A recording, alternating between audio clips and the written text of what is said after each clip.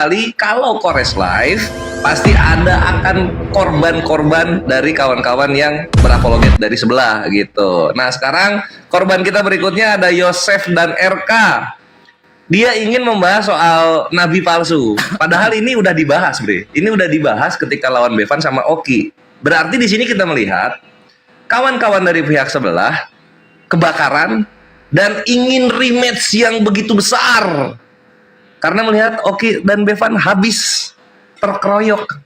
Nah, siapa tahu barangkali dari kawan-kawan Katolik ya bisa membalikan keadaan. Di mana Oki hampir-hampir keluar dari Kristen, Bevan yang mulai duduknya nggak tenang kemarin itu bisa terbayarkan, tertebus oleh argumentasinya Yosef dan RK. Kita lihat saja, Ikhwan. Semangat kawan-kawan, semangat. Tema yang sama yaitu nabi palsu ini dibawakan kembali kepada kita. Enggak ada masalah, tinggal nanti mereka membuktikan pertanyaan yang ditanyakan oleh Kores serta Kandayona selama live kemarin yang nggak dijawab sama sekali oleh Bevan dan Oki. Menyedihkan memang, tapi itulah sudah menjadi sejarah ya, tinggal dibalikin aja keadaannya.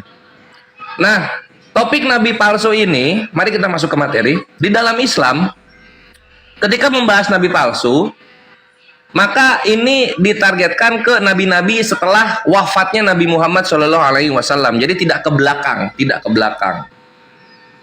Dan di mana nabi palsu ini menjadi salah satu pembenaran perkataannya Nabi Muhammad terjadi gitu. Sebagaimana yang kita bisa lihat di tunggu sebentar.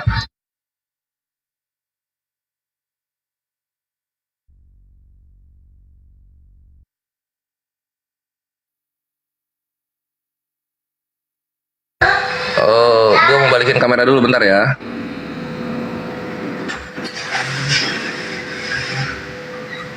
Gimana ini balikin kamera? Oh, titik tiga flip kamera. Nah, bisa kalian lihat di sini, Sahih Muslim 4218. Di sini Nabi berkata, ketika aku sedang tidur, aku bermimpi bahwa di kedua tanganku ada 2 buah gelang emas. Hingga aku merasa cemas dengan keberadaan 2 buah gelang itu. Kemudian aku diberi wahyu dalam tidurku agar aku meniup kedua gelang tersebut. Lalu aku pun meniupnya hingga kedua gelang itu hilang.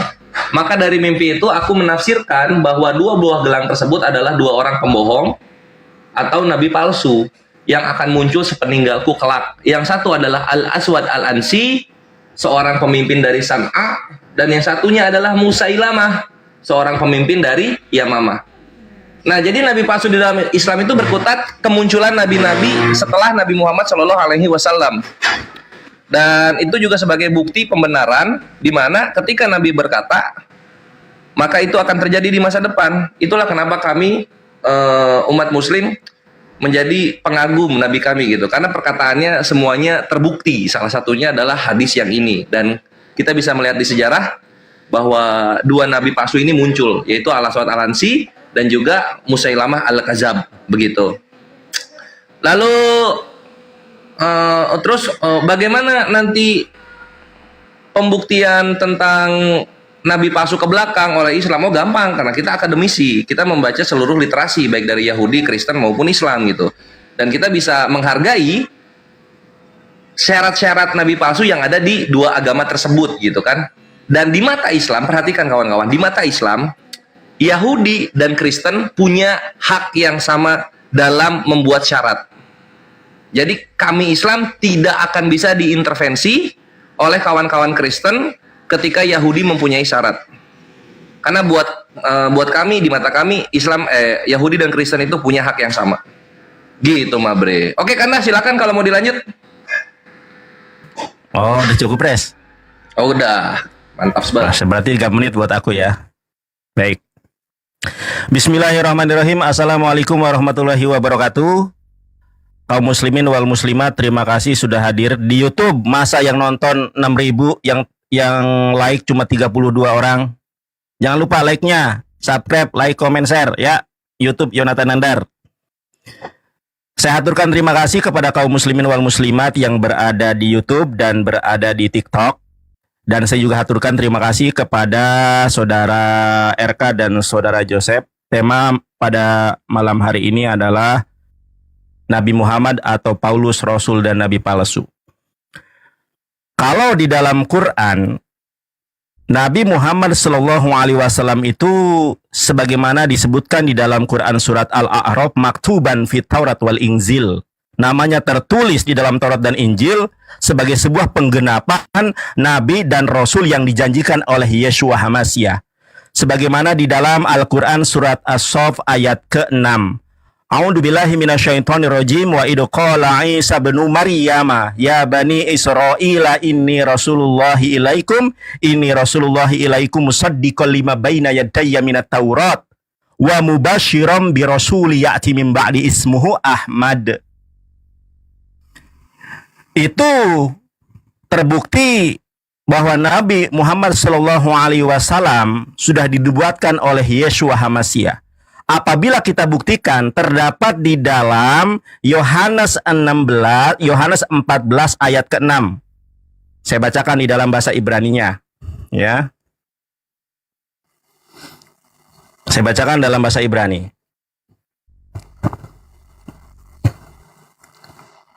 Dalam bahasa terjemahannya kata Yesus kepadanya, akulah jalan dan kebenaran dan hidup, tidak ada seorang pun yang datang kepada Bapa kalau melalui aku. Ini terjemahan. Kalau kita baca di dalam bahasa Ibraninya, Amar lo ye otua ani haderek Ahmed jeder. Di dalam ilmu bahasa ada yang namanya fonetik korespondensi, ya. Joseph dan RK tentu tahu ya fonetik korespondensi. Di dalam bahasa Ibraninya Ahmed, dalam bahasa Inggrisnya Ahmed, Muhammad, dalam bahasa Ibrani Ahmed. PHHI maina isba'il hab eladarhi. Jadi ini adalah bentuk manifestasi nubuatan Yeshua di dalam Yohanes 14 ayat ke-6. Bukan hanya itu saudara-saudara yang terkasih, di dalam Yohanes 16 ayat 12 dan 13 pun ada. Karena Allah Subhanahu wa taala sudah berfirman di dalam Al-Qur'an surat Al-Baqarah ayat 146. Allazina atainahumul kitaba ya'rifunahu kama ya'rifuna abna'ahum. Orang-orang yang telah diberikan Alkitab, mereka mengenali Nabi Muhammad sebagaimana mereka mengenali anak-anak mereka sendiri. Kenapa mereka mengenali sedemikian rupa? Karena tertulis namanya di dalam gospel. Jederkan. Perkenalkan, Yonitin Nindir, si gundul dari Kuningan, Jawa Barat. Jederkan. Salam kenal. Halo guys. Oke. RK, Joseph, jangan termenung. Baru aja termenung. Mantap skandaku. Thank you so much. Oke. Ayo, aku yang mulai. Aku yang ini yang apa yang ininya biar nggak ketuker. Silakan diterima. Silakan, Bang Joseph, silakan. Diterima dulu waktunya. Nah, baik, kita diam.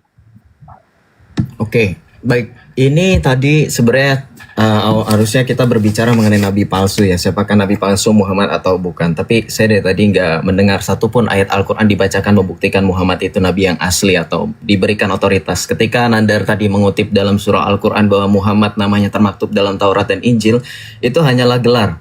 Karena nama Muhammad sendiri bukan Muhammad, betul nggak? Namanya Katem. Betul nggak? Muhammad itu gelar, bukan nama asli. Salah satu buku yang sama seperti dijelaskan oleh Ignaz Goldziher, Theodor Nord, itu semuanya sejarawan sepakat Muhammad itu adalah gelar. Nama aslinya adalah Kutham, ya. Jadi bukan Muhammad itu nama aslinya. Jangan kemudian membohongi publik dengan nama Muhammad. Jangan lupa marga Muhammad itu kilap-kilap itu kalau misalkan dalam bahasa kita itu dogi, yang artinya guguk. Oke, yang berikutnya, kamu membahas tentang bahwa Yesus itu menubuatkan tentang Muhammad dalam Yohanes 14 ayat 6. Akulah jalan kebenaran dan hidup. Kamu katakan Muhammad sebagai kebenaran, bohong.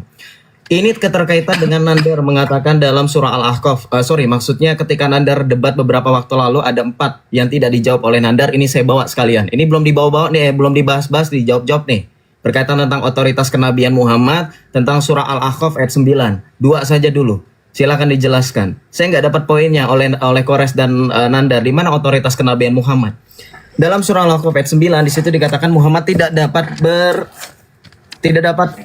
mengetahui tentang apa yang terjadi atas dirinya dan atas kaumnya. Jadi saya bingung kalau misalkan Anda mengutip Yohanes 14 ayat 6. Lebih lanjut, saya akan membahas dari sisi kekristenan. Ketika membahas tentang Rasul Paulus, kita tahu Rasul Paulus adalah rasul yang telah dipilih. Dalam Yohanes 20 ayat 21 sampai 22, Yesus berkata kepada para rasul, seperti Bapa mengutus aku, sekarang aku juga mengutus kamu. Jadi Yesus mengutus para rasul itu sama seperti Bapa mengutus dirinya.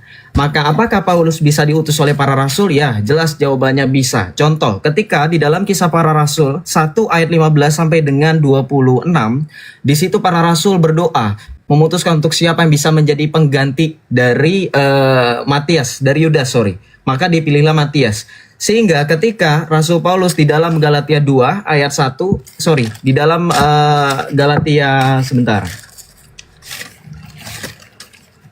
Nah, di dalam Galatia 2 ayat 1 sampai dengan 9 di situ Paulus diakui oleh para rasul. Ini membuktikan Paulus itu adalah rasul yang asli, bukan seperti Muhammad yang ketika kamu katakan diakui di dalam Taurat dan Injil, saya tidak menemukan satupun nubuatan tentang Muhammad kecuali dalam Matius 7 ayat 15. Kemudian dalam surat Rasul Petrus yang kedua, 2 Petrus 1 ayat 1 sampai dengan kedua.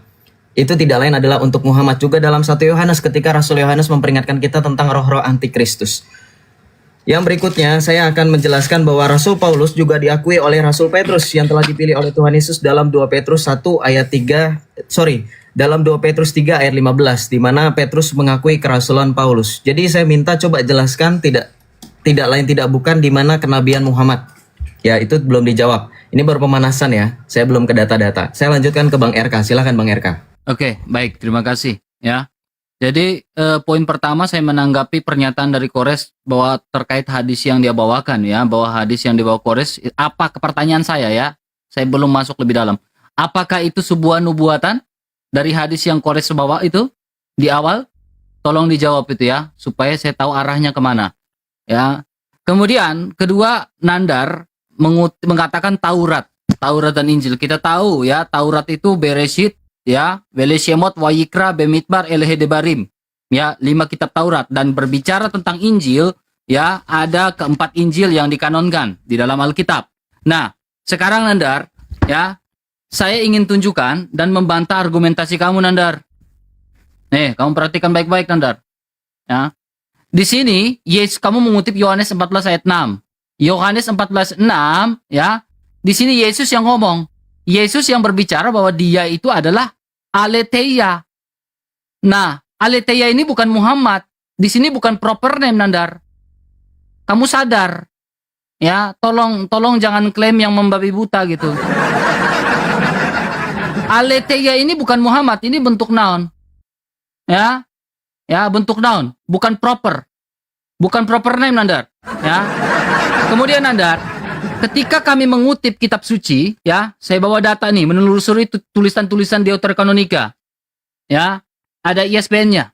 Ketika orang Kristen mengutip kitab suci, Nandar, ya, memakai Taurat ya, kitab-kitabnya orang Yahudi, sudah ada perjanjian yang jelas. Dalam kehidupan gereja Indonesia sumber sebuah pernyataan Konsili Vatikan II yaitu namanya Dei Verbum.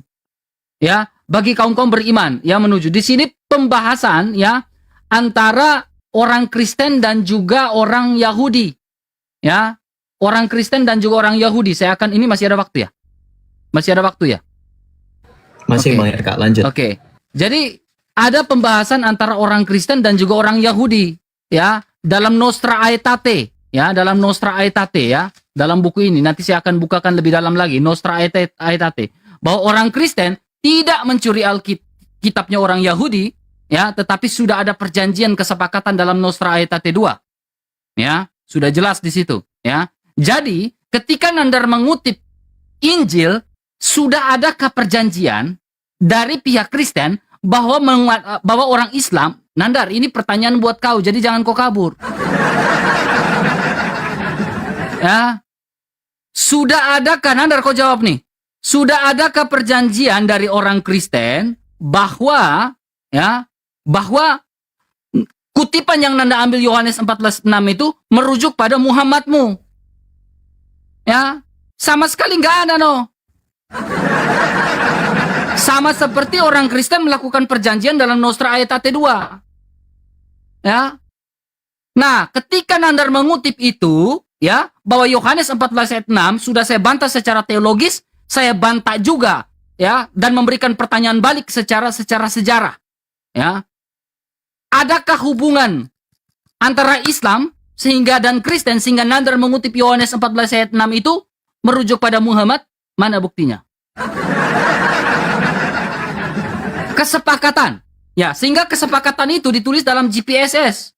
Ya, The Jewish People and Their Secret. Ya, dalam GPSS.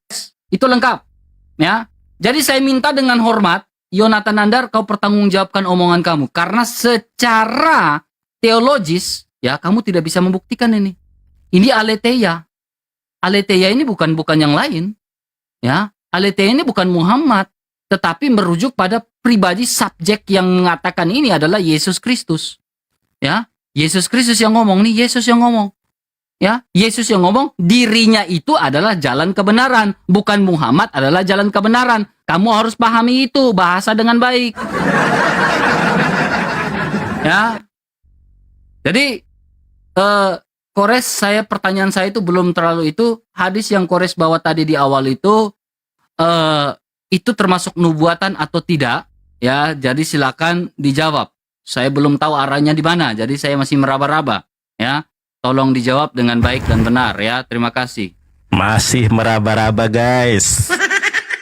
Ceter kan. Waduh, baru satu hadis Islam loh, RK terguncang dia. Baru satu hadis itu. Kita belum bahas Paulus ini ya. Bukan oon. Tapi gue agak kritik dulu ya, Yosef harusnya kalau opening statement jangan dulu nyebrang. Kami berdua aja nggak nyebrang loh. Iya. Nanti jangan diulangi ya. Maksudnya di dialog ke depan. Terima.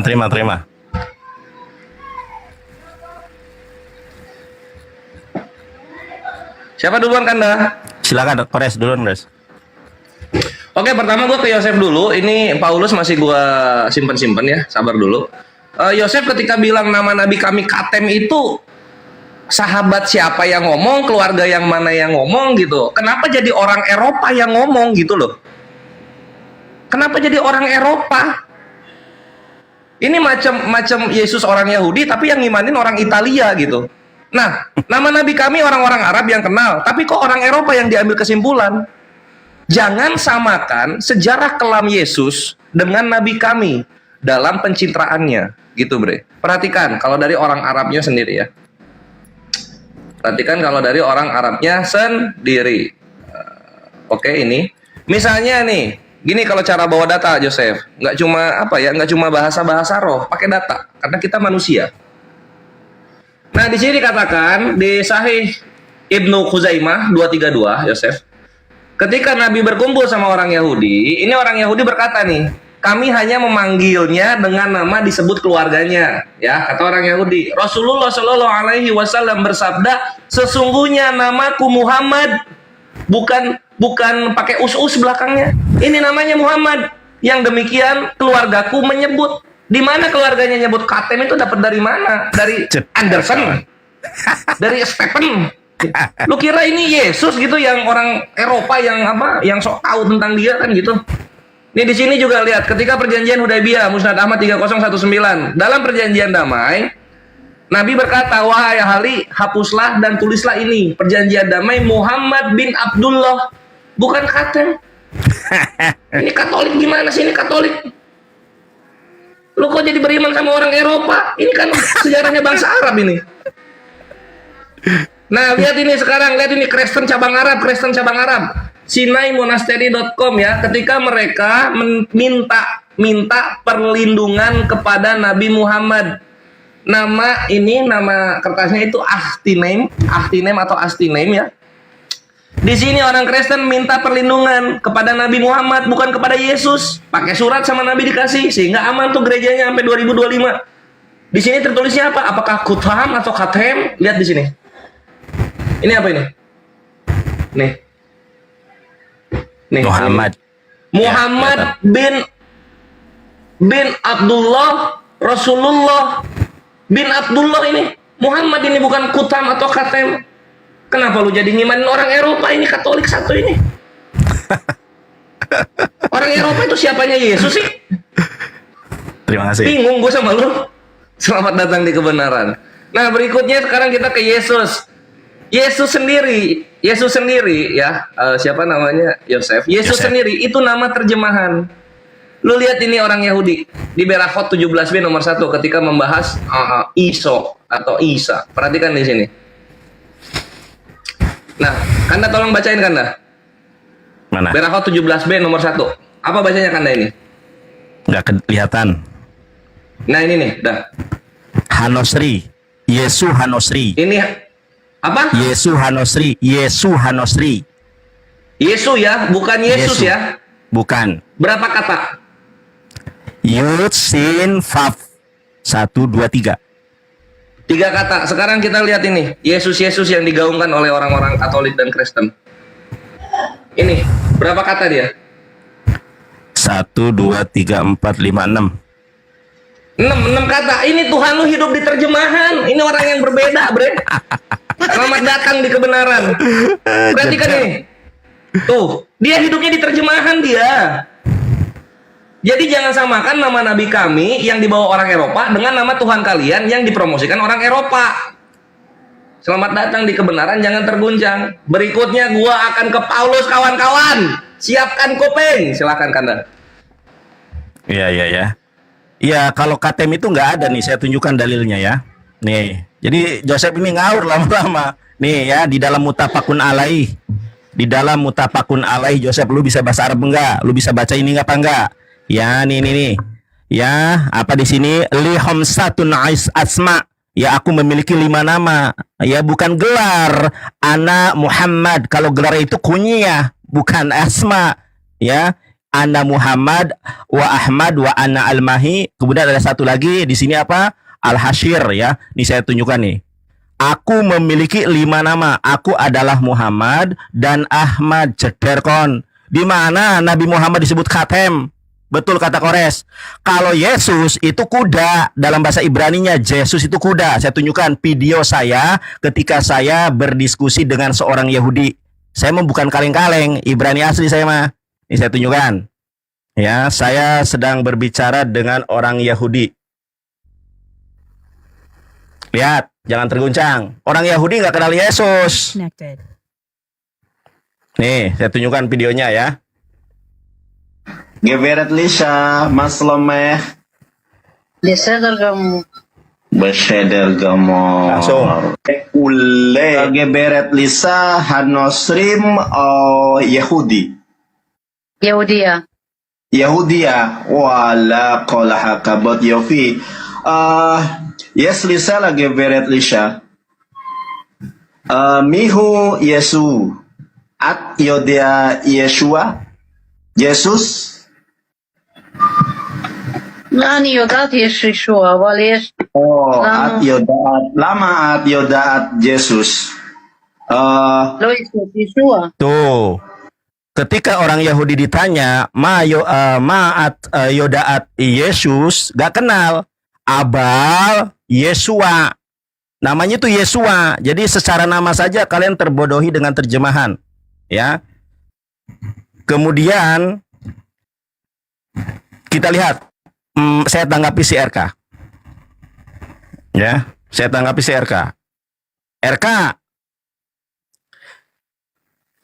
Yesus itu tidak bisa berbahasa Yunani. Kenapa kau merujuk ke dalam bahasa Yunani? Nih, saya tunjukkan. Si Paulus aja ketika bercerita tentang keimanannya. Kami semua rebah ke tanah dan aku mendengar suatu suara yang mengatakan kepadaku dalam bahasa Ibrani. Yesus nggak pernah kenal bahasa Yunani. Karena Yunani itu adalah bahasa Helenistik.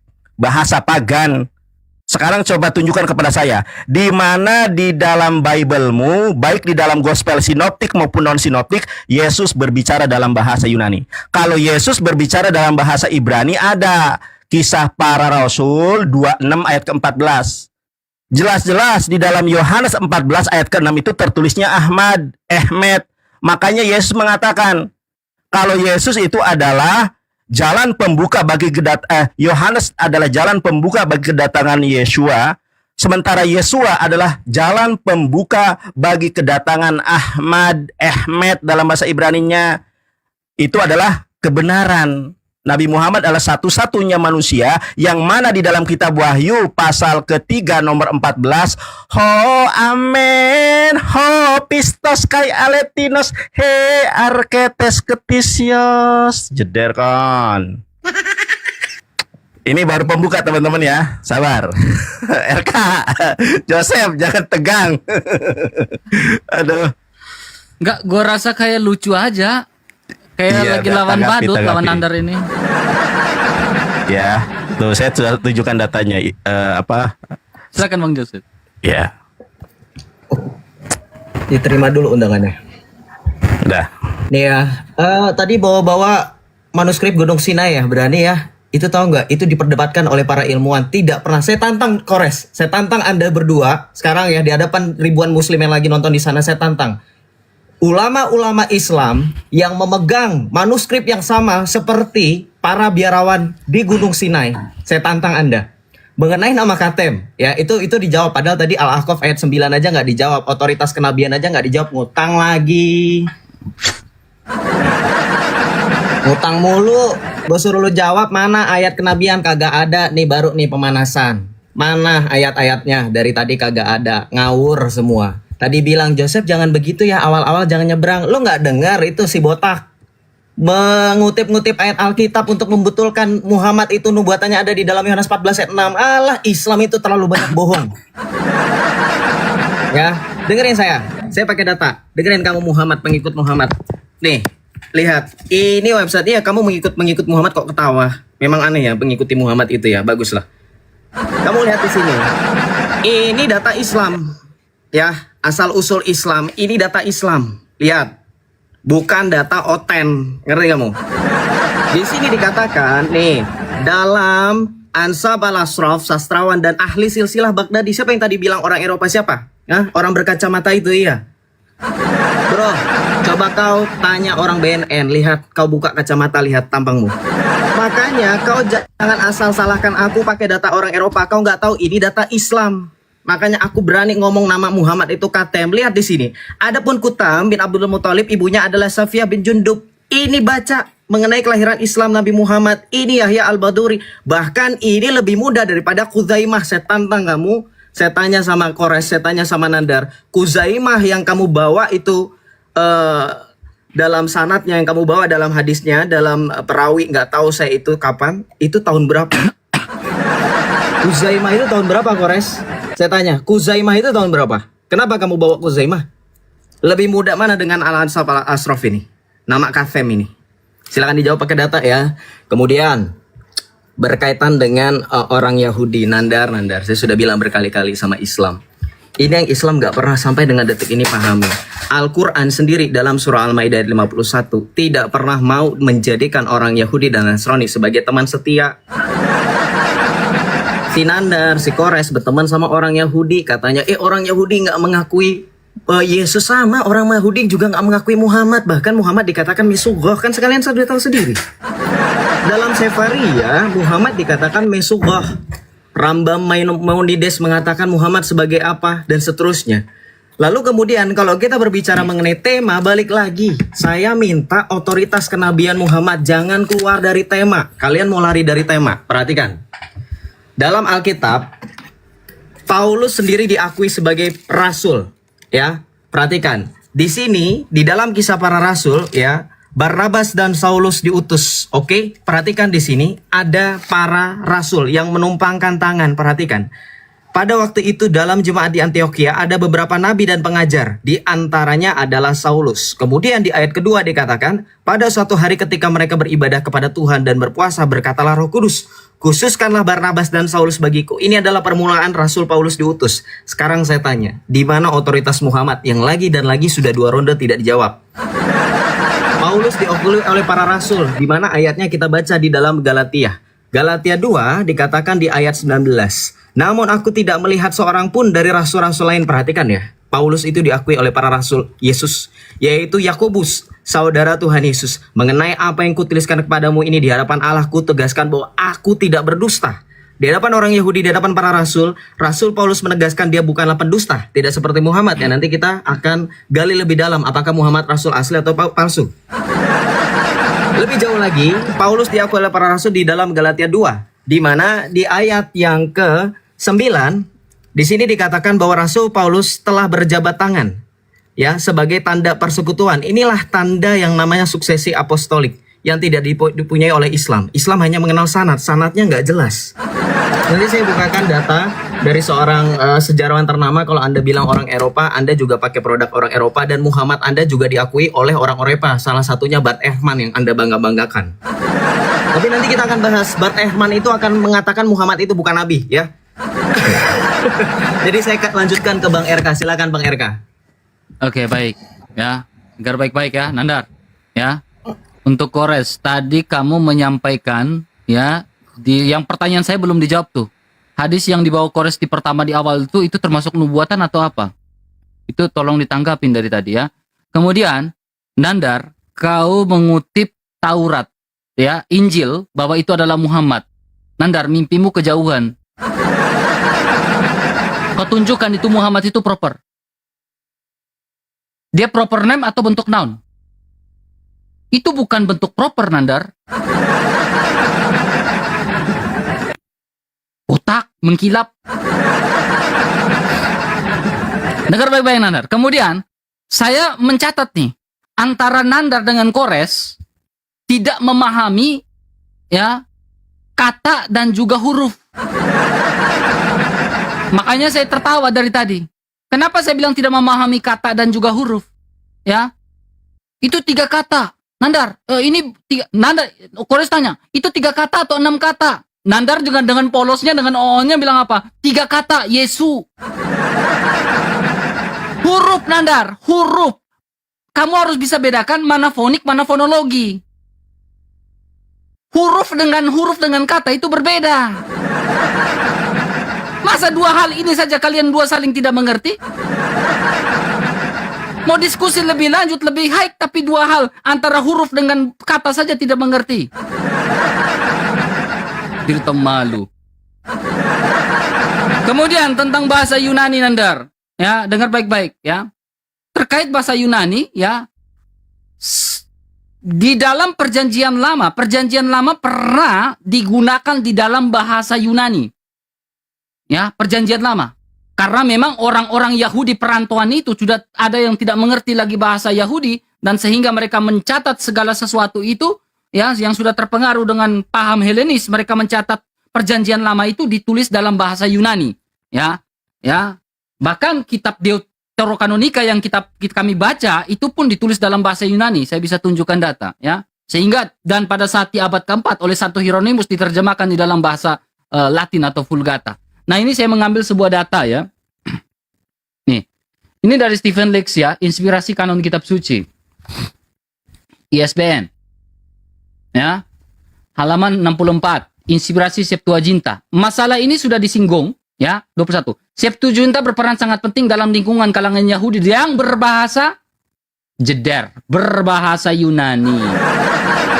Maupun dalam lingkungan kekristenan awal, sejak 1 Agustus banyak teolog Katolik dan Ortodoks mengakui inspirasi Septuaginta. Kebanyakan PL dikutip dalam PB yang menggunakan Septuaginta.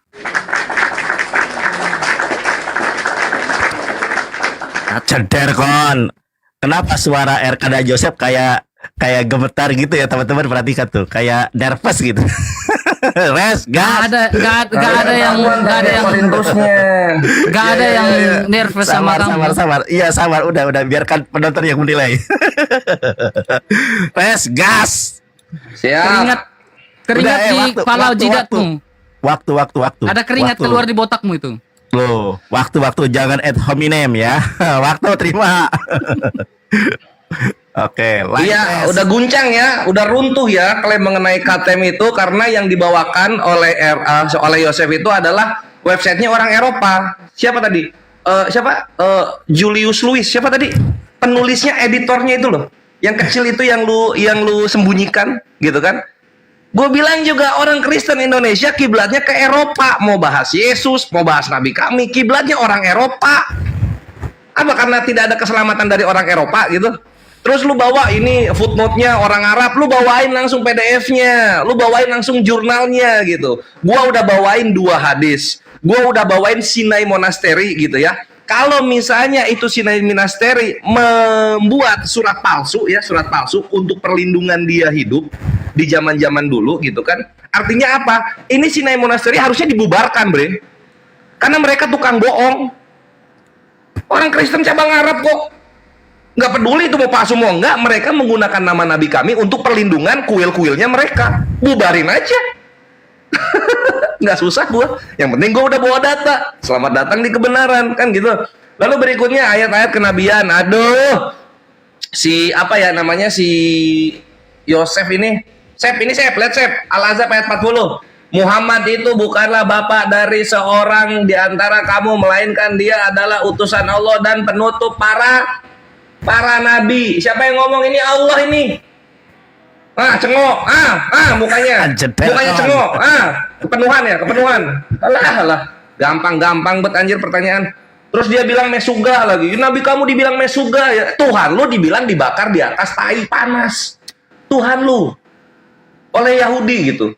Dibilang orang gila dong, masih apa ya? Masih jauh lebih mudah daripada Tuhan lu yang dibilang dibakar di atas tai panas.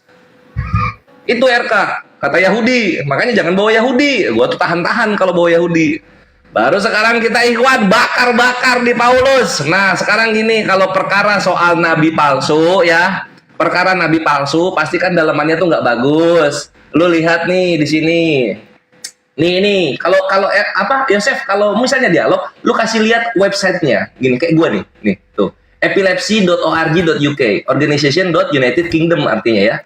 Ini ngebahas apa? Epilepsy in the Bible kan gitu. Epilepsy in the Bible. Apa itu epilepsy in the Bible? Ayan di dalam Alkitabnya kalian. Nah gitu ya. Nah perhatikan di sini. Ada sebuah deskripsi di dalam KPR 939, di mana Paul, waduh kabur dia. Aduh, Joseph, kenapa ini? Di mana Paulus? Lanjut, gue dengar. Yeah. Oke, di mana Paulus yang dikenal sebelum dia pindah ke Kristen dikabarkan dalam pengalaman yang dipercaya banyak orang bahwa mengalami epileptic seizure atau kejang-kejang ayan. Dar, Paulus lu ayan. Masa Paulus ayan nabi asli? Ayan ini. Anjir pas banget itu si Yosef kaburnya. Ini Paulus ayan. Ayan gitu. Epileptic seizure, kejang-kejang ayan di perjalanannya menuju Damaskus. Coba lu bayangin, RK, pakai nurani lu. Kalau ada orang ayan, itu ada Tuhan datang emang. Masa Tuhan datang posisinya ayan orangnya? Coba RK, coba. Ini dibawa dalilnya nih sama si orang-orang penggiat ayan. KPR 9 nomor 3 sampai 9. Ayan Paulus. Ayan, epileptic seizure, kejang-kejang ayan. Gitu dia. Harus dikasih pulpen itu, ininya apa namanya? Giginya supaya nggak kegigit lidahnya. Ya gampang banget ini ngajar kalau misalnya soal Paulus nabi palsu. Di mana tunjukkan nabi-nabi Israel dia sebelum dapat wahyu dari Tuhan ayan dulu kayak Paulus. Ya masa nabi epilepsi, bre? Ini mau dibandingin sama nabi kami coba. Masa mau dibandingin sama nabi kami ini orang ayan seperti ini?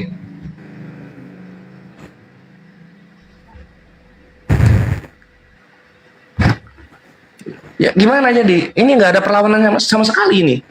Si Yosef, gua bubukin pakai hadis gua nggak dibahas, gitu kan? Lalu kemudian gua bawain ini sekarang soal ayan, kabur dia orangnya. Apalah Yosef ini? Kalau lemah jangan jadi apologet. Gitu bre. Kalau lemah jangan jadi apologet. Ya. Dunia perapologetan tuh keras-keras datanya bre. Ada nabi palsu ayan lah. Ada Tuhan kenal gitu-gitulah. Ya silahkan Kanda. Ya, ini kan waktu kita ya. Nanti kalau Joseph mau naik nanti setelah saya selesai ya. Oke. Joseph tadi bilang Paulus ini diakui oleh murid-murid. Justru itu terbukti kalau si Paulus itu nabi palsu. Saya tunjukkan ya, RK perhatikan. Ini loh. Matius 24 nomor 24. Sebab Mesias palsu dan nabi-nabi palsu akan muncul dan mereka akan mengadakan tanda-tanda yang dahsyat dan mujizat-mujizat. Paulus punya mujizat apa enggak? Punya. Salah satu mujizat Paulus adalah dapat dan mampu menghidupkan orang mati. Ini adalah tanda-tanda nabi palsu. Sehingga sekiranya mungkin mereka menyesatkan orang pilihan juga, cederkan. Joseph tadi bilang ini kalau Paulus adalah nabi palsu, kenapa dia menyesatkan orang pilihan? Justru ayatnya nabi palsu itu kriterianya adalah menyesatkan orang pilihan juga. Ceder. Oke. Saya tunjukkan sekarang Matius Matius 7 nomor ke-15. Ini perikopnya hal pengajaran sesat. Oke, saya bacakan dalam bahasa Ibraninya juga.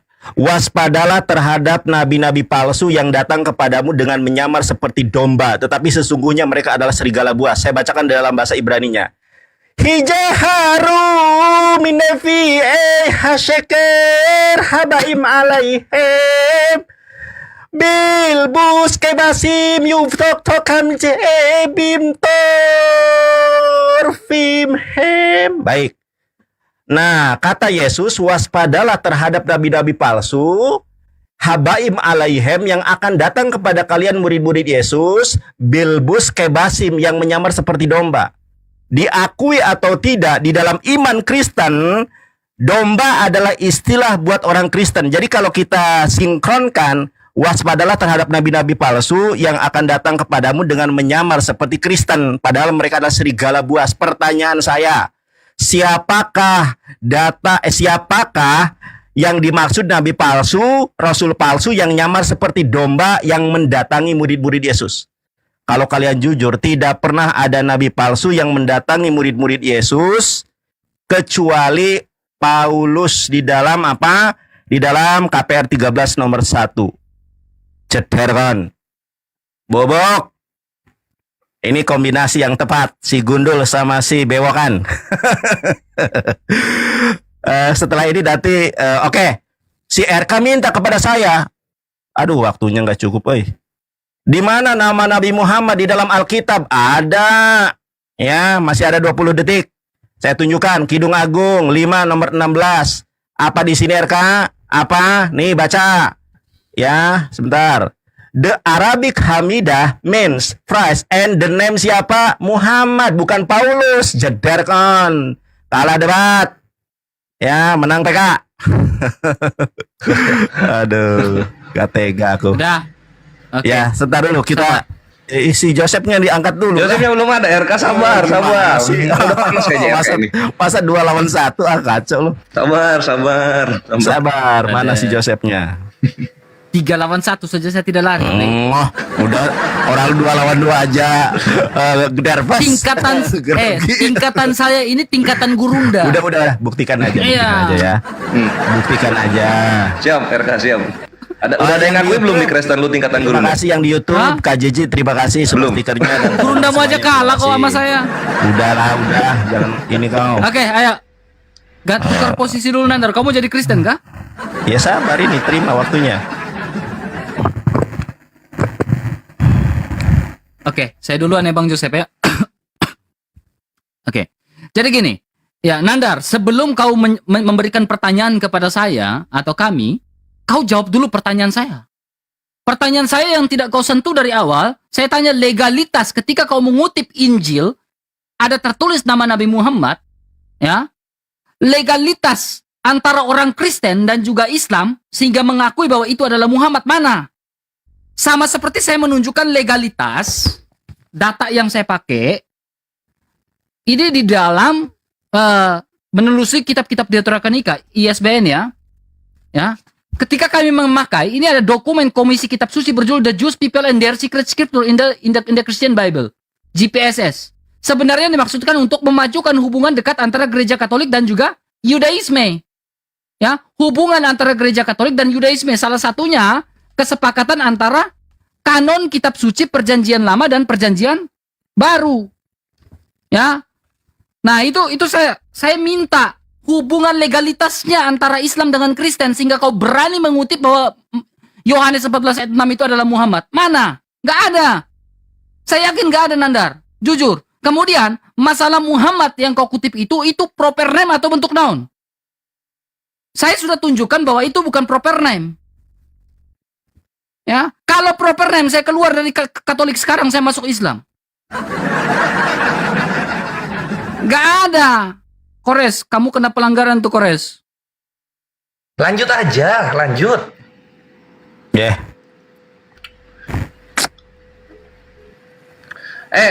Yosef masuk Yosef. Waktu saya. Masuk. Masuk. Ya udah, oke. Saya masuk ya, oke. Berkaitan tentang penggunaan proper name tadi ya, silahkan dijawab. Oke, saya lanjutkan tentang data yang saya gunakan. Ini bukan data, bukan orang Eropa dan seterusnya. Perhatikan, ini website untuk membahas tentang Muhammad. Ya, lagi dan lagi. Kalau misalkan persoalan orang Eropa, apakah tidak ada keselamatan lain, jangan ngomongin sesuatu yang tidak ada sambungnya. Perhatikan, ini kan ada footnote. Kalau kamu berkenaan tentang bantah data dengan data. Jangan kamu cherry picking. Yang namanya data ditulis sama siapapun itu tidak jadi persoalan. Inilah kebiasaan Islam. Mereka hanya mau pakai data yang menguntungkan mereka. Kalau nggak nguntungin, mereka nggak mau pakai. Itulah Islam. Makanya saya bilang jangan seperti itu. Oke, berkaitan tentang kenabian. Saya lagi dan lagi mau bertanya kepada Kores, kepada Nandar. Saya mau bertanya. Sekiranya memang Muhammad itu nabi asli, bisakah seperti yang dilakukan oleh Paulus, yaitu dengan memberikan penumpangan tangan? Sekali lagi, Paulus diakui oleh para rasul. Kita lihat di dalam Galatia 2. Di dalam Galatia 2, Paulus diakui oleh para rasul. Di mana ada tertulis bahwa Muhammad diakui. Saya tidak ada menemukan satupun ayat di mana Muhammad diakui. Kamu menggunakan Al-Ahzab ayat 40. Oke, kita buka dalam Al-Ahqaf ayat 9, silahkan kamu baca. Saya tadi sudah menyebutkan tapi tidak dijawab oleh Islam. Al-Ahqaf ayat 9, di situ dikatakan apa? Kita buka. Ayat 9, di situ dikatakan bahwa Muhammad tidak mengetahui atas apa yang akan terjadi pada dirinya dan kaumnya. Nah, ini yang mau saya tanyakan kepada Nanda dan kepada Kores. Kenapa Muhammad dikatakan sebagai penutup para nabi tidak mengetahui? Sedangkan Yesus Kristus sendiri saja, bahkan Paulus mengetahui tentang apa yang terjadi kepada dirinya dan kepada pengikutnya, yaitu pengikut Kristus yang satu dalam satu persekutuan. Nah, di dalam surah Al-Ahqaf ayat 9 di sini dikatakan apa? Katakanlah Nabi Muhammad, aku bukanlah rasul yang pertama di antara para rasul dan aku tidak tahu apa yang akan diperbuat. Beda dengan Paulus. Paulus mengetahui apa yang akan terjadi pada dirinya dan apa yang akan terjadi kepada para pengikut Kristus. Juga perhatikan, mengenai dengan adanya kenabian, bahkan Rasul Petrus sendiri, Rasul Petrus loh ya, ini Nandar dan Kores nggak pernah tahu bahwa di dalam kekristenan kita punya yang namanya sanad, suksesi apostolik, yang ini nggak dipunyai oleh Islam. Saya tanya sama Islam, di mana ada saksi bahwa Muhammad itu sebagai nabi. Sedangkan kita lihat sendiri bahwa Muhammad itu bukanlah nabi. Kenapa? Karena Muhammad pernah mendapatkan ayat-ayat setan. Ya. Ini yang mau saya tanya sama Nandar sama Kores. Kok bisa seorang nabi mendapatkan ayat-ayat setan? Kamu katakan bahwa Paulus kena epilepsi. Sekalipun Paulus kena epilepsi, kita lihat di dalam surat Rasul Paulus, ketika Rasul Paulus kena ular, ia tidak tergigit oleh racun. Beda dengan Muhammad. Muhammad terkena racun, dan bahkan dalam hadis yang sahih, Muhammad merasakan efek dari jangka panjang dari racun tersebut. Maka saya tanyakan bahwa ketika Muhammad itu dikatakan sebagai nabi, kenapa Muhammad lebih menderita daripada Paulus? Paulus wafat dengan mulia, makanya Paulus martir disebutnya, mati syahid. Sedangkan Muhammad bukan mati syahid. Muhammad terkena racun. Dari mana syahidnya racun? Saya nggak tahu. Lalu kemudian saya tanya, ketika di dalam dalam ulangan, kita buka dalam ulangan 18, teman-teman. Kita buka dalam ulangan 18. Di sini dikatakan apa? Kita lihat dalam perjanjian lama, dalam kitab ulangan, teman-teman bantu tap-tap layar ya. Ini kayaknya saya nggak tahu kenapa jadi chaos begini. Ulangan 18, teman-teman. Ulangan 18 di sini dikatakan ayat 20 apa? Tetapi seorang nabi yang lancang menyampaikan demi namaku, perkataannya tidak kuperintahkan untuk disampaikan, atau yang berkata demi nama ilah lain. Perhatikan, ini nama ilah lain. Orang Yahudi tidak memiliki ilah yang sama seperti bangsa Islam, karena Islam mempunyai ilah yang berbeda, betul nggak? Islam dalam memahami ilah mereka itu yang namanya mempunyai konsep tauhid, yang itu adalah rekaan Islam. Salah satu konsep tauhid di dalam Islam yang diimani oleh Kores dan Yonatan Nandar itu adalah tauhid menurut dari Ibnu Taimiyah, tauhid rububiyah, tauhid asma wa sifat, ya, tauhid uluhiyah. Itu tidak sama sekali diimani oleh orang Yahudi. Bahkan Muhammad sama sekali tidak mengajarkan. Nah, ini kita lihat di dalam ulangan 18 bahwa ternyata perkataan Nabi itu tidak tergenapi, ya. Perkataan Nabi itu tidak terjadi. Dikatakan di ayat 2, apabila seorang Nabi berkata demi nama Tuhan dan perkataannya itu tidak terjadi dan tidak terwujud, maka itulah perkataan yang tidak difirmankan Tuhan. Maka dia bukanlah Nabi. Oke, kita lihat. Di sini kita buktikan bahwa Muhammad bukanlah nabi. Contoh kecil, saya hanya kasih contoh kecil saja dalam hadis sahih Muslim nomor 4358. Bahwa masalah agama yang diajarkan oleh Rasulullah, ya, perbedaan antara urusan agama dan pendapat beliau tentang masalah dunia. Harusnya seorang nabi itu bisa yang namanya memberikan masukan terkait masalah agama dan dunia, tapi Muhammad gak bisa. Nanti kita lihat masalah agama pun Muhammad itu juga berantakan, ya. Tadi Al-Ahqaf ayat 9 sudah membuktikan Muhammad tidak tahu itu masalah agama. Tapi lihat di dalam hadis ini Muhammad itu ngeprank. Kenapa ngeprank? Kita lihat Nabi Muhammad pernah melewati suatu kaum yang sedang mengawinkan pohon kurma. Lalu beliau bersabda, sekiranya mereka tidak melakukannya, kurma itu akan tetap baik. Tapi setelah itu ternyata kurma tersebut tumbuh dalam keadaan rusak. Ini Nabi kamu ngawur nih. Jadi sama seperti Islam kebanyakan sekarang, mereka tidak berbicara dalam kapasitas mereka, sama seperti Muhammad. Muhammad hanyalah seorang yang tidak mengerti apa-apa. Dalam surah Al-Ahqaf ayat 9, Muhammad tidak tahu apa yang terjadi pada dirinya dan apa yang terjadi pada orang lain. Maka di sini dikatakan oleh Muhammad, kalian lebih mengetahui urusan dunia kalian. Ini perkara bukan masalah urusan dunia atau tidak. Ini namanya Muhammad sedang melakukan yang namanya manipulatif, ya. Muhammad tidak mengakui kesalahan. Maka saya ulang lagi pertanyaannya. Dari mana kenabian Muhammad bisa korelasi antara Al-Ahzab 40 dengan Al-Ahqaf ayat 9? Silahkan dijawab. Baik, kita nunggu ini dulu, nunggu si RK ya. Mana RK? Wah, si RK nih kemana nih? Oke, sudah. Ini putuskan sambungan Kores Kris 2. Udah aman. Dilanjut, lihat gue nggak tumbang-tumbang, bre. Dilanjut aja. Iya. Kalian nggak usah turun. Itu ganggu Nggak usah turun. ini kalian, algoritma kalian. Iya. Lanjut aja. Lo jangan rokok, Kres, tahan dikit. Enggak, Bevan sama Oki pun lanjut loh, nggak ada masalah. Jangan, Iya. kalian nggak akan kena ban. Gua kena ban. Mana ada ini masih bisa lanjut? Ya, terima.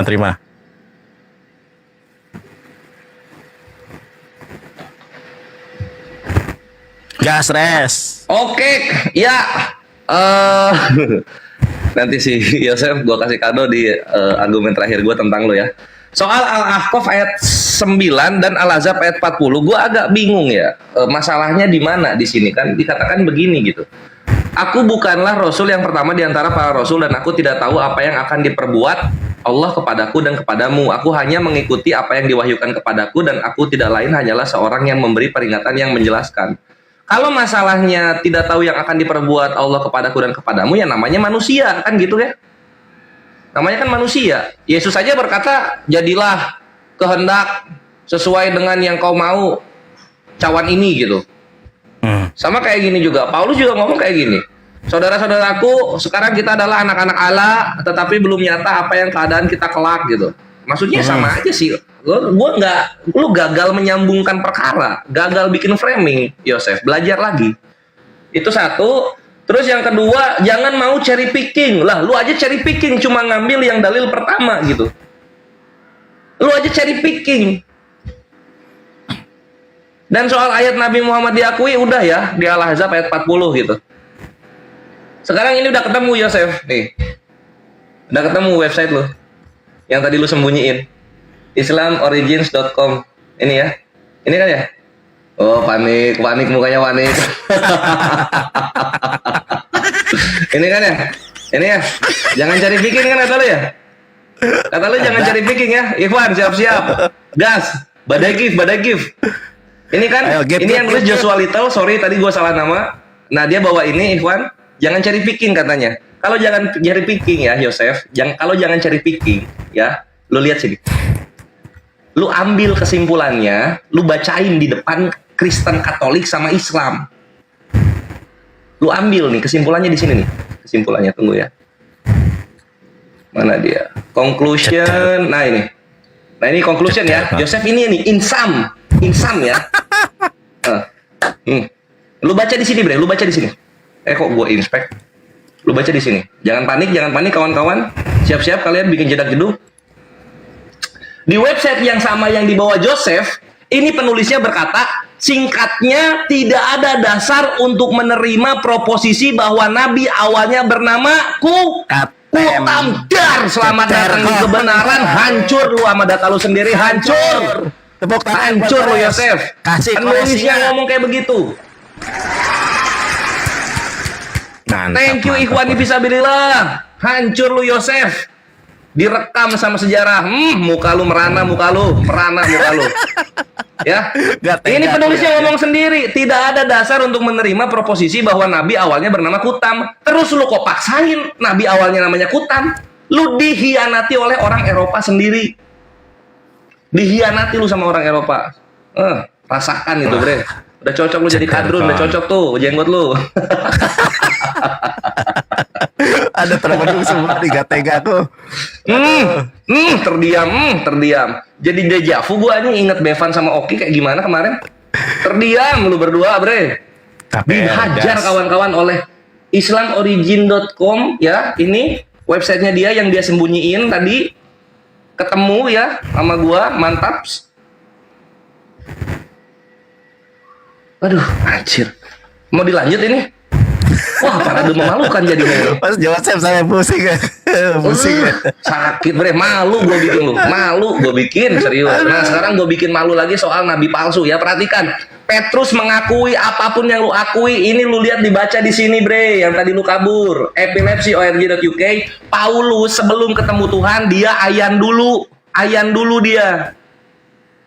Ini adalah kejang-kejang ayan di KPR 939 ketika dia perjalanan ke Damaskus.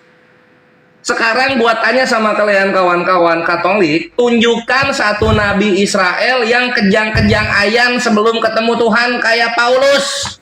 Kalau nggak ada, artinya ini nabi palsu. Ini, ya. Yang mana ada nabi punya penyakit ayan?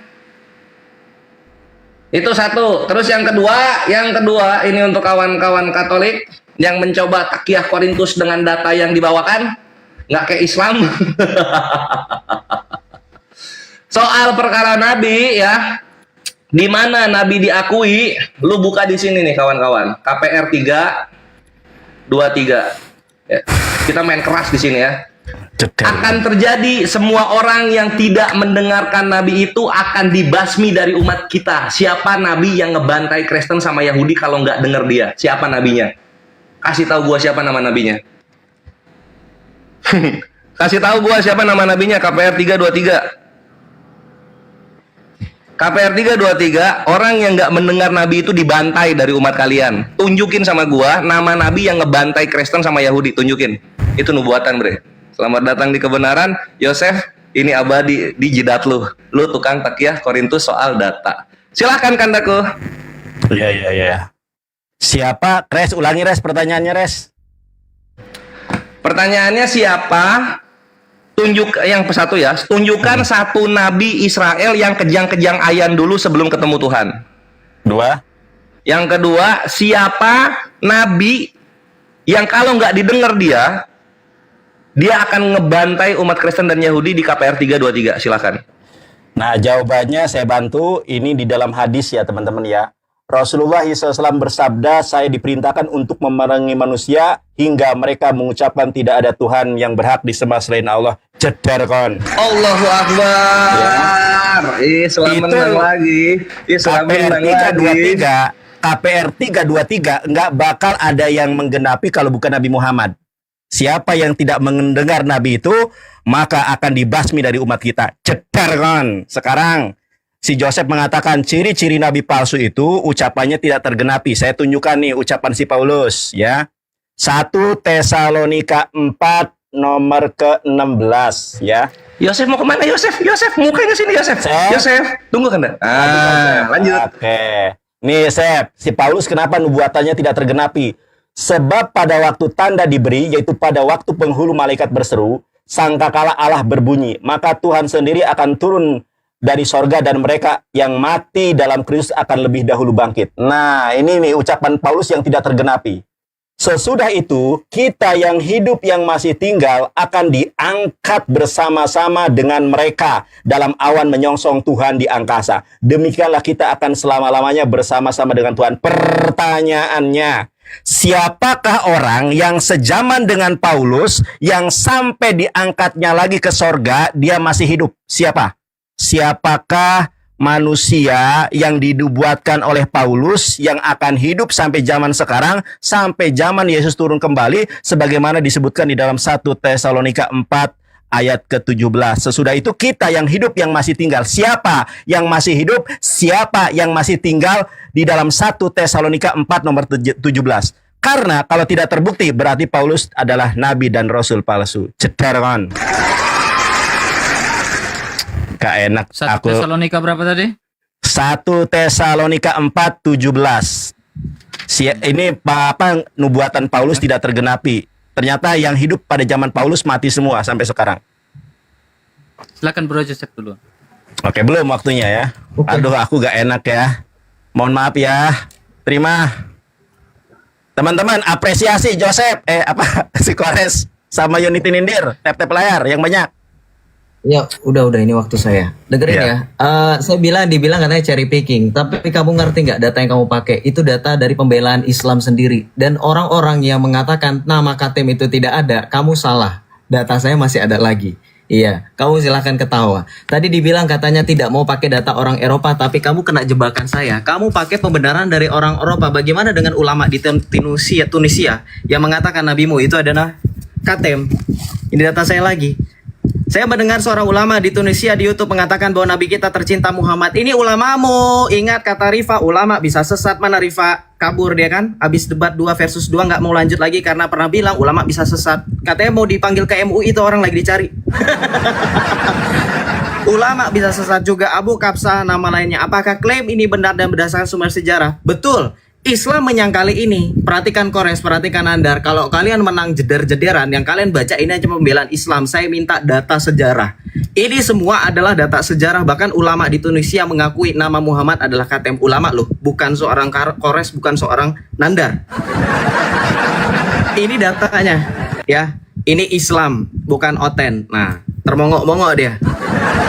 Kamu pikir data saya cuma satu? Sejak kapan saya debat sama kayak kalian? Datanya entar sok. Oke. Kemudian kamu bilang katanya saya jawab dulu pertanyaan. Oke. Katanya mana ada data Nabi di Perjanjian Lama yang katanya ayan. Ayan itu artinya rebah ke tanah, bukan ayan seperti Muhammad yang harus diruqyah.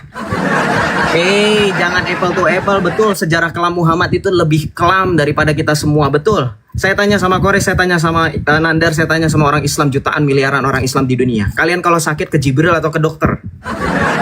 Saya tanya, kalian datang ke rumah sakit dengan logo salib atau ke rumah sakit dengan lengkap fasilitas Jibril yang akan meruqyah kalian? Tidak ada satupun di dunia ini yang pernah diruqyah oleh malaikat kecuali Muhammad. Pertanyaan saya, Muhammad itu nabi atau orang sakit?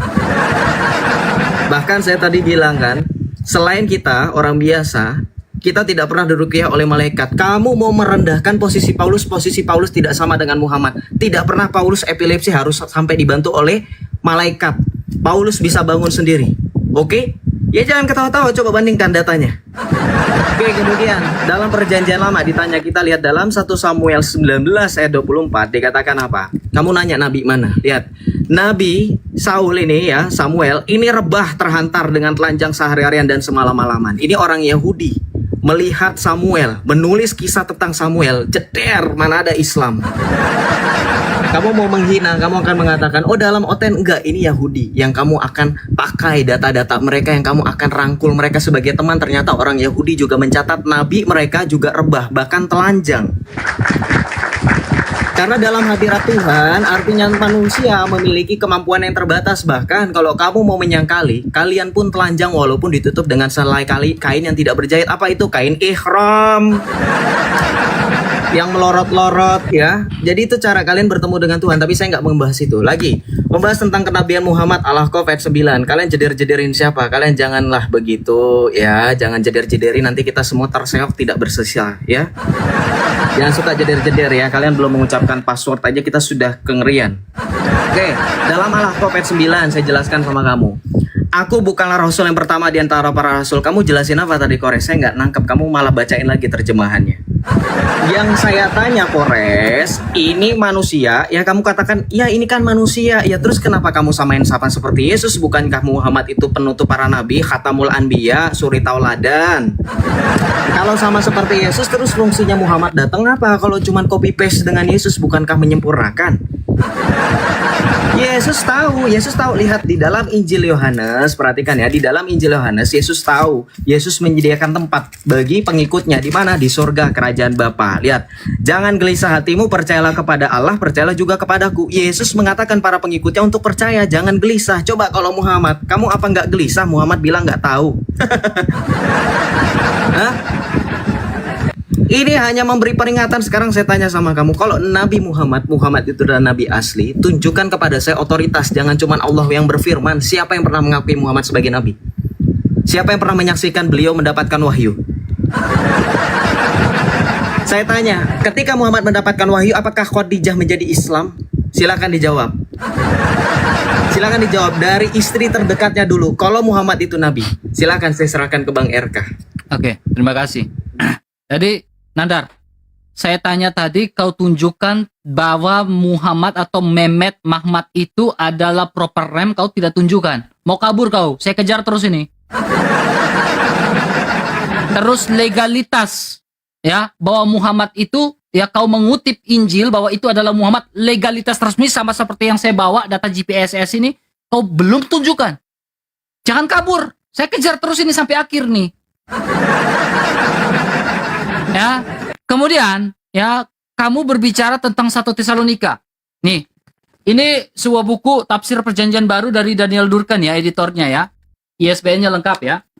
1 Tesalonika pasal 4 ya, 11. Ini berbicara tentang pengharapan iman di hadapan kematian ya. Situasi yang menekan di Tesalonika yang tampaknya ditanyakan oleh orang Tesalonika kepada Timotius adalah mengenai kematian beberapa orang yang mereka kasih.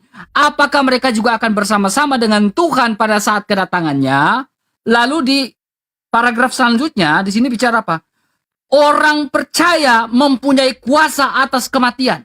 Jadi orang percaya itu tetap hidup. Mereka berkuasa atas kematian. Ya, Yesus mengatakan selaras dengan perkataan Yesus bahwa inilah inilah tubuhku yang diserahkan bagimu. Jika kau makan roti ini benar-benar tubuhku, dan anggur ini benar-benar kau akan tetap hidup. Jadi pengharapan orang percaya. Ya, jadi konteks 1 Tesalonika itu ya. Kemudian untuk saya tanggapin ya perkataan Nandar dan juga Kores ya, bahwa orang menjadi nabi, mereka begitu bangganya ketika Nabi Muhammad mereka membantai orang Yahudi, orang Nasoro dan lain-lain, bangga. Saya gak tahu kenapa sebangga itu. Saya tidak tahu motifnya apa. Rasul Paulus ketika dipilih dalam Kisah Rasul 9 menjadi seorang rasul, hal-hal yang dahulu dia bilang apa? Yang lalu biarlah berlalu, sesungguhnya yang baru telah datang. Ya, dia tinggalkan. Ya, lah ini pertanyaan saya, kenapa menjadi nabi dan membantai banyak orang, kalian bangga? Saya jujur saya heran di sini teman. Selamat datang Kores. Ya, saya jujur saya heran ya, betapa bangganya kalian ini ya. Ya, betapa bangganya kalian, saya juga bingung ya. Kemudian Kores, pertanyaan saya di awal tadi, hadis yang kau bawa di awal itu berbicara tentang nubuatan. Ya, nubuatan atau apa itu? Kau belum jawab itu dari tadi tuh. Belum jawab. Ya, dalam Kisah Rasul 9 pun ya berbicara epilepsi dan lain-lain, tidak pernah di sini dalam Kisah Rasul 9 dalam keimanan atau dalam Alkitab tidak mengatakan epilepsi. Itu tafsir belakang. Ya, kecuali kau buka tafsir di Magisterium atau KGK atau apapun ya, mungkin kami akan baca dan kami lihat. Ya, tetapi selagi kau pakai website dan itu hanya itu ya sorry to say aja. Silakan. Ceder kon, res, bubukin lagi. Blunder si RK di blunder, lihat nih. RK udah mau ketahuan. Ini dulu karena Joseph RK blunder dia, aku gak enak ini. Ini ada yang lucu lagi kawan-kawan. Ini ada yang lucu lagi. Sampai teriak-teriak dia menghina kita. Res, KPR, gas. Ayo waktu. Si RK dia sampai terbata-bata gitu ya, lucu banget. Yosef lagi, aduh Yosef ya, nggak bisa lu menyembunyikan urat malu di muka lu dengan membawakan data yang baru. Data pertama aja lu udah ketahuan, Yosef. Lu ketahuan Takia Korintus. Ngapain lu bawa data yang baru? Di data yang pertama aja udah ketahuan kok. Bahwa data yang lu bawa ternyata mengatakan itu tidak ada landasan yang benar untuk mengatakan KTM itu nama asli Muhammad gitu. Udah kelar perkara. Ih, mau bohong malah ketahuan, malu. Gua kalau jadi Yosef malu banget gue. Gas Malu teman-teman. banget. Kena apa? Dia lagi cherry picking, menyembunyikan sebagian kalimat-kalimat websitenya, ketahuan operasi tangkap tangan oleh Kores. Malu banget itu, serius. Ke bawah itu sampai anak cucu, sampai generasi keempat ke bawah itu. Terus berikutnya soal apa namanya? Soal ada malaikat menyembuhkan gitu kan, terus itu hina. Kenapa kalau malaikat menyembuhkan hina? Terus kalau ada iblis di dalam dagingnya Paulus itu mulia gitu? Gimana ini otaknya kawan-kawan kita yang Katolik ini? Malaikat nyembuhin itu hina. Lah iblis dalam daging Paulus di 2 Korintus 12 nomor 7 itu masa mulia? Kalian ini mau dibawa ke kalian ini imannya mau kemana? Berini gitu, mau apa? Mau berkiblat pada iblis bintang timur? Iya. Membingungkan serius kalian ini. Berikutnya soal, nah ini ya RK. Kenapa lu bilang Paulus enggak ayan? Si Yosef itu mengakui Paulus itu ayan. Makanya dia bawa 1 Samuel 19:24. Karena 1 Samuel 19:24 kata Yosef sama-sama ayan. Dan itu mulia, ayan ketemu Tuhan apa? Itu mulia ketika ketemu Tuhan itu dalam keadaan ayan gitu. Gak kompak. Coba kalian ngobrol dulu gimana bagusnya gitu. Ini Paulus ayan atau enggak ini sesuai data yang gua bawa. Coba jangan berantem kayak gitu, malu dong. Sama-sama Katolik loh. Atau ada Katolik karismatik sama Katolik beta mungkin, atau gimana ini? Kok jadi berantem kalian berdua? Jadi Paulus ini ayan atau enggak? Yosef itu udah ngomong ayan loh Paulus. Ayo diobrolin dulu di belakang ya. Ya, coba nanti. Nah terus gue lanjut lagi, ini Yosef lucu banget katanya. Katanya nabi kami itu gelisah gitu. Itu nggak pantas jadi nabi gitu. Lah terus apa kabar Tuhan lo? Tuhan lo dibilang jangan gelisah katanya. Tuhan kami tuh nggak gelisah ketika ngomong sama Paulus, jangan gelisah begini dan begitu. Alah aja lu baca dulu Lukas 22:44 bre. Ini level 3-nya ini. Ini ketika lagi doa ya, Yesus ya, Bapakku jikalau engkau mau ambillah cawan ini daripadaku, begitu-begitu. Lalu 4:3-nya, maka seorang malaikat dari langit menampakkan dirinya kepadanya, memberi kekuatan kepadanya. Ia sangat ketakutan. Cederkon, kena lagi, bubuk. Nah, Tuhan kami gak gelisah, nabinya kami gak gelisah. Ini Tuhan lu ketakutan. Tuhan lu ketakutan. Itu apa sih? Jangan Takia Korintus depan Kores gitu loh. Segala hujatan lu akan dimakan kembali oleh iman lu, Yosef. Belajar ke sana ya. Belajar ke sana, Bre. Ini loh, Tuhan lu ketakutan, level 3-nya gelisah ini. Coba bayangin. Mau apa, lari ke kemanusiaannya. Terus Allahnya ngapain yang roh? Sampai kemanusiaannya nggak bisa bikin dia tenang, ngapain gitu. Aduh, karena ini gimana ini, kita udah di atas angin begini. Terus dibilang kenapa kita bangga? Kenapa kita bangga dengan nabi yang apa namanya bunuh-bunuh? Iya, nabi kami membunuh orang-orang yang mencoba mempersekusi kami, kan gitu. Keren kan itu? Dan itu sudah dinubuatkan. Di mana Kanda? Coba aku tanya Kanda Yonat. Kanda, ini orang-orang Katolik ini udah jawab belum KPR 323 nama nabinya belum. siapa? Belum dijawab. Sama dong kayak Protestan kemarin Minggu. Sama dong mereka. Bacain siapa? Bacain dulu Kanda. Ya, nih saya bacain ya. Jadi si RK dan Joseph menyangkal. Justru kalau menyangkal siapa? Nabi yang akan membasmi orang Kristen itu siapa? Ya, KPR 323 ya. Nih. Ini Musa bernubuat tentang Nabi Muhammad. Lihat, perhatikan. Ini kitabmu loh, bukan kitab saya loh. Bukankah telah dikatakan Musa, Tuhan Allah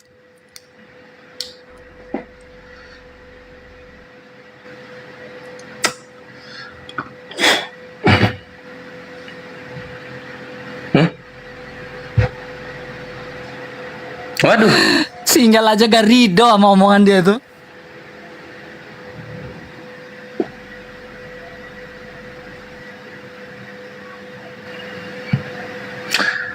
Wah, ya udah gua isi lagi ya. Ini karena masih reconnect soalnya. Repot nih.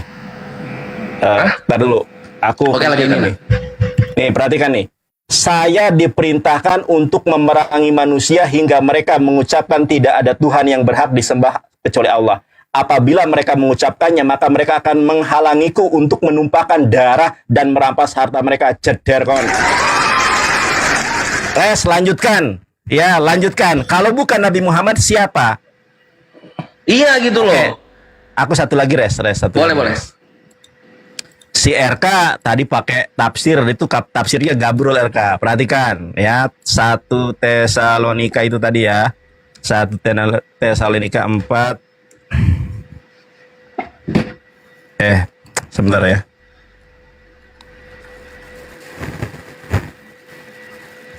Nah ini, kamu nggak baca utuh RK. Kalau kamu baca utuh, ini lihat nih, ayat ke-16-nya. Nih, maka Tuhan sendiri akan turun dari sorga dan mereka yang mati dalam Kristus. Ternyata mati, ada yang mati juga. Nah yang pertanyaannya, sesudah itu kita yang hidup ini siapa? Kalau ini tidak terbukti, berarti Paulus itu nabi palsu karena ucapannya tidak tergenapi. Lanjut Res, masih tersisa.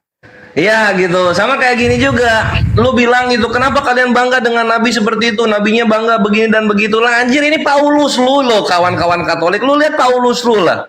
Lu lihat dulu kelakuan Paulus. Tadi kan Tuhan lu ketakutan kerjaannya. Nah, berikutnya sekarang lihat ini. Ini 2 Korintus 12 nomor 7. Aku diberi suatu duri di dalam dagingku, yaitu seorang utusan iblis gitu. Terus lu bangga sama utusan iblis? Apalah ini? Kalian nggak dengerin orang yang ada utusan iblis dalam dagingnya? Iya? Pasal Apa itu berapa, Res? kebanggaan? Mulia itu kudus itu. Nah, terus Pasal berikutnya berapa? lihat di sini. Ini 2 Korintus 12 nomor 7. Catat ya teman-teman ya. Berikutnya sekarang di 2 Korintus 12 nomor 11, lihat. Paulus itu dia nggak bangga dengan jabatannya gitu. Terus kalau dia nggak bangga, ngapain dia minta dipuji-puji? 2 Korintus 12 nomor 11. Sebenarnya aku harus kamu puji. Apa ini RK? Apa ini? Yang kayak gini panutan kalian, yang kayak gini. Aduh. Gimana mau menang sama Islam, bre gitu loh. Ini lihat ini, orangnya aja minta-minta dipuji. Artinya dia belum dapat validasi yang dia inginkan ketika dia menjadi rasul gitu, bre. Ya gimana mau dipuji lah, ayahnya aja nggak sembuh gitu. Oh iya, 1 Samuel. Oh, udah habis. Tunggu. Ya, thank you, bre. Aduh, nggak tega, Res. Gimana, Res? Mau Bang Joseph duluan atau saya duluan, Bang Joseph? Aduh, kompromi Terlalu dulu OP lah. kita kan. Sebar. Bang Joseph duluan atau saya duluan? Iya, boleh saya duluan aja Bang, nggak apa-apa? Silakan. Nggak kompromi dulu. Oke. Kita kasih waktu nih kalau mau kompromi. Silakan. Perlu, nggak apa-apa. Nggak usah framing lah. Oke. Ini di invite dulu, boleh? Ya.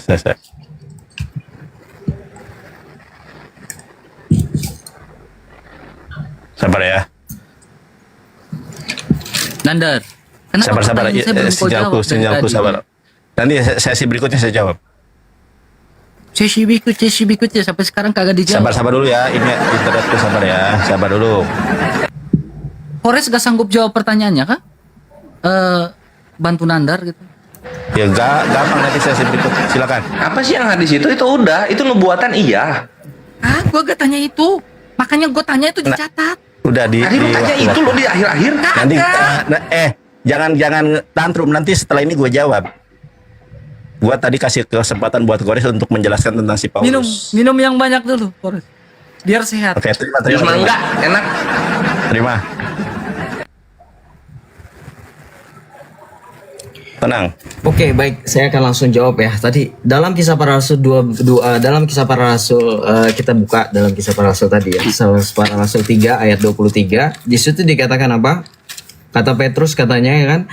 Ini Islam ini cherry picking ya kan. Sampai ayat-ayat Alkitab kamu mau pakai. Itu khotbah Petrus. Kamu baca di ayat sebelumnya. Baca di situ.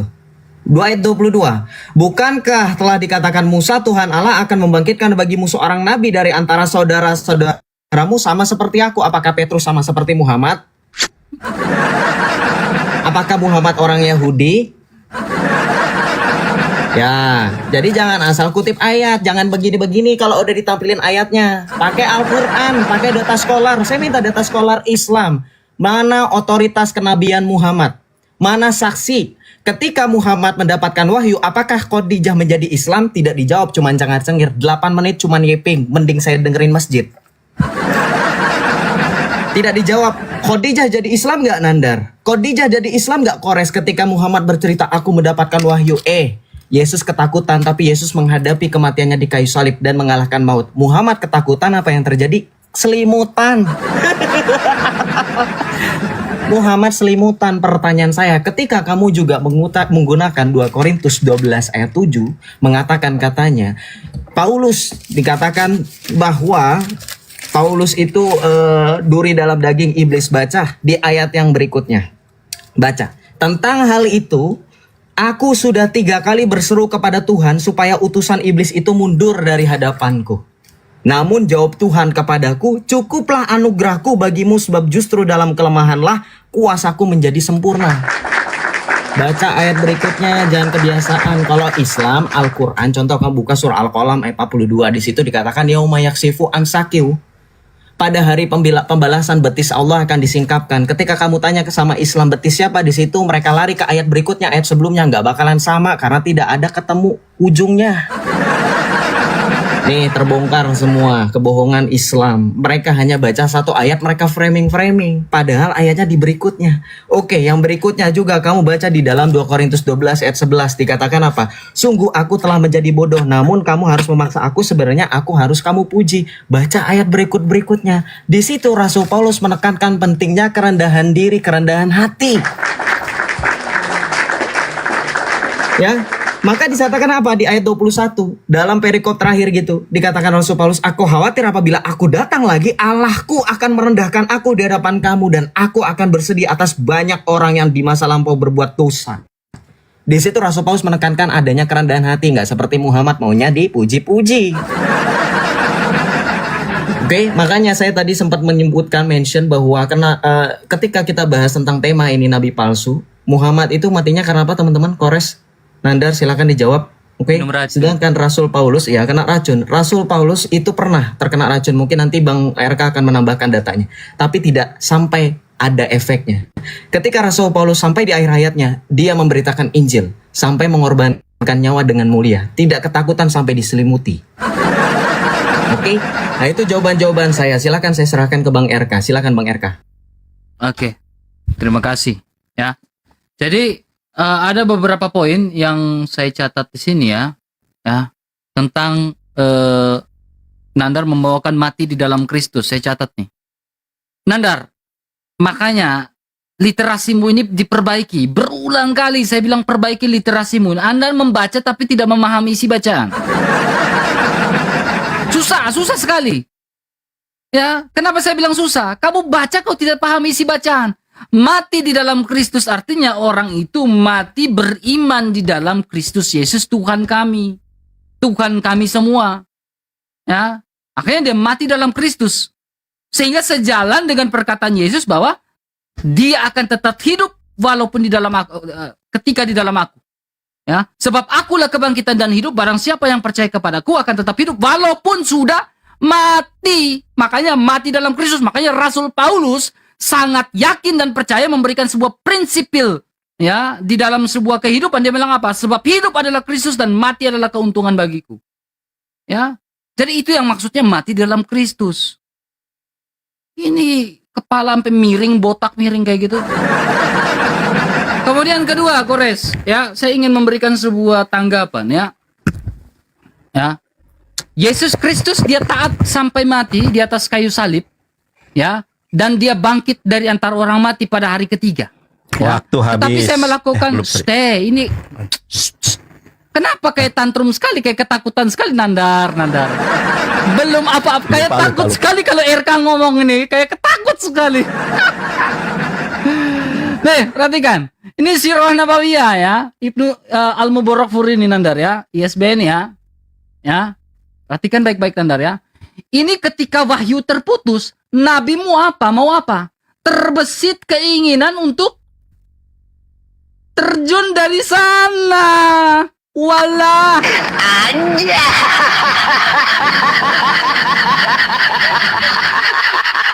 Gak dapat wahyu, dia mau terjun. Nah, ini. Ya, waduh, ngeri kali, bah. Jeder kau Kores, mulai kelagapan. Pucat pasti kau Kores teman Anda. Ya, iya, udah mulai pucat nih, lihat dua orang nih. Lihat apalagi si Nandar mukanya itu. Aduh, udah pucat pasti kayak gitu tuh. Lihat Kores mukanya kayak orang blow on kayak gitu tuh. Ya, jadi Kristus kami dia taat sampai mati. Bahkan dia bangkit pada hari ketiga. Ya, jelas. Ya. Lah ini nabi kamu. Mau dapat wahyu. Tadi yang Bang Joseph bawa itu apa tuh? Ya. Dia apa? Diselimutin kah? Ya. Wahyu terputus, terbesit ingin terjun. Jadi ada saja kejadiannya, step by step itu ada aja loh.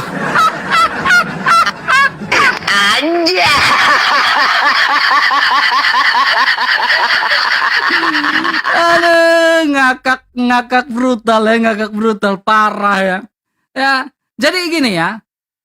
Kemudian poin berikutnya ini kita berbicara tentang Rasul Paulus ya.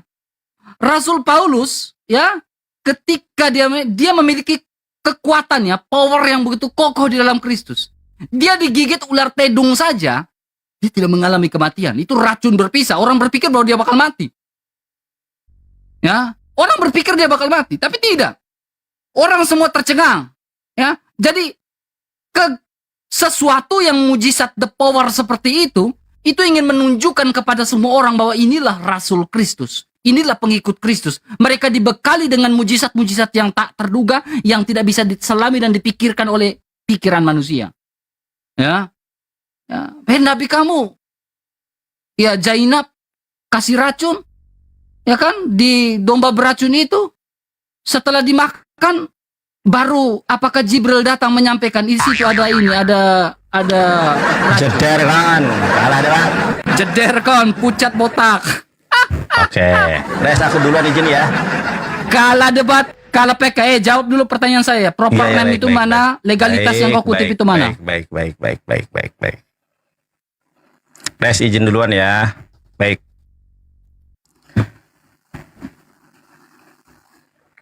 Terima. Si RK ini ngarang total. Padahal di dalam 1 Tesalonika 4, 16, 17 itu mengkomparasi ada orang yang mati, ada orang yang masih hidup. Masalahnya tidak tergenapi. Si Paulus mengira kedatangan Yesus itu tidak lama, tetapi sebentar saja. Ternyata sampai sekarang belum datang. Sudah pada mati semua. Jedar kan. Si Paulus bermujizat bisa menghidupkan orang mati. Si Paulus kena racun tidak mati. Justru ini adalah tanda-tanda nabi palsu. Nih saya tunjukkan datanya ya. Si Paulus itu nabi palsu dan rasul palsu. Nih saya buktikan. Ini perhatikan nih ya.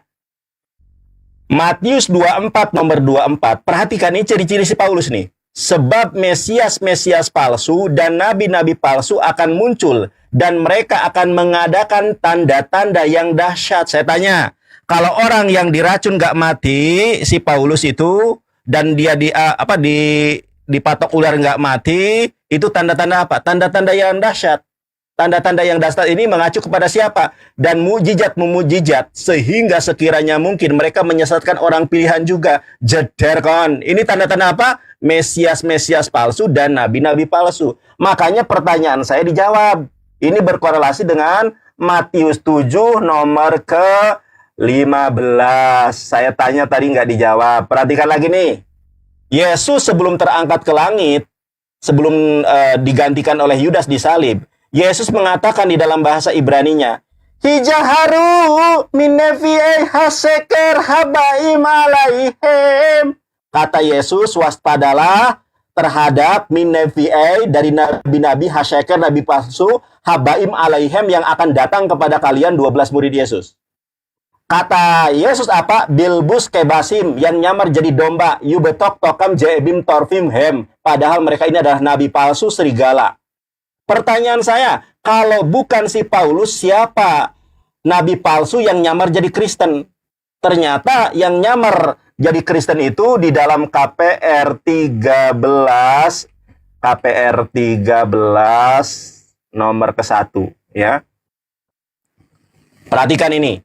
Pada waktu itu dalam jemaat di Antioquia ada beberapa nabi. Inilah gabrulnya terjemahan dan pengajar. Kenapa pengajar di sini kok singular? Padahal di dalam bahasa Ibraninya itu di sini plural. Neviim, Yumorim, ada para nabi dan para pengajar. Kau lihat di dalam bahasa Yunani sendiri, kita lihat di dalam bahasa Yunani ya. Sandetines en Antioquia kataten hausan eklesias propetai. Di sini ada propetai adalah plural. Kemudian didaskaloi plural. Kenapa di dalam terjemahannya menjadi pengajar? Ternyata si Paulus adalah bagian dari nabi palsu yang akan datang kepada murid-murid Yesus. Makanya dia menyesatkan orang pilihan juga. Sekarang, Nandar, di mana dalil Qur'annya kalau Nabi Muhammad termaktub di dalam Alkitab? Quran surat Al-Baqarah ayat 146. Saya hafal di luar kepala saya. A'udzubillahi minasyaitonirrajim. Allazina atainahumul kitaba ya'rifunahu kama ya'rifuna abna'ahum. Ya, orang-orang yang telah diberikan Alkitab mengenali Nabi Muhammad sebagaimana mereka mengenali anak-anak mereka sendiri. Ya, kenapa? Karena namanya sudah termaktub, sudah tersebut di dalam Alkitab. Dalil kedua, Quran surat 61 ayat ke-6. Hafal Bang Nandar, hafal dong. Saya kan lulusan UIN Sunan Ampel Surabaya. Saya kan lulusan Universitas Muhammadiyah Sidoarjo. Debater dari Kuningan Jawa Barat, ganteng mirip Ariel Peter Pan. Oke. Dalam Quran surat As-Saff ayat ke-6, wa idh qala Isa bin Maryam ya bani Israila inni rasulullahi ilaikum musaddiqan lima baina yadayya minat taurati wa mubasysyiran bi rasulin ya'ti min ba'di ismuhu Ahmad. Tadi Ahmad ada di dalam Yohanes 14 nomor 6. Janjian lama. Aduh, saya di tolong jangan report ya. Nih, RK. Perhatikan. Ya, kita lihat nih, Muhammad, ada yang nama Muhammad ya. Kita lihat di dalam referensinya apa. Ini loh nama, the Arabic Hamidah means price, and the name siapa? Name Muhammad Jedergan. Bobok. Sekarang pertanyaan saya, tadi pertanyaan Kores nggak dijawab. Siapa nabi di dalam KPR 323? Sekarang pertanyaan saya, siapa nabi palsu yang mendatangi murid-murid Yesus di dalam Matius 7 nomor 15? Bobok, debater dari Kuningan Jawa Barat, suku Sunda, Jedergan. Res, lanjut. Sorry Res, waktunya 3 menit kepake. Aman karena ini udah ini mah udah bersihin yang sisa-sisa lah, karena mereka udah bubuk di awal gitu, udah ketahuan bahwa data yang dipelintir-pelintir gitu kan. Terus ngejelasin kemana-mana si Yosef ini, dia bilang memang Petrus sama Nabi Muhammad ya, apa hubungannya? Yang gua tanya nama nabi di KPR 323 siapa? Ngapain lu jelasin Yesus Petrus sama Nabi Muhammad emang sama? Ini nggak penting lah. Bisa dialog nggak sih lo? Atau ketahuan nggak tahu nama di sana? Iya, nggak ketahuan ya namanya siapa? Nabi yang ada di KPR 323 itu namanya nggak ketahuan siapa? Susah ya? Ya kalau gitu janganlah kalian yang cengin Protestan yang kemarin dialog sama kami, bre. Toh kalian juga Katolik nggak bisa jawab ternyata. Siapa nama Nabi di KPR 323? Kalian kan punya didake ya, punya magisterium gitu kan, lalu punya surat-surat bapak-bapak gereja tuh, ya dicari dong nama nabi di situ siapa. Kalau nggak ada ya udah bener lah. Nanti kalian ya yang membantai umat kalian di situ itu nama nabi yang muncul di akhir zaman, penutup para nabi, Muhammad Shallallahu Alaihi Wasallam. Udah gitu aja sih paling. Terus kemudian Khadijah jadi Islam nggak? Aduh anjir, ini pertanyaan gampang-gampang banget. Sunan Tirmizi 3667, dreadnya Hasan. Di sini dikatakan orang yang pertama kali masuk Islam dari kalangan pemuda adalah Abu Bakar, sedangkan Ali masuk Islam ketika ia masih kanak-kanak dalam usia 8 tahun, sedangkan orang yang pertama kali masuk Islam dari kalangan wanita adalah Khadijah. Selamat datang di kebenaran, duduknya mulai nggak tenang. Bubuk mulu, tiap nanya kejawab gitu. Sedangkan gua nanya dari tahun kapan KPR 323 nama nabi di sana siapa? Mingkem kayak jamur. Ayo, siapa Oke. jawab nih? Nah ini masih ada 1 menit lagi ya. Ya. Woi masih Katolik, ada. ayolah. Siapa nama Nabi di KPR 323? Dijawab gitu loh. Lu kabur-kaburan aja lu. Ulangan 13 nomor 2 ya. Perhatikan di sini. Ini gua tambahin juga soal apa namanya? Tadi membangga-banggakan mujizat ini Katolik ini. Perhatikan di sini. Apabila tanda atau mujizat yang dikatakannya kepadamu itu terjadi dan ia membujuk mari kita mengikuti Allah lain yang tidak kau kenal dan mari kita berbakti kepadanya, maka dilihat di 6-nya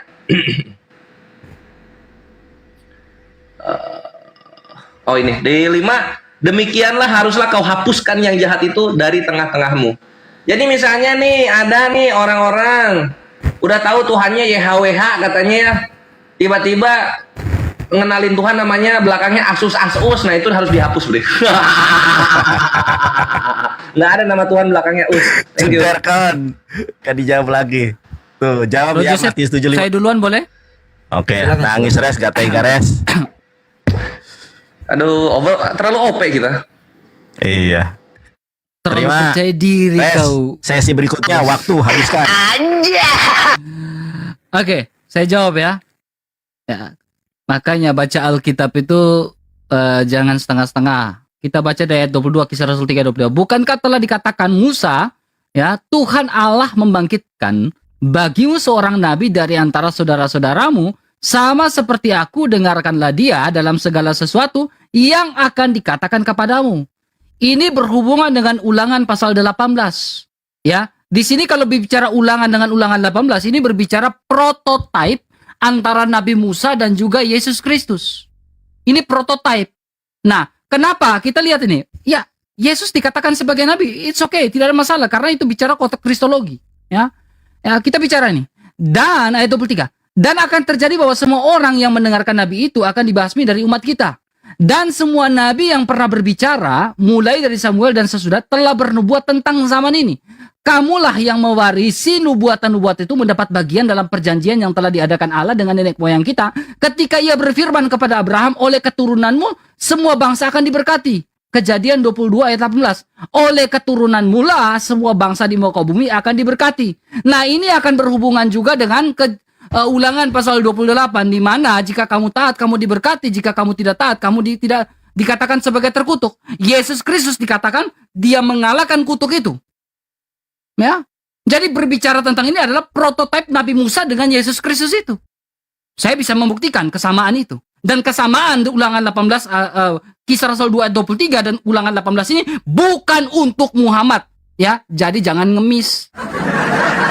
Saya bisa membuktikan prototipe itu. Terlalu mudah saya membuktikan. Ya, itu bukan Muhammad, tetapi prototipe. Karena Muhammad bukan datang dari keturunan atau saudara-saudara dari Yehuda. Muhammad dari Arab. Ya, jangan panik Kores. Ya. Kemudian, ya. Kemudian ada beberapa poin ya. Mungkin Bang Joseph mau lanjut? Silakan. Silakan Bang Yusuf, mungkin lebih banyak. Silakan. Oke. Saya jawab yang itu. Nih makanya dengerin ya. Makanya kalau misalkan masjid itu lagi koar-koar, kau jangan seringan deket-deketin. Di dalam Kisah Para Rasul 3:23 ayat 22, di situ dikatakan apa? Sama seperti aku. Makanya saya tanya, di situ yang ngomong Petrus. Kamu pikir Petrus sama seperti Muhammad? Kamu tuh ngerti gak sih? Bukan gak nyambung. Makanya jangan bahas teks tanpa lihat konteks. Kores. Di situ dikatakan sama seperti aku, makanya saya wajar bertanya. Kau nggak ngerti, makanya kau sedang melakukan defending mechanism. Kau tanya sama Unirifa yang mengerti psikologi, apa itu defending mechanism? Itu yang kau lakukan. Cuman bisa cengengesan aja. Wajar aku tanya, karena di situ Rasul Petrus seperti yang tadi Bang RK bacakan sedang berbicara saudara-saudara. Memangnya sejak kapan Muhammad jadi saudaranya Petrus? Ngawur kau, silsilahnya Muhammad aja tidak ada sampai ke Petrus kok dikatakan saudaranya Petrus. Lagi pula, tadi Bang RK saya mendukung Bang RK. Kita sepakat bahwa semua orang Kristen sepakat bahwa yang dikatakan oleh Petrus itu berbicara tentang Yesus. Karena mengutip Ulangan. Ulangan itu prototipe, kamu baca dalam Wahyu 19. Katanya kapan Yesus membasmi? Membasminya nggak kayak Muhammad sambil merampas apalagi menikahi janda-janda. Nggak ya. Yesus nggak punya hawa nafsu seperti Muhammad. Nanti jangan gini. Di kitab Wahyu itu nanti akan kawin. Aduh, kawin mulu. Islam. Perjamuan kawin itu ekaristi, Endang. Kamu kan katanya banyak kenalan Katolik, tanya. Pada saat perayaan ekaristi, pada saat Romo selesai melakukan konsekrasi hosti, nggak tahu kan, makanya bubuk kau. Cuman bengong, cuman cengir-cengir. Pada saat ekaristi Romo ngomong apa teman-teman? Yang Katolik pasti tahu. Berbahagialah saudara-saudari yang diundang ke dalam perjamuan kawin anak domba. Jadi bukan perjamuan kawin Muhammad. Bukan, perjamuan kawin itu antara Yesus dengan gerejanya. Sudah sekian lama dari perjanjian lama Allah berbicara tentang mempelai laki-laki adalah umat bangsa pilihan bangsa Israel dan Allah sebagai mempelai pria. Jadi itu perumpamaan, bukan kayak Muhammad apa-apa harus literal, sehingga ketika Allah menjadikan perkawinan dia nambah jadi 11. Oke, tadi lanjut ya. Ketika berbicara tentang kisah para rasul 2:23, siapa namanya? Saya berani bilang dialah Yesus Kristus. Kenapa? Yang dikotbahkan Petrus di ayat 18-19 dialah Yesus Kristus. Kapan Yesus membasmi Sep? Kapan Yesus membasmi RK? Kita baca. Yesus membasmi itu di dalam Wahyu 19 ayat 15. Kita baca. Dari mulutnya lah keluar sebilah pedang tajam yang akan memukul segala bangsa. Ia akan menggembalakan mereka dengan tongkat besi dan ia akan memeras anggur dalam gilingan anggur, yaitu kegeraman murka Allah yang Maha Kuasa. Dan di ayat 16 di situ dikatakan apa? Pada jubahnya dan pahanya tertulis suatu nama Raja segala raja. Dan itu ada dalam suatu hadis. Raja segala raja dalam bahasa Arab adalah Malikul Amlak. Dan kalian tahu teman-teman, FYI, nanti kalau sempat kita buka, hadis sahih mengatakan Muhammad meriwayatkan bersabda bahwa Allah membenci seorang pemuda yang datang di hari kiamat yang bernama Malikul Amlak, raja di raja. Dan itulah yang dibenci oleh Muhammad dan Allah, dialah Yesus Kristus. Kenapa? Karena Yesuslah yang akan menggantikan peran Allah dalam Al-Baqarah ayat 210. Dikatakan hal yang zuruna illa ayatiyahumullahu. Tidak ada yang mereka tunggu-tunggu kecuali kedatangan Allah pada hari kiamat. Siapa yang datang? Matius 24 ayat 29-31. Dalam 1 Tesalonika 4 yang Rasul Paulus katakan bahwa orang-orang hidup. Kenapa di situ dikatakan orang-orang hidup? Kamu harus percaya di dalam kekristenan tidak ada kehidupan, tidak ada kematian. Ini yang tadinya mau saya bahas dengan Nandar, tapi Nandar gak berani. Kristen hanya mengenal kehidupan kekal. Yohanes 11 ayat 25 Yesus mengatakan akulah kebangkitan dan hidup. Ya, siapa percaya kepadaku ia tetap hidup meskipun ia sudah mati. Di kekristenan kita mengenal kehidupan. Dalam kredo kami kita percaya akan kehidupan kekal setelah kematian. Tidak ada kematian selama-lamanya. Yang mengalami kematian adalah Markus 16 dikatakan oleh Tuhan Yesus, siapa yang tidak percaya mereka mati dan binasa dalam dosa-dosa. Kemudian yang berikutnya kembali kepada Paulus. Paulus mengajarkan hal-hal yang sama seperti Petrus. Dalam 2 Petrus 3 ayat 15 Rasul Petrus mengatakan seperti ini. Ini pengakuan Petrus kepada Paulus. Anggaplah kesabaran Tuhan kita sebagai kesempatan bagimu untuk beroleh keselamatan seperti yang telah dituliskan kepada kamu oleh Paulus saudara kita yang terkasih sesuai dengan hikmat yang dikaruniakan kepadanya. Hal itu dilakukannya dalam semua suratnya. Apabila ia berbicara dengan hal-hal ini dalam surat-suratnya itu, perhatikan ini nubuatan tentang Islam, ada hal-hal yang sukar dipahami sehingga orang-orang yang tidak memahaminya dan lemah imannya memutarbalikannya menjadi kebinasaan mereka sendiri, sama seperti yang juga mereka lakukan dengan tulisan-tulisan lain. Pertanyaan saya, tadi kan kamu katanya mengatakan Khadijah itu sebagai Islam pertama. Sekarang saya tanya, kalau Khadijah Islam pertama, ada nggak hadis sahihnya Khadijah itu baca syahadat? Hadis yang kamu riwayatkan, iya silakan kamu bongkar lagi. Hadis itu silakan tampilkan lagi. Itu diriwayatkan oleh siapa perawinya? Kemudian di tahun berapa itu disahihkan? Ya, betul. Saya tanya ya. Bagus. Islam itu rukun Islam apa? Pertama syahadat. Ya. Kedua sholat. Ketiga zakat, keempat puasa, kelima naik haji. Pertanyaan saya, Islam tanpa rukun Islam bisakah dikatakan Islam? Silakan dijawab. Ketika Khadijah dikatakan Islam pertama, kapan Khadijah melaksanakan syahadat? Jawab itu. Kapan Khadijah melaksanakan sholat, puasa, zakat, dan pergi haji? Silakan dijawab. Nandar, legalitas yang saya bawakan sama seperti Habis waktunya, ini. bobok lagi. Habis Tolong waktunya. dijawab. Legalitasnya. Habis. Nggak terima. Dari saya tadi hanya jalan mau pribadi. kasih ingat kamu. Iya.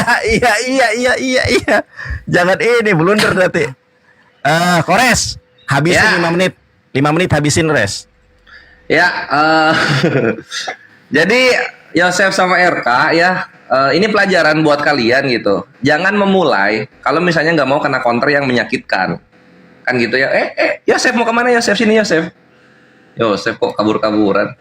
Nah, contoh misalnya soal kalian tadi bahas apa soalnya kawin kayak gitu kan. Udah tahu kita akan bawa kemana, perkawinan anak domba tentunya kan. Terus kalian mencoba untuk mengonter lebih duluan, tetap nggak mempan, Bre. Kenapa? Karena lo mulai. Jadi gua elaborasi lebih jauh gitu. Dan lu kira cuma perkara rohani terus lu selamat gitu? Enggak. Di mata Muslim, Tuhan berhubungan seks baik secara rohani maupun secara fisik maupun secara alegori ini nggak pantas jadi Tuhan. Ya, pahami ya. Tuhan kawin. Misalnya ada kata doggy style rohani atau doggy style alegori, tetap nggak pantas buat Tuhan. Kena Tuhan lu kemana-mana. Di mana moralitas Tuhan kalau dia kawin sama ciptaannya? Coba dipikir ke situ. Di mana moralitas? Ini gua lebih jauh lagi ya. Gua lebih jauh lagi nih. Gua lebih keras lagi. Di mana moralitas Tuhan ketika dia menggunakan vagina anak umur 12 tahun untuk turun ke bumi? Di mana moralitasnya? Terus lu ingin membuat kami menyembah Tuhan yang turun ke bumi harus lewat vagina? Selamat datang di kebenaran. Pikir ke situ, Bre. Nah, lalu berikutnya, dari sekian banyak perumpamaan, Yosef, Tuhan lu pakai perumpamaan kalau nggak kawin zina. Kawin zina, matanya merah kawan-kawan, harus ditutup, padahal gue baru mulai. Harus ditutup matanya memang kalau Kores sudah berbicara gitu ya. Tunggu. Panik banget ya. Takut Panik merah. iya gitu kan. Mulai si Yosef. Nah, dibuka gitu Yosef supaya nggak kelihatan emosi. Dibuka gitu loh. Nah, soal apa? Iya. Oh iya. Tunggu. Oh iya, ini Hosea. Ini gue mau bawain Hosea. Perhatikan ya, kita belajar nih soal misalnya mana sih agama yang nggak bermoral kalau misalnya lu pakai standar lu ya dalam menghukumi Islam. Gua pakai nih standar lu nih.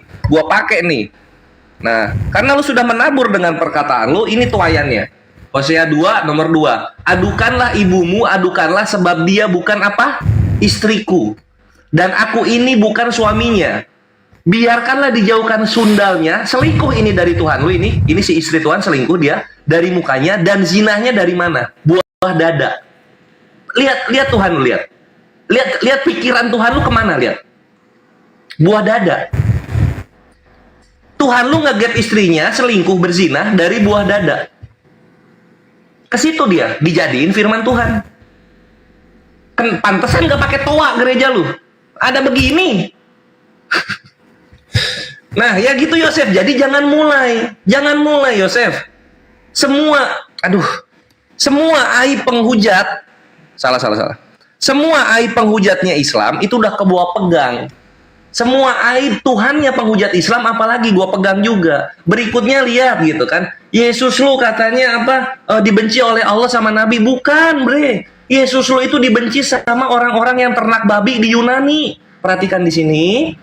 Yesus mengabulkan permintaan mereka lalu keluarlah roh-roh jahat itu dan memasuki babi-babi itu. Kawanan babi yang kira-kira 2000 ya. Perhatikan nih. Lu kalau ini babi 1 ekor 6 juta lu kali ini 2000 ya. Jumlahnya itu terjun dari tepi jurang dan ke dalam danau mati lemas di dalamnya. Mati nih. Babinya 2000 mati nih oleh Yesus. Maka larilah penjaga-penjaga babi itu menceritakan hal itu ke kota dan kampung-kampung sekitarnya. Lalu keluarlah orang itu untuk melihat yang terjadi. Mereka datang kepada Yesus dan melihat orang yang kerasukan itu duduk sudah berpakaian dan sudah waras. Orang yang tadi kerasukan legion itu, maka takutlah mereka.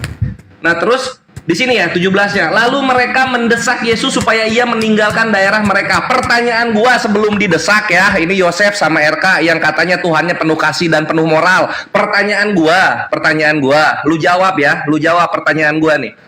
Ketika babinya 2000 mati di danau, Yesus lu ganti nggak? Ganti nggak Yesus lu? Ya, lu jawab itu. Karena setahu gua dia makan aja minta. Tidur numpang di rumah murid-muridnya. Kalau ngajar nggak pernah ngasih makanan-makanan untuk muridnya. Di gunung dia, di bukit-bukit gitu. Pertanyaan gua, dia ganti nggak itu? Kalau misalnya nggak diganti ini, bermoral nggak itu? Bikin rugi pedagang babi, 2000 babi mati. Lu yang mulai, Bre. Lu yang mulai. Semua kalimat gue ini taburan buat lu. Gitu. Oke, berikutnya soal soal Khadijah ya, ini akan gua bawakan datanya, gua butuh waktu. Kanda Yonat dulu. Mungkin di sesi setelah berikutnya, oke? Habiskan. Enggak. Gue akan nyari dulu ini karena dia udah kena counter, dia nanya lagi, kena counter, dia nanya lagi gitu. Bikin repot gue sebagai perpustakaan digital. Jadi Kanda masuk dulu aja Kanda, jelasin lagi. Siap, KPR 323. Oh iya tunggu Iya. satu. Siap, lanjut. Habiskan makanya. Ini Res. gua apa namanya ya? Terus yang gue bingungin dari kawan-kawan Katolik ya, gue kemarin dialog sama Oki sama Bevan, mereka sama juga, nggak ada bedanya gitu. Muter-muter melayang-layang di permukaan air. Ini gua nanya nama di KPR 323. Siapa nama nabi yang bakal ngebantai, yang bakal ngebasmi kalian orang Kristen dan orang Yahudi kalau nggak mendengarkan nabi itu? Namanya siapa? Dijawab dong. Tadi gua dengar selentingan kalian nggak kompak. Yang satu Yosef bilang itu Petrus nama nabinya. Yang kedua RK bilang itu Yesus. Ya. Kalau gua salah, gua marah. Sabar. Jangan marah, sabar. Aduh. Ya. Kasihan. Coba dicocokin dulu kalian berdua ini. Namanya siapa di situ gitu loh. Katanya Yesus Kores, dia bertato paha nanti membantai katanya. Oh, jadi nanti Yesus yang ada apa? Tato di paha. Nanti Iya. membantai orang-orang Kristen dan Yahudi gitu. Begitu. Iya, tadi Joseph bilang gitu. Oh, nggak ada ajaran kasih dong Yesus di akhir zaman ya? Oh, Yesus jadinya. Nah, perhatikan di sini. Kalau jawabannya Yesus, bre, perhatikan di sini. Gua kira kalian udah baca satu perikop.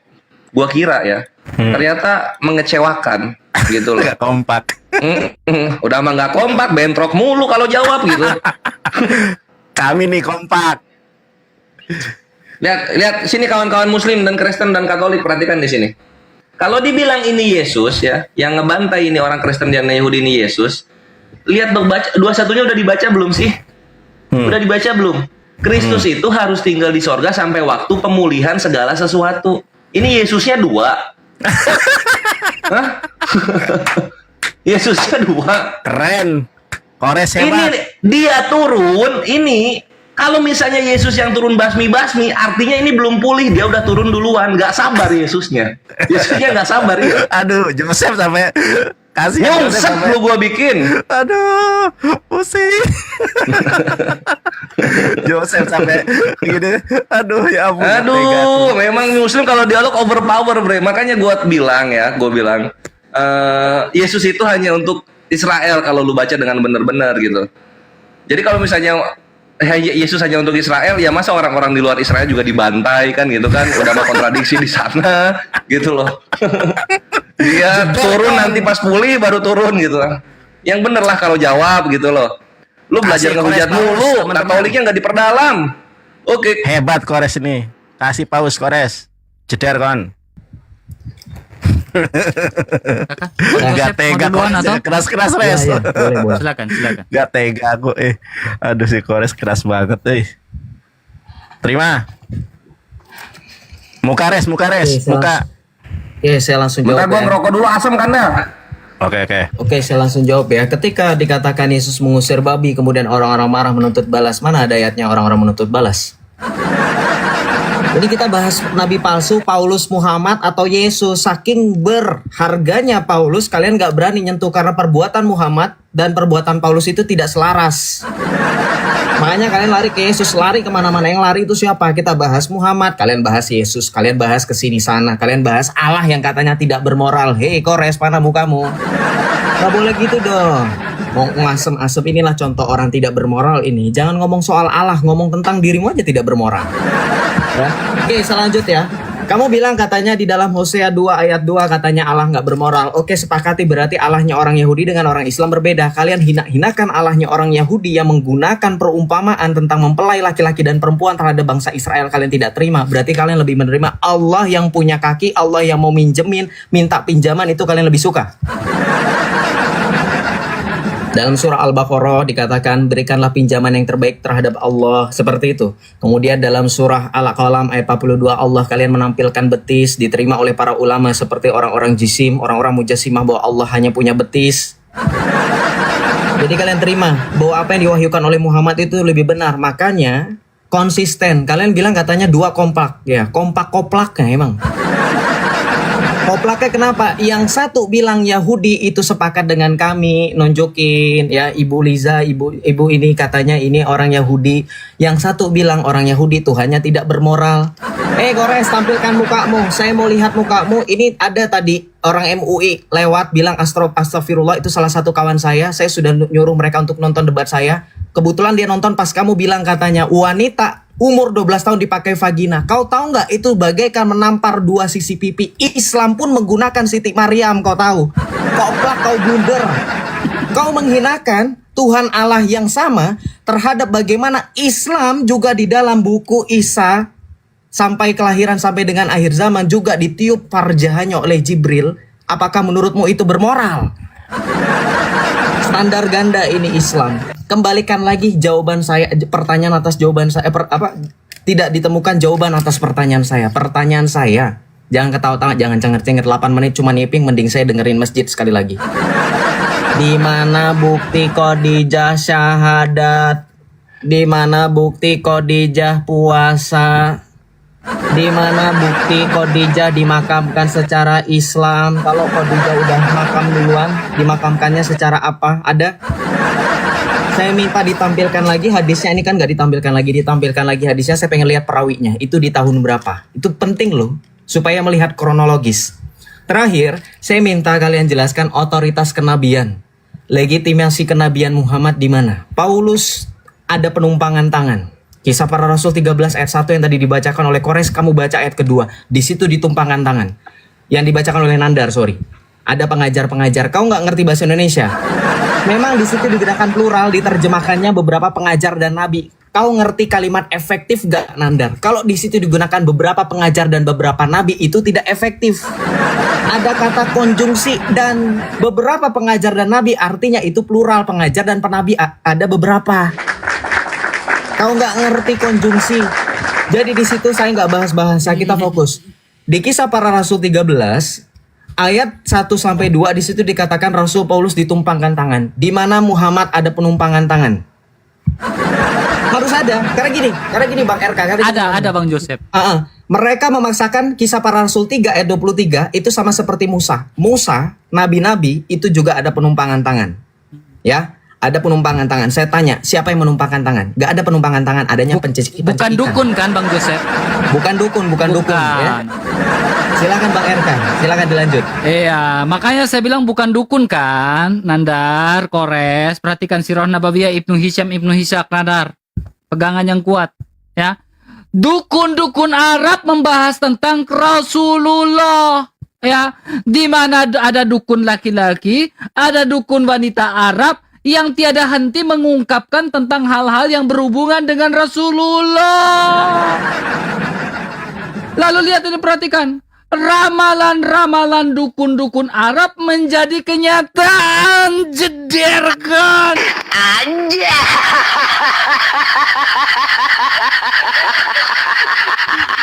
Nabi lo diramal sama dukun Arab kan, Nandar?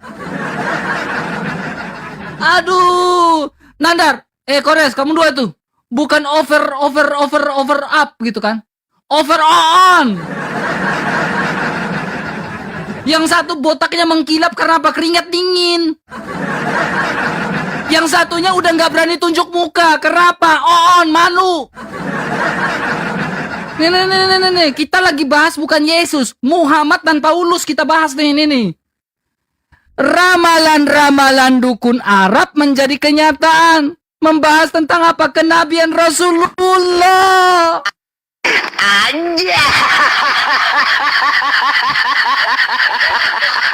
Kemudian kedua, Nandar, pegangan yang kedua. Ini buku lagi nih. Jadi salahkan aja buku ini, jangan salahkan saya. Nabi Muhammad menurut Zoroaster. Nah.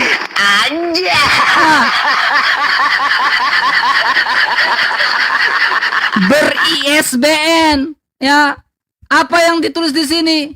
Jadi Nabi Muhammad itu bukan diramalkan sama, selain diramal sama dukun-dukun Arab, ini hal-hal yang penting halaman ini ya, halaman 25 ya. Hal-hal yang penting dari ramalan tersebut adalah teks-teks Zoroaster yang disusun oleh Zarathustra adalah ramalan tentang munculnya tokoh besar yang membawa unta merah dari tanah Arab. Jeder, siapakah dia? Tidak diragukan lagi, itu adalah Nabi Muhammad.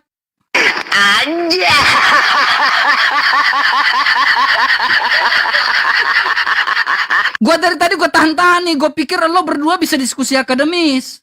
Ternyata lari kemana-mana. Nandar, kau belum jawab tuh. Saya berani membawa data dari GPSS, ya, tentang ya dalam sebuah Konsili Vatikan II, ya, atau Nostra Aetate 4, ya. Dari tadi kau dari awal kau tidak jawab. Saya kejar terus.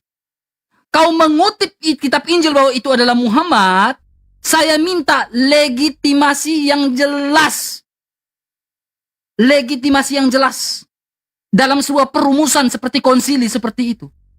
Di mana sampai detik ini, sampai mau habis PK ini nggak kau jawab. Tanggapin dulu Zoroaster, tanggapin dulu Sirah Nabawiyah Ibnu Hishak tentang dukun-dukun Arab. Ngekores sampai malu tuh, sampai nggak mau denger. Nandar juga udah malu tuh, lihat botaknya tuh udah mengkilap. Nandar, saya kalau jadi kau, saya malu sekali loh Nandar, serius. Itu Nandar sama Kores, saya jadi kalian berdua, saya malu. Bukan over up, over on. Jadi dijelaskan ya, ternyata memang nggak ngerti kisah Rasul 2 ayat 23, malah nge-framing. Ya, malah nge-framing. Waktu habis res. Ini kita duluan ya, diskusi Res. berapa jam lagi nih? Lanjut. Enggak, tadi kan peraturan Udah, di awal tadi kan lanjut. 2 jam. Takut. Ini udah 22.46. Enggak, konsisten Enggak kita apa-apa, diskusi. belum selesai kok. Giliran aku. Enggak. Res. Gini. Kita konsisten Ya, di awal taruh. tadi berapa Res, menit? mau kamu res. Udah kan ngerokoknya? Sini. Ya, Udah, jangan Bu. kabur giliran. Res, gua duluan ya Res ya. Sampai jam berapa kita? Iya, Berapa Res, menit silakan, lagi Mbak. kita ini? Sampai jam setengah 11 lah. Oke. Setengah 11. Iya. Lama Kan tadi sekali bilang- lah Nanda. Berani Ini udah 2 jam loh kita diskusi. Udah nggak kuat ya, udah nggak kuat kan dah. Udah Enggak, nggak bukan nggak kasihan kuat. Ampuni, Bukan nggak ampuni. kuat. Buktikan Diskusi kalau si terlalu Paulus nabi lama. palsu, loh. Sabar. Diskusi terlalu lama itu nggak efektif buat saya. Giliran saya mau membuktikan si Paulus nabi palsu. Ya kita diskusi Yeah. 2 jam kan? Ya. Tadi kan PK-PKan dulu tadi. Ya udah gini. Apa namanya? Ini kita nanggapin terakhir, baru closing gitu ya. Gimana? Ya, terlalu lama juga malas. Gimana? Udah nge-fair. Bukan goper, Nandar gak usah framing, malas Iya. gua. Karena Katanya udah capek kan, Mbak. Kasihan juga dia. Malas. Udah takut ya. Apa kita ampuni? Enggak, gua Justru gua kami mau- yang ampuni kalian berdua. Lu yang mau udahan kok kalian yang ngampuni. Ya karena gimana? apa?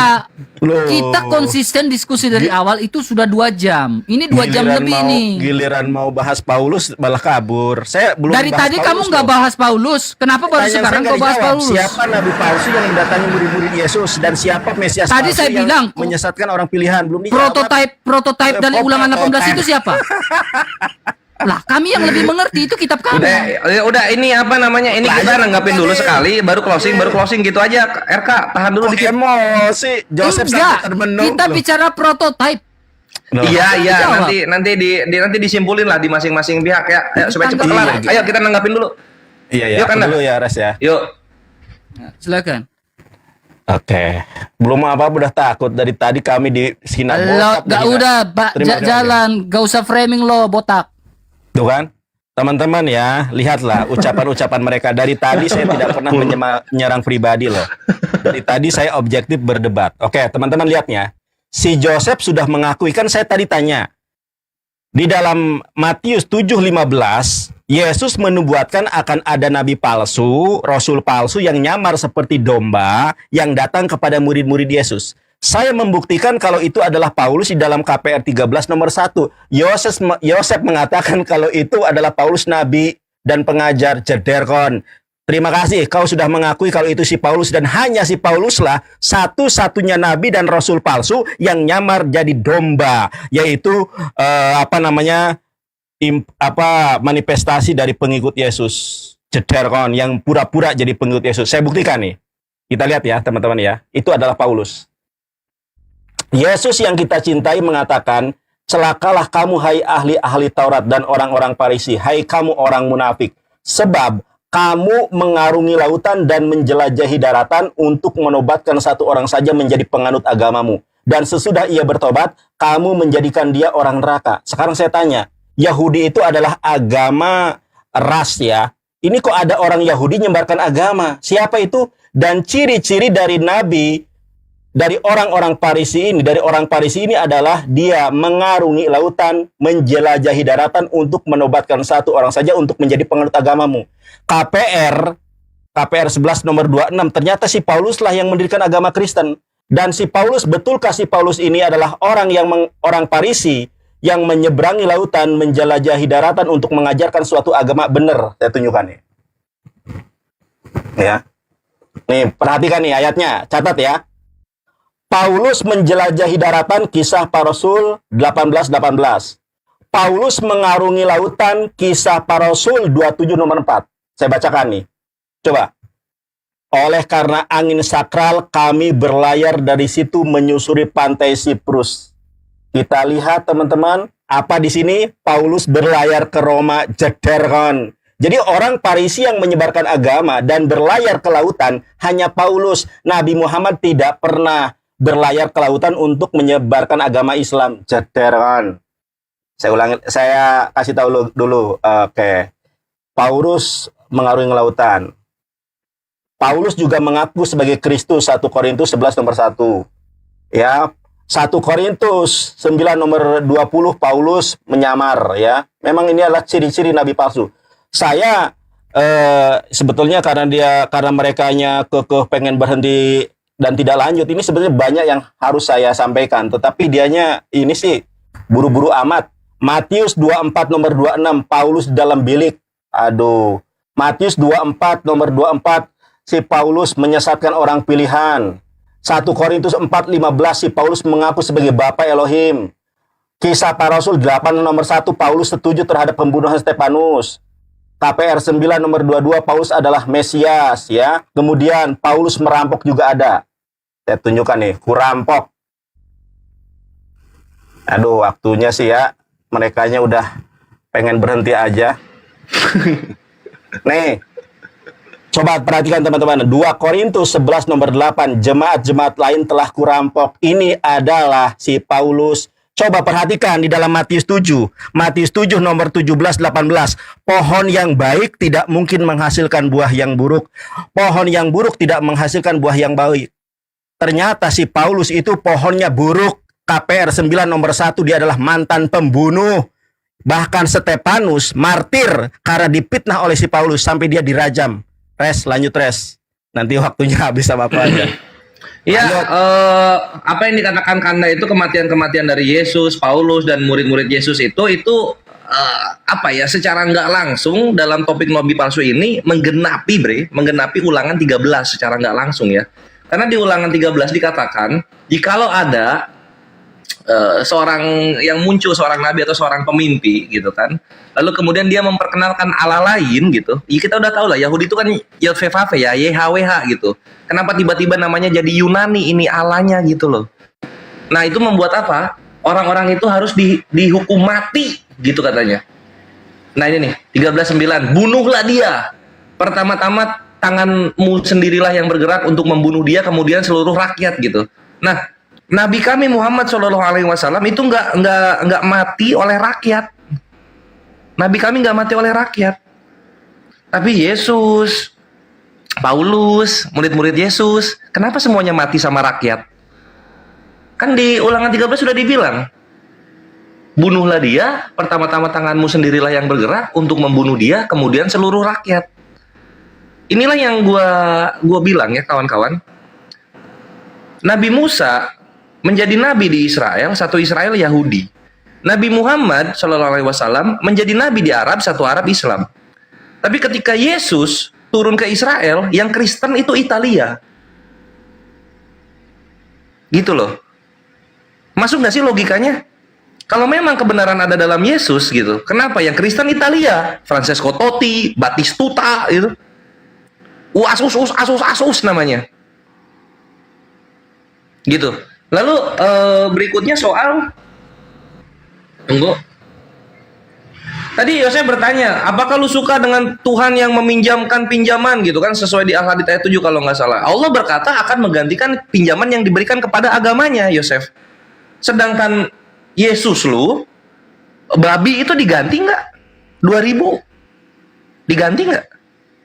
1000 kali gue akan memilih Allah. Gue mati, hidup lagi, Allah lagi gue. Mati lagi, gue hidup lagi, Allah lagi gue. Allah terus gue. 1000 kali, 100.000 kali. Nggak akan pernah gue milih Yesus sebagai Tuhan. Karena salah satu contoh yang gue bawakan, dia bikin mati 2000 babi, peternak babi. Diganti nggak? Bukan perkara ada nggak tertulis menuntut balas. Enggak, gue bertanya, ketika ini Yesus bikin rugi peternak babi, itu diganti nggak? Nggak bisa lu bayar itu babi pakai pelukan. Aku mengasihimu, nggak bisa bre. Lu ganti itu pakai duit. Itu orang makan itu. Sekeras-kerasnya kita kepada kafir penghujat, nggak pernah kita merusak tataan makanannya atau mata pencahariannya, enggak. Sedangkan Yesus lu, babinya mati, masuk danau, 2000, diganti, nggak tahu, kan gitu. Itu berikutnya. Lalu kemudian soal pinjam meminjam juga. Di Yesaya 7:21, my brethren, ini bapaknya Yesus yang Tuhan juga pinjam pisau cukur. Pisau cukurnya Raja Asyur. Udah dibalikin belum? Ini apa? Dialog kayak gini hal-hal konyol gitu loh. Karena gue terlalu jago dan ahli dalam membalikan keadaan. Sehingga Tuhan kalian lagi yang harus digantikan gitu loh perbuatannya. Dan ini kita terlalu udah overpower bre. Dari lu Kles sama Yosef sama RK soal apa namanya, KPR 323 namanya siapa. Terus lu Kles lagi yang pertama itu lucu banget, RK sama Yosef nggak cocok. Soal Paulus ini ayan atau enggak. Lalu kemudian Yosef ketahuan Takia Korintus bawa data yang pertama gitu. Ini kita terlalu overpower dalam dialog ini. Gitu. Yosef closing statement. Hehehe. Ya ini gimana nih? Lanjut atau gimana nih? Sorry nih, Ya. kita tanya dulu nih. Closing itu gimana? Ditanggapi dulu baru closing statement dong. Kalau yang nanggapi gitu deh. Ini kan lu bagian nanggapi ya. Terus lu closing itu. Setelah itu saya closing sama Kores. Ya. Oke, baik. Ya, lu tanggapi berarti lu 10 menit nih ya. Apa? 2 kali putaran ya. Setelah 2 kali putaran sebentar, sekali putaran 8 menit, terus closingnya kita 5 menit aja. Ribet banget pencet. Otak nggak sepakati nyampe. dulu, nanti kalau kita ini nanti Nandar belum gimana sih kita sepakati Nandar dulu. kamu kayak ribet banget. Ini kan tanggapin. Habis itu Iya. langsung closing statement. Ya kan? Berapa Masa menit? kayak gitu aja susah kau Tanggapannya. ngerti Nandar. Tanggapannya 8 menit. Closingnya berapa menit? Dijelas ini dulu. Jadi gini, aku tengahin ya. Aku kan dari tadi Iya. suka dia mulu kalian bertengkar. Aku tengahin gini. Kan sebenarnya tadi yang mulai duluan kan Bang Kores sama Bang Nandar di awal, betul nggak? Nah, urutannya berarti dengerin. Urutannya berarti yang closing harusnya kalian duluan lagi. Nah, Oke, itu bagian kami berarti kita menanggapi closing, gitu. Res. Tadi kita enggak. tanggapi. Dengerin, bagian kami menanggapi dulu, baru kalian closing sehingga urutannya jadi Oke, teratur gitu loh. baik. Siap. Nah, jadi Nah, kalian gitu kan jadi enak kami kita dulu ada menanggapi. sepakatan ya kan, ada ini. Ya, Jadi siap. lu menanggapi, kita closing, nanti lu closing lagi gitu. Terakhir Iya, terus lu iya. enak. Loh, kan karena urutannya kalian duluan tadi gimana? Kamu nggak ngerti urutan debat ya? Ah, gila nggak ada. Enggak bre, biasanya dalam gini Yosef, mungkin lu baru. Biasanya gini, kalau misalnya lu dialog pembukaan di awal, maka lu closing statement penutupan di akhir. Iya, gua sama itu RK juga aturan begitu. dari mana itu? Gua Itu sama aturan dari RK. Tanya yang lain, tanya Kristen yang lain, emang kayak gitu. Dan biasanya kalau misalnya lu pengen closing, kalau misalnya kayak gini posisinya, lu habis, tadi bener yang dibilangin Kanda Yonat, habis lu nanggapin, lu langsung closing, nanti kita closing gitu. Iya. Kalau gitu nggak apa-apa. Jadi 8 menit langsung saya gitu pakai 8 menit saya pakai tanggepin 8 menit langsung lagi begitu selesai Iya. itu Closing. Iya, Lu gitu. 8 Jadi 8 menit ini lu nanggapin berdua, 8 menit lu closing berdua. Habis itu 8 menit kita closing. Nah, begitu biasanya. Nangkep ya? Nangkep ya? Kenapa kok jadi gini? nggak ada kayak gitu nggak ada Loh, kayak gitu kok nggak ada? Astagfirullah, nggak ada kayak gitu, bre. Lu dialog baru berapa kali dalam Itu umur sesuai lu. urutan. Itu Loh, sesuai urutan. gimana Yang sih lu? duluan itu yang Ya yang aja. duluan. RK lu sudah sering dialog, coba ngomong Iya, dong. Coba bener apa enggak RK? Mati Nanti 15. kalau gua ngomong lo keberatan semua. Gimana? Enggak mau ngomong, lu ngomong. regulasinya begitu atau tidak? Ini si Yosef Jujur jawab. sok tahu soalnya. Coba. Jujur Saya jawab. ikutin kalian bertiga gimana aja. Malah jadi nggak, dia jadi pendiam dia. Ayo ngomong cepat, lu maunya gimana closingnya? Berantem gua sama lo. Berantem. Serius anjir. Serius, yang bener. Iya. Yang Gimana? selama Gue ini ikut aja, terserah. Ya udah. Ya, gitu ya. astagfirullah. Ayo dong RK, lu ditanya pendapatnya cepetan. biasa, ya udah, Lu gitu pengen aja. beres cepet, katanya pengen beres Ngalah aja, duluan. ngalah aja. Opening yang Ngalah aja, closing nggak apa-apa ya terakhir. sudah kita. Kamu closing terakhir ya udah nggak apa-apa Bang RK, nggak apa-apa. Iya, Kita iya. ikutin aja. Oke, lu Oke, sip, lanjut ya. 8 menit pertama langsung closing, berarti lu waktu berdua 16 menit sekarang ini ya. Setelah itu kami 8 menit. Oke. Ya, oke. Yo. Nah, gitu kan enak langsung. Gimana sih? Terima. Paulus lagi bukan firman Tuhan. Menjadi berkat buat Tindak sebagai wakil Elohim. Ayat 3. Berilah keadilan kepada orang yang lemah dan kepada anak yatim. Belalah hak orang sengsara dan orang yang kekurangan. Ayat 4. Luputkanlah orang yang lemah dan yang miskin. Lepaskanlah mereka dari tangan orang fasik. Ayat 5. Mereka tidak tahu dan tidak mengerti apa-apa dalam kegelapan mereka berjalan. Goyanglah segala dasar bumi. Itulah makanya Elohim mengatakan kamu itu harus- Terus baca terus. Iya, ayat 6. Aku sendiri telah berfirman, kamu adalah Elohim dan anak-anak yang maha tinggi kamu sekalian. Jadi hakim-hakim itu adalah anak-anak Elohim. Makanya di ayat 7. Perhatikan baik-baik, di ayat 7. Mantap. Terus. Di ayat 7, ini yang simpulkan. Namun seperti manusia kamu akan mati, dan seperti salah seorang pembesar kamu akan tewas. Jadi Elohim yang ada di sini adalah hakim-hakim yang bertindak atas nama Elohim. Itu makna di sini. Theos Elohim berdiri dalam sidang ilahi. Itu maknanya. Mereka yang disebut sebagai Elohim atau anak Elohim itu Elohim sesungguhnya atau bukan? Yang bisa mati itu Elohim sesungguhnya atau bukan? Bukan kan? Yang manusia. Manusia. Ketika Yesus dikatakan anak Elohim, berarti dia itu maksudnya wakil Tuhan di muka bumi yang menegakkan hukum Tuhan agar ditegakkan di tengah manusia. Betul? Itu saya kurang sepakat. Saya jawab. Lah, Anda sendiri yang baca dalilnya dari tadi. Aduh. Sabar. Kan anak Elohim itu bukan hanya Yesus, bahkan ada juga yang Elohim. Selain ada anak Elohim, ini kan sebelum penciptaan manusia juga nanti kan. Sebelum adanya anak Elohim, ada juga yang mendapat gelar Elohim. Iya. Malaikat pun disebut sebagai Elohim atau anak Elohim. Saya ngerti Oke. maksud kamu kemana. Saya ngerti Jelas. maksud kamu kemana. Karena Syukurlah kalau ngerti. sebentar. Karena yang kamu maksudkan ke sini. Karena dalam Yohanes 10 Yesus 34. mengutip Mazmur 82. Itu maksud Yes. kamu kan? Yohanes sekarang 10:34. saya terangkan. Dengarkan dulu. Jangan dulu dipotong. Jadi nanti pecah konsentrasi saya. Karena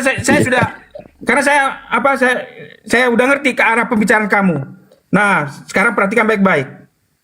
Nah, dalam Yohanes 10 Apa? ayat 34, kata Yesus kepada Kan? mereka, Bener. dengarkan dulu, jangan dulu bilang benar. Tidakkah ada tertulis dalam kitab Taurat kamu, aku telah berfirman kamu adalah Elohim? Ya, dengarkan. Tunggu dulu. Ya. Nah, jikalau di sini kata kuncinya di ayat 35. Di ayat Yes. 35. Dengarkan baik-baik. Betul. Aduh. Saya dengarkan. Jikalau mereka kepada siapa firman itu disampaikan disebut Elohim, sedangkan kitab suci tidak dapat dibatalkan, masihkah kamu berkata kepada dia yang dikuduskan oleh Bapa dan yang diutusnya ke dalam dunia, engkau menghujat Allah karena aku telah berkata aku anak Elohim? Artinya apa? Perhatikan baik-baik. Yohanes 10 ayat 35, jikalau ia menyebut mereka adalah Elohim, sedangkan kepada mereka yang sampaikan itu dan kitab suci tidak dapat dibatalkan, poin kuncinya adalah para hakim manusia disebut Elohim hanya karena mereka adalah penerima firman dan otoritas yang didelegasikan dari Elohim. Nah, Yohanes 3:10 Yesus kan di situ? Sebentar. Dengarkan dulu, jangan dulu potong. Sedangkan para hakim manusia disebut Elohim hanya karena mereka Sibuk adalah sendiri Aduh, belum selesai. Jangan dulu dipotong. Jangan dulu selesai. Jangan sampai selesai dulu. Baru kamu ketawa atau ngakak atau terserah guling-guling. Dengar baik-baik. Para hakim manusia dalam Yohanes 10 ayat 36, para hakim manusia disebut Elohim hanya karena mereka adalah penerima firman dan otoritas yang didelegasikan dari Elohim.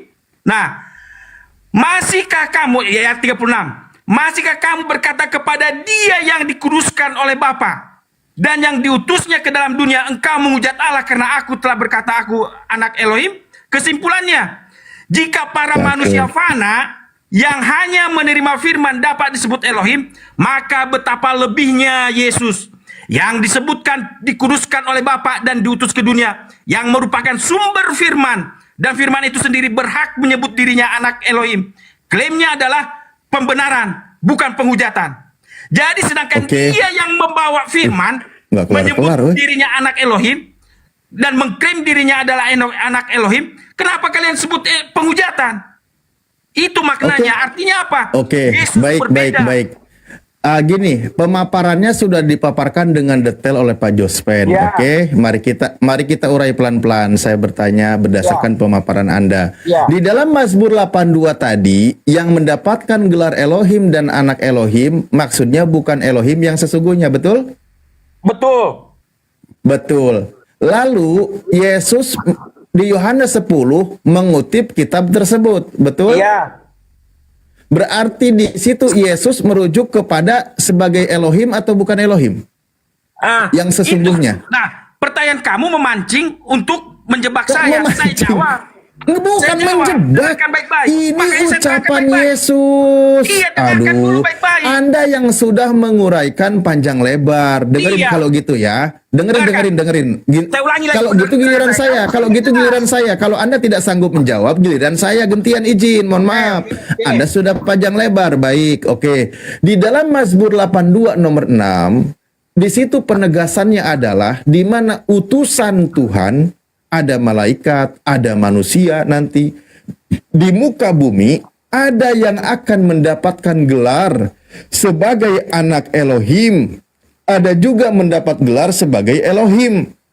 Nah, contoh, siapa yang mendapat gelar Elohim?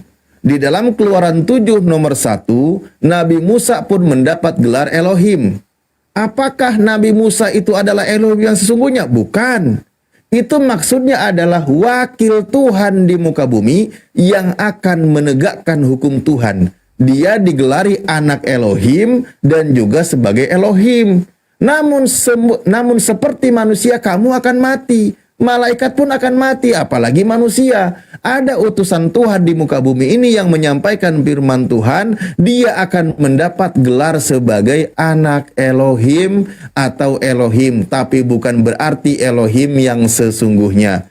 Lalu Yohanes 10 nomor 34, di situ Yesus sedang mengutip sebagaimana pemahaman tadi yang ada di Mazmur 82. Dia berkata, bukankah ada tertulis di dalam kitab Taurat kamu? Sebenarnya nanti kalau dipertanyakan, Yesus salah juga nih, karena bukan Taurat, ya kan? Tidakkah ada tertulis di dalam kitab Taurat kamu, aku telah berfirman kamu adalah Elohim? Jikalau mereka, kepada siapa firman itu disampaikan disebut Tuhan, disebut Elohim, sebab kitab suci tidak dapat dibatalkan. Maksudnya di situ Yesus sedang menegaskan kalau dia itu wakil Tuhan di muka bumi sebagaimana wakil Tuhan yang lain yang dijelaskan di dalam Mazmur 82. Ya, kenapa demikian? Karena orang Yahudi itu menolak kalau Yesus itu sebagai wakil Tuhan di bumi, sebagai utusan Tuhan, sebagai orang yang membawa hukum Tuhan. Mereka menolak. Maka cara Yesus berdebat dengan mereka mengutip kitab mereka. Karena di dalam kitab mereka sudah dijelaskan bahwa ada yang mendapatkan gelar wakil Tuhan dengan gelar anak Elohim, bahkan juga gelar Elohim. Begitu Pak Jospen, itu sangat jelas. Jentre, cek saya mah. Sudah. Nah, perhatikan baik-baik. Itulah makanya ada penekanan Yesus mengatakan di ayat 36 yang membedakan dia dengan di ayat 34 dan 35. Di ayat 36 dikatakan, Masihkah kamu berkata kepada Dia yang dikuduskan oleh Bapa dan yang telah diutusnya ke dalam dunia. Perhatikan baik-baik kata ke dalam dunia. Sedangkan Elohim yang ada di ayat 34 dan 35 bukanlah diutus ke dalam dunia, tetapi mereka ada di dalam dunia. Yesus itu datang dari surga, dari Buka atas. di Mazmurnya, Dengarkan buka dulu. di Mazmurnya, Jangan dia dipotong. itu akan diutus ke dunia. Gimana sih? Dengarkan dulu. Jangan dulu dipotong. Nggak enak ini. Satu-satu Lah, dong. di Mazmur bukan Dengarkan Pak dulu. Pak Jospen, Pak Iya, Jospen. dengarkan dulu. Di Mazmur tadi yang mendapat gelar Elohim itu diutus kemana? Kamu hanya mau mendiskreditkan cara saya, penjelasan saya. Bukan gitu Iya, Pak dengarkan dulu. Jospen. Kan gantian kita bicara. Dengarkan dulu. Nah, perhatikan Ya baik-baik. ngarang sih. Nanti dulu, selesai, terakhir. Selesai ini udah. Terserah kau bicara sampai tahun baru Cina pun gak apa-apa. Nah, ayat 36. Masihkah kamu berkata kepada Dia atau kepada Yesus yang berkata, yang dikuduskan oleh Bapa dan yang telah diutusnya ke dalam dunia, engkau menghujat Allah karena aku telah berkata aku anak Allah? Ayat 37. Jikalau aku tidak melakukan pekerjaan-pekerjaan Bapakku, janganlah percaya kepadaku. Tetapi jikalau aku melakukannya dan kamu tidak mau percaya kepadaku, percayalah akan pekerjaan-pekerjaan itu, supaya kamu boleh mengetahui dan mengerti bahwa Bapa di dalam aku dan aku di dalam Bapa. Itulah makanya dia mengatakan bahwa Bapa di dalam aku dan aku di dalam Bapa. Itulah makanya Yohanes 10 ayat 30 disimpulkan di Yohanes 20 ayat 30 mengatakan, aku dan Bapa adalah satu. Itu kesimpulan saya. Saya terima kasih, saya udah diberikan kesempatan sampai hari ini. Silakan. Oke, terima silakan. kasih. Ya, kembali ketika ayat yang dikutip oleh Yesus tadi itu merujuk kepada Mazmur tadi itu Pak Jospen. Itu sedang menunjukkan bahwa nanti yang akan diutus oleh Tuhan menghakimi di bumi itu bukan Tuhan. Makanya dikatakan bangunlah wahai Theos, hakimilah bumi. Itu dikatakan, bahkan di atasnya itu tentang masalah kemanusiaan nanti ke depan ke bawahnya gitu loh. Sebagai wakil Tuhan, kan sudah saya katakan. Di dalam Mazmur ini, Yesus katakan bahwa wakil Tuhan di muka bumi ini mendapat gelar sebagai Tuhan atau juga gelarnya anak Tuhan. Namun di situ bukan sebagai Tuhan. Kalau diimani sebagai Tuhan, begitu banyaknya Tuhannya orang Kristen. Karena di ayat pertama dikatakan, Tuhan berdiri dalam sidang ilahi di antara para Tuhan. Ia menghakimi. Tuh, banyak sekali Tuhan. Tapi apakah mau diimani sebagai Tuhan beneran? Kan bukan. Maksudnya dijelaskan oleh penafsir dan pemahaman orang Yahudi, manusia yang mendapatkan mandat dari Tuhan untuk menyampaikan firman Tuhan di muka bumi ini, menegakkan hukum Tuhan, menegakkan keadilan, itu maksudnya. Dan bukan berarti manusia itu adalah Tuhan. Itulah ayat yang dikutip oleh Yesus sebagai pembelaan dirinya yang menyampaikan firman Tuhan. Masihkah kamu berkata kepada Dia yang dikuduskan oleh Bapa dan yang telah diutusnya ke dalam dunia, engkau menghujat Tuhan? Nggak bisa dikatakan menghujat Tuhan ketika Yesus mengatakan dirinya sebagai anak Tuhan. Karena dia maksudnya wakil Tuhan yang menyampaikan firman Tuhan. Itu maksud Yesus. Kan jelas, kutipannya juga ada, penjelasannya ada. Bahkan kalau Anda lihat di Mazmur 82 nomor 6, catatan full life yang diimani oleh Kristen itu ditegaskan. Jelas kalimatnya. Ini tuh bukan maksudnya Tuhan. Orang yang mendapatkan gelar anak Tuhan itu maksudnya bukan Tuhan, tetapi sebagai manusia. Wakil Tuhan di muka bumi ini, dan bukan berarti manusia itu adalah Tuhan. Itu jelas itu keterangannya. Yang dipaksakan oleh Kristen itu adalah bagaimana Yesus itu sebagai Theos. Makanya saya bilang ketika orang Kristen mengimani Yesus sebagai anak Theos itu adalah Theos, itu rujukannya bukan ke dalam kitabnya orang Yahudi dan pemahaman orang Yahudi, tapi lebih tepatnya kepada pemahaman bangsa Yunani, di mana ada anak Theos para dewa yang turun ke bumi melakukan keajaiban, diimani juga sebagai Theos. Itu jelas. Makanya di dalam KPR 14 nomor 11 ketika Paulus sendiri melakukan penginjilan di tengah bangsa mereka, orang-orang Yunani melakukan keajaiban, dia berkata, Theos turun ke bumi ke tengah-tengah kita dalam rupa manusia, atau Theos telah turun ke tengah-tengah kita dalam rupa manusia. Nah, ini yang sinkron dengan imannya Kristen. Ketika Yesus terlahir di muka bumi ini, maka diimani oleh Anda Yohanes 1 nomor 14, firman itu telah menjadi manusia dan diam di antara kita, di mana firman itu diimani sebagai Theos. Itulah imannya Kristen, tidak sejalan dengan konsep pengajaran orang Yahudi. Kitabnya boleh dipakai, istilahnya boleh diambil, tapi pemahaman, coraknya, penjelasannya lebih tepatnya ke Yunani. Itu Pak Jospen. Jelas ya? Sudah, saya jelaskan. Belum. Ya sudah. Lanjutkan. Yes. Ya kalau sudah tutup Komal, silakan. Saya penjelasan saya terakhir. Penutupan. Nah, perhatikan baik-baik. Masihkah kamu berkata kepada dia yang dikuduskan oleh Bapa dan yang telah diutusnya ke dalam dunia, engkau menghujat Theos karena aku telah berkata aku anak Theos. Mengapa? Karena di ayat 30 aku dan Bapa adalah satu. Nah, sekarang dia mengapa dia disebut diutus ke dalam dunia? Kita baca Yohanes 6 ya, Yohanes 6. Mengapa dia beda dengan anak-anak Theos yang lain? Ini Yohanes 6 ayat 39. Dan inilah kehendak dia yang telah mengutus aku, yaitu supaya dari semua yang telah diberikannya kepadaku jangan ada yang hilang, tetapi supaya kubangkitkan pada akhir zaman. Telah menulis Pertanyaan-pertanyaan kalian saya catat nih, 15 poin. Nih, 2 pertanyaan saya di atas tidak kau jawab, Nandar. Ya, tapi it's okay lah, ya namanya debat dengan Nandar ya kayak gitu. Siapa yang nggak tahu si Nandar? Ya, tapi it's okay lah ya, Bang Kores. Terima kasih atas waktunya.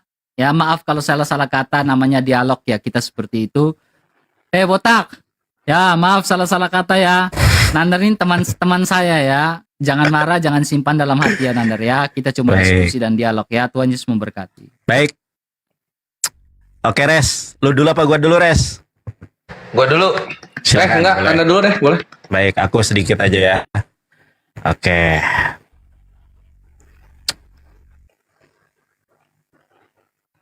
Salah itu. Jangan diterima. Wah, gua dikeroyok. Dibatalkan. Nandar udah mau jadi Kristen, makanya dia tinggalin lo sendiri, Kores. Keren. Baptis di Maldives aja. Oke. Bayangkan teman-teman ya, dari awal sampai akhir saya tidak pernah menghina pribadi. Saya tidak pernah menggunakan ad hominem, tapi mereka botak lah, blow on lah. Sampai bilang blow on karena si Paulus mengaku sebagai Bapak Elohim. Saya nggak pernah mempelintir. Ini adalah closing statement dari saya. Si Paulus itu jelas-jelas mengaku sebagai Elohim, Bapak. Kita lihat nih teman-teman ya. Yesus yang kita cintai di dalam Matius 23 nomor 9. Dan janganlah kamu menyebut siapapun Bapak di bumi ini, karena hanya ada satu Bapakmu yang di sorga. Ini Yesus yang bilang. Tiba-tiba si Paulus mengaku sebagai Bapa. Ini ayatnya, kok saya dibilang mempelintir nih. Sebab sekalipun kamu mempunyai beribu-ribu pendidik dalam Kristus, kamu tidak mempunyai banyak Bapa. Karena akulah yang dalam Kristus Yesus telah menjadi siapa? Bapakmu. Ternyata Tritunggal Maha Kudus itu adalah Yesus, Paulus dan Bapa. Jedar kan. Ini loh datanya. Aku dalam Kristus menjadi Bapakmu. Sementara Yesus mengatakan jangan menyebut siapapun Bapak di bumi. Nandar, di mana gelar Nabi Muhammad? Loh, kamu main-main sama saya. Lihat nih ya. Gelar Nabi Muhammad itu adalah Al-Amin. Di muka bumi secara historikal tidak ada orang yang mempunyai gelar Al-Amin. Coba kalian cari siapa di muka bumi yang digelari Al-Amin. Gelar Al-Amin itu hanya dimiliki oleh Nabi Muhammad Sallallahu Alaihi Wasallam. Oke, saya tunjukkan datanya. Makanya belajar baca Ibrani, belajar baca Yunani. Oke, saya tunjukkan ya. Ini closing ya guys ya. Wahyu 3 nomor 14. Kalian sih dibodohi terjemahan terus. Lihat nih, closing nih ya. Ini gelar Nabi Muhammad dalam kitab Wahyu. Dan tuliskanlah kepada malaikat jemaat di Laodika, inilah perkataan, inilah firman dari Amin, saksi yang setia dan benar, permulaan dari ciptaan Allah. Apa nih? Apa arti Al-Amin itu? Arti Al-Amin itu yang terpercaya, yang dapat dipercaya. Saya bacakan di dalam bahasa Yunaninya.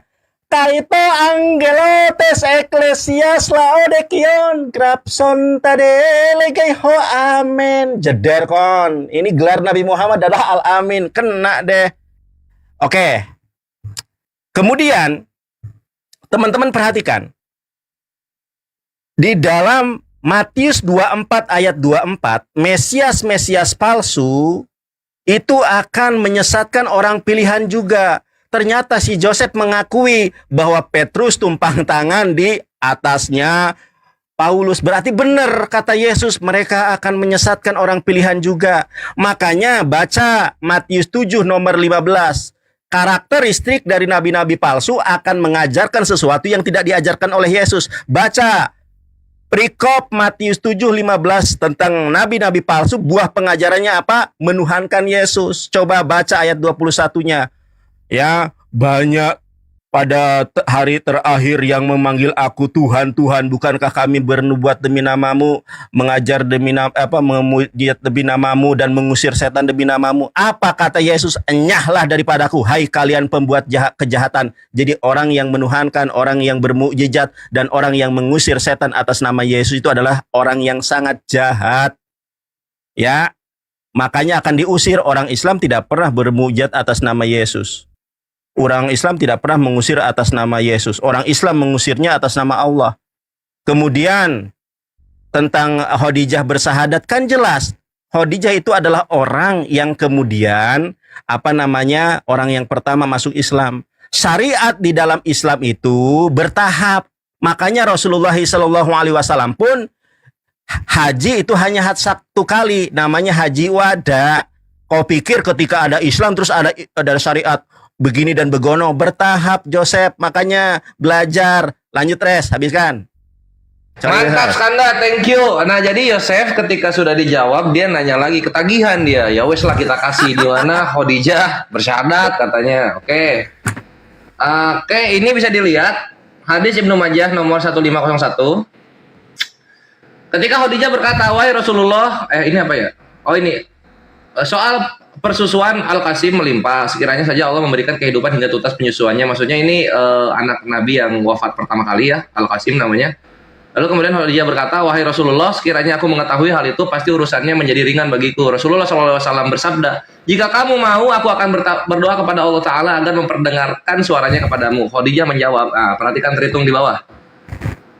Ya Rasulullah, aku percaya Allah dan Rasulnya Sallallahu Alaihi Wasallam.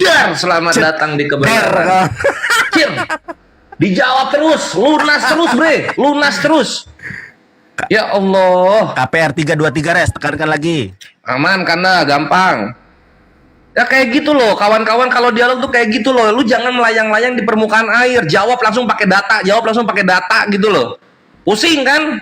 Sedih sekarang. Nah, kita bahas sekarang sedikit ya soal tanggapan Yosef dan RK di awal gitu. Malikul Amalak itu julukan dari manusia, Chef, bukan dari Tuhannya. Jadi jangan dibanggakan kalau julukannya datang dari manusia sendiri. Ingat Roma 3 nomor 4. Allah adalah benar dan semua manusia pembohong. Jadi kalau misalnya manusia ngasih julukan, pembohong semuanya itu, bre. Clear. Terus kemudian Yosef nggak peduli Kores sama Kanda. Barangkali ada yang terjamah katanya. Umat muslim ada yang terjamah. Ya Allah, ngemis populasi ini agama. Katolik memang kalau nggak salah 2% di Indonesia. Lu maksudnya gini loh kawan-kawan ya, Kristen maupun Katolik, lu kalau pengen banyak populasinya beranak, bukan ngambilin anak orang. Banyakin istri. Iya, banyakin istri, beranak aja gitu. Ngapain kita yang capek-capek ngelahirin, kita yang didik, kita yang rawat, terus tiba-tiba lu comot jadi agama lu. Beranak aja lu kalau pengen banyak. Astagfirullah, ini manusia nih doyan banget nyolong anak orang. Jangan ya, jangan deh, jangan. Terus soal ini juga yang gua kurang suka ya, kurang sepakat kawan-kawan gitu. Misalnya ada orang kabur-kaburan, terus ketangkep, terus dibilang pahlawan. Kalau pahlawan nggak kabur, bre. Pahlawan tuh mati di medan tempur, pahlawan namanya. Kalau misalnya kabur-kaburan, sembunyi-sembunyi, ketangkep, dibilang menyerahkan nyawanya, apalah itu? Nggak gitu konsep pahlawan, nggak gitu. Itu nggak keren, serius loh, nggak cool, nggak manly, nggak maskulin. Tolong dipahami ya. Jadi jangan jualan soal kekerenan dan maskulinitas ketika lu kabur, ketahuan, terus ketangkap, terus dibilang menyerahkan nyawa. Jangan ngomong kayak gitu depan gua, Bre. 1 menit KPR. Oke. Terus kemudian 2 pertanyaan Kores nggak dijawab ya. 2 pertanyaan Kores nggak dijawab. Siapa nama nabi di KPR 323 gitu? Lu bawa ke Wahyu bahwa itu nubuatan tentang Tuhan. Udah jelas-jelas Tuhan lu lagi diem di sorga menunggu pemulihan. Artinya KPR 323 itu tentang nabi. Bukan tentang Tuhan. Bukan tentang Tuhan. Tuhan lu lagi di sorga nongkrong. Pemulihan, nunggu pemulihan. KPR 321-nya dibaca. Astagfirullah, kalian ini hujat Islam, mulutnya lancar. Ditanya Bible-nya au lu. Dan Nabi dijauh Tuhan ya. Iya loh, aduh. Nama Nabi asli gua jawab, ayat Nabi Muhammad diakui gua jawab, korelasi al-Kahf gua jawab, apalagi Khadijah masuk Islam gua jawab, Terima semua gua kasih. jawab lunas. Thank you, Waktu Mabre. habis, Mohon maaf kalau ada salah. Gak ngerti Iya. closing ya. Iya. Aduh, marah deh. Gak ngerti closing ya. Nggak terima. Iya, gak ngerti closing. Lanjut, dah, Udah lanjut. nggak ngerti Ayo. closing. Nggak Kamu mau, apa? kamu sebenarnya tahu itu hadis itu bukan syahadat. Itu hadis bukan syahadat. Setuju Loh, nggak? marah Mau dia. lanjut apa Bukan enggak? syahadat. Mau lanjut nggak terima? Ustad dikotillahu itu Ngomong bukan kemana dia? syahadat. Emosi dia marah dia. Dijawab marah dia. dong, fair Loh, dong. mau lanjut, Kamu ya sudah hadiri lanjut. Bukan hadiri closing data berarti, baru lanjut. Setelah closing, padahal data itu nggak Lah kan lu syahadat. nanya. Kan gua closing gua terserah Itu ngomong apa closing, dong, masa gua nggak boleh closing jawab? itu, Ya udah, lanjut, closing lanjut, itu ah, artinya lanjut, kamu ah. Ya udah, dilanjut aja. Nggak mau, itu Emosi dia. sengaja biar kita lanjut. Emosi dia. Karena gini Bang RK, Marah. Aduh. Gimana nih? mereka itu Nggak ngincar terima, supaya lanjut, dari nggak tadi kan mau. Andar manas-manasin. Ayo kasih paus. Kenapa? Karena dari Loh. tadi nggak ada yang kasih, makanya betul. Tadi gua 7.000, tadi gua 7K tadi. Kalah 7K, PK, 5K tadi. kalah debat, kalah PK. Sabar, Yosef, sabar. Wudu Makanya ya. pingin lanjut terus, baru tahu aku lanjut nih. Ini gimana nih pada marah-marah ini kan? Kita udah sepakat closing. Dia yang tadi Nandar manasin. Ayo kasih kores paus. Sabar. kita udah sepakat closing. Kasian nih. Loh, malah. Ya udah Sabar. lanjut. Nandar Kores mau aku gift gak? Waduh, Sabar. udah gip ya. Jangan lu kan RK kan gak ada double shift, UMR gitu loh. Jangan gini yang mending buat di rumah. Gini ya. Sabar, Yosef, sabar ya. Udah beres, udahan. Iya, gini ya. Lumayan Kores. Ini apa? Ice breaking. Sabar. Kores, Ya. buat beli Jangan rokok. Lumayan. Mau kagak? Katanya tadi closing. Mending lu aja gua gift sini. Mana ini akun lu? Gimana cara gift sih? Ketika dibilang Karena lanjut, gini ya, malah Anda ya, bilangnya kan kita cari udah gip. sepakat tadi closing. Ya sudah. Saya tadi udah nunjukin Bang RK udah konsisten. Saya udah tahan Bang RK, jangan kasih data baru. Dah. Anda malah berdua ngasih data baru. Loh, saya Itu memberikan namanya nggak simpulan. fair. Kalau Hanya Anda ngasih closing. data baru di closingan, artinya Ya sudah, Anda membuka lanjut. peluang kepada saya dan Bang RK. Kalau nggak untuk terima, menanggapi. lanjut aja udah. Sedangkan yang namanya closing itu sudah tidak ada lagi. Res.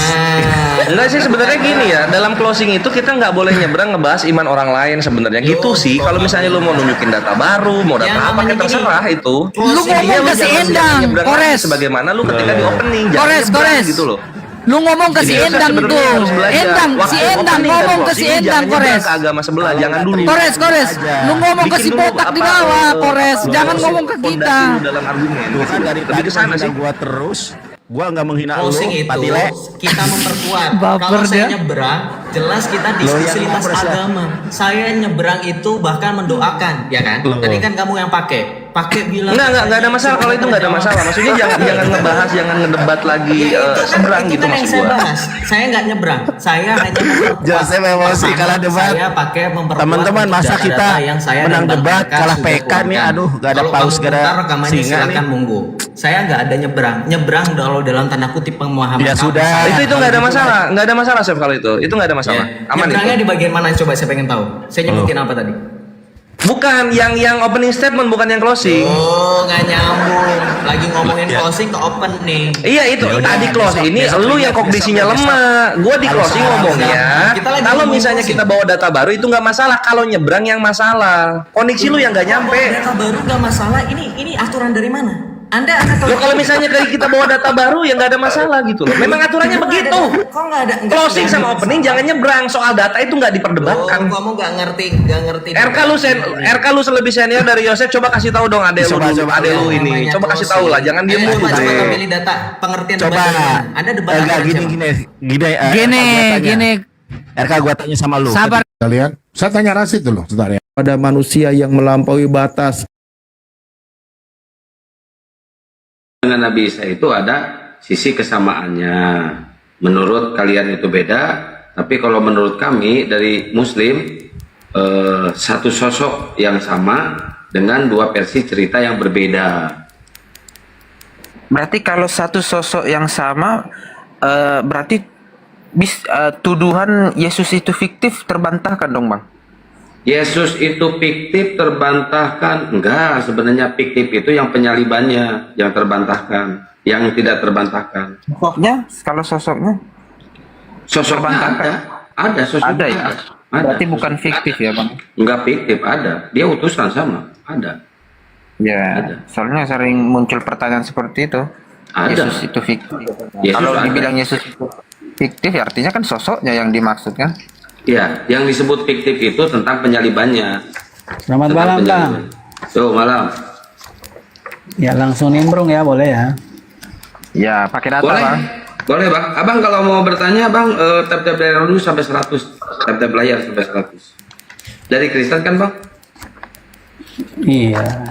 Tap-tap layar dulu, Bang, sampai 100. Ya, tadi ini yang mau bilang penyalipannya fiktif itu saya tangkap itu aja, fiktif. Oh, enggak, ini menurut Islam, menurut versi Ya. Islam, yang disalib itu yang diserupakan, tokoh yang fiktif, yang diserupakan, yang aslinya itu terangkat ke langit, diangkat oleh Allah, gitu, Bang. Terus ada nggak data bahwa siapa itu yang diserupakan? Di Kristen siapa yang disalib? Yang disalib kan Yesus. Ya udah itu. Yang namanya. disebutkan, yang diserupakan menggantikan Yesus itu. Iya, yang diserupakan, yang digantikan oleh Yesus di Islam itu tidak dicantumkan namanya. Yang dicantumkan itu di Kristen namanya. Siapa di namanya yang di Kristen?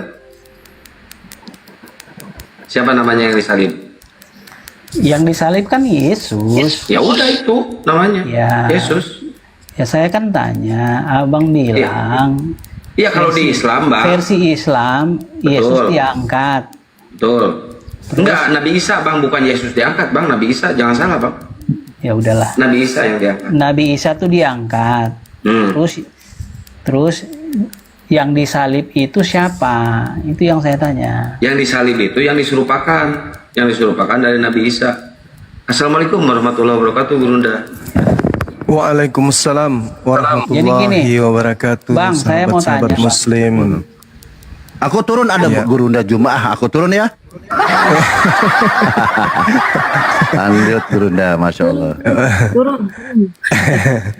lanjut. Waalaikumsalam warahmatullahi Dilanjut dulu Alhamdulillah, ada Bang. antara Nabi Isa dengan Yesus. Enggak, tadi saya siap, tanya siap. ke Bang Kian tadi kan saya menanggapi aja sih, menanggapi bahwa tadi kan ada perbedaan di kisah Yesus dan Nabi Isa itu sama tadi siapa tuh Bunda juga kan itu persamaan tadi udah disamakan tapi nanti di penyalipannya udah beda ceritanya kan gitu. Nah yang saya tanya di versinya Islam, versi Al-Quran itu kan diserupakan. Yang saya tanya tuh sosok yang diserupakan itu tuh siapa? Contoh Bang Suma diserupakan jadi Yesus, Isa gitu loh. Atau tidak ada siapapun yang diserupakan, tiba-tiba ada orang gaib tuh tiba-tiba ditaruh di salib menyerupai Yesus gitu loh. Mana tadi Bang Kian tuh? Tanggapi dulu. Oke, boleh saya masuk? Silakan Bang Suma, silakan. Saya hanya bertanya saja. Saya hanya menanggapi sesuai dengan narasi yang dibangun tadi, bukan mau cari sesuatu enggak. Masya Allah. Jadi gini bang, Al-Quran itu datang setelah ada polemik antara Yudaism dan juga Nasrani, kemudian kelompok bidat yang ada di antara mereka berdua, yaitu Kristianos. Jadi gini, Al-Quran datang meluruskan pemahaman-pemahaman orang-orang Yahudi, orang-orang Nasrani, dan orang-orang bidat yang ada di antara mereka dua golongan ini, yaitu Kristen. Maka Al-Quran menjelaskan, Bismillahirrahmanirrahim, wa qaulihim inna qatalnal masiha Isa bin Maryam Rasulullah wa ma qatalu wa ma salabu walakin syubbiha lahum. Lahum di sini adalah mereka yang hadir pada saat itu, diserupakan bagi mereka. Diserupakan bagi siapa? Maka mereka yang harus menjawab, karena bukan diserupakan bagi kami. Diserupakan bagi mereka, orang-orang yang hidup pada zaman itu. Nah sekarang ketika kita berdialog antar Islam Kristen, hal ini dibenarkan, keadaan ini dibenarkan oleh Bible. Contoh Markus 16 nomor 12, maka Kristus menampakkan diri kepada kedua muridnya dalam rupa yang lain. Sekarang saya balik nanya, dalam rupa siapa? Kan lidah jadi keseleo jadinya kan? Yesus menampakkan diri dalam rupa yang lain. Rupa siapa? Kan keseleo. Kisah Para Rasul 25 nomor 19. Mereka orang-orang Yahudi berselisih paham tentang seseorang yang bernama Yesus. Mereka mengatakan sudah mati, tapi yang lain mengatakan masih hidup. Berselisih paham. Lalu kemudian pada saat persidangan, orang itu ditanya, yang ditangkap oleh tentara Romawi, apakah engkau Mesias? Apa jawabnya? Engkau yang mengatakan. Apakah engkau anak Allah? Engkau yang mengatakan. Apalah gunanya aku bertanya? Apa juga gunanya aku menjawab? Sekarang juga Yesus sudah duduk di sebelah kanan Tuhan yang Maha Kuasa. Tuh, yang ditangkap ini berkata, sekarang juga Yesus sudah ada di langit. Berarti yang disidang ini sopo? Kan jelas dalam Biblemu. Maka Al-Quran ketika ditanya, wa ma qatalu wa ma salabu walakin syubbiha lahum. Tanyakan kepada mereka. Nah, kami tanya kepada kalian. Markus 16:12, Yesus konon diceritakan oleh asisten Paulus menampakkan diri kepada kedua murid dalam rupa yang lain. Kami harus bertanya sebagaimana pernyataan Al-Quran. Tanyakan kepada mereka. Karena kepada mereka lah kemudian Nabi Isa itu diserupakan. Ternyata Markus mencatat Yesus menampakkan diri dalam rupa yang lain. Muncul pertanyaan yang dalam Al-Quran tadi. Yang ada tanya, rupa siapa? Ayo.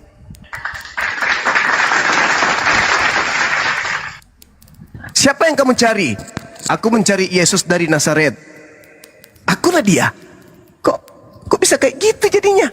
Datang Maria. Bang Suma, ntar dulu. Saya itu tadi narasi orang mencari Yesus, nanya siapa yang kamu cari itu di mana?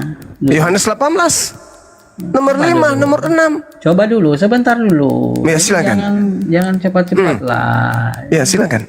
Agar supaya apa yang Bang Suma sampaikan jangan sampai ada lagi yang rekam terus diviralkan lagi, Bang Juma salah mengutip, kan begitu. Pernah itu Bang Juma salah kutip, diviralkan orang. Gak usah masuk ke framing bang, gak usah masuk ke framing. Bukan framing itu. Ya dibuka aja sama abang, biar enak diskusinya bang.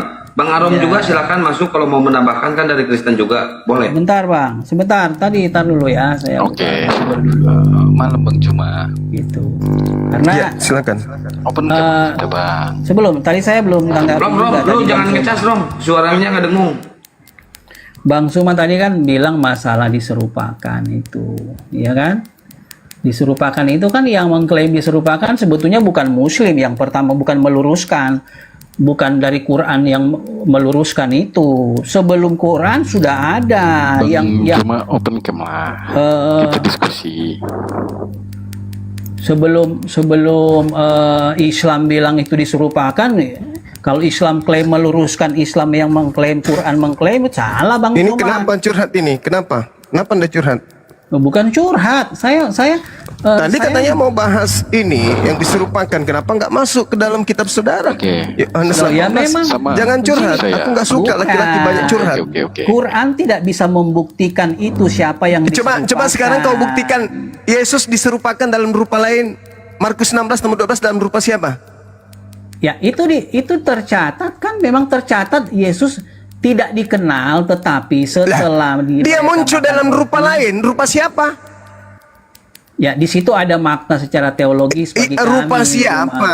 Rupa siapa? Saya bertanya, rupa siapa? Lah, situ memang tidak dicatat rupa Ya siapa. udah, berarti ngapain kau tanya di Al-Quran tuh, Yun?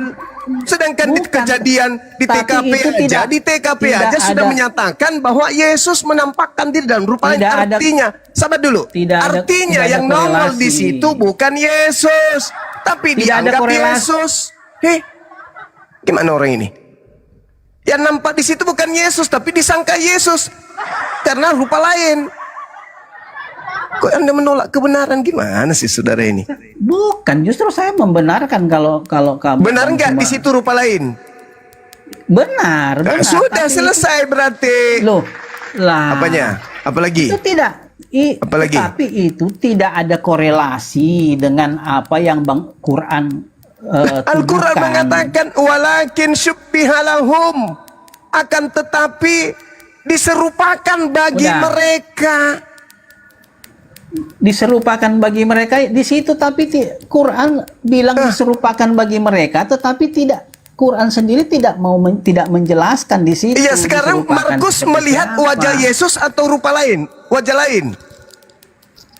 Ayo. Ya memang Yesus tidak dikenali, bukan dia tidak dibilang wajah lain, tidak bukan dikenali. Begitu. Jangan gitu. Sekarang yang muncul di situ wajah lain atau wajah Yesus? Tidak dikenali. Wajah Yesus atau wajah lain?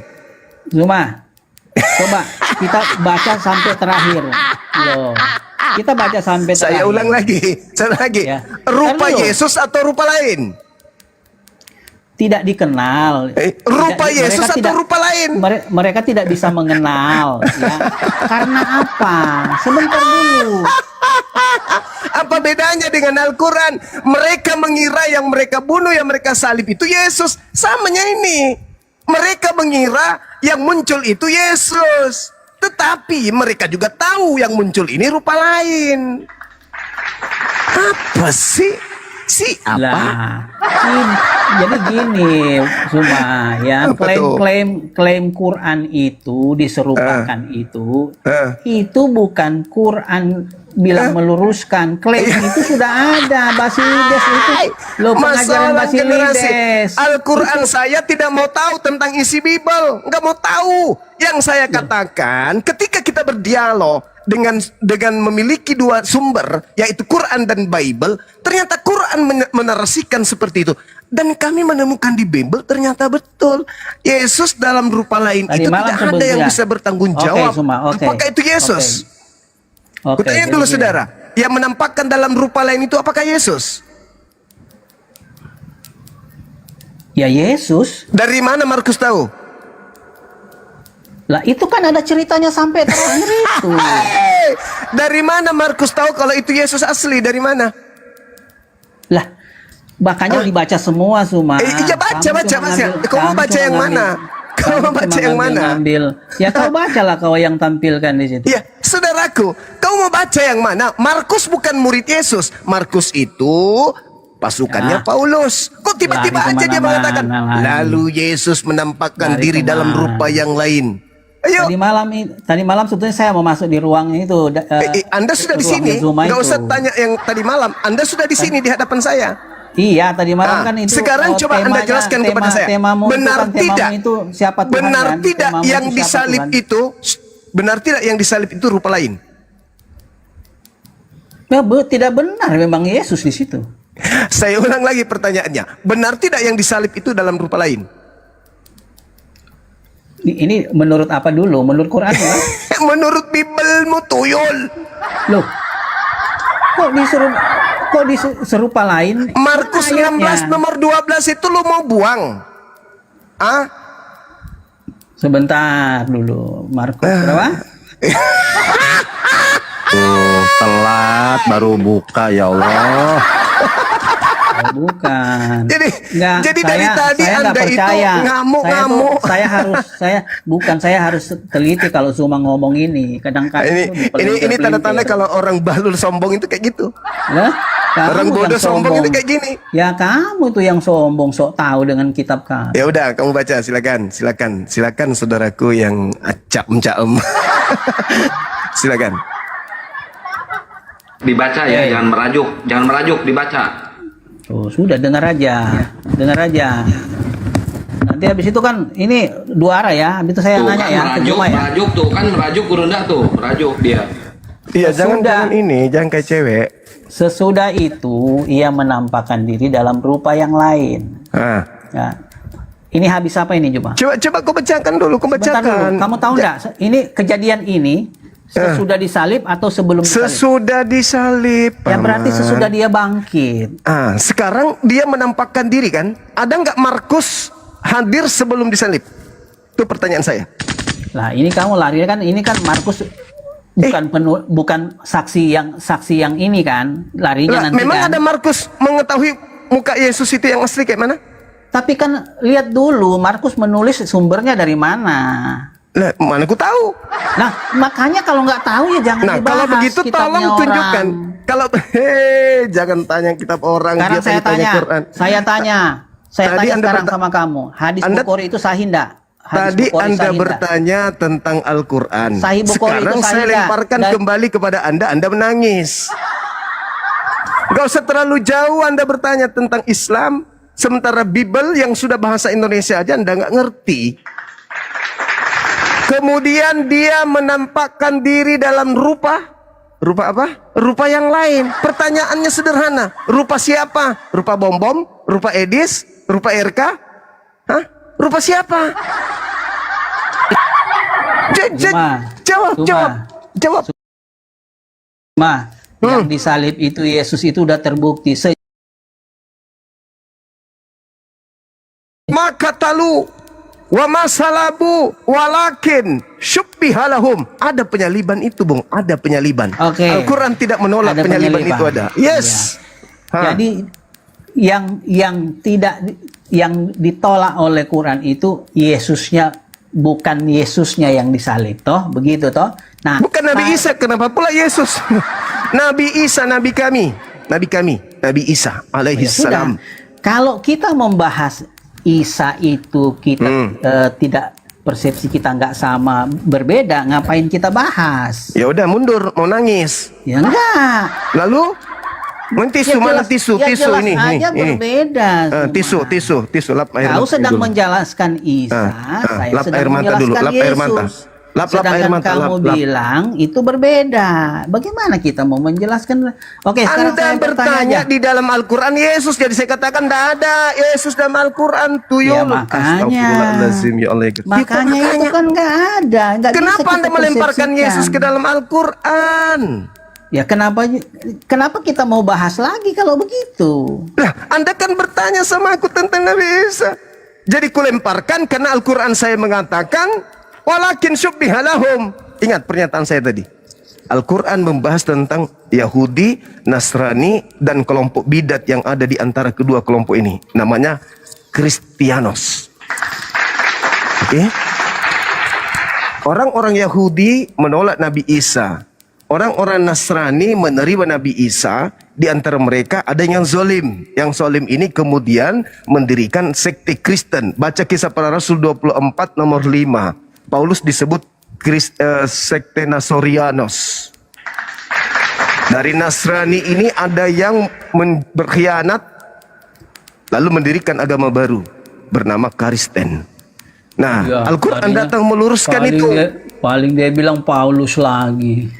Loh, Kisah Para Rasul 24 nomor 5 itu tuyul, makanya kau belajar Bible. Pelajari Biblemu itu.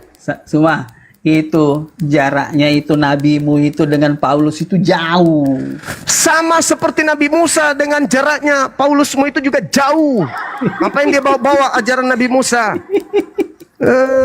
Lah bagaimana kita mau percaya itu yang di seberang itu punyamu, sedangkan kamu klaim Bagaimana itu. juga saya mau percaya ke agamamu? Agamamu cuma mengambil Oke. kitabnya orang lain. Oke. Saya berislam kitabku sendiri. Saya nggak Oke, pakai terjemahan Zuma. kitabnya Yahudi, tidak seperti agamamu. Zuma. Kitab Spanyol. Sekarang saya bertanya. Kau ini Enggak, kan saya tanya. selesaikan tugasmu dulu. Saya tanya dulu. Zuma. Selesaikan tugasmu dulu. Saya tanya dulu. Selesaikan tugasmu dulu. Agamamu kan Islam toh. Selesaikan sudah pasti. tugasmu Saya mau tanya dulu. nih, Selesaikan mau tanya tugasmu. nih. Selesaikan tugasmu. Jangan senangnya bertanya. Yesus menampakkan diri dalam rupa siapa? Jawab. Jangan kau seenaknya. Jangan saya bertanya cuma bertanya. Bisa nggak saya tanya? Selesaikan dulu, selesaikan Kalau saya dulu. tanya, ini yang paling kamu selesaikan takutkan dulu tugasmu. Yesus menampakkan diri dalam pertanyaan rupa ini yang siapa? paling kamu pertanyaan ini paling kamu takut ini. Ya ini kok nggak jawab? Ya ini kok nggak jawab? Apa kok nggak malu? Melontarkan pertanyaan, giliran ditanya mencret. Hah? Nggak malu? Anak Teos kayak gini modelnya. Kamu kutanya, Yesus menampakkan diri dalam rupa yang lain. Kutanya, rupa siapa? Batalkan kebenaran Al-Quran. Walakin syubbihalahum. Batalkan itu dulu. Syukran Bang Fedi. Batalkan itu. Kata Quranku, dalam rupa yang lain diserupakan bagi mereka. Nah, kutanya, bagi mereka, bagi Markus. Ayo. Markus mengatakan apa? Dalam rupa lain. Benar Quranku, dalam rupa yang lain. Malah mau bertanya. Gak malu. Jawab. Sudah kan? Sudah. Ya, silakan Anda jawab. Oke. Jadi kamu kan sudah baca semua Bible ini. Kematian Yesus itu dibuktikan kalau dia diserupakan. Itu sudah dibuktikan sama Thomas, murid dia, dari 12 murid. Ya, kenapa garuk kepala? Karena kamu tuh tidak mau melihat dari sisi yang Diserupakan lain. di situ, diserupakan. Saya bilang dibuktikan sama Diserupakan. Dibuktikan sama Thomas ketika dia bangkit. Ada itu, tidak ya, ada ketika kemudian Thomas oknum yang keluar menusukkan. dari kubur ini dengar. Ketika Thomas oknum ini menusukkan. keluar, Jangan kamu lewati ketika ini yang kamu paling takutkan ini. apapun yang Anda katakan, di situ dikatakan diserupakan. Pertanyaan saya, diserupakan dengan siapa? Bukan Thomas mencucuk lambungnya, bukan. Anda tahu nggak itu kejadian? Sebelumnya Thomas menganggapnya hantu. Tapi oknum itu meyakinkan, ada apa dengan kalian? Aku ini Yesus, lihat tanganku, lihat kakiku, rabal aku. Adakah di antaramu punya makanan? Dikasihkan goreng. Jangan kau ajarin saya itu, jangan usah. Yang saya tanya, diserupakan dengan siapa? Jangan sok paten. Paten itu apa? Sok paten, bodoh. Itu. Bodoh tapi bahlul. Saya kasih tahu kan sekarang sudah. Enggak, pertanyaan saya itu loh. Diserupakan dengan siapa? Tidak ditulis. Gimana sih? Terus kenapa kau tanya di Al-Quran tuh, Yul? Al-Quran yang sudah datang abad ke-7, kau pitanya. Sedangkan di kitabmu yang terjadi, katanya wartawan, melihatnya wartawan, tanya wartawanmu. Karena siapa? begini. Ternyata kau Begini, mengatakan tidak ditulis. Begini, Zuma. Orang Islam juga menjawab itu beda-beda. Ada yang bilang kayak, ada yang dulu kamu Zuma, dulu kamu bilang itu diserupakan. Dulu awal-awal kau muncul, kau bilang apa? Ini masih mau dipertahankan ini, cuplis. Cuplis. Saya mau bertanya sama kamu. Ini pertanyaan paling kamu takut ini. Cuplis. Boleh. Masih mau dipertahankan? Dah, kau ke neraka. Bertanya sama batu nisan. Batu nisan kuburan Cina yang paling tua kau cari di kampungmu. Datang kau ke sana tanya. Bodoh, sombong, dongo, bahlul, tolol, bloon. Kau borong semua. Bagi-bagi apa bodohnya? Bertanya tajam. Sok pintar, sok paten. Giliran ditanya, mandul kau. Kau cari tuh batu nisan kuburan Cina yang paling tua, kau datang ke sana, ya. Tanya di situ siapa yang diserupakan dengan Yesus di Markus 16 nomor 12.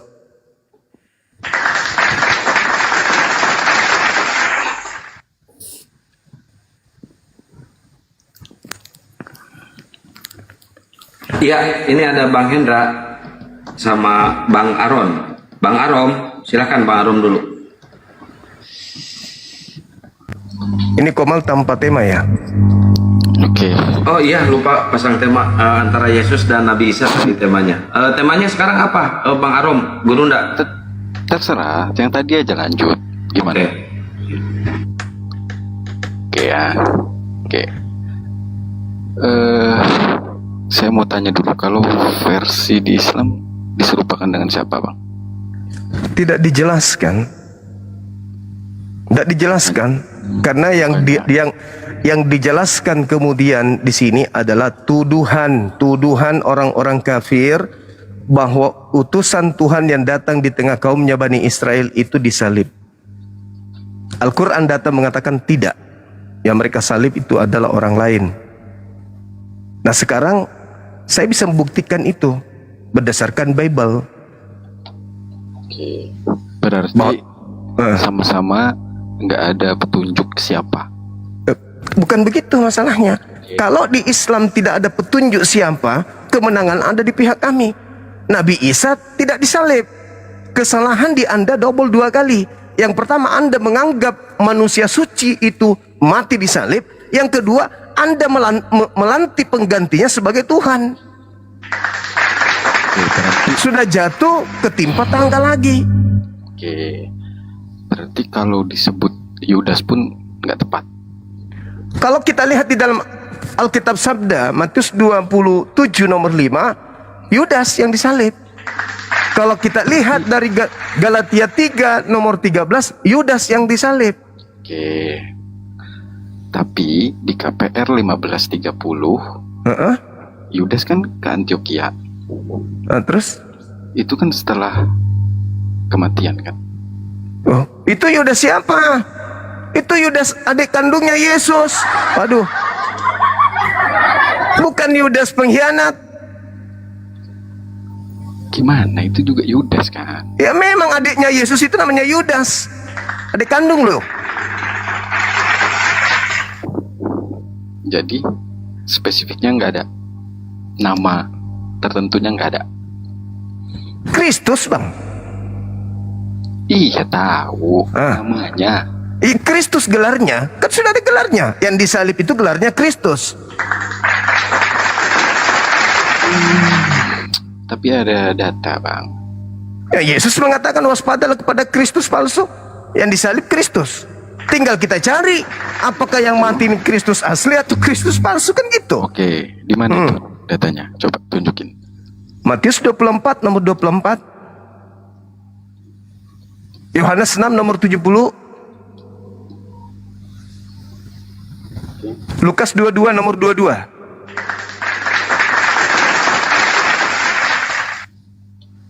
Celakalah orang yang olehnya aku diserahkan. Adalah lebih baik kalau dia tidak dilahirkan. Kan gitu. Celakanya apa? Ya disalib. Kata Paulus, Kristus telah menebus Kristen dari kutuk hukum Taurat dengan jalan menjadi kutuk karena Kristen. Sekarang apa alasannya Yesus anak Maria dikutuk? Kan tidak ada. Tapi kalau Yudas yang disalib, Yudas yang dikutuk, alasannya jelas. Ulangan 27 nomor 25. Terkutuklah orang yang menerima suap untuk menyerahkan orang benar untuk dibunuh. Siapa itu? Siapa yang menerima suap, Bang? Yudas. Nah, udah selesai. Ada lagi? Sebentar. Bahwa ada juga data di mana anak manusia itu datang memang untuk menebus dosa, Bang. Di mana itu dalilnya? Bacakan ke saya. Sebentar.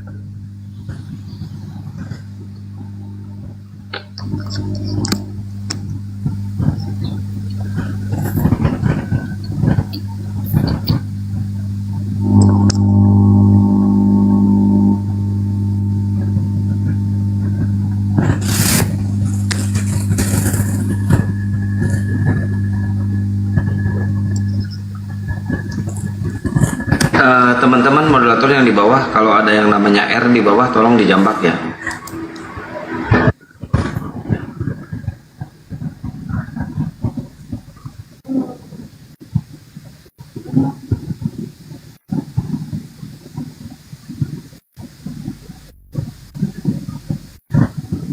Bang Arom bawa tisu, Bang Arom, itu jangan kelihatan keringatnya. Sebentar. Keringat dingin loh. Oke. Di Lukas 14:27, Bang. Itu kan perkataan dia juga. Coba dibacakan. Barang siapa tidak memikul salibnya dan mengikuti aku, ia tidak dapat menjadi muridku. Nah, terus salib itu apa? Beban. Katanya Yesus nebus beban kalian. Nah, ternyata di situ dikatakan barang siapa yang tidak memikul bebannya, kuknya, salibnya, dia tidak bisa menjadi pengikutku. Lah, itu tak ada hubungannya dengan penyaliban loh itu, Lukas 14. Gak ada hubungannya dengan penyaliban. Anda harus memikul salib Anda sendiri, bukan Yesus yang memikul salib sendiri seorang diri. Kalian juga pengikutnya. Bukan kalian sih sebenarnya. Kok begitu ya pemahaman Bang Juma ya? Beda ya. Lah iya dong, salib itu apa bang? Beban atau bukan? Dosa atau bukan? Kutuk atau bukan? Kalian harus memikul kutuk kalian sendiri. Jangan kalian lemparkan ke Yesus. Justru itu nampar Kristen. Untuk menjadi pengikut Kristus, Yesus harus memikul dosanya sendiri. Kalau tidak, kalian tidak bisa menjadi pengikutku. Makanya Yesus menekankan dalam ajarannya bertobat.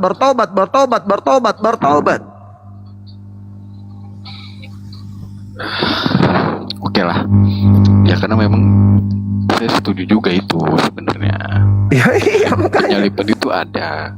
Tapi memang bukan dia, tapi siapa? Itunya yang kutanya. Yang tadi itu loh. Memang bukan dia.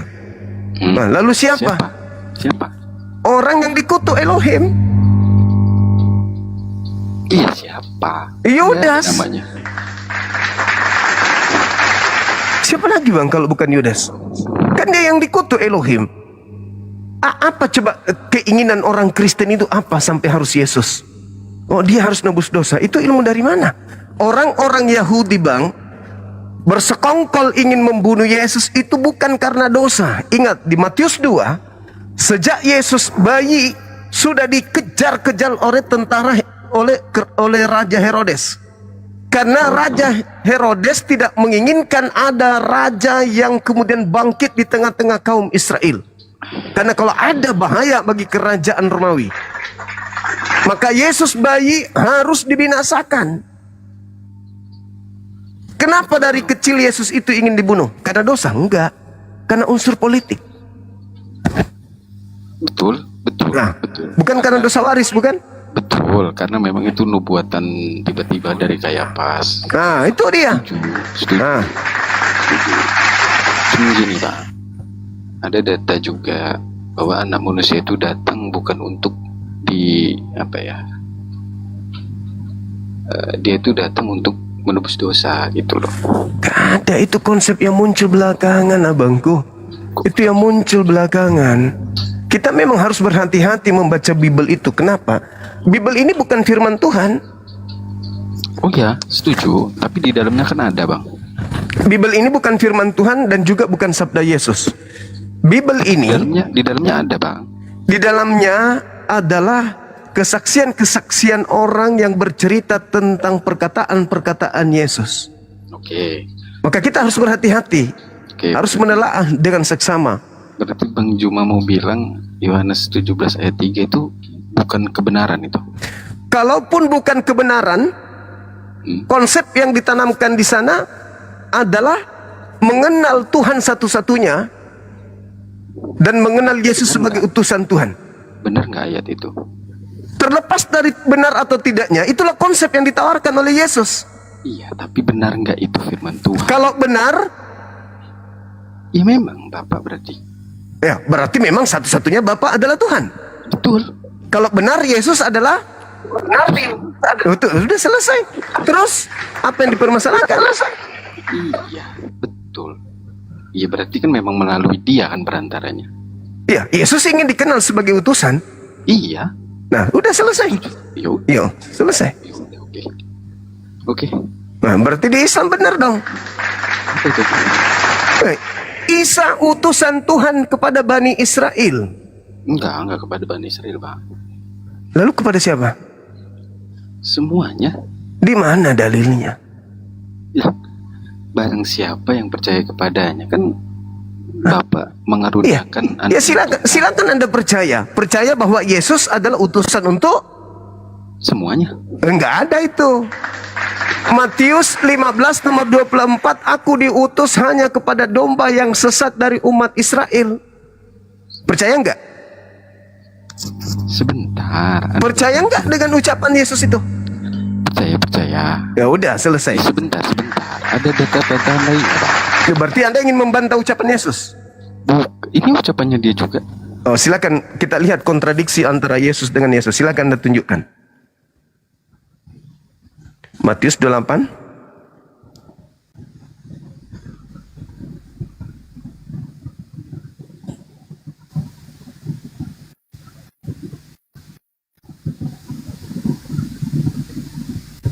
Oke, di Yohanes 3:16.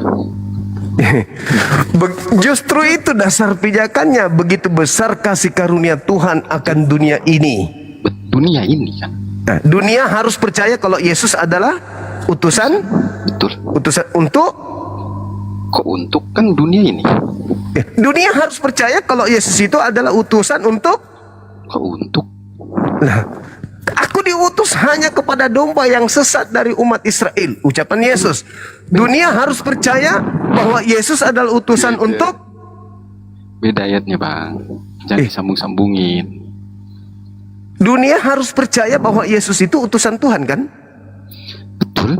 Untuk siapa? Untuk memperoleh hidup yang kekal. Ya, untuk siapa dia diutus di atas muka bumi ini? Untuk dunia ini. Di mana dalilnya dia diutus untuk dunia ini? Itu barusan. Lah, itu dunia harus percaya bahwa Yesus utusan Tuhan. Iya. Untuk dunia ini. Enggak ada dalilnya untuk dunia ini. Anda yang aneh. Nah, dia bilang ya, barang siapa yang percaya kepadanya, ya, tidak binasa, betul, melainkan memperoleh hidup yang kekal. Betul. Oke, yang percaya kepada siapa? Yesus. Yesus berkata, aku diutus hanya kepada domba yang sesat dari umat Israel. Jangan di ini, Bang, digabung-gabungin, nggak bisa. Kalau digabung-gabungin. Anda waras kan? Waras. Yang harus dipercaya siapa? Yesus. Yesus berkata, aku diutus hanya kepada domba yang sesat dari umat Israel. Anda percaya? Balik lagi loh dia. Anda percaya atau tidak percaya? Ya. Percaya? Ya sudah. Iya. Anda Bani Israel.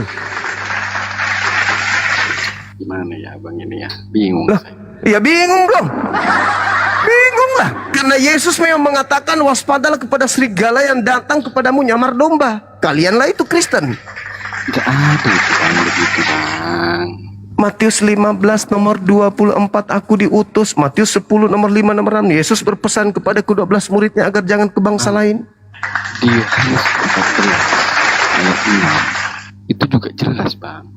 Akulah jalan, akulah kebenaran. Nah, aku ini utusan Tuhan atau Tuhan? Utusan. Untuk dunia. Nah, itu kelirunya di situ. Kelirunya Anda itu di situ. Yesus diutus hanya untuk domba yang sesat dari umat Israel. Kalau mau memperoleh hidup yang kekal, ikuti, percayai dia. Itu kan ada lanjutannya, Bang. Dimana ada wanita Kanaan juga kan minta tolong sama dia. Nah, justru itu kenanya di situ. Ketika seorang wanita Kanaan datang, apa kata murid Yesus? Guru, dia mengikuti kita dari tadi, teriak-teriak, usir, kata Yesus. Betul. Nah, lalu dia mengatakan, aku diutus hanya kepada domba. Tidak pantas kemudian roti yang disediakan untuk anak diberikan kepada siapa? Betul. Kepada siapa? Anjing. Berarti yang dianggap anjing siapa? Gini loh, Bang. Jawab dulu. Yang dianggap anjing siapa, Bang? Ya, sabar dulu, Abang. Sabar dulu lah. Kan endingnya di situ. Hai ibu, besar imanmu, maka jadilah kepadamu seperti yang kukehendaki. Dan apa kehendak ibu itu? Anaknya sembuh. Sembuh? Iya. Imannya ibu itu dia apa? Anjing atau domba? Imannya besar. Iya, dia imannya dia pernyataan ibu itu dia anjing atau domba? Anjing. Anjing. Terus Anda sendiri domba atau anjing? Domba. Nenekmu kiper, wanita Kanaan aja yang langsung bertemu dengan Yesus disebut anjing, dan ibu itu mengatakan, benar Tuan, tapi bukankah anjing makan sampah yang jatuh dari meja tuannya? Kaget Yesus. Hah? Besar imanmu ibu, jadilah seperti apa yang engkau inginkan. Anda kok bisa jadi domba? Ibu yang mengikuti Yesus bersujud-sujud memohon hanya sekedar menyembuhkan anaknya aja disebutkan anjing dan distempel oleh Yesus. Stempel. Imanmu benar ibu, jadilah seperti apa yang kau inginkan. Kamu memang anjing. Gini bang, gini. Kita udah Rom, suara lu Rom, kencengin. Oke, kita kan udah sepakat Tuhan itu Bapaan, ya kan? Yesus utusan, betul dong. Sepakat itu kan tadi. Ya, tapi keselionya Anda bukan domba ngaku domba. Apa salahnya kalau ikutin ajaran yang baik? Oh salah. Kok? Salah. Kok? Gitu? Salah, bukan gitu caranya. Bukan sesepele itu bang. Yang disebut domba itu Bani Yakub. Coba terangkan. Yeremia 50 nomor 17 yang disebut kemudian domba itu hanya Bani Yakub. Di luar Bani Yakub Yesus sebut anjing. Kemudian Anda baca Matius 7 nomor 15 sampai nomor 23. Di situ Anda bisa menemukan siapa diri Anda.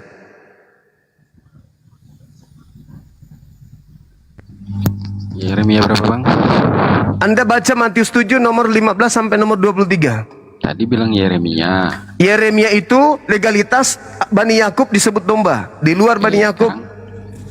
Nah, sekarang 12 suku. Ya, sekarang ketika Anda ingin menemukan diri Anda ini siapa, baca Matius 7 nomor 15 sampai nomor 23. Anda akan menemukan diri Anda di situ. Sebentar.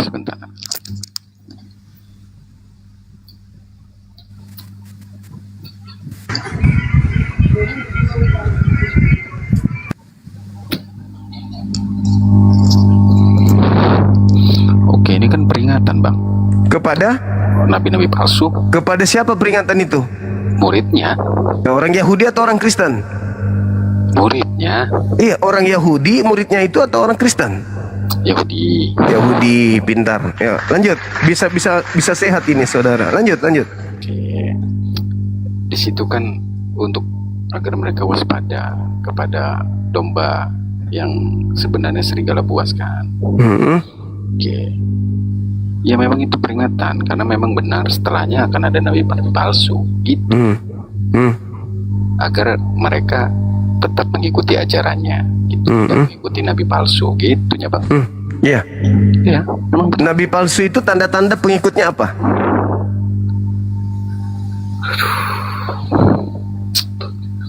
Nomor 22, 23. Oke.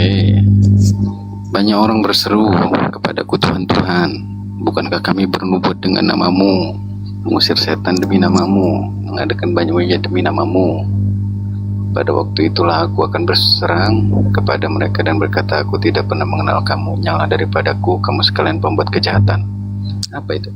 Itu di luar daripada domba. Bani Yakub yang memanggil Yesus Tuhan dan bermukjizat pakai nama Yesus itu siapa sekarang ini? Islam atau Kristen? Enggak, memang banyak bang yang ini bang, yang di luar ajarannya bang. Iya, Islam atau Kristen? Apanya? Yang memanggil Yesus Tuhan, bernubuat pakai nama Yesus, mengusir setan pakai nama Yesus, Islam atau Kristen? Kristen. Ya udah, selesai. Itulah Anda. Itulah saudara. Nggak menuhankan tapi saya. Lalu? Tuhannya Bapak. Terus Yesus? Utusan. Utusannya Tuhan? Iya. Tapi memanggil Yesus Tuhan? Dia pengajar. Ya, kan Yesus dipanggil Kurios, Tuhan kan? Rabi, Betul. Rabam, Maran. Betul. Nah, Nah, Anda memanggilnya Tuhan kan? Guru dan Tuhan. Iya. Ya udah kena juga berarti. Ya enggak lah, orang gue utusan enggak. Di situ sebenarnya bukan kata Tuhan. Di situ Tuhan, kurios. Ya memang dia utusan. Salah saya di mana? Berarti Anda termasuk di dalamnya karena Anda memanggilnya utusan. Ya memang utusan kok. Ya iya, tapi bukan kemudian semua yang memanggilnya utusan itu masuk ke dalam kerajaan surga, melainkan yang melakukan kehendak Bapa. Hari terakhir nanti banyak orang berseru kepadaku, Tuhan, Tuhan, Tuhan, utusan, utusan, utusan. Kutanya Bang Juma, apa kehendak Bapak? Kehendak Bapa lakukan segala hukum Torah. Saya ikuti. Oke. Ketika kemudian hukum itu tidak diberikan kepada bangsa lain, hukumku tidak aku berikan kepada bangsa lain, Anda ikuti. Apanya yang begitu bunyinya? Mazmur 147 19 20. Lari ke Mazmur loh dia. Heran gue. Ya udah, Keulangan 33 nomor 4, nomor 1 sampai 4. Oke, sebentar. Ulangan atau Ulangan 5 nomor 1 dan seterusnya. Silakan Anda baca. Yang mana yang benar ini? Ulangan 5 dulu, nanti Ulangan 33 dan seterusnya.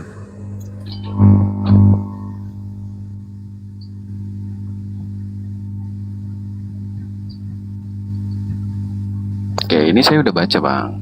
Apa katanya? Oke. Ini kan memang Musa waktu itu kan digenapi, Bang. Anda ingin menghancurkan ajaran Tuhan dengan mengatakan digenapi? Kalau menghapuskan gitu boleh. Maksudnya? Bukan, digenapi itu berarti boleh diikuti, Bang. Lah, gimana ceritanya? Ini hukum jangankan kepada Anda, kepada nenek moyang orang-orang Yahudi aja nggak berlaku hukum itu. Baca Ulangan 5. Pelan-pelan Anda baca. Nomor 1, nomor 2, nomor 3, nomor 4, nomor 5 sampai nomor 5 Anda baca. Saya udah baca, Bang. Nah, apakah hukum Taurat itu berlaku untuk bangsa asing? Bang, ya di situ lagi di situ, Bang. Lanjut lah. Yang lain. Ya di sensitif kalau berani, Bang.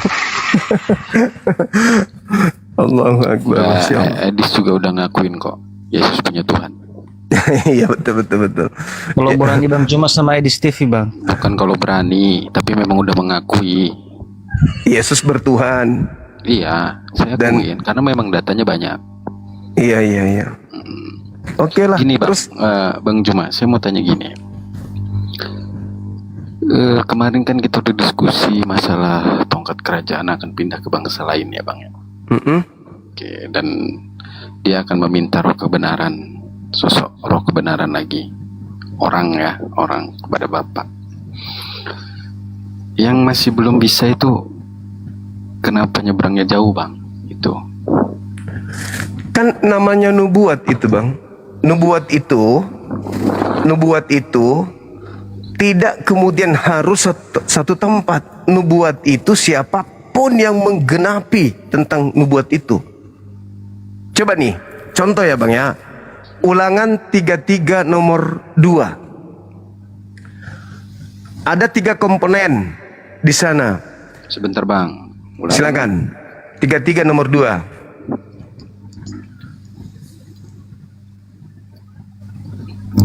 Ayat berapa, Bang? Ulangan 33 nomor 2. Oke. Datanglah Tuhan dari Sinai kepada mereka dari Sir, tanpa bersinar dari pegunungan Paran, dan datang dari tengah-tengah puluhan ribu orang yang kudus. Di sebelah kanannya tampak kepada mereka api yang menyala. Apa itu? Yang dari Gunung Paran membawa 10 orang suci, itu siapa, Bang? 10 orang. 10.000. Yang dari Gunung membawa siapa, Bang? Puluhan ribu, masa cuma 10.000, Bang? Iya, sebenarnya itu terjemahannya keliru. Coba Anda lihat original teksnya di situ. Itu bukan puluhan ribu, tapi 10.000. Original teksnya 10.000. Iya. Saya buka. Silakan. Oke. Bentar ya, Bang. Yuk, Ini noise, ada noise. Ya ini Bang Aron sambil ngecas dia. Oh enggak kok, enggak. Ada ngegerung, suaranya ada suara ngedengung. Jangan ngedengung, nanti ku tumbuk kau HP-nya. Kau yang kutumbuk. Kau yang kutumbuk. Aku kesal samamu, Kian. Lu debat sama Gurunda baik-baik, sama gua marah-marah mulu lu. Lu mukanya ngeselin. Mananya bang? Ini. Udah tahu di bukit kayaknya. Yang mana bang? Rababah.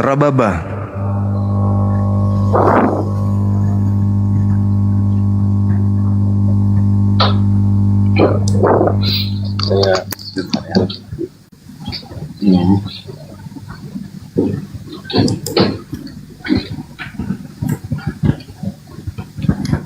Yang mana bang?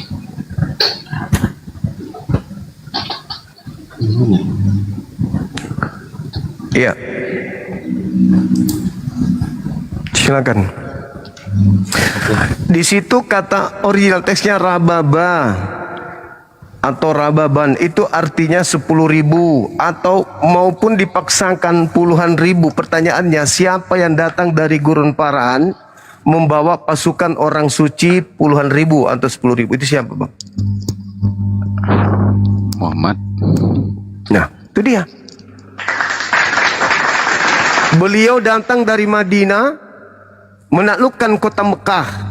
Betul. Betul. Terus?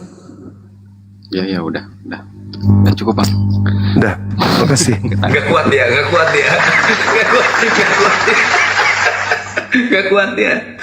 Gak ada yang bisa melawan hidayah. Pokoknya akal dipangkini akal. Bener bang. Cuman gini loh bang. Kalau ajarannya bener, kenapa kita nggak boleh pakai? Nah itu dia. Itu dia, Bung.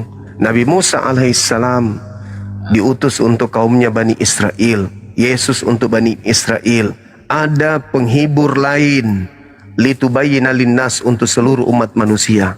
Kenapa Anda tidak ikut ke situ? Toh kami umat Islam mencintai Yesus. Ketika orang Kristen berbondong-bondong memaksakan Yesus harus mati, Yesus harus begini, bla bla bla bla bla, kami membantah, kami membersihkan Yesus dari tuduhan itu. Apa yang kita dapat? Apa yang kita dapat? Contoh nih bang, apa yang kita dapat dengan penyaliban itu? Oh, penebusan dosa. Oke, saya percaya Yesus misalnya mati menebus dosa saya. Besok saya mencuri atau merampok orang. Bagaimana dengan dosa saya mencuri itu? Bagaimana caranya supaya terhapus? Kalau menurut saya ya bertobat bang. Bertobat lagi. Nah sekarang kalau Yesus tidak mati di atas salib, lalu saya bertobat kepada Tuhan, Tuhan ampuni segala dosaku, terhapus gak dosa itu?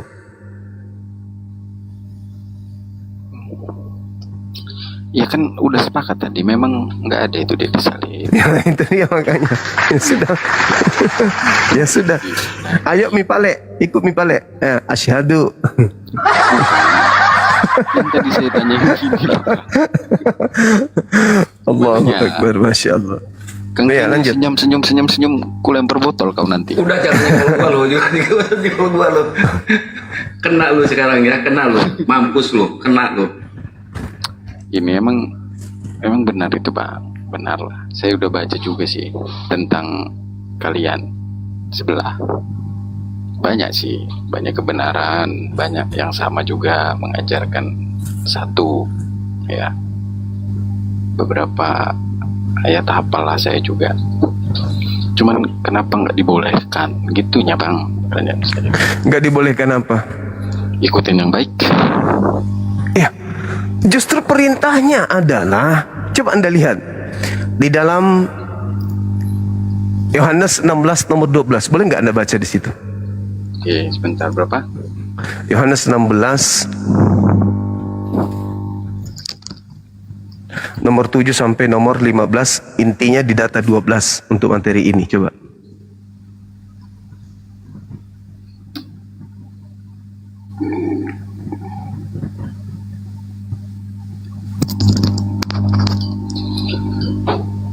Lebih berguna bagi kamu jika aku pergi, sebab jikalau aku tidak pergi, penghibur itu tidak akan datang kepadamu. Jikalau dia kepadamu, dan kalau ia datang, ia akan menginsafkan dunia akan dosa, kebenaran dan penghakiman. Akan dosa dan 12-nya? Ya, masih banyak. Betul-betul. Berarti Anda masih membutuhkan pengajaran-pengajaran.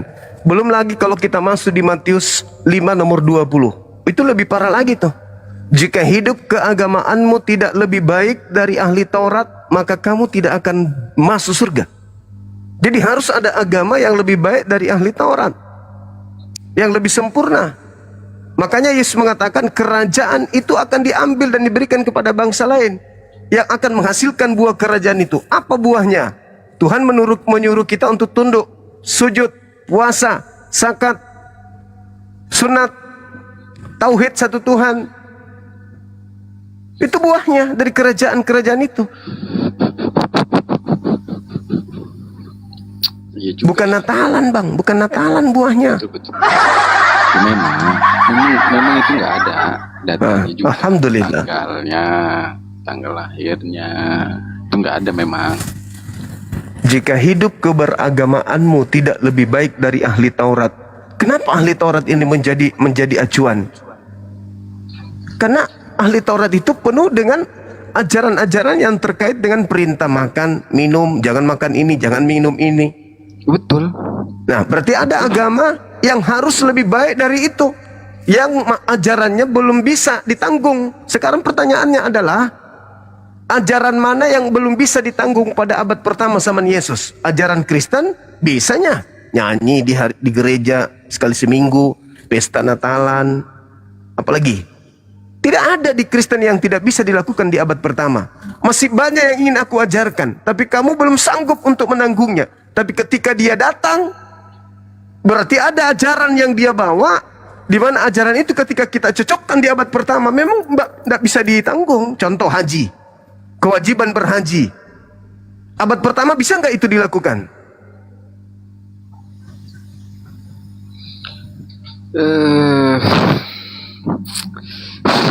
Belum bisa, Bang. Berat. Belum bisa. Bentar ya, Bang. Kenapanya Bang Juma ini apal semuanya? Ya, saya belajar karena saya menginginkan keselamatan bagi saudara-saudara saya Kristen. Saya juga belajar. Ya udah, ketemu berarti. Makanya Anda mudah menerima. Kan Anda juga belajar. Yang susah menerima itu yang ngotot, tak ada ilmu, tak pernah belajar. Masih itu sih, Bang. Masih anehnya tuh, kenapa nggak dibolehin? Kita kan ikutin sunat-sunat. Nggak makan babi, gitu. Begini saudaraku, ada sebuah kelas, ada sebuah sekolah. Anda tidak terdaftar sebagai siswa di situ, tapi Anda cerdas. Kan nggak harus daftarnya. Lah, aku diutus hanya kepada domba yang sesat dari umat Israel. Iya, tapi kan nggak harus daftarnya. Lah, aku diutus. Aku mendirikan sebuah sekolah hanya untuk Bani Yakub. Ada non Bani Yakub di depan kelas, di samping kelas selalu ngintip Kak, saya mengajar. Kian mukamu pengen kutumbuk rasanya. Sekarang kalau Anda tidak terdaftar sebagai siswa di sekolah tersebut, sepintar apapun Anda bisa dapat ijazah nggak? Maksudnya ini mau legalitasnya gitu? Ya iyalah, kan aku tidak mengenal kalian. Sudah bermujizat loh. Kurang apa lagi? Bernubuat, mengusir setan. Tapi apa kata Yesus? Maaf ya, aku tidak mengenal kalian. Kenapa pula disebut kamu pelaku kejahatan? Karena sudah datang penghibur itu kamu tolak, malah kau bermimpi. Makanya kau disebut sebagai pelaku kejahatan. Sudah datang, aku sudah sampaikan ada masa di mana kerajaan akan diambil dan diberikan kepada bangsa lain yang menghasilkan buah kerajaan itu. Siapa dia? Dialah yang melanjutkan tongkat estafet pengajaran, yang mana pengajaranku masih belum aku tamatkan karena pada saat itu belum sanggup ditanggung. Dialah yang datang untuk melanjutkan misi itu. Kamu menolaknya, kamu malah asik aja bernubuat, mengusir setan pakai namaku. Padahal sudah datang kepadamu. Yang kunubuatkan itu sudah datang padamu mengajarkan. Padahal ketika kau masuk di dalam barisannya, kau memuliakan aku. Kau memperoleh hidup yang kekal. Betul. Hidup kekal itu ketika kau masuk di sana kau dapat. Karena ketika kau masuk di sana, penghibur itu akan mengantarkan kamu mengakui, aku ini utusan Tuhan dan Tuhan satu-satunya adalah yang mengutusku, dan engkau akan memuliakan aku. Setiap kali kau sebut namaku, pasti kau memuliakan aku. Isa alaihi salam. Isa alaihi salam. Isa alaihi salam. Isa atasnya keselamatan, atasnya damai sejahtera. Jadi tidak akan pernah ada lisan umatnya Nabi Muhammad yang akan kotor dengan menghujat, memfitnah oknum tersebut. Iman kami adalah beriman. Beliau adalah Rasul utusan Tuhan. Dia utusan Tuhan pencipta langit dan bumi. Hidup kekal itu adalah mereka mengenal engkau satu-satunya Tuhan yang benar. Dan mengenal aku Yesus Kristus yang engkau utus. Islamlah itu.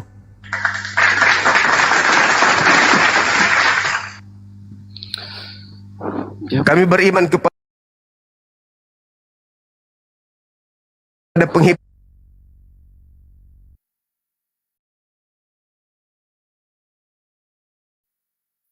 Muridnya Yesus, ya Anda tidak menerima penghibur yang datang setelahnya. Sekarang kalau saudara saya bertanya, apakah salah kalau saya melakukan kebenaran? Tidak salah. Pertanyaan saya kembalikan, apakah salah ketika Anda jauh lebih benar dari yang sekarang ini? Jika hidup keberagamaanmu tidak lebih baik dari ahli Taurat, apakah sekarang hidup Anda lebih baik dari ahli Taurat? Menurut saya lebih baik lah. Nah, berarti di sinagoge ibadahnya? Ya enggak juga ya. Apa buktinya kehidupan Anda lebih baik daripada ahli Taurat? Berdoa kepada Bapa. Terus? Sunat. Terus? Puasa. Terus? Tidak makan yang diharamkan oleh Bapak. Terus? Udahnya. Nah, sekarang ahli Taurat itu, kalau merasa Anda sama seperti itu, berarti Anda tidak lebih baik. Mereka juga melakukan hal yang sama. Yang disebut lebih baik itu adalah menerima penghibur yang diutus, kemudian melakukan kewajiban yang belum pernah diajarkan kepada Bani Israel. Itu harus lebih baik. Kalau Anda melakukan standar yang tadi, ya Anda setara dengan Bani Israel.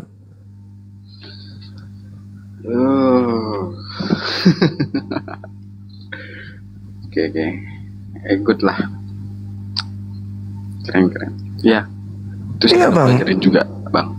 Oke, Bang. Ya, silakan Anda baca Al-Quran surah Al-Baqarah ayat 130, 31. Sebentar. Biar nggak kemana-mana datanya. Surah. Iya. Surah Al-Baqarah ayat 130 dan seterusnya. Sambil di tab layar teman-teman, ada yang mau nobak kayaknya barusan hampir rungkan. Tab layar posting ulang dan di-share ya teman-teman. Al-Baqarah ayat 30 ya, Bang. Iya. Wa idza qala rabbuka lil malaikati inni ja'ilun 130 ardi.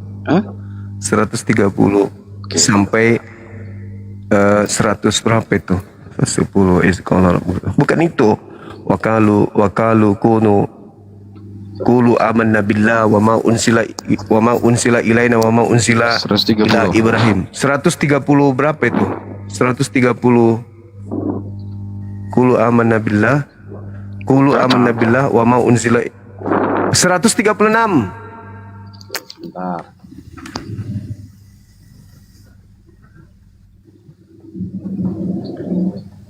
Fa in amanu bimithli. Oke. Sini qulu amanna billahi wa ma unzila ilaina wa ma unzila ila Ibrahima wa Ismaila wa Ishaqqa wa Yaqub wal asbati wa ma utiya Musa wa Isa wa ma utiya nabiyuna min rabbihim anufarriqu baina ahadim minhum wa nahnu lahu muslimun. Itu? Iya. Kok Anda bisa baca Quran? Kenapa nggak bisa?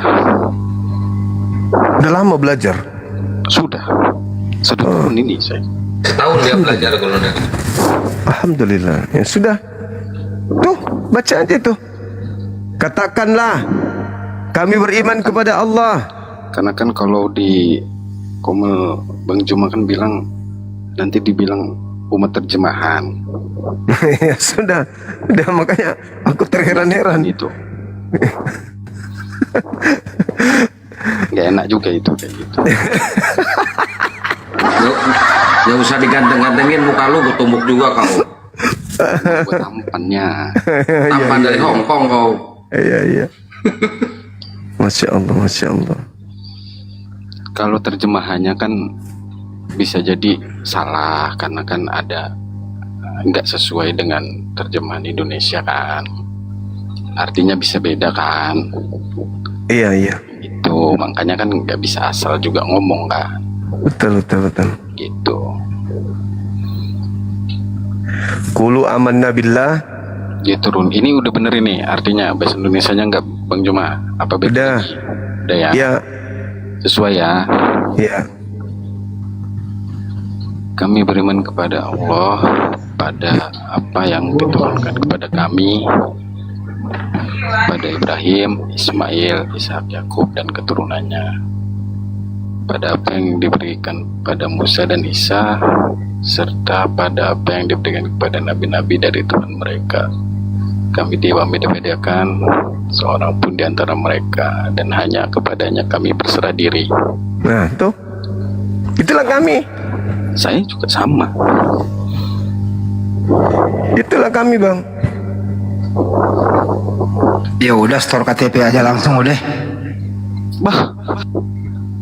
Agak lain ini.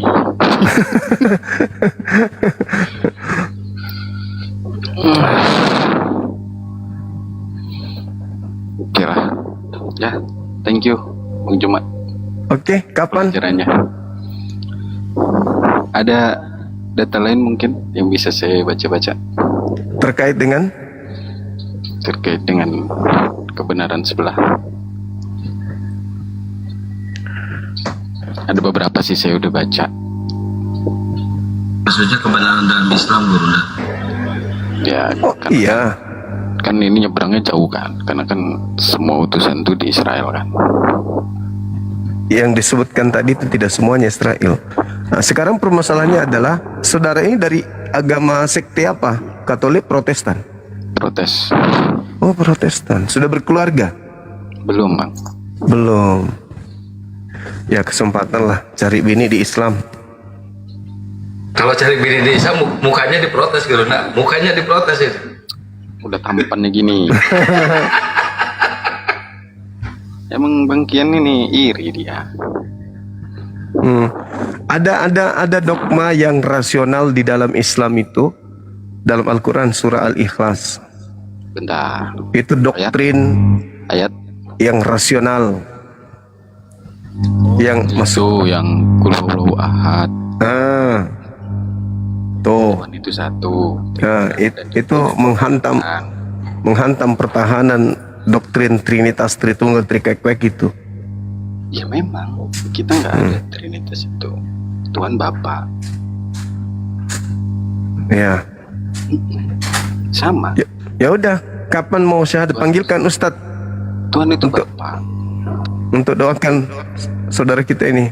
Ya udah, sini KTP-nya. Nggak percaya Tuhan Bapa.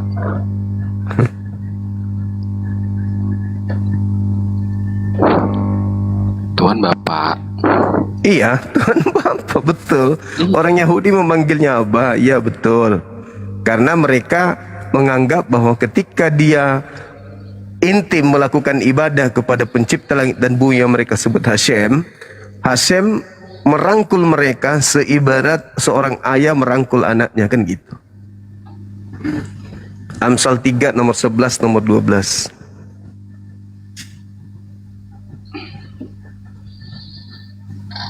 Oke lah. Saya nyerah dulu lah. Iya, kapan mau serahkan KTP? Siapa? Kang Kian. Kang Kian mau dibaptis atas nama Putra dan Roh Kudus. Mau Kang Sian. Gua kasih nangis lo ya. Mau kau? Ya nanti kalau misalnya Bang Arom ini udah mengakui dengan mutlak Islam itu benar, ya nanti hubungi kami untuk bersyahadat di sini ya Bang ya. Benar Bang, saya udah akuin benar. Ada kebenaran di dalam. Cuman saya udah cerita juga sama Uni kendalanya apa kemarin kan. Adalah. Apa kendalanya? Ada kemarin sama Uni, Rifa, sama Bang juga. Oh gitu. Tante siapa Mika? Ada kan udah saya cerita. Cuman nggak bisa omongin di sini. Anda seorang pendeta? Bukan keluarga. Jangan disebutkan Bang. Iya, ini Gerunda masih punya jemaah dia. Oh gitu. Tapi dengan buka kamera begini pasti diketahui lah sama jemaatnya. Udah diusir di gereja. Nggak begitu konsepnya. Bang cuma nggak ngerti di dalamnya. Kita yang tahu di dalamnya. Oke. Saya juga ada murid sekarang ini aktif pastor, masih aktif pastor, tapi udah syahadat. Janganlah kayak gitu, mempermainkan namanya. Bukan mempermainkan. Dia karena udah terlanjur pada titik terakhir di pendidikan S2-nya di STT di luar negeri, akhirnya dia pertahankan untuk meraih ijazah, tapi sudah syahadat. Cuman kemarin pas lagi mimpin misa, kita video call. Ya datang kalau nggak besok Bang. Tanggal 7 Bang, tanggal 7 datang. Misa? Natal. Iya. Oke lah kalau begitu. Ya. Bang Anom. Makasih ya Bang Arom ya. Terlalu banyak. Ya. Bang Anom, saya mau nanya satu nih. Tutup kamera dulu, perih mataku Bang. Iya. Bang Anom, emang Bang Anom udah ragu tentang kekristenan itu?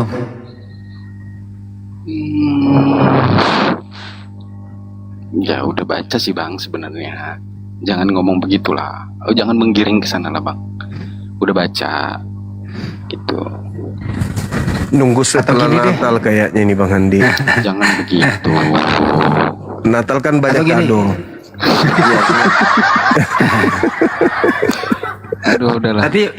Tapi Bang Anom udah ragu ya bahwa Yesus itu bukan Tuhan ya? Lah memang datanya nggak ada. Oh, pinter. Dan sudah yakin ya bahwa yang disalib itu bukan anak Maria ya? Ya sudah, karena memang sudah.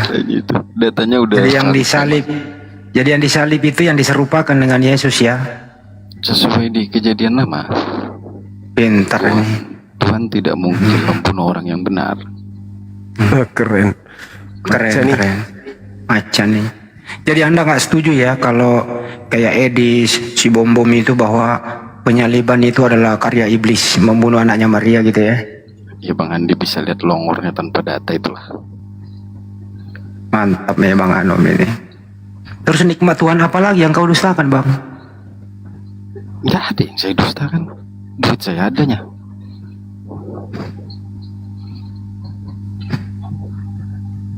Kalau Anda sudah seperti ini, Anda bukan Kristen lagi loh. Apa artinya? Coba kutanya dulu sama Bang Andi. Artinya itu apa? Iya, artinya Anda sudah nggak, yang paling basic ya, seluruh Kristen itu pasti mengatakan Yesus Tuhan. Bukan itu, jangan basic. Menurut Bang Andi artinya apa? Artinya adalah sesuai dengan yang saya dengar, kan saya penyimak yang baik nih.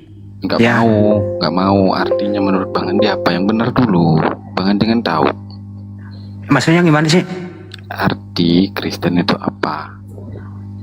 Arti apa? Arti Kristen itu apa? Kristen itu, Kristen. Kristen itu kan dari bahasa Yunani ya Kristos. Apa? Menurut mereka ini pengikut Yesus. Tapi yang sebenarnya adalah yang diurapi. Iya. Oke. Iya. Yang diusap itu artinya yang diurapi. Betul. Jadi kalau ada orang yang diurapi disebut Yesus, ya nggak mungkin Tuhan dong diurapi. Ya kan emang bukan. Kenapa Bang? Ya emang bukan. Ya udah. Kalau Anda sebagai Kristen mengatakan Yesus bukan Tuhan, Anda bukan Kristen. Iya kan menurut Bang Handi, kan tadi udah setuju. Kristen apa? Enggak, karena pada prinsipnya nih, Jangan secara prinsip. umum nih, Jangan prinsip. secara umum nih, ntar dulu Bang, secara umum, Boleh. secara umum Kristen itu mengatakan pengikut Yesus dan Yesus itu adalah Tuhan. Tapi kalau secara orang pinter kayak Anda nih, ya, Kristen itu adalah yang diurapi, artinya Yesus bukan Tuhan. Jadi ada dua pengertian Bang, pengertian doktrin dan pengertian akal. Anda di akal, yang lain doktrin. Saya tanggapi Ya, silakan. dulu ya. Yang pertama, Ya. makasih. Udah bilang saya pinter, memang pinter, beda sama Kian. Yang kedua, memang gak ada datanya. Kalau dipaksain itu Tuhan. Assalamualaikum. Yang di bawah yang saya ngekas. Waalaikumsalam warahmatullahi wabarakatuh. Ya saya Kang, saya menurut netizen saya bilang cukup. Ya saya standby dah. Saya itu orangnya puaskan netizen. Lanjut. Ya lanjut aja paparan Bang Handi ya. Lanjut aja Bang Handi. Si Aaron ini, Bang Aaron ini Yang lain aja. nggak percaya dengan Paulus. Lu percaya dengan surat-surat Paulus gak? Galatia 3 pasal 13 dan seterusnya. Oke, ujilah roh yang datang, setiap roh yang datang. Oke, jadi yang datang ke dia itu bukan Bapa, Melainkan jadi yang tahu iblis.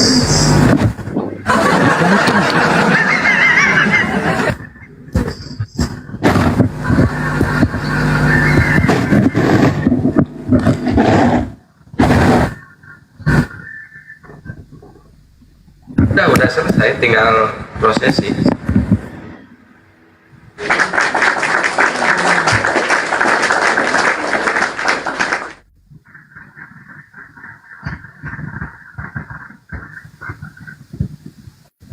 Kalau disuruh selesai kita diam semua kita bro. Ya kan, nah, diam semua kan, suruh pada diam. Mana sih netizen ini? Gini Bang Andi ya. Ya. Bang Andi percaya ajaran Bapak? Aku sih nggak pakai handsfree ini ya, kecil suaranya aku denger ini. Percaya nggak ajaran Bapak? Ajaran bapak siapa nih? Bapak gua muslim ya, percayalah. Bukan, ini kan lagi nggak ngomongin keluarganya Bang Handinya. Ya terus bapak kan bukan Tuhan Pak. Kalau bapak itu makhluk. Kok bisa? Iya bapak itu makhluk lah. Mana? Tunjukin. Maksudnya ajaran Allah. Kalau kita lagi pidato nih ya, bapak dua, ibu dua, bapak ada dua, ya makhluk itu Pak. Yang duduk-duduk tuh bapak-bapak itu Pak. Agak lain ini. Loh, emang bapak bukan makhluk Pak? Bukan. Terus bapak yang mana nih? Suaranya tidak bisa kau dengar. Oh kalau itu, ngomong dong Yesus memanggil Tuhannya dengan sebutan Bapa. Ya kalau itu iya. Suaranya tidak bisa kau dengar. Gitu ya. Rupanya pun tidak bisa kau lihat kan gitu. Percayanya kau Bang Andi? Ya percayalah kalau Tuhan itu tidak punya rupa. Iya berarti percaya dengan Bapak. Kalau saya Muslim nggak memanggil Bapa tapi memanggil Allah. Iya berarti dibaptis lah. Ya kalau saya percaya itu Allah bukan Bapa. Iya sama aja itu. Beda loh. Kalau Bapak itu konotasinya itu makhluk. Makhluk apa lagi? Lah, siapa suruh manggil Bapak? Sama, masa Tuhan dipanggil Bapak sama dengan makhluk? Tertulisnya begitu. Enggak, ya tertulis bahasa Indonesia Bang. Kan Yesus nggak berbahasa Indonesia. Oke, aslinya. Ya kayak Yesus berkata, Sema Israel Adonai Elohenu Adonai Ehad. Dia panggil yang mengutus dia Elohim. Enggak, pada saat pengajaran. Ya iya, memang dia berbahasa Yunani, bahasa Indonesia. Kan bahasa Aramaik dia. Manggilnya apa? Enggak ada bahasa, memang bahasa Aramaik itu Bapak. Kan enggak juga. Abah. Abah lebih. Abah mah orang Arab, panggilannya Abah. Gimananya? Lebih parah kalau Abah. Makhluk dia. Dia punya istri. Abah punya istri namanya Umi. Mana ya? Gini ya, Bang Andi. Iya. Menurut Bang Andi, kalau misalkan nggak udah, bisa disuruh turun. Nah, ya Banyuma katanya lanjut. Dah, standby semua ya. Kalau gue diam semua lo yang lain. Oke, Bang Juma. Masih standby dia, Bang Juma. Masih standby. Iya, halo. Menurut Bang Joma, yang dikorbankan oleh Abraham itu siapa, Bang? Tidak ada yang dikorbankan, tapi ingin dikorbankan atas perintah Nabi Ismail, anak pertama. Anak pertama. Bukannya Ishak. Bukan. Kenapa? Karena anak pertama. Kan istrinya. Ah? Kan anak dari istrinya. Oh, nggak ada perintah itu. Ambillah anakmu yang tunggal. Iya. Nah, anak tunggalnya Abraham atau anak tunggalnya Sarah? Abraham. Ya, siapa anak tunggalnya Abraham? Ishak. Malas, masih ada sakitnya sedikit kan? Masih ada butiran-butiran debu dalam otak. Iyalah. Benar. Iya, Ismail itu memang lahir pertama. Iya, anak tunggal kan yang dipanggil. Dari emak yang bukan istri pertama. Enggak ada disebut istri, enggak terlibat. Kalau kita berbicara kaidah Quran, fabasyarnahu bigulamin halim. Fabasyarnahu. Itu kan jelas tuh. Maka aku memberi kabar gembira kepadanya. Kepada siapa? Kepada Ibrahim. Tentang apa? Tentang seorang anak yang sangat santun. Nah, sekarang permasalahannya, adakah anak Abraham ketika kemudian sudah lahir anak tersebut, Ibrahim masih minta anak? Kan tidak lagi.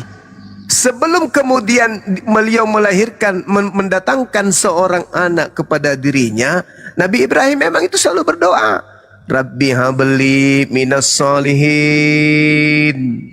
Rabbi habli minas solihin.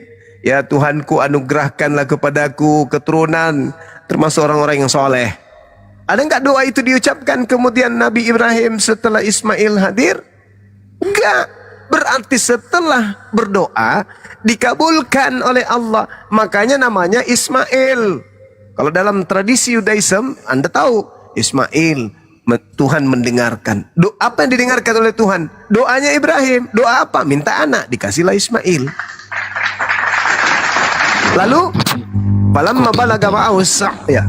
Qala ya bunayya inni ara fil manam anni bahuk fanzur maza tara.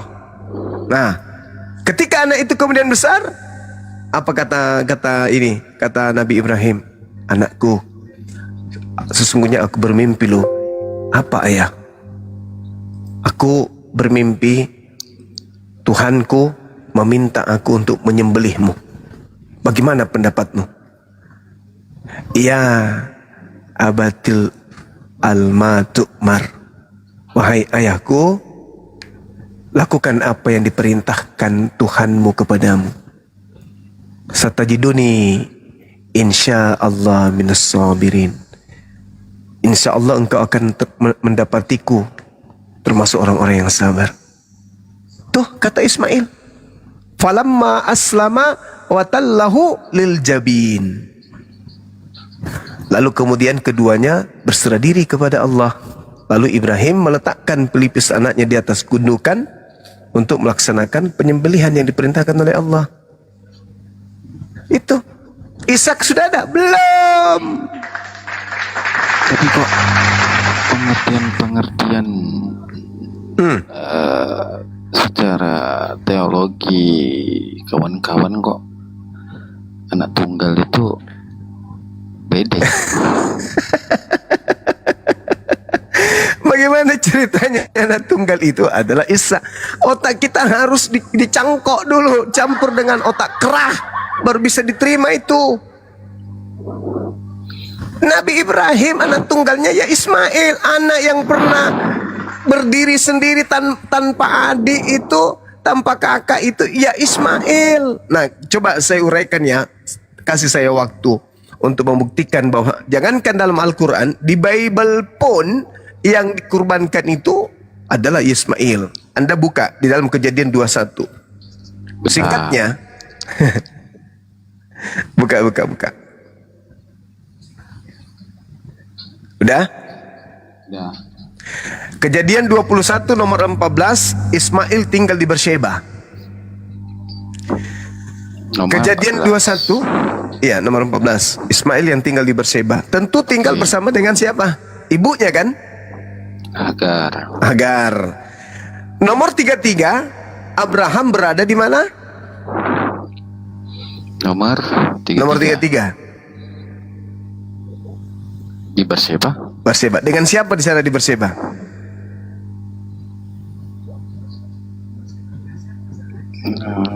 Dengan anaknya dong. Menanam pohon tamariska dan dengan anaknya dong. Siapa anaknya yang tinggal di Beersheba tadi? Ismail. Nah, sekarang Anda buka bab berikutnya, bab 22. Kejadian 22. Nomor 2.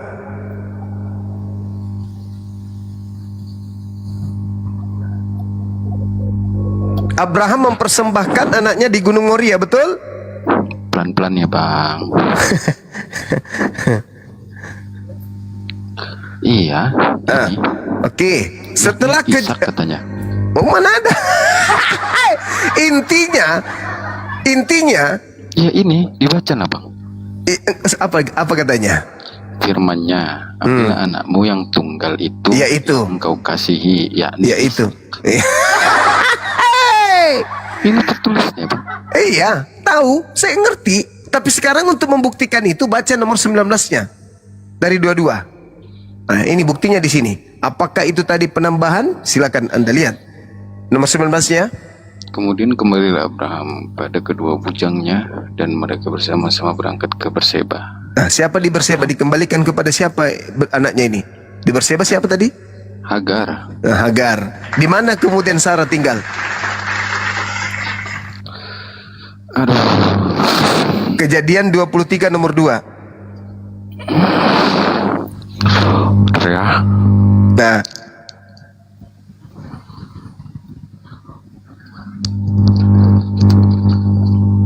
Nomor 2-nya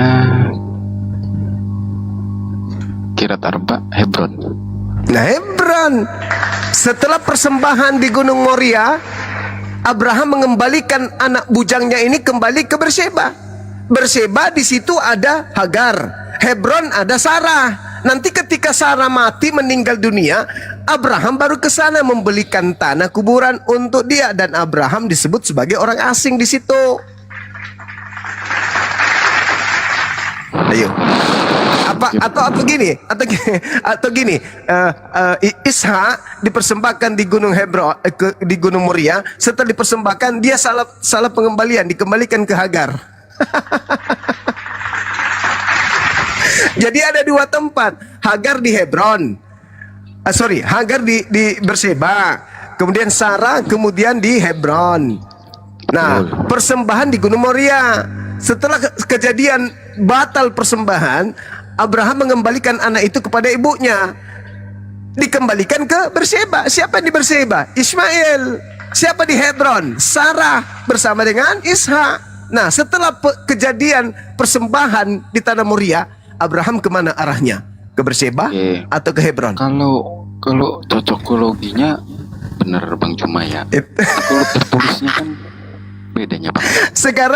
Sekarang mana yang harus kita benarkan? Ketika Al-Quran yang mengatakan, ya ahlal kitab, lima talbisunal haqqa bil batil wa taktumul haqqa wa antum ta'lamun. Wahai ahli kitab, mengapa engkau mencampur adukkan antara hak dan yang batil sementara engkau mengetahui? Mereka tahu kok bahwa yang disebut anak tunggal ya Ismail. Ambillah anakmu yang tunggal itu.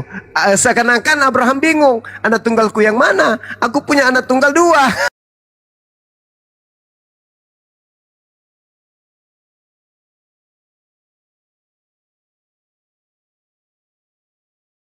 Ibrahim sudah tahu, meskipun tidak disebut nama Ishak, ambillah anakmu yang tunggal. Justru dengan adanya penambahan yaitu Ishak, bagi orang yang berakal, yang menghargai ilmu pengetahuan, ini sudah pasti ada yang nggak beres ini. Seakan-akan Ismail, seakan-akan Abraham tidak tahu siapa anak tunggalnya. Allahu Akbar, Allahu Akbar, Allahu Akbar. Pusing Pak. Allahu Akbar, Masya Allah. Jadi bagi kami orang-orang yang belajar tentang Bible, ya harus memahami bahwa memang ada kesengajaan untuk memperalih keadaan. Al-Quran jelas bagi kami bahwa yang dipersembahkan adalah Nabi Ismail. Kenapa Nabi Ismail? Karena setelah terjadi tragedi persembahan anak tunggal, yaitu anak yang soleh, maka kemudian Nabi Ibrahim memiliki anak yang kedua. Di dalam Al-Quranul Karim, As-Saffat ayat 100 berapa itu? 106 dikatakan begini, Inna hadzalah huwal bala'ul mubin. Sesungguhnya yang terjadi terhadap Nabi Ibrahim itu adalah benar-benar satu ujian yang nyata. Kejadian 22 nomor 1, Nabi Ibrahim adalah ujian yang nyata. Terkait dengan dimintanya anak tunggalnya untuk disembelih itu adalah ujian saja. Nah sekarang logika sederhananya, Anda punya 2 anak, yang diminta 1. Anda pada saat itu merasa benar-benar maksimal enggak sedihnya? Merasa berkorbannya, merasa ketaatannya? Tentu tidak. Kenapa? Ya sudah, ambillah 1, kan aku masih punya anak 1. Gak apa-apa, ambillah Ishak, kan masih ada Ismail. Berarti gak maksimal ujian itu. Tapi kalau dia masih satu-satunya, berpuluh tahun ditunggu, siang malam berdoa, ya Rabb, ya Rabb, ya Rabb, berikan aku anak. Sampai dia harus kemudian ke Hagar, bukan ke Sarah. Ternyata Sarah, Hagar yang memberikan anak. Kemudian setelah lahir anak ini, bagaimana rasa cinta Abraham terhadap anak tunggal? Lagi puncak-puncaknya, maksimal kegagahannya, cinta kasihnya, cakupan buah hati dan jantungnya, diminta satu-satunya lagi. Ikhlas Abraham, maka itulah buah cinta ketaatan kepada pencipta. Aku sayang anakku, aku cinta anakku, semata wayang. Engkau panggil, engkau mau ya Allah mengambilnya, sementara aku minta mati-matian samamu begitu besar seperti ini, kau minta kembali, ya nggak apa-apa, demi kemuliaanmu, ambillah anakku. Ah itu baru ujian. Nah kalau sudah 2, yang diminta-minta yang pertama lahir adalah Ismail, kemudian 14 tahun kemudian lahir Ishak. Ente minta Ishak, ambillah. EGP, masih ada anak tunggalku, anak kesayanganku. Karena sudah pasti anak tunggal sudah banyak kenangan bersama dengan aku. Maka ketika dia minta, ambillah ini. Aku lebih memilih ini karena dialah kegagahanku. Dia tulang punggung, dia adalah tulang belakangku yang pertama kali, kegagahanku yang pertama kali, tongkat estafet kejantananku adalah pertama kali Ismail. Ambillah itu Ishak.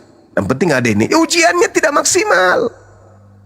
Tapi kalau yang pertama, yang ditunggu-tunggu berpuluh tahun, wow, Masya Allah, diminta tanpa ada adiknya, itu baru ujian. Kejadian 22 nomor 1, ujian. Al-Quran surah As-Saffat ayat 107 ya, ujian. Ujian 106, sorry, ujian.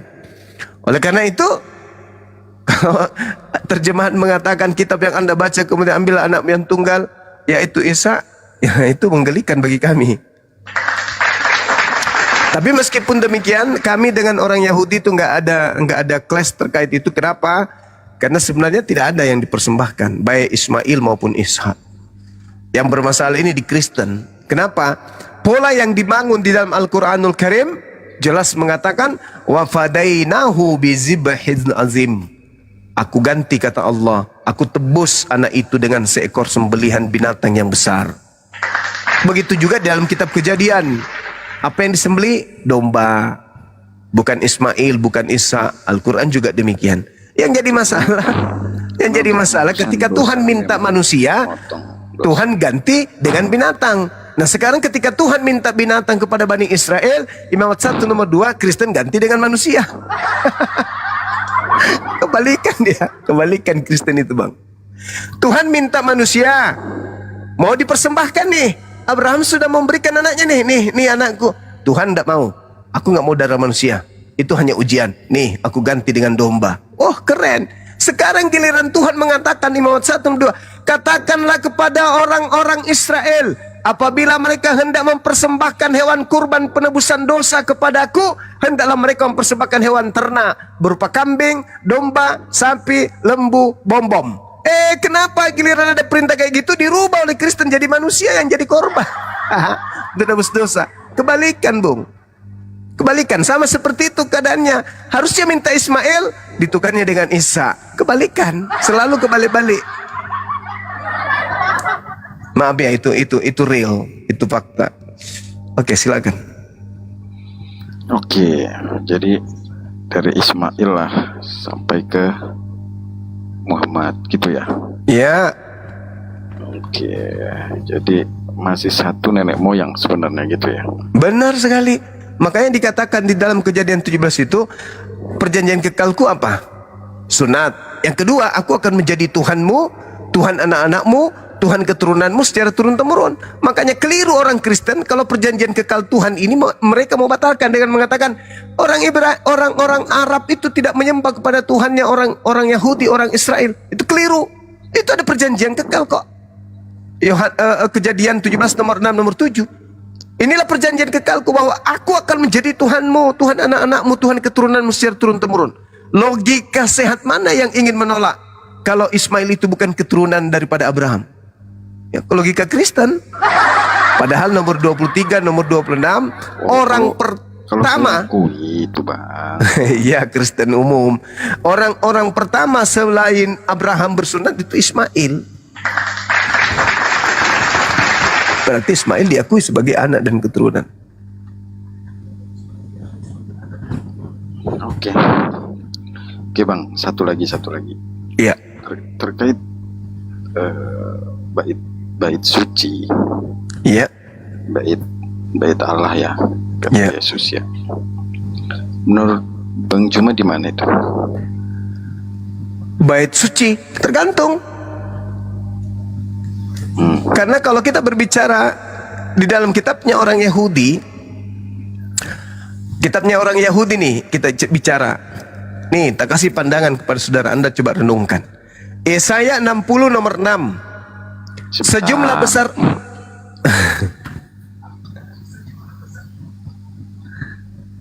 jauh kali nih ke Yesaya, Bang. Ya udah. Gimana kemana kita? Yesaya dulu kan nubuat. Ya, apa itu? Yesaya 60 nomor 7 coba.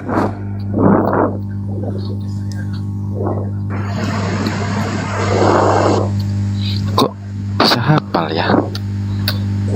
Aneh juga. Banyak loh padahal ini. Segala kambing domba Kedar. Betul. Kedar ini siapa, Bang?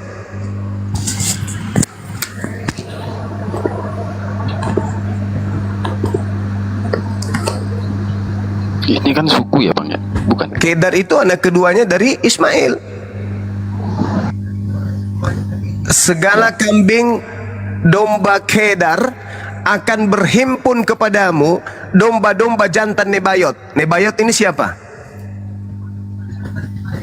Anak pertamanya Ismail, cucunya Nabi Ibrahim. Semuanya akan dipersembahkan di atas mesbahku. Mesbah itu semisal halaman Baitullah atau Baitel, sebagai korban yang berkenan kepadaku, dan aku akan menyemarakkan bait rumah keagunganku. Pertanyaan saya, keturunan Ismail hari ini mempersembahkan domba, dan juga keturunan pertama Kedar dan kedua Kedar dan anak pertama Nebayot, sekarang ini keturunannya mempersembahkan domba korban persembahan di Baitullah. Itu di mana? Itu dulu. Di Vatikan, di Yerusalem, atau di Mekah? Ini kan belum ada Mekah, Bang. Enggak, ini kan nubuat. Ini kan bercerita tentang masa yang akan datang pada masa itu. Segala kambing domba kedar dan terhimpun kepadamu, dan domba-domba jantan nebayot akan tersedia untuk ibadahmu.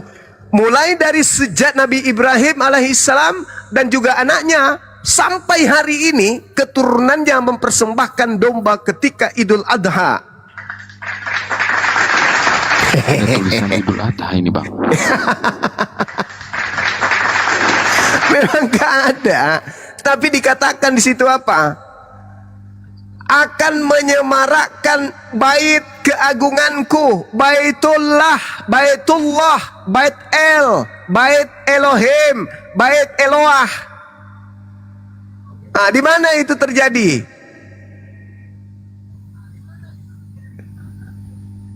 Oke.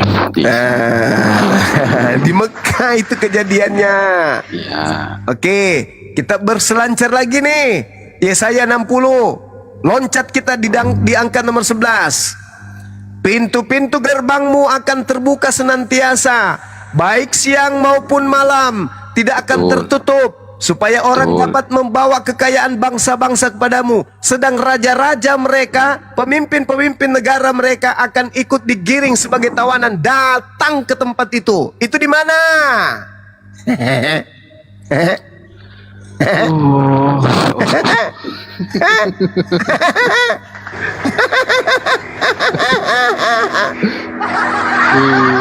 Di mana itu terjadi?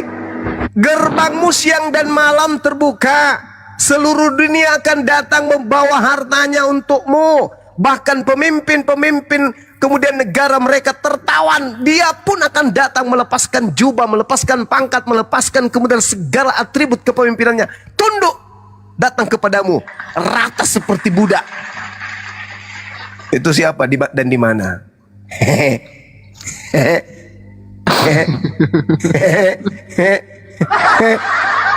Lanjut.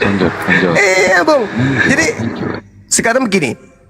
Loncat lagi kita ke data nomor 18-nya. Jangan banyak Tidak tanya, Bang. Datanya, Bang. Ya udah banyak. Ya udah terakhir. Tidak akan ada lagi kabar tentang perbuatan kekerasan di negerimu. 1400 tahun sudah silam dan itu terjadi sampai hari ini. Tentang kebinasaan atau keruntuhan di daerahmu, berjaya 1400 tahun lamanya sampai hari ini. Engkau akan menyebutkan tembokmu selamat, shalom Islam. Dan pintu-pintu gerbangmu pujian. Apa pujian? Apa pujian? Yang terpuji Muhammad.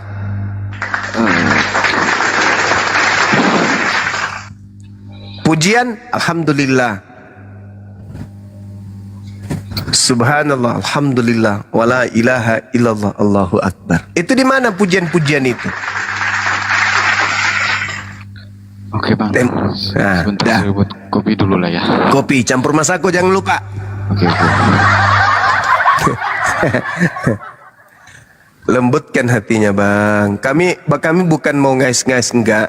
Cuman kami kan bertanya, kami baca data, kami bertanya. Sekiranya Vatikan cocok ya berarti Vatikan. Tapi kan namanya nubuat itu harus dicocokkan pada tempatnya. Nah, kemudian ada yang lucu tuh di situ. Di Yesaya 35:68. Di situ akan ada jalan raya yang disebutkan jalan kudus, jalan suci, jalan haram.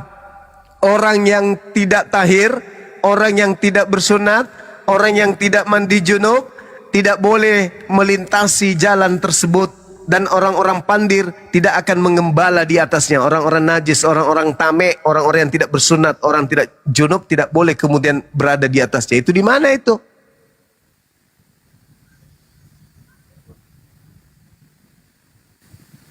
Di Makkah. Ya udah, gitu aja. Karena jelas itu Gurunda, sangat jelas. Jelas. Jika memang orang jelas. mau menunaikan ibadah itu, maka ketika memasuki tanah haram dia harus bersuci dulu untuk menunaikan ibadah. Ada batasan tanah haram, jelas. Tertulis tuh, tertulis. Batas tanah haram. Ada itu. Tidak boleh orang masuk, orang yang najis, orang yang tidak bersunat, harus dipotong dulu pakai sensor, baru bisa masuk ke sana. Masolan generasi.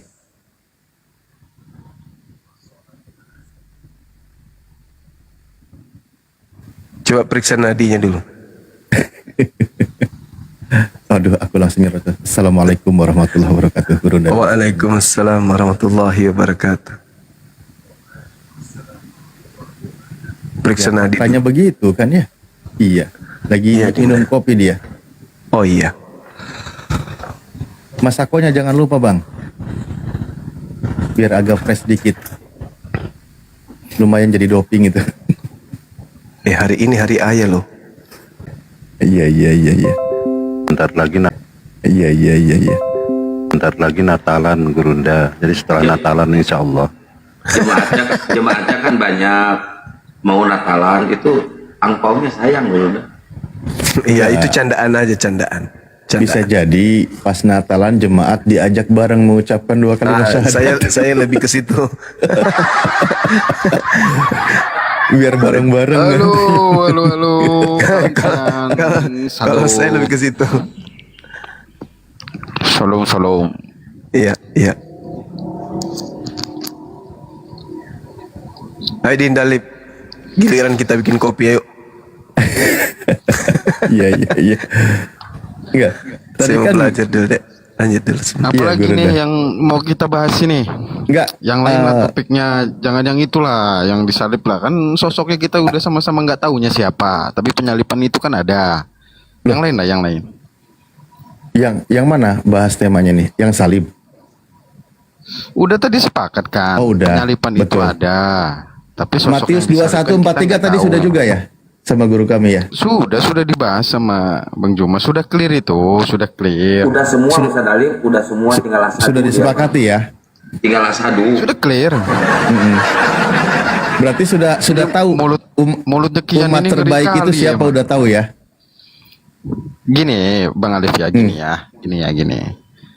Saya membaca ajaran Nabi Muhammad itu benar dan memang dia pantaslah disebut nabi karena memang ajaran-ajaran langit ya yang dia sampaikan dan sama dengan Yesus juga mengajarkan satu Tuhan. Saya setuju lah. Saya sepakat itu. Baik, sama-sama baiknya ajarannya. Gitu. Jangan bilang yang terbaik lah. Samanya kita baiknya. Ya, ajaran Nabi Musa itu terbaik pada masanya sampai datang Nabi berikutnya, kan gitu. Kenapa? Dia membawa risalah, dia membawa pengajaran. Yesus sendiri datang akan menggenapi kan ajaran sebelumnya. Nah, masuk umat Nabi Isa, iya, masuk zaman Nabi Isa, maka disitulah mengikuti Nabi tersebut, maka dia masuk yang terbaik karena mengikuti ajaran Nabi tersebut. Nanti datang juga Nabi yang terakhir, maka ketika dia mengikuti Nabi tersebut, disitulah Nabi yang terbaik. Nah, saya tadi kan ingat walaupun sudah disinggung kan gitu ya, Ya bahwa udahlah, iya kan saya udah akuin Muhammad itu nabi. Udah Nabi Muhammad. Jangan bilang yang terbaik lah bang. Saya juga ngikutin sunat, ngikut puasa, ikutnya udahnya itu. Bukan, inilah yang ku bilang, mau bilang ini. Ikutin ya. Apa itu?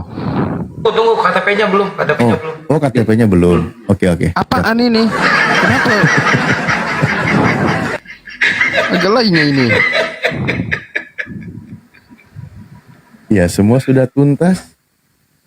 Kondisi sensus dong kena orang, kasihan. Iya. Jadi tema apa nih yang dibahas berikutnya? Nanti saya angkat tangan, saya lempar lagi ke guru kami, ke ayah kami. Ya, izin teman-teman tolong dibantu tap-tap layar, posting ulang dan di-share. Terus di-follow semua akun yang ada di atas. Bang Loisa, naik aja minta permintaan naik ya. Itu yang udah kirim kartu keluarga sama tanda tangannya Ustaz Alif yang mau bersyahadat itu. Minta naik ke atas. Ini dia ada di bawah lagi nyimak, katanya gemeteran ngedengar penjelasan Gurunda Juma yang udah Maksudnya? ada yang mau mualaf, bukan lu. Jangan dulu lah. Ini mau Natalan kenapa jadi mualaf ini? Nanti dulu Udah, lah itu Natal kelahirannya dewa, itu bukan kelahiran Tuhan, itu dewa itu. Udah dewa Nah, itu. coba saya ajarin dulu dia mana orangnya. Saya kasih tahu dulu dia. Ya nggak apa-apa. Lu ajarin, lu kan seorang pendeta, lu ajarin yang tidak mengakui Yesus adalah Tuhan. Naik Bang Ya, Salmos ya. betul. Minta naik Bang, sini Bang. Tadi dia ada sedikit problem sama orang tuanya, tapi alhamdulillah udah beres Ustaz Alif. Tinggal dia prosesi syahadat. Tapi mau diskusi dulu sama Gurunda, ada yang mau ditanyakan sama beliau. Naik aja dulu Bang, naik sini Bang. Ya nanti gampang bisa diatur. Iya, request aja dulu. Request dulu. Ini kan kursi saya agak gede, nanti bisa dempetan lah bagi dua. Aman itu. Ya, ikutan aja. Sehati, sepenanggungan. Dia mau bahas lagi Ustadz, itu Natal, dia mau bahas Natal dia. Cek Ano mau bahas Natal. Bang Anom, segeralah. Apalagi nih?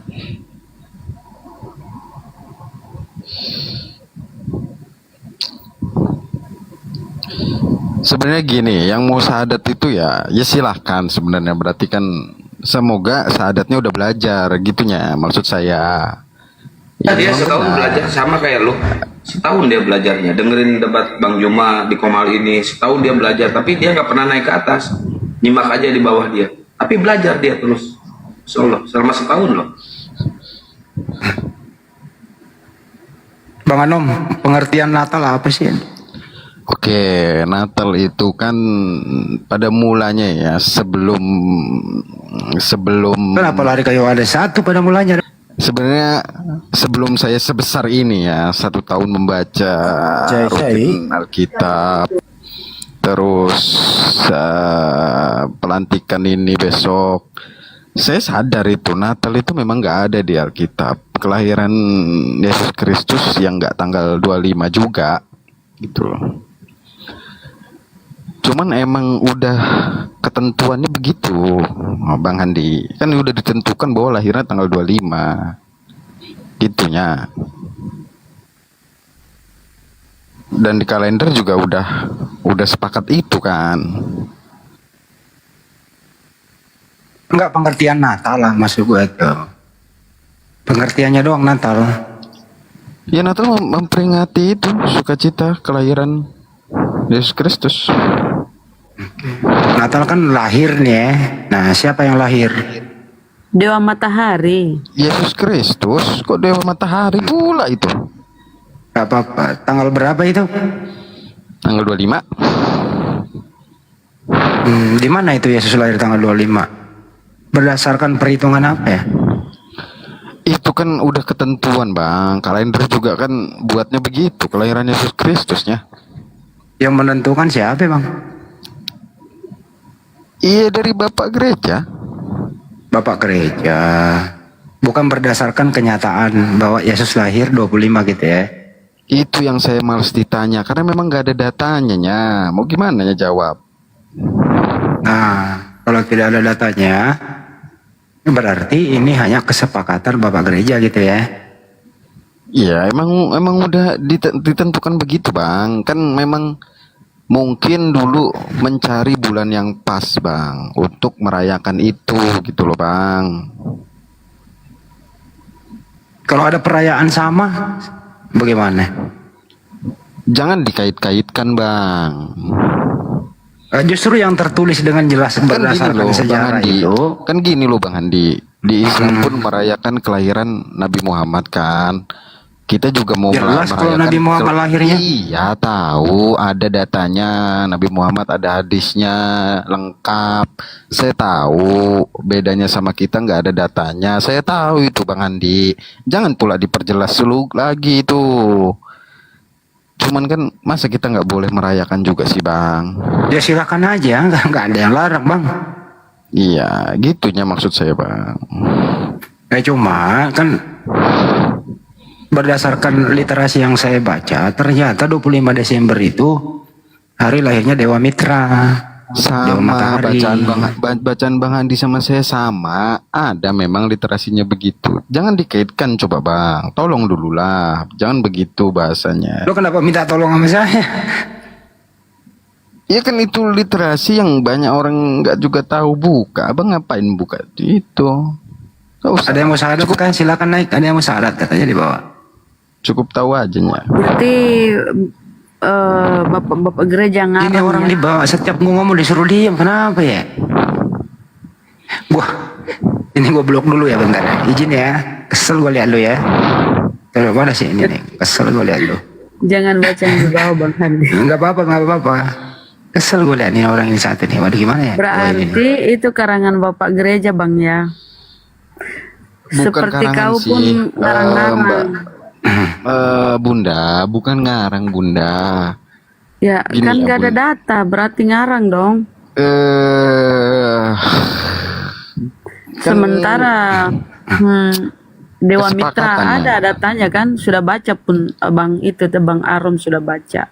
Ya udah nggak perlu dibahas itu Berarti lagi berdata. Bun. Iya nggak usah perlu Lahiran dibahas itu lah. Dewa Mitra itu 25 Desember, lahir dari perawan pun ya. Bukan, yang sesuai dengan ini di kalender kan Yesus Kristus. Ya dari mana landasannya itu? Karangan tuh Bapak gereja. Maksudnya gini loh Bunda, tolong jangan dikaitkan. Biarlah kami merayakan Natal. Begini loh Bang, nggak ada yang melarang loh kita itu. Jadi begini loh Bang, siapapun umat Islam ya melarang orang Natal apalagi mengganggunya itu bukan ajaran Islam. Itu pasti pendapat pribadi dan tindakan pribadi. Nggak ada anjuran itu. Silakan abang Natal, nggak boleh diganggu itu. Itu loh Bang. Betul. Cuman ini area diskusi. Kalau Natalan nggak pernah ada ganggu sih Bang. Coba ini Ya, area maksud saya diskusi. gini loh gitu Bang, kan banyak jamaat yang di bawah ini kan nggak membaca literasi itu. Jangan abang tunjukkan juga gitu loh Bang. Nantilah itu biar saya lah yang ngomong sama mereka itu. Loh, ini kan bukan kita ngarang Bang, ada datanya kita baca tuh. Kalau Yesus lahir 25 Desember nggak ada. Kalau aku baca-baca tuh, aku cari-cari nggak ada. Aduh, sesuai data harusnya di bulan Juli dia, karena itu memang bukan musim ininya. Beda musim. Udahlah, itu kan udah kemarin udah ku ceritakan sama Kang Kian. Kalau bulan Kang Juli Kian itu, kalau bulan Juli itu Gabriel datang ke Maria memberitakan bahwa Maria akan mengandung seorang putra. Itu bulan Juli itu, bulan 6. Terserah lah, intinya lagi musim pohon kurmanya di situ dia Nah, lahir. itu data di bulan 6 Gabriel ini datang kepada Maria memberitakan kepada Maria bahwa Maria akan mengandung seorang putra. Itu bulan 6. Nah, kalau lahirnya tanggal bulan 12 berarti 5 bulan tuh selisihnya. Prematur kelahiran Tuhan lu. Prematur. Ya, iyalah bulan 6 ke bulan 12 berarti cuma 5 bulan. Berarti prematur Tuhan lu. Kadang-kadang ini kalau ngomong ini. Lama-lama gua tunggu loh, lama-lama lo kalau kau itu kalau diskusi ngajak berantem terus Kian. Loh, bukan ngajak berantem, bukan ngajak berantem, memang iya dari bulan 6 ke bulan 12 itu cuma 5 bulan selisihnya. Iya, prematur. Kau jangan ngomongin manusia normal, istrimu hamil. Bukan kayak gitu, Bro. Ini kan kelahiran Tuhan lu. Tuhan lu itu prematur cuma 5 bulan. Harus Dia bukan diinkubator. Tuhan. Dia manusia Ya, biasa. serah. Pokoknya mau Tuhan, pokoknya prematur cuma 5 bulan. Ya orang dia gagah begitu. Gagah gimana? Prematur. Kalau nggak dikasih teteh nggak bakal gagah dia. Iya berarti kan nggak prematurnya. Prematur dari 6 bulan memberitakan Gabriel ini bulan 6. Bulan 6 ke bulan 12 selisihnya cuma 5 bulan. Faktanya dia itu gagah. Gagal, bukan gagah, gagal. Ini mulutnya Kian ini ngeri kalinya, minta ditumbuk emang. Nah, congor-congor gua lu pakai marah lagi.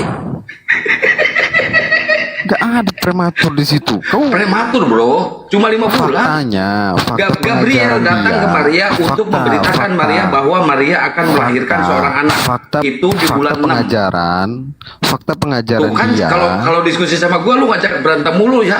Bukan, fakta pengajaran dia itu kan dia berjalan manusia biasa. Nggak ada, gua nggak masuk ke pengajaran, ke kelahirannya. Gabriel datang ke Maria itu di bulan 6. Gak ada prematur di situ.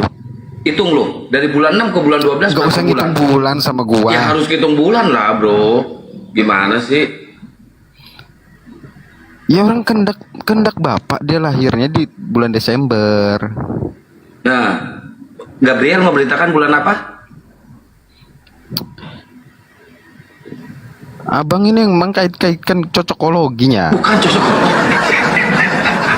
Udah, Ustaz Alif lanjut Ustaz Alif. Dia ngajak berantem mulu kalau sama gua tiap hari, capek gua.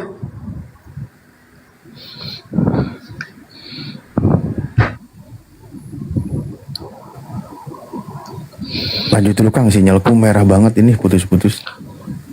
Ini malam begini yang jual kopi nggak mau rezeki kali ya? Susah banget dicari ya.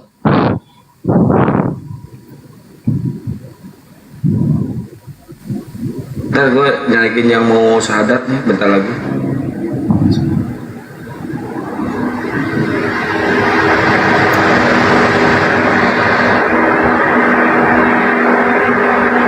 Loh, kok belum ada?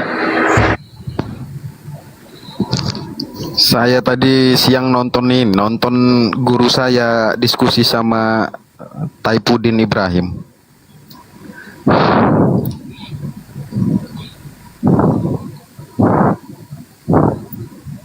Emang keren lah itu ilmunya Unirifa itu, salut saya, jago dia tuh, dia tinggi ilmu pengetahuannya.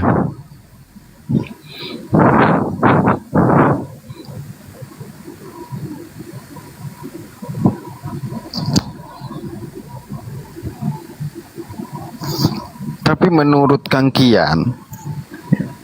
Kian gak diskusi ini nanya saya, jangan kok marah-marah. Menurut Kang Kian, Taipudin Ibrahim itu kan dari Ustadz katanya. Enggak salah. Guru di pesantren. Lanjut, sok ngomong terus. Kenapa dia bisa percaya dengan Yesus? Oke, gua jelasin ya. Saipudin Ibrahim kronologisnya, kenapa dia sampai murtad? Satu, dia bukan seorang ustadz. Dia bukan seorang pengajar guru agama. Dia adalah seorang tata usaha atau TU di sekolahan. Dia TU. Kenapa dia sampai murtad? Karena apa? Satu, dia miskin. Sampai dia pernah jual motor orang yang parkir di situ. Nah, dia kabur. Setelah itu dia ketemu sama Pak Uljong di Lembang. Ini kronologis kisah nyata, bisa ditanyakan ke Saipudin Ibrahim. Nah, di situ dia cerai sama istrinya. Habis dia ketemu di Lembang sama Pak Uljong, si Saipudin ini, di Lembang nih ada tempat misionaris di Lembang tuh. Dia murtad di situ, Bang. Nah, murtad itu dia dikasih perempuan namanya Sarah Ayu. Dinikahin lah, dikawinin lah sama Saipudin Ibrahim, si Sarah Ayu ini. Udah sampai sekarang tuh. Nah, anehnya ini, begitu dia murtad masuk ke Kristen, dia langsung dilantik jadi pendeta. Bayangin aja. Orang mau jadi pendeta itu harus belajar dulu kan ke STT lah, ke apalah, kemana lah gitu kan. Dia begitu murtad langsung dilantik jadi pendeta, betul nggak? Betul. Nah, ya berarti ini jadi pendeta ini standarnya ini kita bisa ngaji, kita bisa baca Quran, terus dia murtad langsung dilantik jadi pendeta. Standarnya kok kayak gitu? Jadi pendeta. Kalau jadi ustaz susah. Enggak begitu, Bang. Nah, ini buktinya Saipudin Ibrahim langsung jadi pendeta. Abang langsung menjudge begitu, standarnya nggak boleh lah, Pak. Ya terus dia kan dari jalur mana dia? Loh, dia belajar STT dari mana dia bisa jadi pendeta? Iya, makanya itu yang dipertanyakan. Nah, itu dari mana jalur kalian yang harus mempertanyakan, bukan kita. Gimana mau tanya orangnya aja nggak ada di Indonesia? Carilah sono Amerika. Itu kebanyakan lemak makan babi dia tuh. Udah jelas dia murtadnya itu karena ekonomi sama istri bang, sama cewek. Oh gitu ceritanya. Itu kisah nyata ya, ini nyata bukan karang-karangan. Boleh ditanya ke Saifuddin Ibrahim. Oke. Kita kan mengikuti Gurunda Juma, Ustadz Ali, Bang Handi, tahu kronologi Saifuddin Ibrahim itu seperti apa dari zaman dulu ya, dari zaman Jum. Dia bukan pengajar, dia TU, tata usaha dia. Bukan pengajar dia. Tapi memang sih Bang Kian, memang fakta sih itu memang babi itu makanan yang kalau rokok kan nikotin ya. Kalau minuman juga sama. Candunya itu tinggi babi itu. Sekali makan itu ketagihan memang. Itu faktanya. Makanya saya dulu berhenti makan itu agak berat.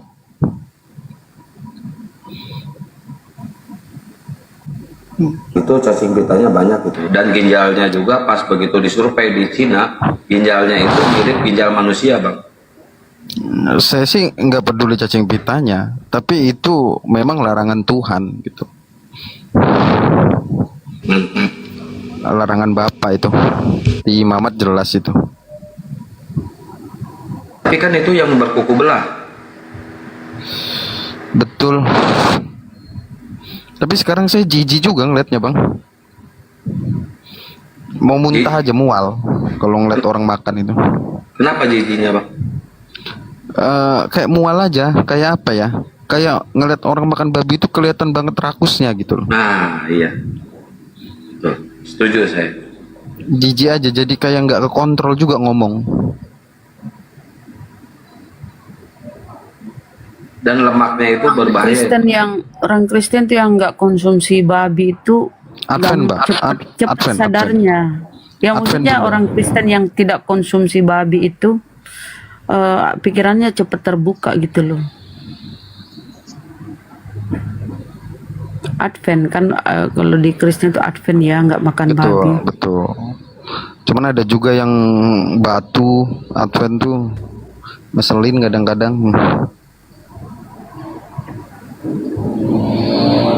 Apa batu apa? Patung. Ya, dia percaya dengan imamat itu, tidak makan babi karena firman Tuhan. Tapi dia juga percaya dengan Paulus, sedangkan Paulus menghalalkan semuanya gitu loh. Kan kontradiksi imannya gitu loh. Betul. Itu yang saya kesel. Kalau nggak mau kontradiksi dengan firman Bapa, ya jangan percaya Paulus lah. Iya, betul. Dia sangat percaya dengan surat-surat Paulus. Ya. Contohnya Bu Darni sangat percaya dengan surat-surat Paulus. Kontradiksi kalau dia ikut hukum Torah. Karena Paulus di bilang, Galatia, betul. tidak seorang pun dibenarkan karena melakukan hukum Torah. Betul. Kata Paulus. Betul. Makanya kalau ada yang bilang saya nggak makan babi sesuai ketentuan firman Tuhan, tapi dia percaya juga surat-surat Paulus, ya itu longor sama aja. Tapi kalau percaya dengan surat Paulus, dia emang benar, bagus. Harusnya dia nggak mengikuti hukum Taurat. Karena apa? Di Galatia 2 pasal 21, aku tidak menolak kasih karunia Allah, sebab sekiranya kalau ada kebenaran di dalam Taurat, maka penyaliban Kristus, kematian Kristus sia-sia. Betul. Dan dia juga melanggar firman Bapa dong. Orang benar tidak boleh mati terbunuh. Betul, setuju itu. Iya, makanya kontradiksinya banyak sama orang-orang yang begitu, terlalu batu otaknya gitu. Satu sisi dia percaya firman Bapa, satu sisi dia percaya surat Paulus itu adalah firman Bapa juga, kan aneh. Sedangkan Itu pengaruh lemak babi. gini loh Bun, Kenapa, Bunda, karena gini Bunda ya, jelas di situ tertulis di Yohanes, uji setiap roh yang datang ya. Roh yang datang kepada Paulus itu bukan Bapa. Sedangkan firman yang datang dari langit itu Udah mau dari Bapa. bersahadat ini dikit lagi. Karena Yesus menerima firman dari Bapa. Ajaran yang benar itu dari Bapa, bukan dari roh yang datang kepada Paulus. Jadi kalau mereka melintir begitu, menurut saya agak lain gitu loh. Kalau percaya sama Bapak Tuhan ya udah, Bapak Tuhan gitu loh. Betul. Assalamualaikum warahmatullahi wabarakatuh. Waalaikumsalam warahmatullahi wabarakatuh. Bagaimana suaraku, Kang? Jelas? Bagus. Pak Iya. Peta. Alhamdulillah. Saya dari tadi tuh nyimak ini Bang Arom ya. Salam kenal Bang Arom. Oke. Salam kenal Bang, salam kenal, salam kenal. Kenapa tuh Bang? Iya. Saya melihatnya ini kalau orang-orang Kristen yang seperti Anda ini mencoba membaca ayat Bible Anda dengan menggunakan akal sehat yang diberikan Allah,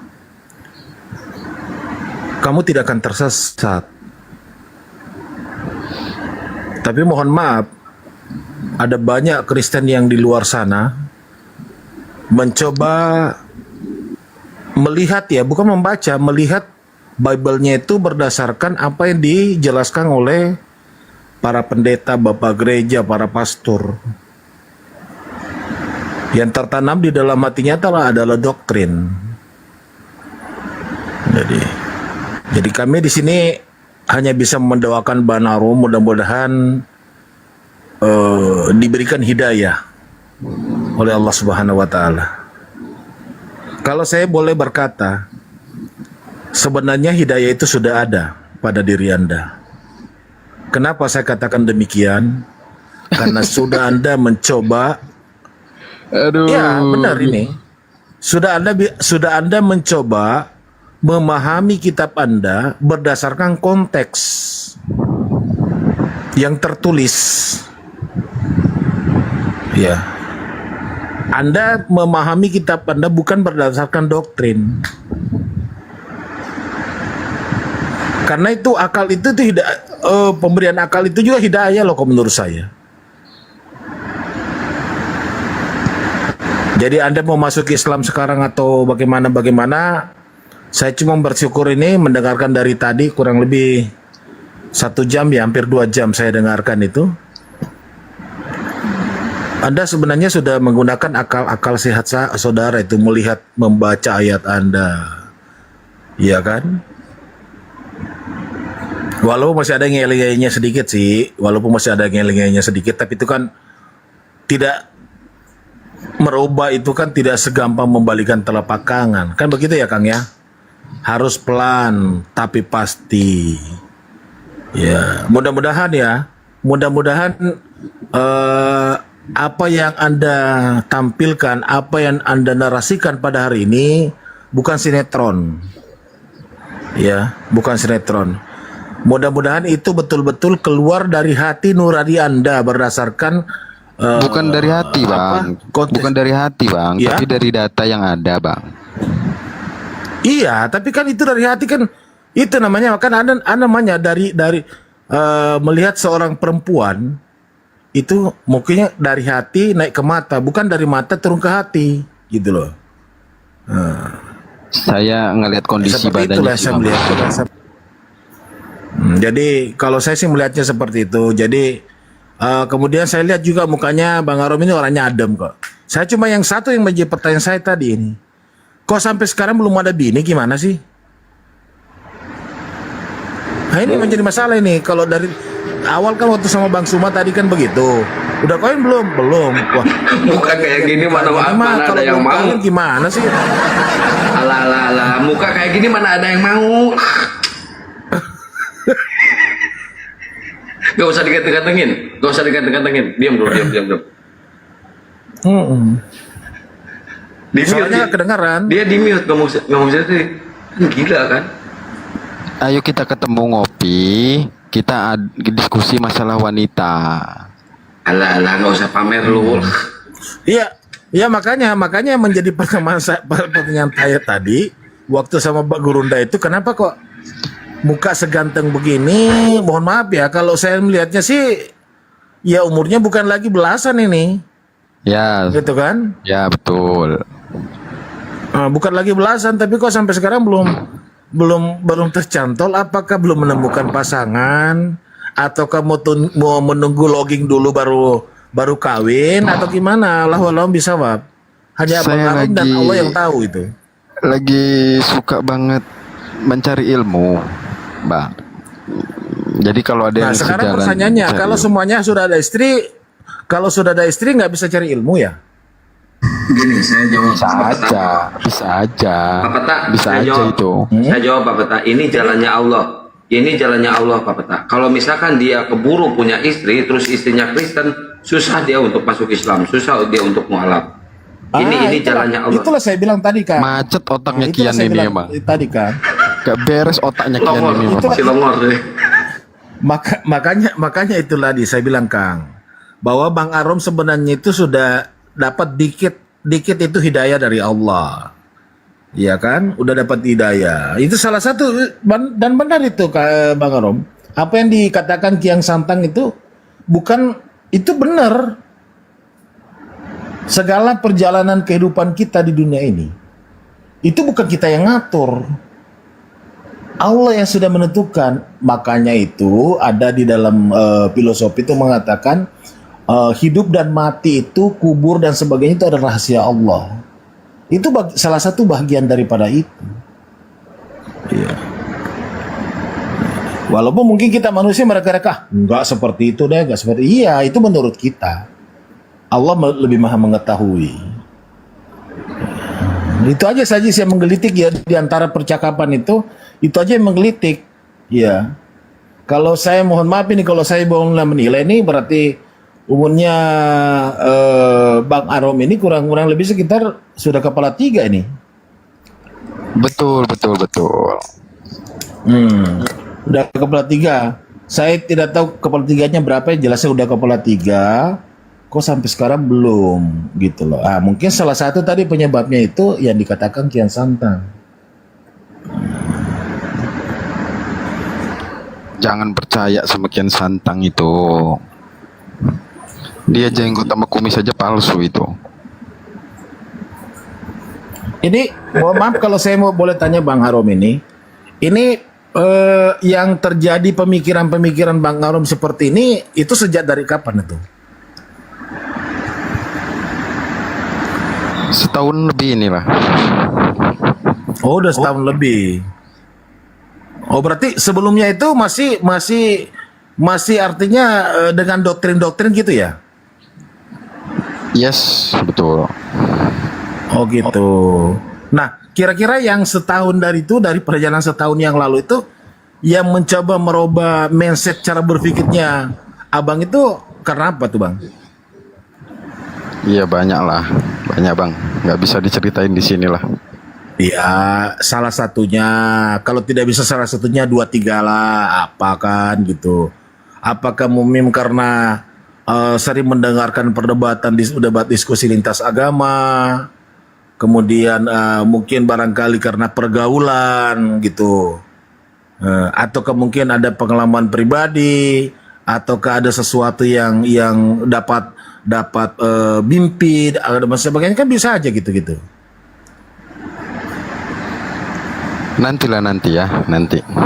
Nanti ku ceritakan. Oh gitu. Ya masalahnya nggak bisa berdua kita Kang. Akan di Jakarta, Abah di Jakarta, saya di Makassar. Nanti sebentar. Nunggu ada kopi dulu baru cerita. Oh begitu. Belum ada kopi.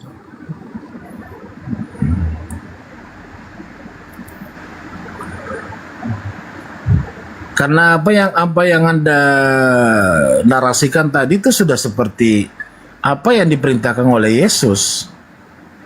Ya, artinya Yesus dalam konteks pemahaman kita sama dengan Islam ya. Nabi Isa kalau dalam Islam gitu ya. Anaknya Maria gitu.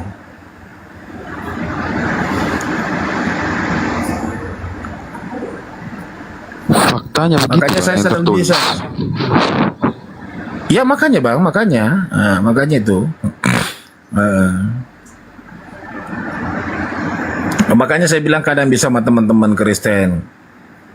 Kalau memang mau dapatkan kebenaran, nggak usah baca Quran. Cukup Anda baca Bible Anda dengan menggunakan akal sehat Anda. Akan Anda temukan kebenaran. Yakin saya itu. Yakin. Karena kenapa? Di dalam kitab yang Anda pegang sekarang itu masih ada kebenaran kok di situ. Ada kebenaran. Satu contoh yang saya bisa bilang ya. Yesus sendiri kan tidak pernah mengatakan dirinya adalah Tuhan.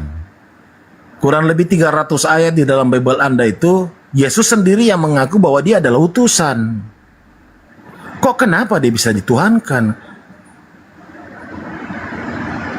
Logikanya kalau dia Tuhan, berarti dia berbohong dong.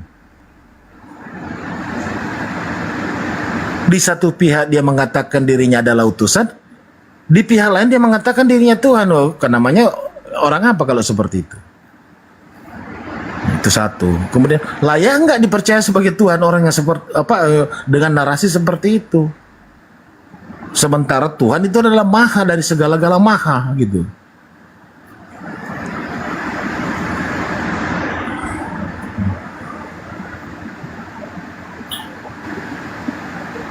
Saya bukan debater, Kang. Saya bukan debater. Saya cuma ikut-ikut aja sama Kian Santang itu, Bang Andi, Bunda Rama, Gurunda. Tapi sekarang ini saya mau coba tanya Abang. Itu kan kitabnya Abang itu kan diterjemahkan gitu dalam bahasa Indonesia dengan menggunakan standar KBBI. Itu gunanya kira-kira apa, Kang? Bang Arom. Gunanya biar semua bisa baca, Bang. Satu bisa dibaca dan mudah untuk dipahami. Sepakat? Iya, memang itu. Iya. Nah sekarang kalau udah jelasnya bacanya jelas-jelas, kok kenapa ditafsirkan lagi contoh ya? Contoh Yohanes 17 ayat 3. Itu udah jelas-jelas. Ya saya mohon maaf kalau saya mulai ini pribadi saya ya, mengatakan bahwa satu ayat itu saja itu sudah bisa mengundurkan ketuhanan Yesus dalam satu Bible Anda. Kan itu adalah kata Yesus. Yesus anak Maria yang berkata seperti itu. Hidup yang kekal itu adalah mengenal Engkau satu-satunya Allah yang benar, Theos yang benar, dan mengenal Yesus Kristus yang Engkau utus. Kalau dia mengatakan dia Tuhan, loh, berarti dia munafik dong. Dia sendiri mengatakan Yesus adalah utusan, tiba-tiba kok dia jadi ngaku jadi Tuhan. Di situ logika berpikirnya.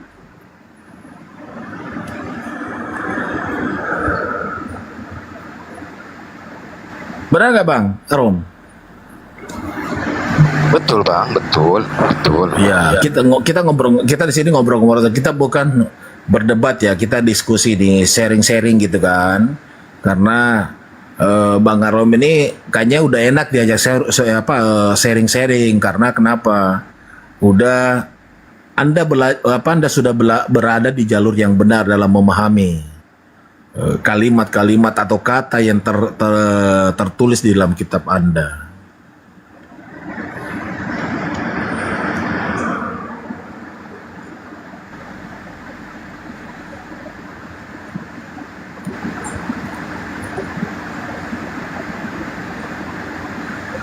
Dan menurut kira-kira Bang Arom ini, pandangannya tentang Gurunda, Bang Handi, Bunda Rama, Bang Ardiansa, Bang Alip ini sebagai orang apologet Muslim ini kira-kira gimana nih Bang?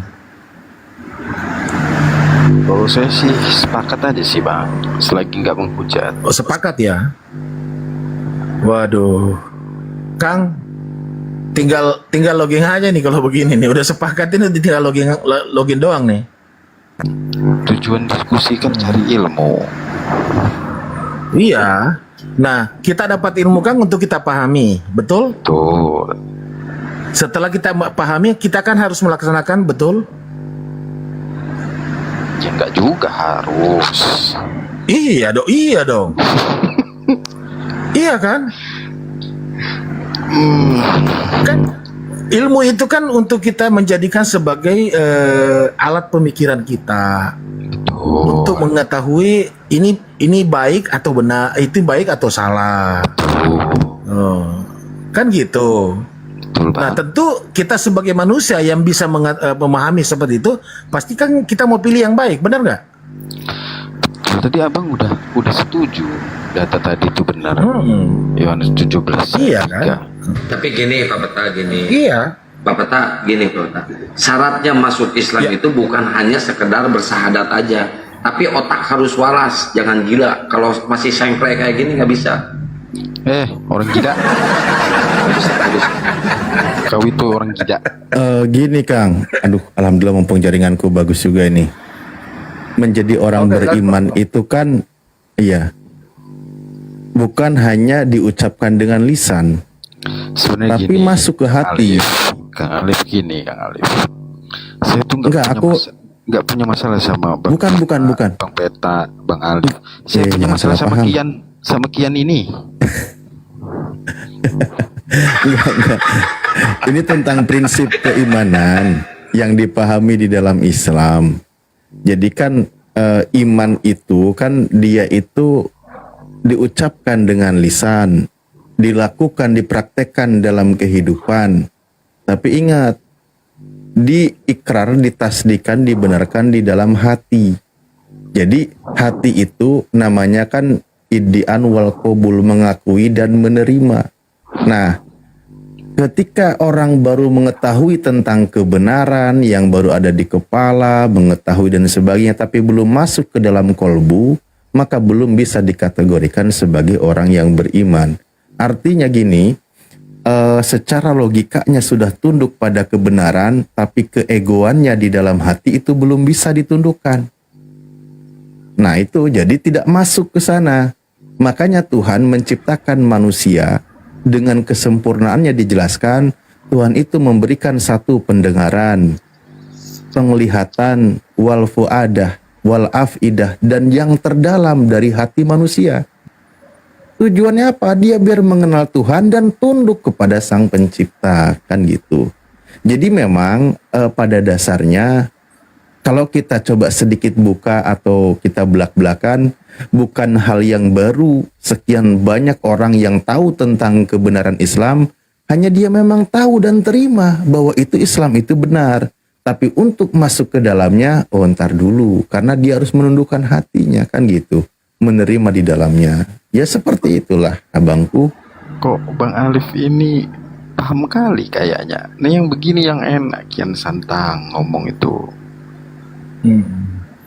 Ya itu kalau ngomong benar loh, gua kalau ngomong benar dalam loh.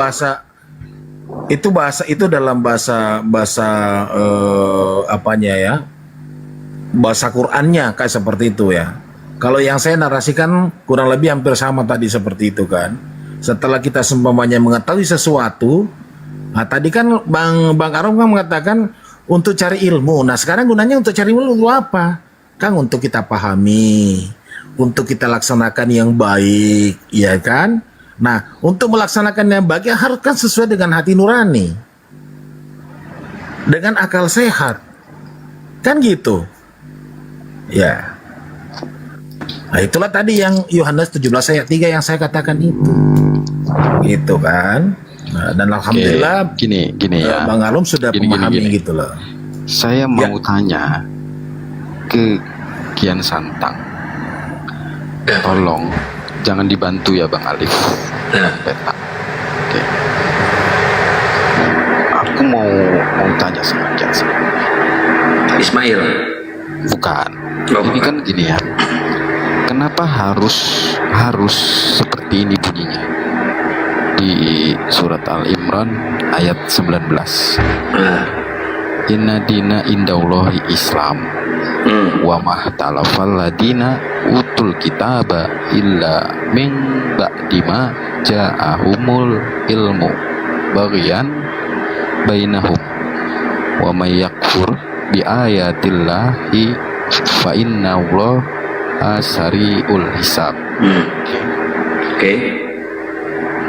Terus sesungguhnya agama yang diridhoi Allah itu Islam. Ya. ini apa nggak egois? Enggak egois, karena emang hanya Islam agama yang diridhoi oleh Allah Subhanahu wa taala. Selain dari Islam tidak ada agama. Contoh Yahudi, Judaism. Judaism bukan agama, tapi satu kepercayaan. Judaism. Kristen juga bukan agama, tapi sekte. Kristen itu artinya pengikut Kristus, bukan agama. Lihat contoh di Amerika atau di luar negeri, di KTP-nya nggak tertulis agama. Cuma di Indonesia doang yang tertulis agama. Kristen itu bukan sebuah agama, tapi sekte. Kalau Judaism bukan agama juga, tapi kepercayaan. Hindu, Buddha juga sama. Yang agama di dunia ini cuma satu, agama Islam. Jadi agama Islam yang diridhoi oleh Allah, ya udah Islam aja. Selain Islam nggak ada agama lagi, Bang. Tapi gini Pak. Nggak ada gininya. Selain Islam nggak ada agama. Sebentar dulu ku tarik jenggotmu nanti. Sebentar dulu. Berarti tidak boleh mengikuti ajaran-ajaran sebelumnya gitu maksudnya. Kan ajaran sebelumnya juga mengajarkan itu. Bukan nggak boleh mengikuti ajaran sebelumnya, itu kita harus mengimani, wajib mengimani apa yang Allah turunkan kepada Nabi Musa, apa yang Allah turunkan kepada Nabi Isa, kita imani. Tapi di sini udah ada penyempurna. Siapa itu? Yaitu Islam yang dibawakan risalahnya oleh Nabi Muhammad.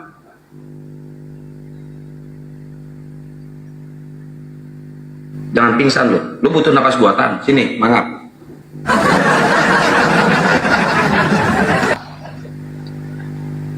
Berarti selain itu nggak diridhoi.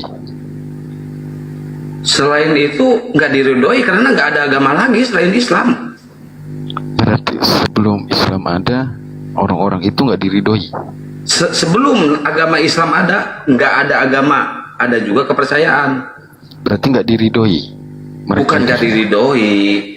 Nih, kepercayaan, dia itu kepercayaan, bukan agama. Justru agama yang diridhoi Allah itu Islam. Kalau misalkan dulu ada agama. Saya sudah sepakat tadi. Saya sudah sepakat itu bukan agama, tapi ajaran. Jadi nggak diridhoi itu ajarannya. Bukan nggak diridhoi, Bang. Bukan nggak diridhoi. Nggak ada tertulis sebelum Islam itu nggak ada agama nggak diridhoi. Nggak ada loh tertulis seperti itu, Bang. Cuma agama Islam yang diridhoi dan dijaga oleh Allah Subhanahu wa taala. Iya. Islam kan? Cuma Islam, agama yang dijaga dan diridhoi oleh Allah Subhanahu wa taala. Tidak membicarakan agama-agama sebelumnya. Ayat ini, apakah ayat ini membicarakan agama sebelumnya? Kan enggak. Ya berarti kan korelasinya ke sana, Bang. Nah, karena apa? Karena sebelum Islam datang, sebelum agama Islam datang, nggak ada agama. Nggak ada agama, Bang. Yahudi agama bukan? Gua tanya, Judaism agama bukan? Udah saya sepakat tadi. Ya berarti nggak diridhoi kan? Udah selesai. Berarti orang-orangnya itu nggak diridhoi. Bukan masalah orang-orangnya, tapi kepercayaannya, Bang. Nggak ada agama pada zaman itu, Bang. Berarti yang mereka mati itu sebelum Islam ada, nggak masuk surga? Masuk surga. Ya kan nggak diridhoi. Karena mereka mengikuti Nabi Musa, ajaran Nabi Musa. Ini bicara masalah agama ya. Ayat ini berbicara masalah agama. Ayat ini bicara masalah agama, Bang. Ayat ini, apakah sebelum Islam datang ada agama? Gua tanya. Nggak ada. Nggak ada, ya udah. Berarti agama yang dijaga dan diridhoi oleh Allah itu yaitu Islam. Selesai. Nggak usah ngeyel, selesai.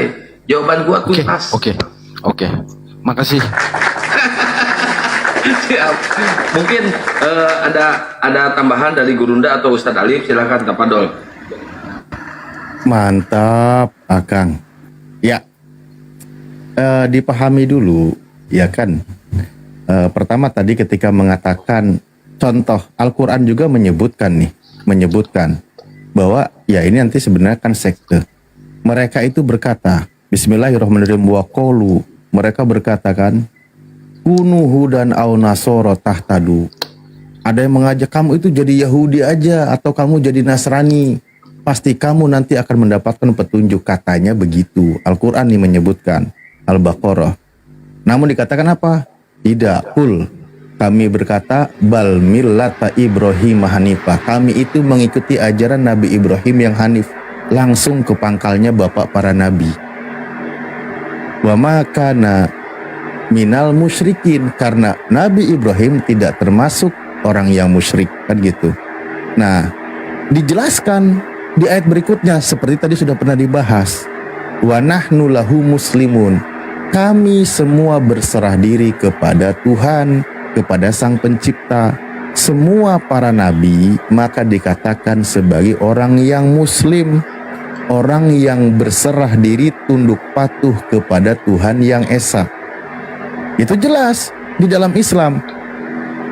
Nah, sekarang saya tanya Bang Arom, Anda percaya atau tidak semua para nabi utusan Tuhan itu tunduk patuh kepada perintah Tuhan?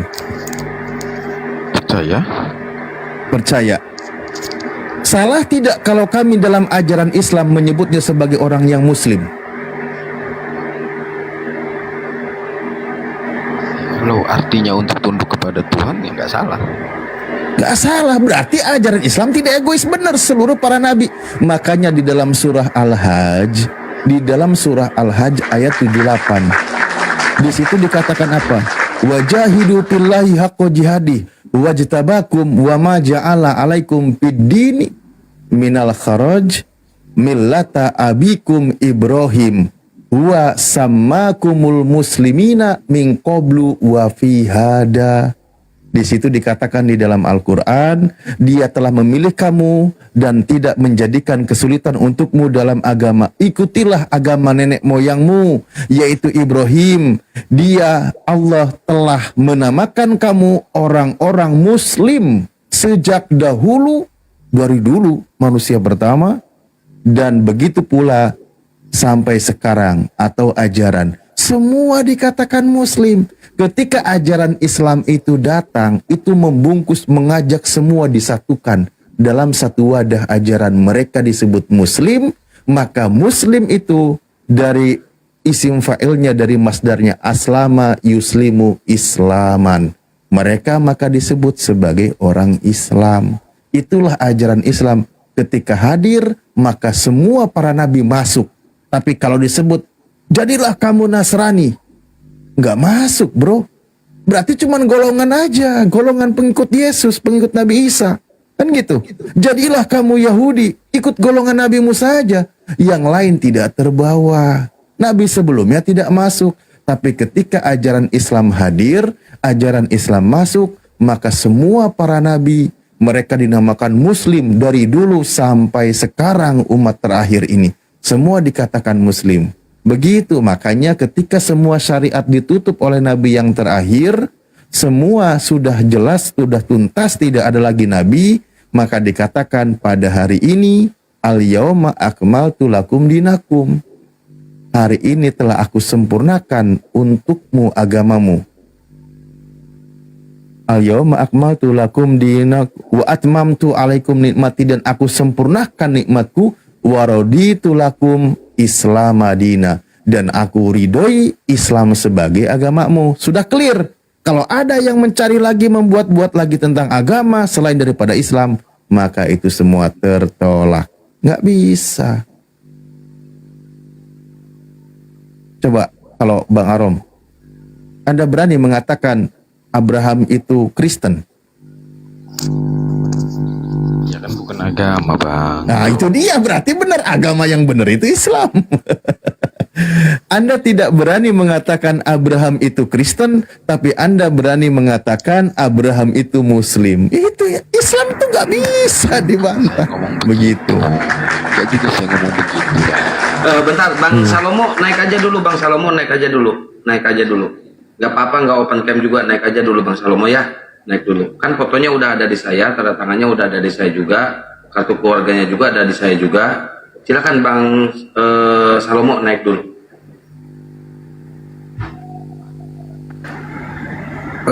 Saya sedikit mau tambahkan barangkali dengan pemahaman saya nih ya, Ustaz Talib. Sebenarnya kalau kita mau membaca dengan jelih dan menggunakan akal sehat kita berpikir,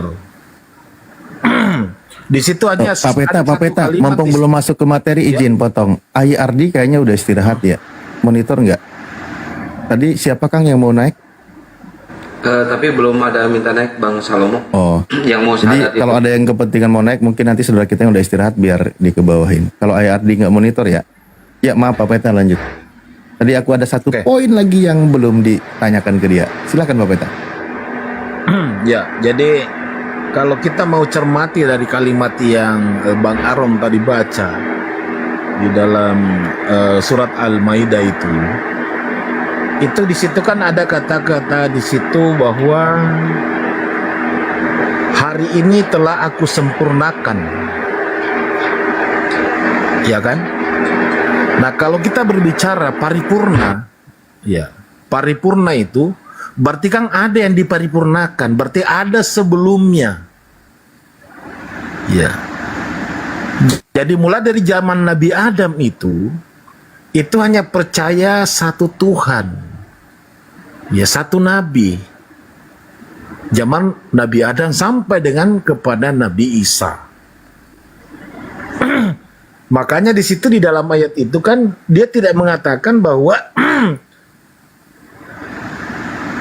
aku berikan nama, tetapi di sini aku sempurnakan agamamu. Dan ridhonya itu masalah Islam.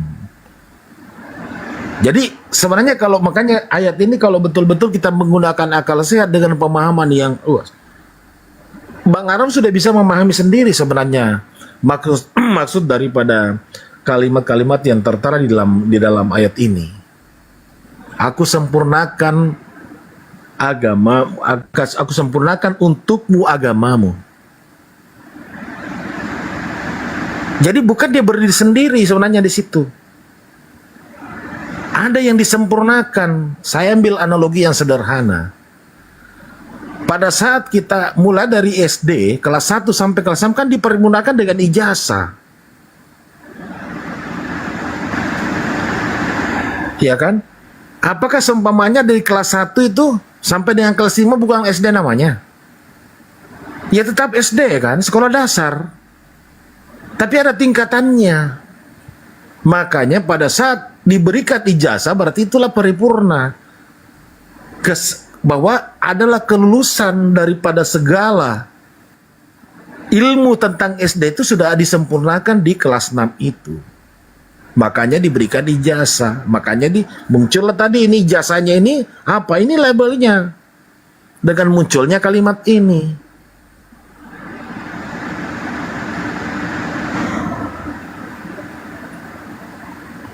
Itu yang saya pahami gitu dari kalimat-kalimat ini. Walaupun saya secara tafsir Al-Quran enggak, tapi saya coba memahami dengan ilmu-ilmu yang saya milikin gitu.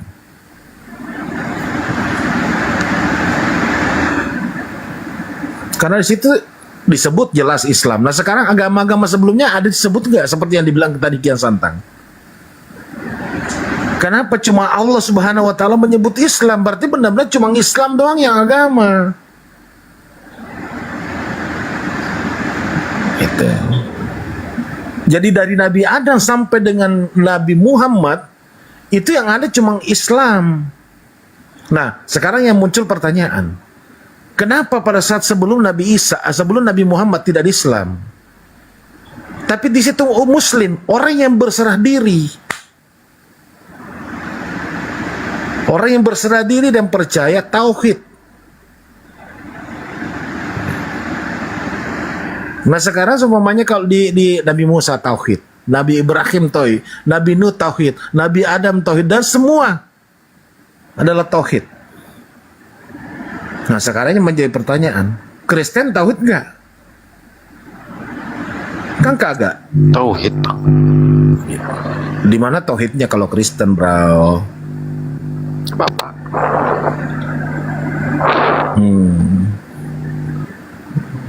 Di mana kira-kira? Di mana tauhidnya kalau Kristen? Bapak. Hah? Bapak. Nah, ini kalau barangkali menurut pemahaman Bang Arom ya. Tapi Kristen pada umumnya itu kan percaya dengan Trinitas. Betul nggak? Iya betul. Nah, ya kan gitu. Di mana tauhidnya?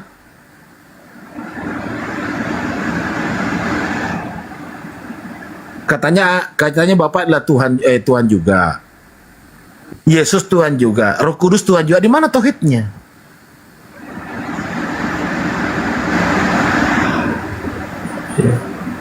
Mungkin ada pernah satu kisah ya, mohon dikoreksi Pak Ustaz Salim kalau ada.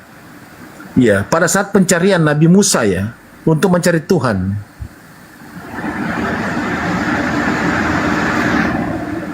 Melihat Tuhan itu, oh jangan-jangan ini Tuhan ini matahari nih. Hilang, oh, bukan. Lihat bulan lagi, oh ini Tuhan. Lenyap, bukan. Itu Nabi Pada saat Ibrahim. pencarian. Nabi ya, Ibrahim. kalau tidak salah. Iya. Tapi Nabi itu Ibrahim sebenarnya kalau tidak salah, ya. sedang mengisahkan tentang bagaimana justru mereka para penyembah berhala. Kalau ini dianggap Tuhan, oh nggak mungkin Tuhan itu Iya, matahari. Sebab ketika dia malam, dia hilang. Ganti bulan, oh nggak mungkin Tuhan itu bulan. Karena ketika siang, dia hilang. Kan gitu, itu nggak mungkin. Iya. Gitu. Jadi Itu kalau kita lihat kayak begitu jadi Bang Arom. Artinya Bang Arom sekarang ini teruskan cara belajarnya. Anda sudah berada di jalur yang benar. Jangan pernah lagi bengkok ke kiri. Tapi jalan terus. Insya Allah akan Anda menemukan kebenaran. Ya, Pak Peta gara-gara sering diskusi sama saya, jadi Bang Aron ini terjerumus ke jurang kebenaran. Oh begitu ya? Ya, terjerumus ke jurang kebenaran. Makanya dia mau ini, udah agak saya. Tangkian.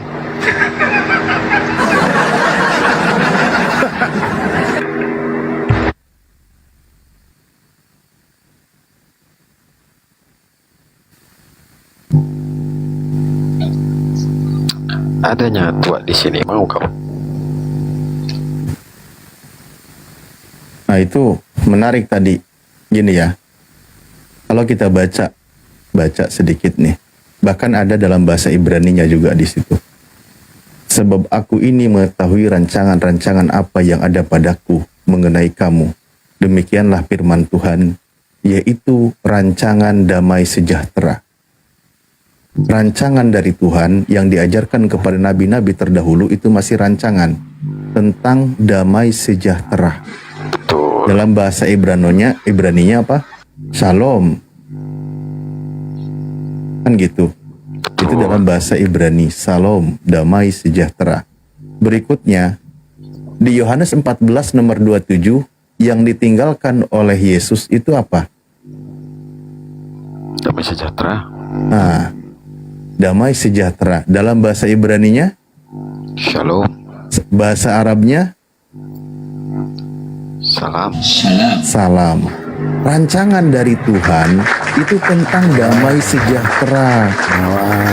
Nah, namun semuanya itu masih rancangan yang masih disusun. Karena belum utuh. Datang satu nabi, menyempurnakan nabi sebelumnya. Terus begitu. Datang Nabi Yesus, menyempurnakan sebelumnya. Makanya dalam hadis Nabi kami mengatakan, para nabi itu seperti sedang menyusun satu bangunan yang kokoh, berdiri tegak. Namun masih ada nabi satu yang masih belum diisi, nabi penyempurna, nabi terakhir, yaitu Nabi Muhammad SAW, sehingga bangunan itu kokoh menjadi satu bangunan yang kuat, damai sejahtera. Yesus sendiri meninggalkan kepada muridnya bukan Kristen aku tinggalkan untukmu, bukan. Kristen itu berawal dari Paulus. Tapi Salom, salaman atruku lakum. Kalau dalam Al-Muqaddas, damai sejahtera ku tinggalkan bagimu. Mewariskan damai sejahtera, tapi masih banyak yang mesti diketahui. Mereka belum sanggup, nanti akan disempurnakan. Maka Al-Quran mengatakan, izin. Wallahu yad'u ila daris salam. Bentar Bang Ali. Itu kan penyebutan, bukan ditinggalkan. Memang nggak ditinggalkan. Selamat itu malam. Tapi penyebutan ini bentar. Antioquia itu. Bentar, Rom, gua kasih proyek ke lu. Karung ini anak iblis satu nih, karung ini anak setan nih. Malam. Ini anak setan. Masih sama Bang Alip tadi. Bentar dulu ya. Ya. Jadi Bang Alip gini apa? Ya. memang nggak meninggalkan itu. Ya, Kristen. jangan ngomong setan lah. Kalian itu Tapi, kan ada bentar dulu, iblis, ada Jack. jin masuk Bentar dulu, Islam. bentar dulu ya. Kan itu kan penyebutan pada saat di Antioquia. Penyebutan orang, bukan bawaan Paulus. Iya, orang sedang mengejek pengikut Yesus, pengikut Kristus. Itu kan sebuah ejekan. Bener nggak? Sejarahnya Harusnya enggak sih, Bang. mereka menyebut Kristianos itu ejekan dari orang kepada Kalian yang Paulus pada dan ngelawak juga semua. yang lainnya. Enggak, Bang. Melawakan semua itu nari banter saling membantah kalian. udah. Ini apa sih? Itu sebuah ejekan dari mereka. Di situ yang menyebut sebagai Kristianos siapa? Pengikut Yesus atau bukan? Bukan. Nah, itu dengan nada ejekan dia menyebut sebagai Kristianos gitu. Intonasinya arahnya ke sebuah ejekan. Itu data loh. Dalam sejarah mencatat. Saya yakin abang juga paham. Nah, tapi itu kan bukan warisan dari Yesus. Oke? Sementara Yesus mewariskan, meninggalkan kepada muridnya tentang damai sejahtera. Ajarannya kan gitu. Kesejahteraan bagi mereka. Itu yang Yesus wariskan. Yang Yesus tinggalkan untuk murid-muridnya. Makanya Al-Quran menyebutkan murid-murid Nabi Isa yang disebut Hawariyun ketika mereka menjadi penolong agama Allah, mereka berkata, wa nahnu lahu muslimun. Aku ini orang yang berserah diri kepada Tuhan, kepada Allah. Mereka mengaku dirinya sebagai yang muslim, orang yang tunduk patuh kepada Tuhan terhadap ajaran damai sejahtera. Itulah yang ditinggalkan oleh Nabi Isa. Bukan Kristen. Iya toh?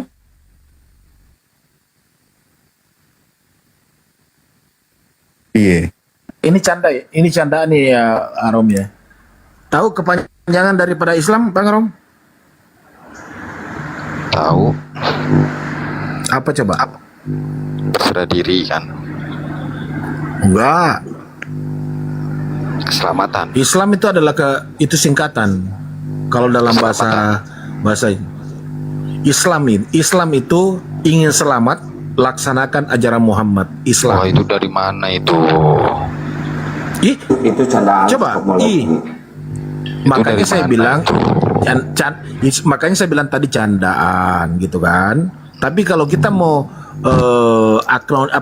analogi kalimatnya, Islam, S selamat. Wah, kalau itu sama Kang Kian aja sih kalau nggak ada data.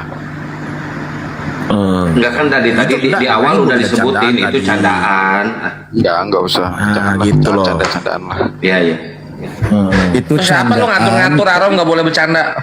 Itu candaan Gua yang ngatur. mengandung Maksudnya- makna kebenaran gitu maksudnya. Iya gitu loh, candaan makna kebenaran. Ingin selamat, laksanakan ajaran Muhammad. Gitu loh. Dengar tuh Kang Kian.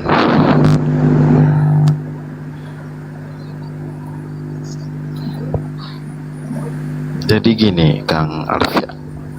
Ya udah nggak usah pakai jadi gini ya. Jadi gitu Kang Alif. Karena Kang Kian ini pasti komen dia kalau pakai jadi gini. Enggak, itu kalau ke situ rujukannya cocokmologi ya bisa aja sama sholat 5 waktu aja. Islam, Isya, Maghrib kan. Selanjutnya.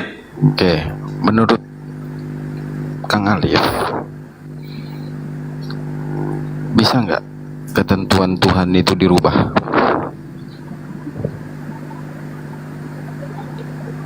Ketentuan itu takdir Tuhan ya.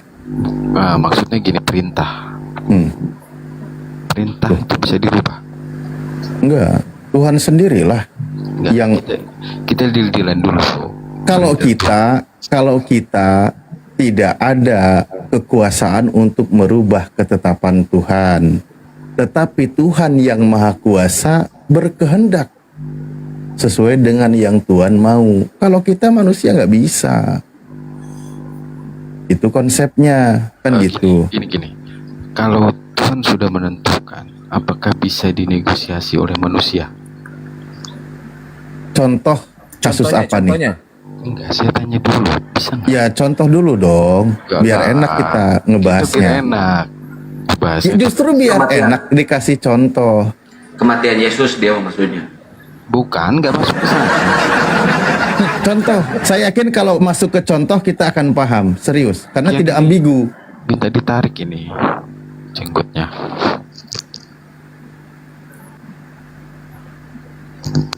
Oke, sebentar, Jadi kalau berbicara masalah perintah Tuhan, sebentar saya pakai data deh. Oke. Bentar ya. Oke, silakan.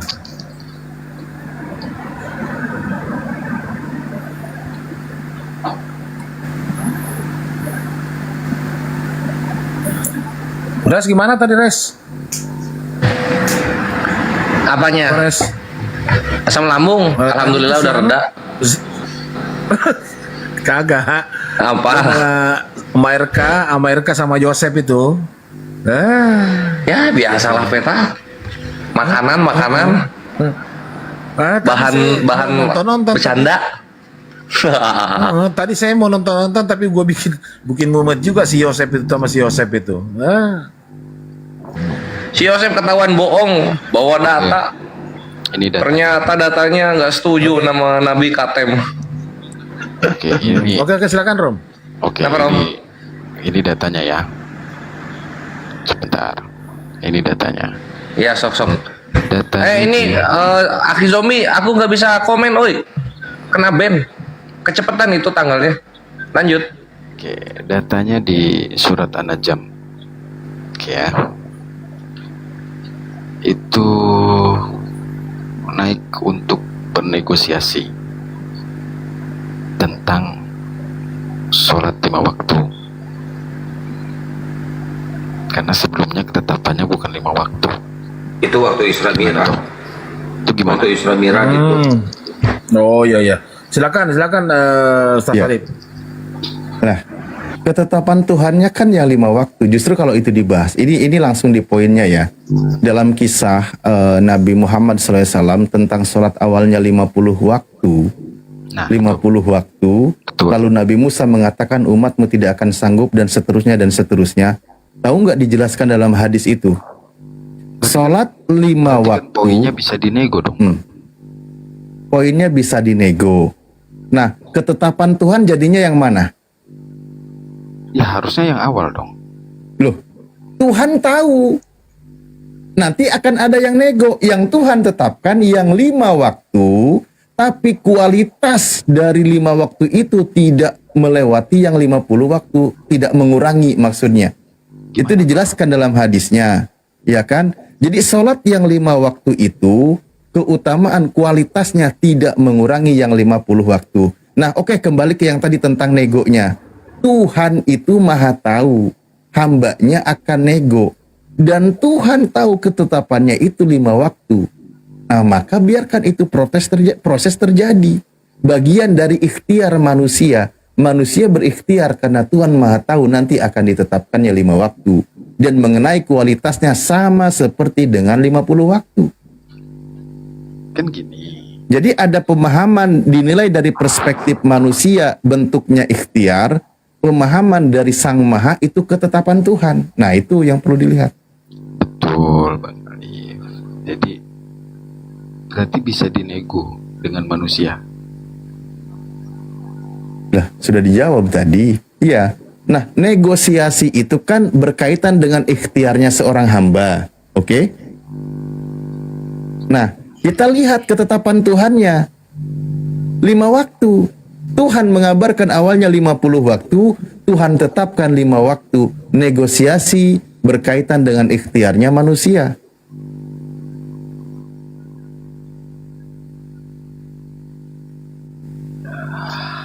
Dan kembali lagi, Tuhan yang maha menetapkan, itu poinnya.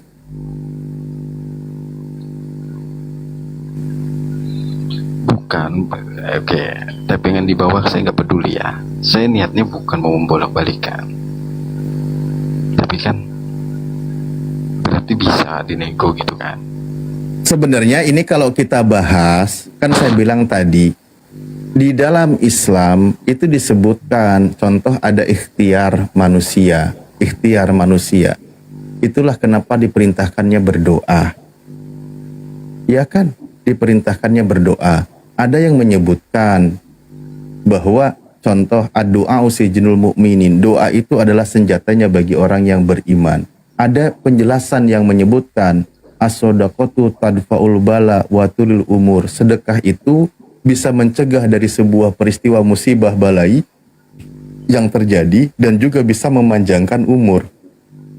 Nah, hal-hal seperti ini kan sebenarnya pembahasan lebih dalam di dalam Islam. Sedekah itu dapat mencegah dari balai. Ketika di dalam takdir pemahaman Tuhan bahwa engkau nanti akan celaka di waktu tanggal sekian, tapi kita berbuat baik, bersedekah, maka Tuhan merubah keadaan tersebut. Kita diselamatkan karena kebaikan yang kita lakukan. Tapi sebenarnya ini pembahasan lebih dalam ketika di dalam ajaran Islam. Karena di dalam Islam itu Allah mengabarkan innallaha la yughayyiru ma biqaumin hatta yughayyiru ma bi anfusihim. Itu proses tentang ikhtiar. Oke? Ikhtiar. Keadaan kita tidak akan dirubah oleh Tuhan kalau kita tidak mau merubahnya. Bentuk ikhtiar kita, tugas kita itu ikhtiar, Tuhanlah yang menentukan. Kan gitu. Jadi beda, harus dipahami konsep di dalam Islam, tanggung jawab tugas seorang hamba kepada Tuhan, tugasnya ikhtiar, berdoa, meminta. Tugas yang menentukan adalah Sang Pencipta, bukan ranah kita. Begitu sih kalau mau dipahaminya.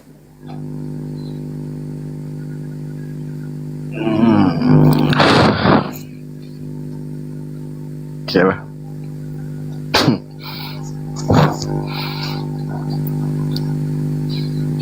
Emang benar sih, benar-benar itu masuk akal. Ya, maksudnya gini, contoh kalau kita bahasakan. Mantap, Ustaz Alif. Kalau kita bahasakan, Tuhan tahu nggak Rasulullah bakal nego? Ya tahu.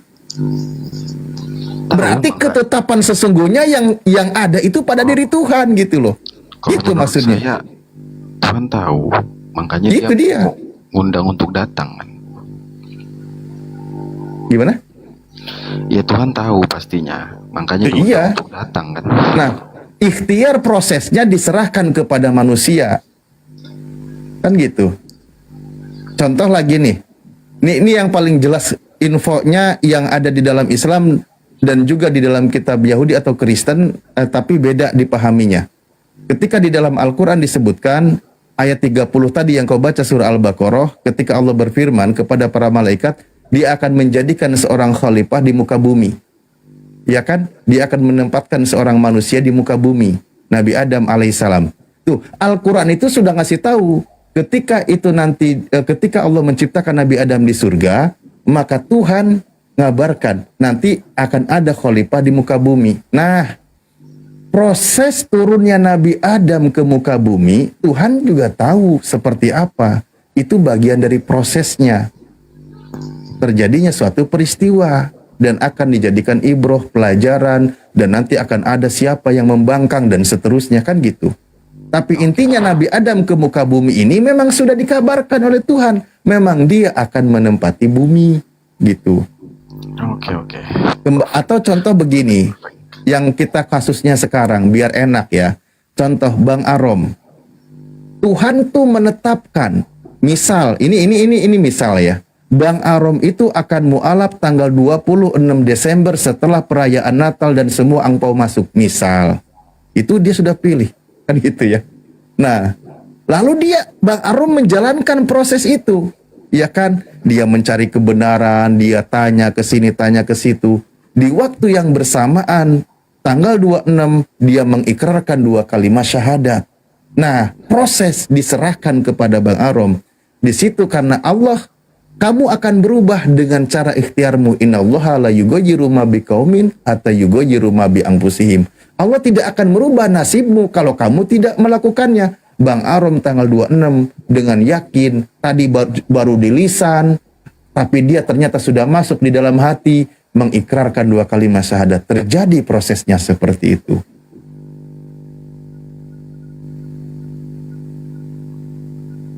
Tadi aku ngomongnya gimana ya? Agak kurang enak. Sorry lah, maaf. Lanjut. Saya diam.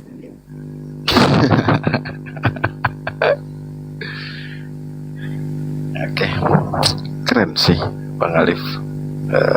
Jadi memang itu tafsirannya ada, hadisnya ada juga penjelasannya. Memang saya kalau lihat Islam ini semuanya ada datanya sih, lengkap. Jadi ada ayat, ada hadis.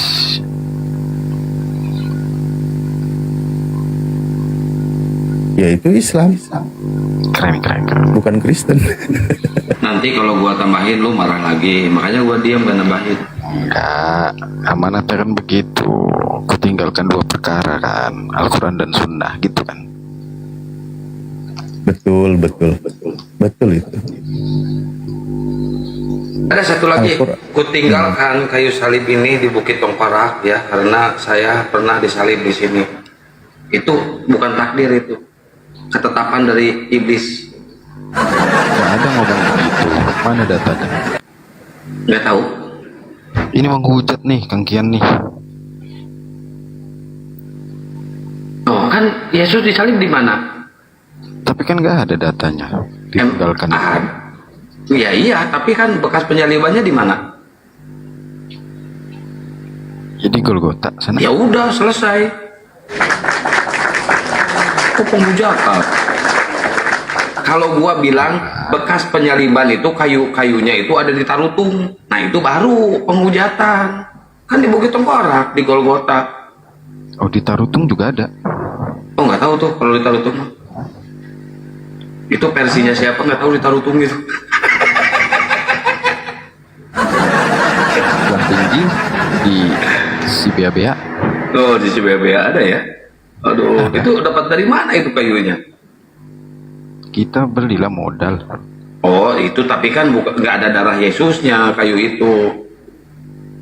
Ya kan diganti dengan anggur. Ya kan nggak ada bekas darahnya. Yang asli itu ada yang bekas darahnya loh. Ada tulisan bekas darahnya loh. Diganti dengan anggur persekutuan.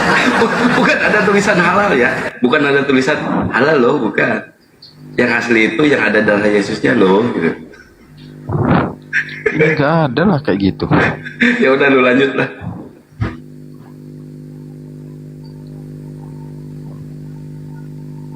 Enggak, sebenarnya kan Bang Arom ini kayaknya sebenarnya udah tuntas kan. Pembahasan itu udah tuntas. Hanya mungkin kalau masalah lebih dalam itu memperdalam. Tapi kadang-kadang kalau kita lebih dalam lagi itu juga nggak bagus. Kalau kita belum ada di dalam itu, keyakinan itu.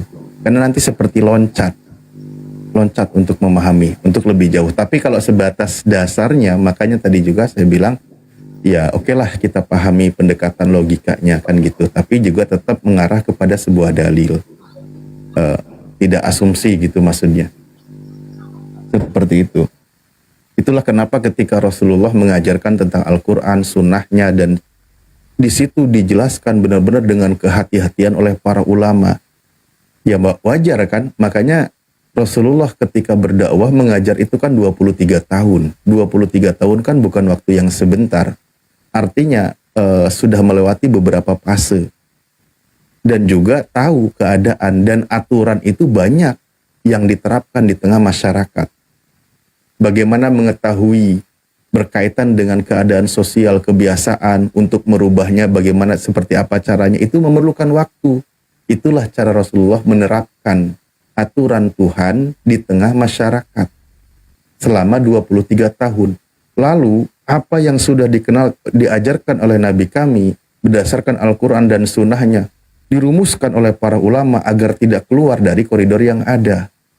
Aturan-aturan itu dibentuk berdasarkan dalil yang tadi, agar umat Islam tidak berasumsi masing-masing. Bahaya nanti kalau tidak dirumuskan oleh para ilmuwan yang ahli di dalam keislaman gitu loh. Makanya kami umat Islam ketika membahas tentang Islam, kami rujuk kepada kitab para ulama yang memang kompeten, yang memang memiliki keilmuannya di sana. Makanya ketika membahas contoh rumusan tentang standar di dalam Islam wajib beribadah, kapan usia sampai balig itu dijelaskan. Ya sumbernya dari Rasulullah, dijelaskan oleh para ulama. Seperti ini kajiannya. Oh begitu. Begitu Bang Arom. Kalau di Oten kadang-kadang bingung, mereka seenaknya menafsir.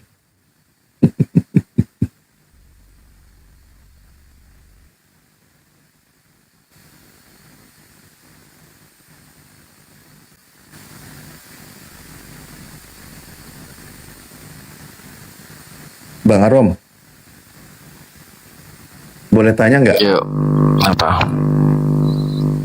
Apa yang paling tidak logis dalam ajaran Kristen? Itu sih, jadi dalam pengertiannya aja bang, dalam konsepnya aja yang nggak logis. Konsepnya nggak logis. Ya, Yesus saya. Jadi ada saling bertabrakan aja. Oh iya. Berarti ketika konsep itu dibuat, tidak mendekati pendekatan yang logis dong. Tidak melakukan pendekatan yang logis. Dan memang gitu sih. Yang pernah saya dengar contoh konsep Trinitas yang dibuat. Trinitas itu kan misteri. Kalau bisa dijelaskan dengan utuh bukan Trinitas lagi. Bener nggak? Iya bener memang. Ya jadi bener sih. Iya. Tapi emang saya yakin sih kalau Bible itu bukan kitab suci yang dari Tuhan, bukan firman Tuhan. Bible itu benar. Di dalamnya ada. Ada sebagian. Ada. Yang ada itu cuma satu. Firman Tuhannya cuma satu. Enggak ada cuma satu. Salah satunya ada satu di Galatia. Ada. Pakai data. Pakai data ini gua. Galatia 4 pasal 19. Hai anak-anakku, karena kamu aku menderita sakit bersalin lagi sampai rupa Kristus menjadi nyata di dalam hati kamu. Jadi Paulus bersalin. Itu data dari mana? Galatia. Yesus Paulus bersalin. Hamil. Paulus hamil. Kok agak lain? Lu bukan di sono. Lu emang ngajak berantem aja sama gua ya? Gua data ini loh. Gimana sih lu? Itu kan catatan. Loh, ini data Galatia 4 pasal 19. Paulus hamil. Kita kan lagi ngomong. Udah ini. Lu berantem mulu sama gua ya? Kita lagi ngomong firman. Ya udah sama Ustaz Alif aja lu.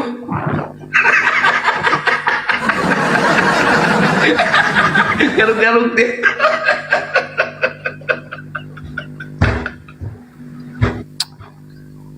Gimana ya ini?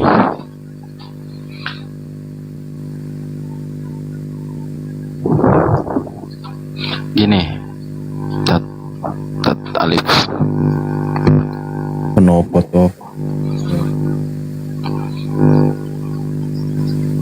Sebenarnya ketetapan hukum Tuhan itu, Ustadz Alif, datang batas menikah itu setelah Nabi Muhammad udah banyak istri atau sebelum?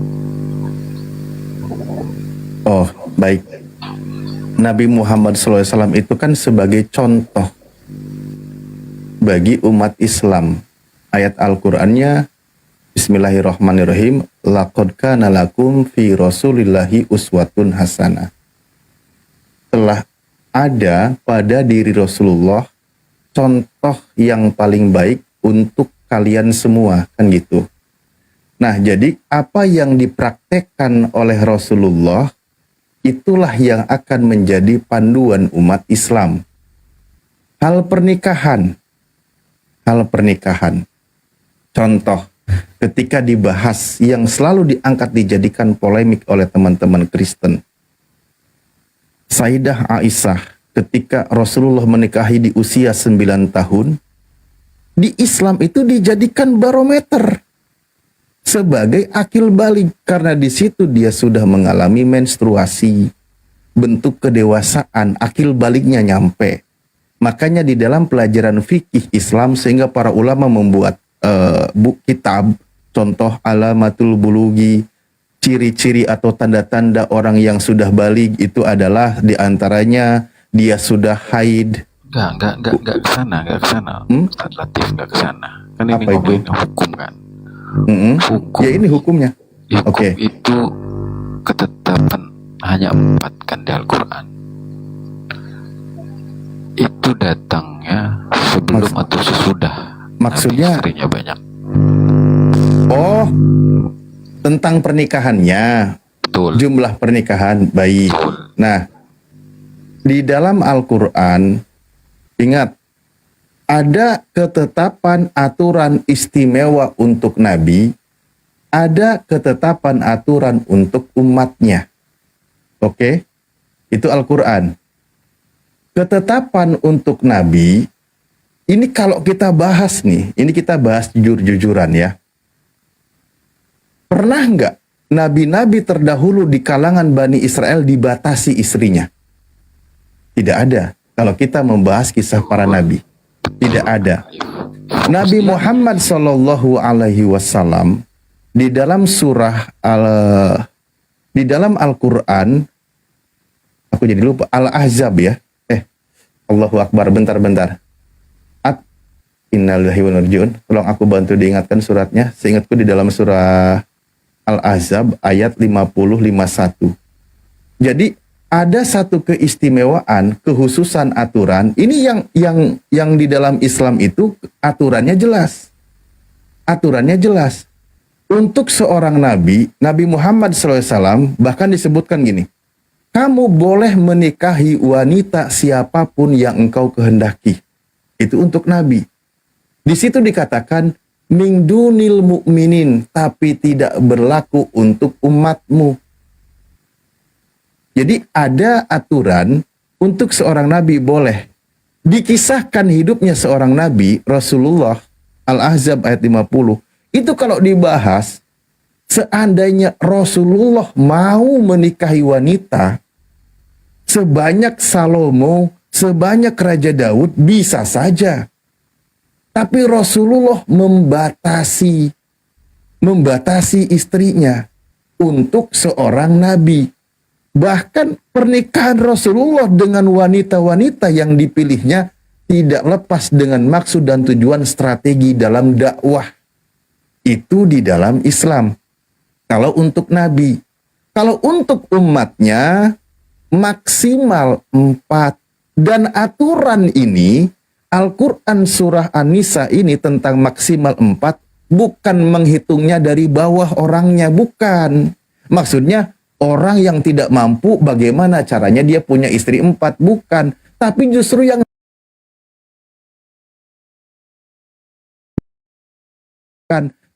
yang dari istri waktu itu juga ada yang punya istri 9, salah satu sahabat. Maka ketika aturan itu datang untuk selain Rasulullah, batasin cuma 4 istri itu. Maka 4. Itu ketetapannya. Aturannya bagi yang memiliki kemampuan. Nah, kembali kepada Rasulullah. Kekhususan. Dan Rasulullah ini bayangkan, Rasulullah membatasi dirinya dengan jumlah istri tertentu, itu pun sudah jadi bahan ujatan katanya. Turun pengen nikah turun ayat nikah dan sebagainya, itu sering jadi hujatan. Ingat teman-teman yang Kristen ya, kalau saya buka tentang bagaimana pembahasan strategi Rasulullah memiliki seorang istri dalam memilih salah satunya siapa, ada yang dari putranya Abu Bakar, ada yang dari lalu yang semua menjadi kuat dalam strategi dakwahnya, membela orang yang suaminya itu adalah gugur di medan perang dan seterusnya, menyatukan kabilah, memperkuat dakwah. Itu aturan Rasulullah. Dan semua para nabi kalau kita lihat tidak ada batasan. Rasulullah justru tidak seenaknya ketika diberikan kelebihan seperti itu. Karena kelebihan yang diberikan kepada nabi kami tidak lepas juga dari beban dan tanggung jawab yang nabi kami miliki. Begitu memahaminya. Bayangkan nabi kami kan gitu ketetapannya. Ketika dia sholat, ya kan? Ketika dia sholat, bahkan sholatnya itu kan luar biasa. Dia tidak perlu memikirkan dirinya sendiri, semua berkepentingan untuk umat. Al-Quran makanya menyebutkan ketika dia tertidur, wahyu kedua yang diterima Rasulullah, ya ayuhal mudasir, wahai engkau yang sedang berselimut, bangun. Ya tugas seorang nabi, tidak boleh memikirkan lagi dirinya. Totalitas harus berjuang. Ketika diperintahkan berperang, berperang kau. Menjadi panglima kau. Itu tugasmu seorang nabi. Tanggung jawabnya juga besar. Wajar dong, seorang yang memiliki tanggung jawab besar juga ada kelebihan, kehususan tersendiri. Kan gitu.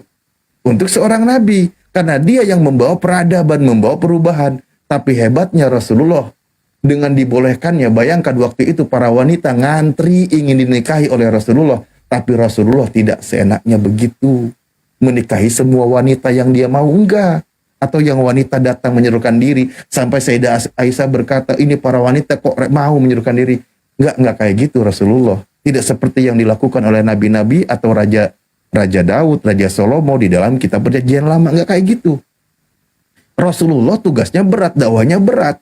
Menjadi contoh dalam masalah apa? Bertetangga, berumah tangga, dia dijadikan contoh. Dalam masalah peradaban, semua dijadikan contoh. Tugasnya berat, tanggung jawabnya berat, kelebihannya berat. Oke, gitulah kurang lebih cara memandangnya. Bentar izin, teman-teman, kayaknya ada yang mau nombak ini. Tolong dikencengin tab-tab layarnya, posting ulang dan di-share-share ya.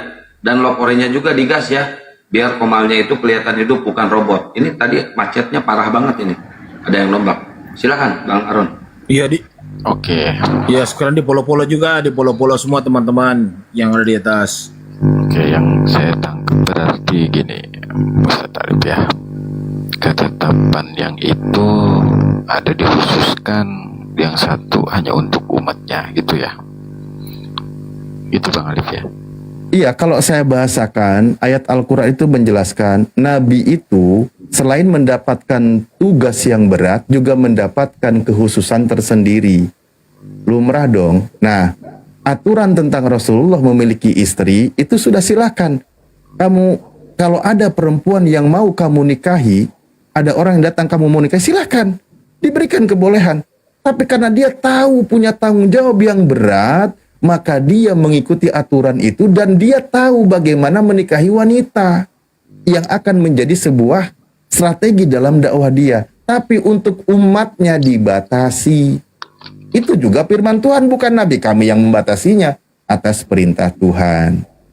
Orang Nabi kami aja membatasi diri kok. Kan gitu. Oke, good.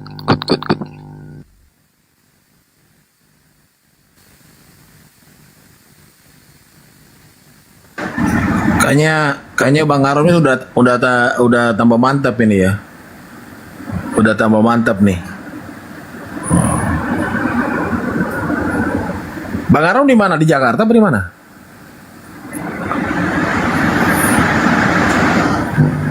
Jakarta. Oh, Jakarta. Kenapa lu jadi lemes, butuh napas buatan lu?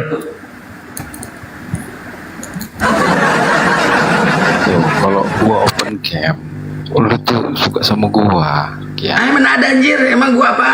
Gua normal, ngehe. Bahaya lu ini. Curiga gua. Lu cuma mendalik aja. Tapi ada yang gua tagih nih. Kan tadi gua mau nanya tuh. Histori 1 tahun yang lalu, bilang nanti udah nantinya kapan nih? Kapan nih? Belum diceritain. Gini, Bang Peta. Tadi kan udah dibilang sama Bang Alif kenapanya. Kan udah ku jawabnya, ada banyak konsep yang banyak tabrakan di dalamnya. Gitu loh. Makanya sebenarnya mau mengimaninya ke yang mana nih gitu, ke lama atau yang baru gitu, karena yang lama itu ketetapan Tuhan, yang baru adalah surat-surat tulisan gitu. Oh gitu ya. Oh berarti murni karena membaca gitu ya, murni karena membaca ya. untuk bisa berdiri di depan kan harus menguasai itu dulu. Jadi mau nggak mau baca. Ya, ya maksud saya yang membuat Arom ini berubah mindset dalam berpikir melihat Bible-nya itu karena membaca gitu ya. Bukan karena pengaruh-pengaruh yang lain gitu atau pergaulan kah atau mungkin dapat mimpi kah atau dan sebagainya, kagak ya? Baca lah. Sampai baca Quran juga dia belajar Pak Lempu, apalagi yang terjemahan. Iya, tadi itu bahasa Qurannya itu indallahi nilisa. Menurut saya sih ya untuk kaum yang baru belajar sudah lumayan itu caranya. Iya kan sering dibilang umat terjemahan kata Bang Jumat tuh. Oh gitu ya. Arom kantor, Arom karyawan. Iya, kau tahu? Iya dimengerti. Gue tahu kapan lu syahadat. Aha.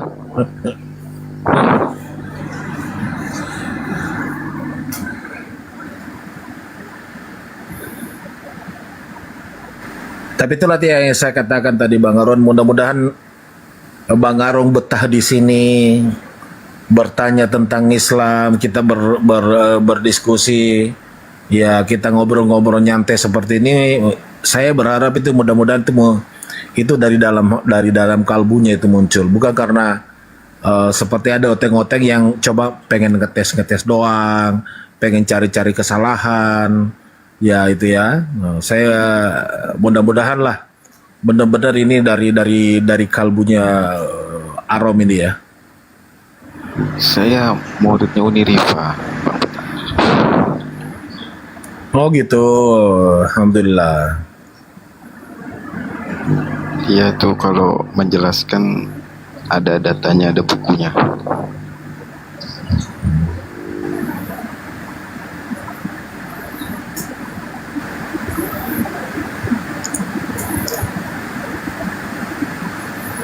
Karena kita ini hidup di dunia ini Bang Arom, ini hanya sebagai persinggahan aja.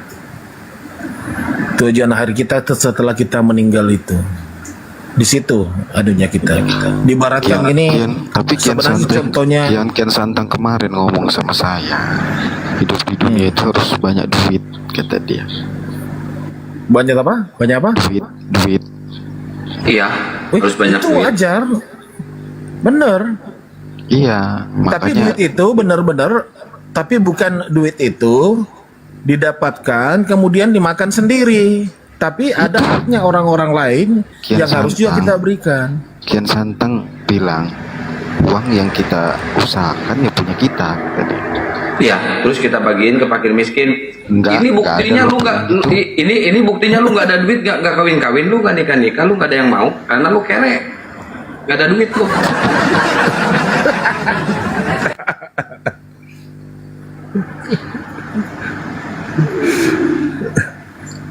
Ada yang maunya Bang Kian, cuman untuk sama gitu Bapak Tuhan itu sulit. Tapi kalau tadi yang dikatakan Kian Santang itu mungkin itu memang isi petunjuk Allah. Mungkin insya Allah barangkali jalannya itu Arom nanti mungkin menemukan orang Muslim yang yang soleha, kemudian mungkin kawin gitu loh dan sebagainya. Mungkin loh ya, mungkin. Adanya di sini mungkin. Bang Kian, ada nggak Bang Kian? Apa? Ada nggak? Ada tuh cewek bekas ketabrak kereta, mau lu? Emang saya. Tapi jangan berniat gitu loh, jangan berniat saya mau nikah sama nikah sama orang Muslim nanti saya masuk Islam. Oh nggak seperti itu gitu loh. Nanti ujung-ujungnya nanti berapa tahun kemudian lu balik lagi ke agama lu.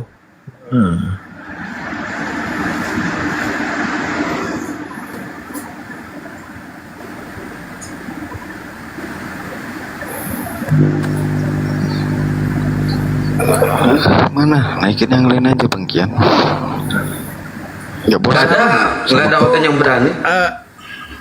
Bang Arom, itu di dalam kehidupan sehari-hari banyak berinteraksi dengan teman-teman Muslim nggak? Lumayan, tapi nggak ada yang benar mereka. Enggak. Maksudnya saya mau coba menanya ini dalam konteks Anda melihat beribadahnya. Menurut Bang Arom, kira-kira kalau menurut pandangan Bang Arom ini di agama Islam itu berat apa enggak?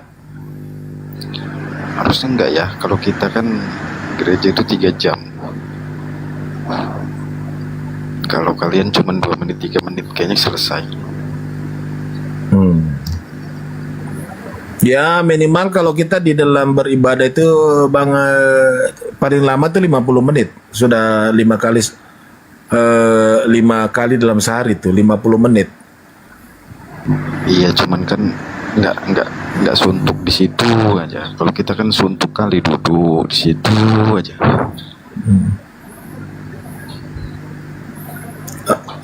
Berarti Bang Arom rajin ke gereja ya? Rajin. Oh, jangan-jangan dari 1 tahun lagi nih jadi pendebat di gereja itu, karena sudah mulai bertentangan dengan hati nurani. Bukan, sampaikan sesuai yang ada. Oh biasa berdiskusi dengan para pendeta. Biasa. Pasti kelabakan tuh jawabnya. Ya, mereka ada data, tapi nggak data dari Alkitab, tapi dari buku lain, sumber lain gitu. Iya, sumbernya. Sementara menurut kita orang yang berkeyakinan itu adalah sumber itu kita beribadah itu dari kitabnya itu. Contoh kita di Islam, kita berlandaskan kepada 2. Iya. Makanya Rasulullah berpesan, kalau kau mau selamat, aku tinggalkan 2 perkara bagimu, Quran dan hadis. Barang kau mengikuti, berketapan dengan itu, kamu akan selamat. Gitu. Karena beberapa orang-orang teman-teman Kristen saya biasa tanya, dia katakan bahwa memang kitab juga menjadi landasan, tapi bukan itu menjadi pokok gitu. Tapi yang menjadi pokok itu adalah pengajaran Bapak Gereja. Nah, timbul pertanyaan, kamu yakin nggak apa yang dikatakan oleh Bapak-Bapak Gereja itu adalah kebenaran mutlak? Dibanding kamu belajar dengan apa yang tertulis dalam kitabmu, itu kan bahasa Indonesia juga. Belum tentu pahamannya Bapak Pendeta dengan kita itu kalah gitu. Benar nggak?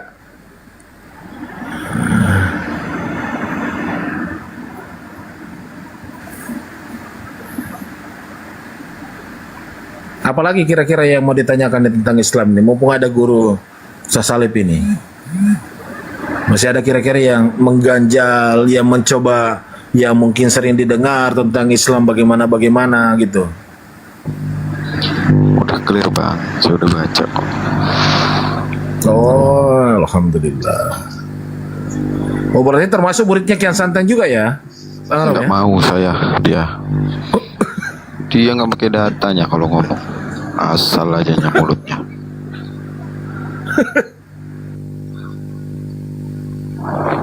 Gua pakai data, gua perlu data, gua akademis, gua Alkitabiah.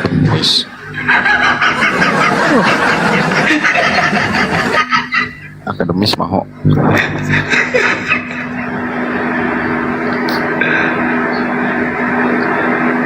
Wes, Ustaz Alif. Apanya yang akademis kau, Kian? Semua yang gua sampaikan itu Enggak. Alkitabiah. Alkitabiah gua. Aduh, ya Allah. Aneh-aneh aja, Kian Santang. Udah, nggak usah sok akrab sama gua lah. Sok kenal lu sama gua lu. Saya nggak kenal sama Kian Santang, dan saya juga nggak mau jadi saudara Kian Santang kok. Soalnya nggak punya duit dia. Banyak gua duit orang.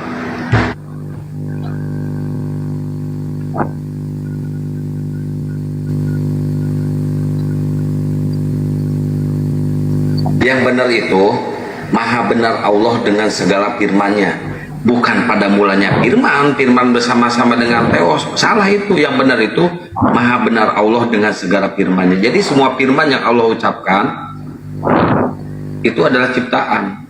Itu arti dari Shadaqallahul Azim ya. Semua ciptaan. Ini ya, mumpung Kang Akang itu coba itu. Saya mau tanya Bang Arom ini. Menurut Bang Arom ini, menurut pemahamannya Bang Arom, itu firman itu apa menurut Bang Arom? Firman itu kehendak Tuhan atau keinginan Tuhan. Keinginan Tuhan. Iya. Jadi kalau kita korelasikan dengan Yohanes 1 ayat 1 coba. Nah itu kurang pas. Keinginan Tuhan yang pernah diucapkan oleh Tuhan itu baru benar. Jadi firman Datanya mana? Datanya mana? Ya itu bukan nggak ada data lah kalau kayak gitu mah tinggal dicari. Gimana sih? Kau itu nggak. Firman itu perkataan. Firman itu perkataan atau ucapan. Jadi kehendaknya. Nggak sehat kau itu. Kok nggak sehat? Firman itu ucapan, perkataan. Minum dulu kau bodrek. Udah 3. Oke lah, coba saya ikutin alur pemerikannya Bang Arom ya. Kalau kita kembalikan kepada Yohanes 1 ayat 1. Berarti kalau kita membahasakan itu, pada mulanya adalah kehendak. Kan gitu ya? Ya, pada mulanya adalah keinginan. Iya kan? Ya, pada mulanya adalah keinginan. Keinginan itu bersama-sama dengan Allah. Betul. Terus keinginan itu adalah Allah. Kira-kira nyambung gak kira-kira menurut Bang Arom itu? Yang nyambung, keinginan itu berasal dari Allah. Oh ya? Keinginan Tapi itu. kan kalau pemahaman teman-teman Kristen lari kan bukan seperti itu. Ini salah ini salah ini enggak ini harus diluruskan. Ya, kalau seumpamanya ini pengajaran yang salah. Bentar Pak Peta. Ini pengajaran yang salah Pak Peta. Ini salah. Keinginan itu sudah terlaksana atau belum terlaksana? Belum terlaksana kan? Berarti ini pada mulanya ada keinginan, berarti belum terlaksana dong. Belum. Oh, berarti Yesus belum terlaksana dong lahir ke dunia. Emang belum. Nah, ya, inilah yang saya bilang kan. Artinya sama. Kalau seumpamanya kalau seumpamanya pemahamannya Bang Arom tadi begitu ada benarnya. Kalau tadi mengatakan bahwa ikut keinginan dari Allah kan. Nah, tapi kan kalau dalam konteks teman-teman Kristen dalam memahami Yohanes 1 ayat 1 itu tidak seperti itu. Tidak lari ke seperti itu. Jadi akan bertentangan. Makanya tadi pertanyaan saya itu korelasi nggak kalau seperti itu. Nah kalau menurut kita di Islam itu kan firman itu kan adalah perkataan Allah kan. Kalam Allah kan. Nah, perkataan Allah pada mulanya adalah perkataan itu bersama-sama dengan Allah. Toh? Ya betul. Kemudian betul. Nah, perkataan itu ada Allah. Kan tidak nyambung gitu kalau. Bukan nyambungnya itu. Perkataan itu berasal dari Allah. Itu yang nyambungnya itu yang sebenarnya. Emang Kian Santang itu yang berubah-ubah. Dia itu kagak teman-teman Kristen lo. Jadi teman-teman Kristen lo. Bukan Bang. Jadi ketika LAI bilang ada beberapa kesalahan di dalam Alkitab penerjemahannya, itu termasuk Kian Santang ini ikut dia. Dia lari. Iya serius saya. ya kan gua ngikutin apa yang tertulis dalam Bible. Kalau gua memplesetkan domba yang berubah jadi serigala. Ya udah kalau gitu gua ganti. Kalau kan kata mereka Allah atau Theos dan Yesus itu satu. Berarti gua rubah. Pada mulanya adalah firman bersama-sama dengan firman dan firman menjadi firman. Kan dia satu. Apalagi itu? Lah, kan dia satu hakikat. Kan dia satu katanya. Bapa dan Yesus adalah satu. Nah, itulah aneh. Kalau mereka tidak mau Bapa dan Yesus itu satu, berarti ayat itu salah. Harusnya ayat itu pada mulanya adalah Yesus bersama-sama dengan Yesus, dan Yesus menjadi Yesus. Itu yang benar tuh. Kau yang ngerubah itu Kian jadinya. Nah makanya kalau lu nggak pengen gua rubah, ya harusnya seperti itu kan satu. Ya ngapain kau berubah? Yesus, Firman dan Bapa satu nggak? Yesus bukan Bapa. Kata mereka Yesus itu dan Bapa satu. Yaitu longor namanya. Nah, ya udah longor. Gitu. Nah, terus kalau menurut Bang Arom ini, Yohanes 1 ayat 1 itu merujuk kepada penciptaan manusia atau merujuk kepada penciptaan Yesus?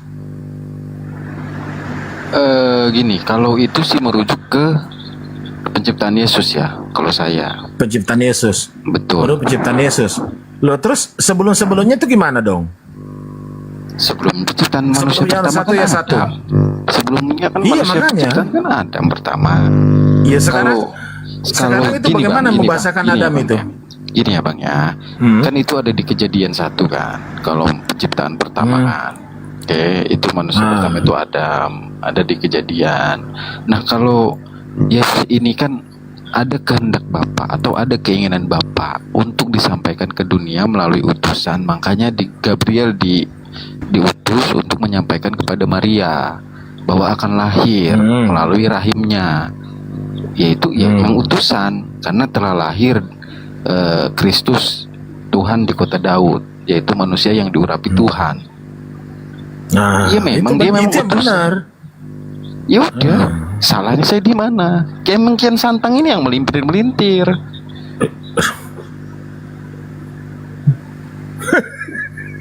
Dendam kali aku sama dia ini. Siapa yang melintir? Coba Ustaz Alif tanya ke si Aron dulu. Ustaz Alif Kian Santang itu harus diturunkan aja, ganggu diskusinya aja. Ustaz Alif turunkan aja dia. Lanjut Mas Ustaz. Enggak sebenarnya. Kalau sudah diturunkan kumaha itu bisa.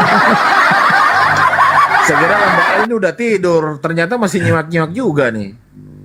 Jadi gini ya, kalau saya sih sepakat sama konsepnya Bang Juma. Bang Juma bilang, sejak kapan Yesus itu menjadi Kristus? Ya sejak bayi. Kalau yang dibilang dia setelah mati menjadi Kristus, yaitu catatan firman yang gak jelas. Makanya saya setuju bahwa Kristus itu adalah manusia yang diurapi Tuhan. Oh, berarti Bang Arlo ini banyak dimusuhi sama orang-orang Tritun ini. Banyak dimusuhin ini. Tinggal pakai data mah, kalau sama saya mah saya terimanya.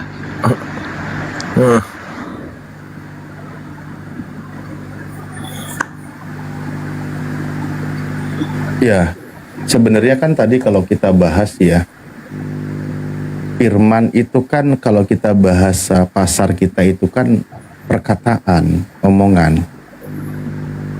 Nah, itu dalam konsep Islam kan, Bang Alif. Lah, dari konsep mana kita mau mengatakan firman itu bukan perkataan? Loh, kalau dari kekristenan yang saya tahu ya, kalau yang formalnya kata Bang Peta tadi, yang saya tahu juga sebelum saya membaca literasi ya, firman itu yaitu adalah Allah sendiri. Iya, tapi maksudnya setelah saya baca literasinya bahwa firman itu adalah kehendak atau keinginan.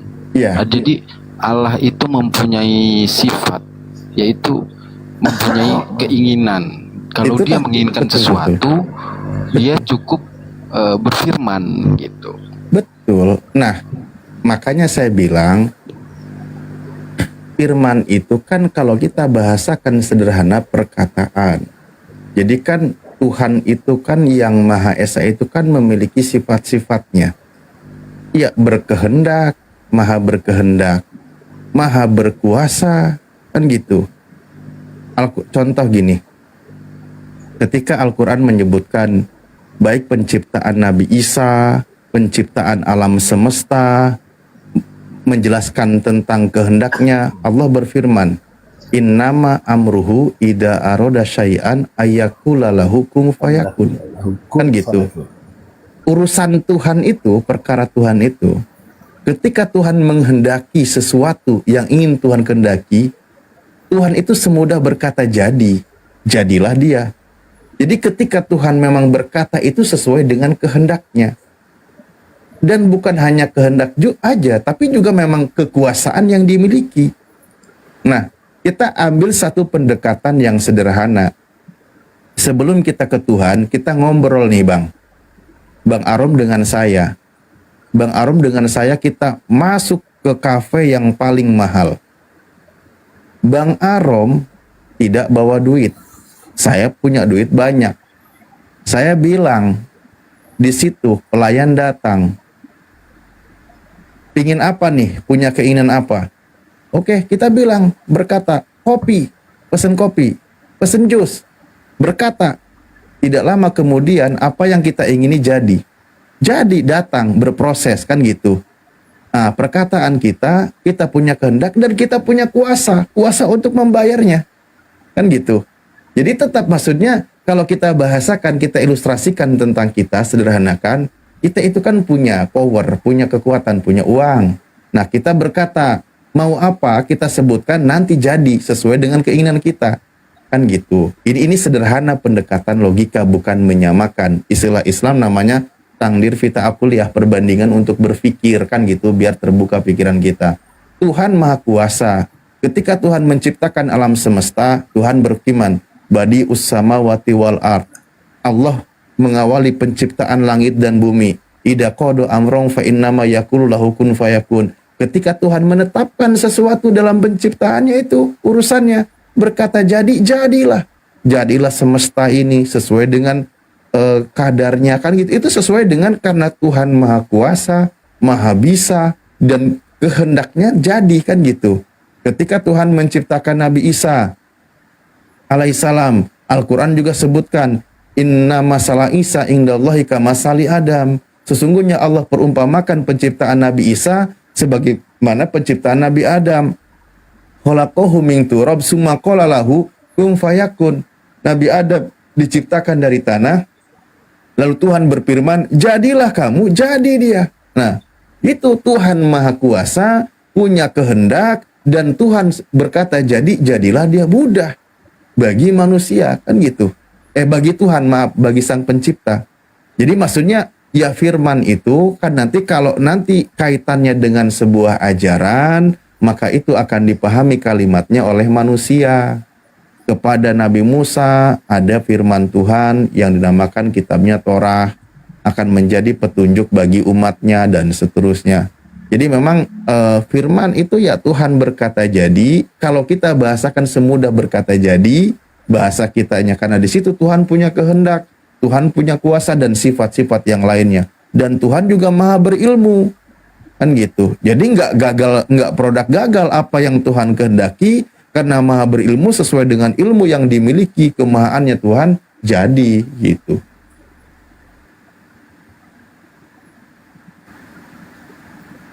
Ya kalau di dalam Islam perajaannya begitu. Dan satu lagi, tidak ada yang ada di dunia ini secara kebetulan, Bang Arom. Iya. Contoh malam ini, saya ketemu Bang Arom, kita ngobrol ini. Mungkin orang berpikir kebetulan aja nih, kebetulan satu koma, kagak. Allah sudah tetapkan bahwa pada hari ini tanggal sekian jam sekian itu nanti kamu akan berbicara sama Arom, berbicara dengan Pak Ustaz Alif, berbicara sama Kian Santang, satu komal dengan ini. Itu udah Allah tahu gitu.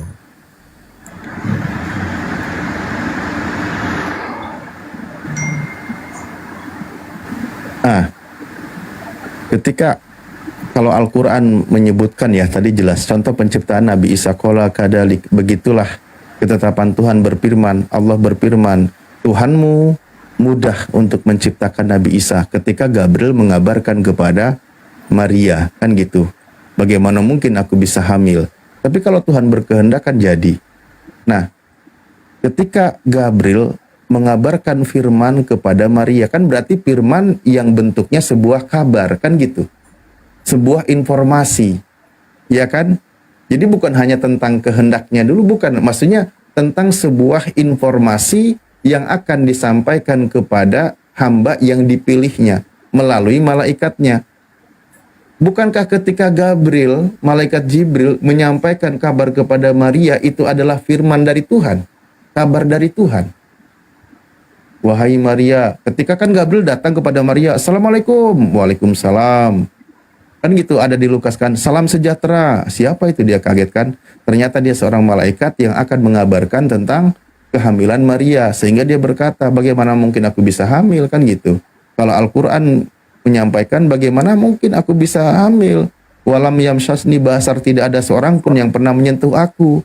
Begitulah ketetapan Tuhan, itu mudah bagi Tuhan. Tapi gini, Bentar Bang Ron, izin. Bang Ardi masih monitor nggak ya? Apa udah tidur? Kalau udah tidur, diturunin dulu moderator. Saya mau naikin Oten satu lagi. Kalau udah tidur. Ya, Bang Ron lanjut Bang Ron. Jadi begini, Ustadz Alif ya. Aku boleh tuntasin dulu nggak, biar nggak terpotong poinnya? Sedikit lagi ya. Boleh, silakan. Oke, sedikit. Nah, sedikit lagi ini. Ketika Gabriel mengabarkan, sebenarnya kan ada informasi juga yang sama di dalam Al-Quran. Ketika malaikat Jibril mengabarkan kepada Maryam, kalau di dalam Lukas ketika Gabriel mengabarkan kepada Maria, itu adalah pesan dari Tuhan yang kita sebutkan firman dari Tuhan sampai kepada Maria, maka terbukti nggak kabar itu bahwa dia itu hamil, bahwa dia itu mengandung, bahwa dia itu melahirkan? Terbukti kan? Nah, terbukti dia itu melahirkan seorang anak laki-laki. Maka firman itu memang telah menjadi manusia. Yohanes tidak mencatat kronologis kehamilan Maria. Lukas mencatat bagaimana Maria akan hamil berdasarkan firman yang disampaikan oleh malaikat kepada Maria. Maka ketika firman itu sampai kepada Maria, Maria sudah menerima kabar itu, lalu terbukti dia itu memang hamil dan dia lahir di Lukas 2 nomor 11, Yohanes mencatat firman itu telah menjadi manusia. Firman yang disampaikan yang sebelumnya tidak mungkin dalam pandangan manusia, benar terjadi. Firman itu, kabar yang disampaikan oleh malaikat, benar terjadi. Dia itu sudah menjadi daging, namanya Yesus nanti gitu. Iya toh? Benar gak? Ya gitu. Makanya Al-Quran menyebutkan, Qala rabbuki huwa alayya hayyin, itu sangat mudah bagi Tuhanmu. Tujuannya apa? Untuk menunjukkan kehebatan kekuasaan Tuhan. Dan itu perkara dari Tuhan yang sudah diputuskan. Mudah bagi Tuhan seperti itu. Terbukti dia. Itu kan Ya itu kan bukan kuasa berdasarkan- gelap. Kuasa ya. gelap itu yang mukanya mirip anjing. Kuasa gelap. Bentar dulu, kenapa kau lari ke anjing langsung, Kian? Jadi gini, itu kan Ustadz Alif berdasarkan data Al-Quran kan, bahwa firman itu ucapan kan. Kalau saya kan berdasarkan literasi saya ya itu. Jadi memang nggak sama sih konsepnya. Bentar dulu. Yang aku sampaikan, yang disampaikan oleh malaikat Gabriel kepada Maria, itu firman dari Tuhan atau bukan? Ya betul, memang. Berarti keinginan perkataan kan? Itu kan keinginan saya bilang. Iya. Iya, disampaikan dalam bentuk perkataan kan? Betul. Iya, itu maksudnya. Kalau kita mau mengacu kepada sedikit aja. Kalau kita mau mengacu kepada KBBI, kata firman itu adalah perkataan atau perintah. Itu dari KBBI. Nah, sementara kalau Iya, kita mau kalau- keluar daripada gini koridor loh. itu, Kalau Anda bilang perintah, berarti kan memerintahkan. Sedangkan itu keinginan, Bang. Beda loh Bang, perintah sama keinginan, Bang. enggak, kalau di anunya itu bukan keinginan.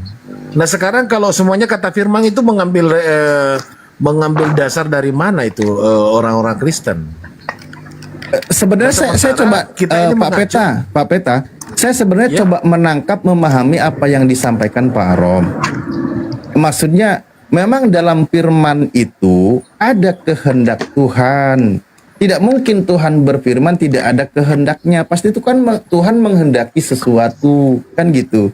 Makanya Al-Quran tadi menggambarkannya, menyampaikannya, ketika Tuhan menghendaki sesuatu, suatu perkara untuk ditetapkan, maka Tuhan semudah berfirman, jadilah dia, gitu. Nah, memang itu juga karena ada kekuasaan dari Tuhan. Karena Tuhan Maha Kuasa, apa yang dikehendakinya dengan semudah berkata jadi. Setuju. Seperti itu. Sepakat Ya kalau kan? itu. Sepakat kalau itu. Dan tidak akan gagal karena ilmu Tuhan itu sudah meliputi semuanya. Mengetahui gitu. Betul. Gitu kan? Oke. Setuju. Ya. Makanya saya tadi kasih satu contoh, kita nongkrong di kafe.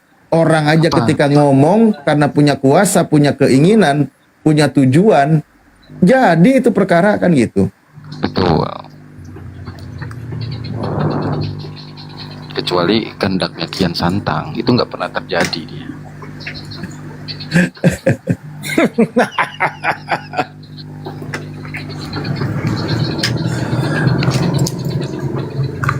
Ini ada hotel yang baru naik, Kristen ya?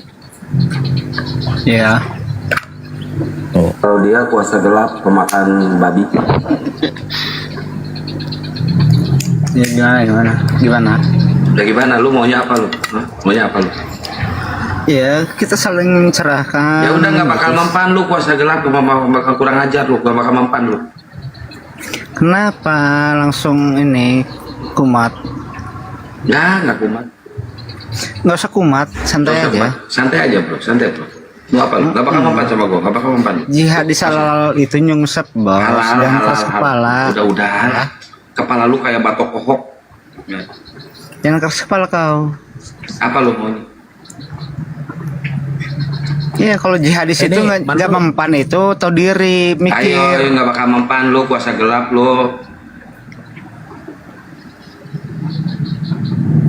Kenapa tadi temanya apa? Temanya ini apa? Begadang, jangan begadang.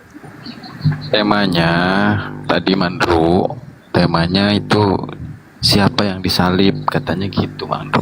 Aduh, dari zaman Zikir turun sama Zikir naik nyungsep bos. Sama gua lu. Enggak, kan kalau seluruh dunia meyakini, ngapain kau keras kepala? Gini Mandro, tadi itu pas dibuat tema itu Zakir naik kan belum ada pada saat penyalipan. Iya nyungsep, dibilang nyungsep itu apa-apa dia, sama nggak apa-apa dia nyungsep. Kita bahas yang disalib aja siapa gitu tadi itu. udah jelas seluruh dunia mengakuin bos keras kepalamu itu nyungsep.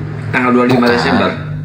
Seluruh dunia paling besar mengakuin. Betul mengakui. Tapi tadi diminta datanya, katanya mana gitu. Ngapain katanya. data lagi, seluruh dunia udah verifikasi itu. Verifikasi wajah. Bukan verifikasi keyakinan, keimanan. Kok keimanan yakin diverifikasi? bahwa Tuhan yang benar itu yang benar, makanya banyak pengikutnya. Keimanan itu membaca, bukan verifikasi, Mandro. Aduh, coy, pengikut itu keimanan. Jadi kau nggak perlu baca berarti.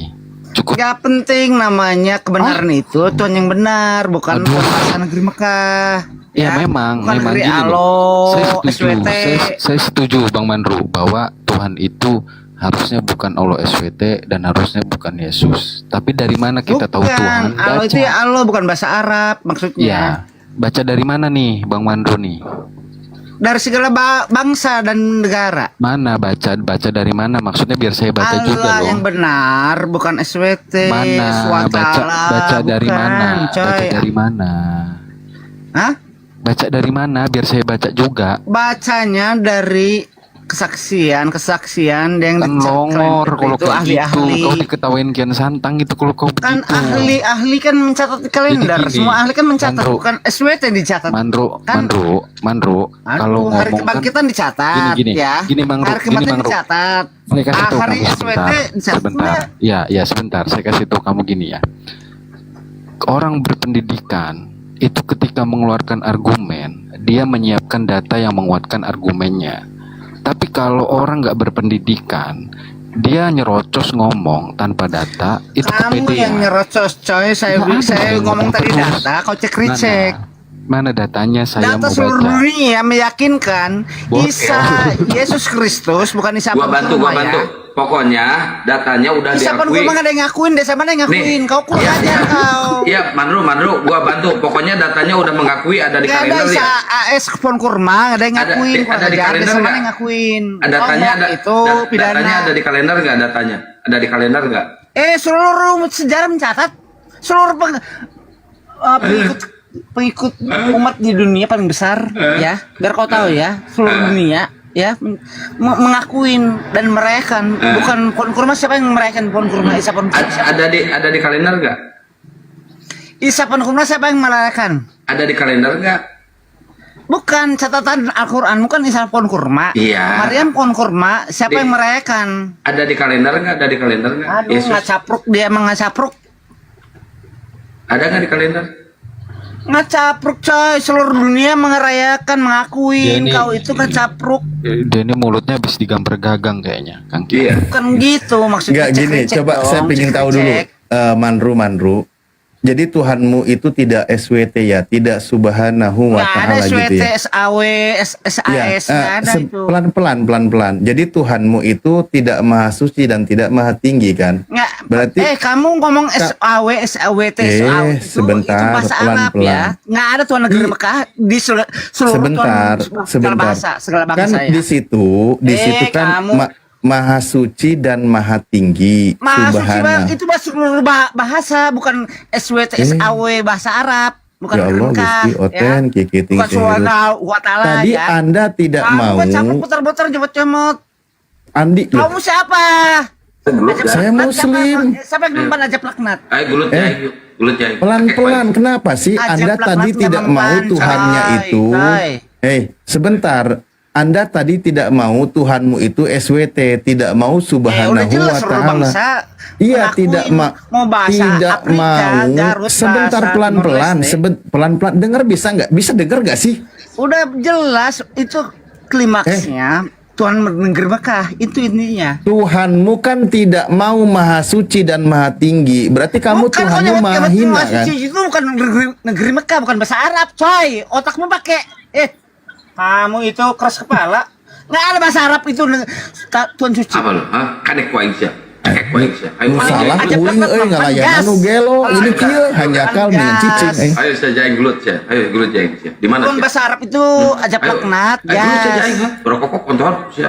Begini Mandru, itu yang dimaksud dengan Ustaz Alif itu arti daripada Subhanahu wa Ta'ala. Nggak ada yang ngerti Itu Maha namanya Suci dan- sebentar dulu. bahasa Sebentar itu Tuhan dulu. mengerti, bukan bahasa Arab. Itu artinya. Iya makanya sebentar. Kalau ajab laknat Itu mempan sama artinya, umatnya aja sebentar gak mempan. Kau dulu. pakai otak kau, kalau umatnya gak mempan itu kau mikir. Bukan lu Tuhan pakai bahasa otak? Arab. Sebentar, emang lu pakai otak? Seluruh dunia mengakuin coy. Lu pakai otak? Lu pakai otak? Ngecapruk asal bunyi. Lu yang asal bunyi. Lu pakai otak gak? Udah dibilang, cek recheck dong, cek recheck. Enggak, lu pakai otak gak? Udah jelas coy, seluruh umat di Lu dunia pakai otak nggak? ngakuin Maryam di Lu kandang pakai domba, otak nggak? diakuin. Nggak ada Maryam di pohon Lu kurma. pakai otak Siapa nggak? ngakuin desa mana? Lu pakai otak gak? Ngecapruk aja laknat nyungsep anjing. Nyungsep sama umat Kristus nyungsep siapa yang mempan? Sorry. Turunin aja Kang. Nggak mau saya saudara saya disini. Siapa yang nyusap nih? Yang nyusap siapa? Yang nyungsep. Lu nyusap aja laknat, puasa gelap, kurang ajar. Kau bilang anjing sembarangan kau dilayani baik-baik. Nggak ada dari kita yang berkata kasar. Nggak boleh gitulah. Jadi Oten ini.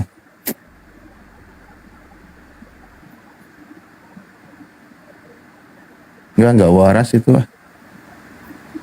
Biarin Kian Santang Nah, suruh iya. PK sama dia. PK lah kau berani kalau semua Mandru. Kian, cemen kau. Dia kalau berdua sama saya jinak. Tanya netizen di bawah. Kalau berdua sama gua jinak dia. Tanya semua netizen yang di bawah tanya.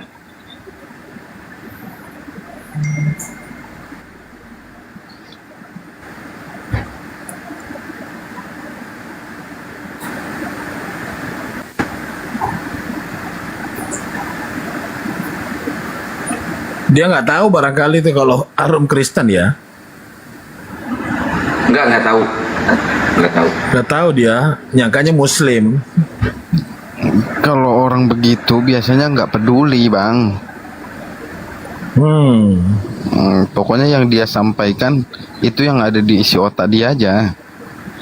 Tapi kalau saya senang kok ada orang-orang Kristen yang seperti itu, biar ditunjukkan nih orang Kristen ini seperti ini loh kalau diskusi gitu kan, seperti ini loh kalau diskusi.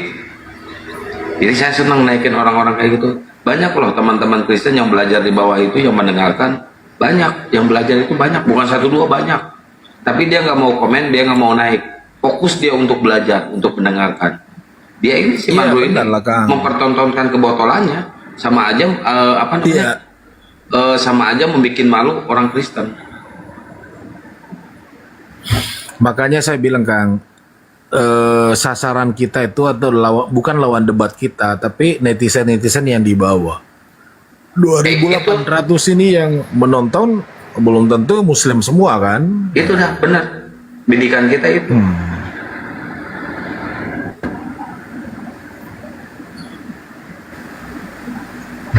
Maka saya kadang bilang, teman-teman Kristen itu, saudara-saudara kita itu yang awam itu di bawah, kalau dia mau berpikir jernih sebenarnya kepada apologet Muslim itu, mereka harusnya berterima kasih. Kenapa saya katakan berterima kasih? Mohon maaf ya, mungkin kitabnya mereka itu hanya sekali 1 minggu dibuka. Tapi dengan adanya para apologet Muslim itu mencoba membedah atau memberikan informasi tentang apa isi kitab-kitabnya mereka, minimal dia akan mencari, ini sembarang aja nih apologet Muslim ini ngomong nih. Nggak seperti itu, hanya dibuka kitabnya kan, dibuka kitabnya begitu, ya benar juga nih, gitu. Jadi sebenarnya apologet itu mengajak itu kepada saudara-saudara kita yang Kristen itu dengan secara tidak langsung mengatakan, teman-teman Kristen, lu ambil tuh kitabmu yang di atas lemari tuh, atau dalam rak buku tuh, ambil tuh, baca-baca tuh. Ini yang saya sampaikan benar apa enggak gitu. Mungkin begitulah kata-kata kasarnya mungkin yang seperti itu. Bang Ardi, assalamualaikum. Baru bangun Pak Ardi? Salam, diturunkan. Iya tadi ditanya, tanya nih semuanya, tanya nih Pak pengawas nih. Bang Ardi. Ya, yaudah aku tidur lagi, jangan turunkan.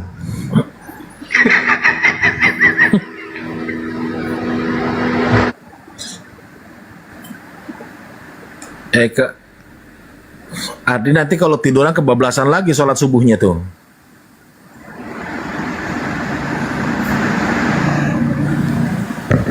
Iya juga ya. Ya udahlah, debat aja lah. Iya. Aku mau debat sama Pak ini nih, Pak Arom. Iya. Tafadhal.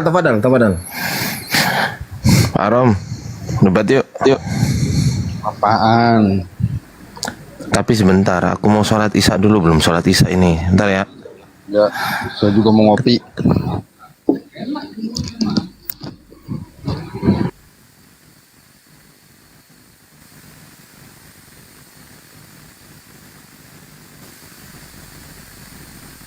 Ya, sambil di tab player, di posting ulang dan di share teman-teman, jangan lupa nih loporenya digas ya. Loporenya digas. Jangan mau yang ada di YouTube di unscribe ya. Di unscribe. Iya, di follow juga dong. Di follow juga nih 2.700 ini. Teman-teman di bawah ini di follow juga, kita semua di atas nih.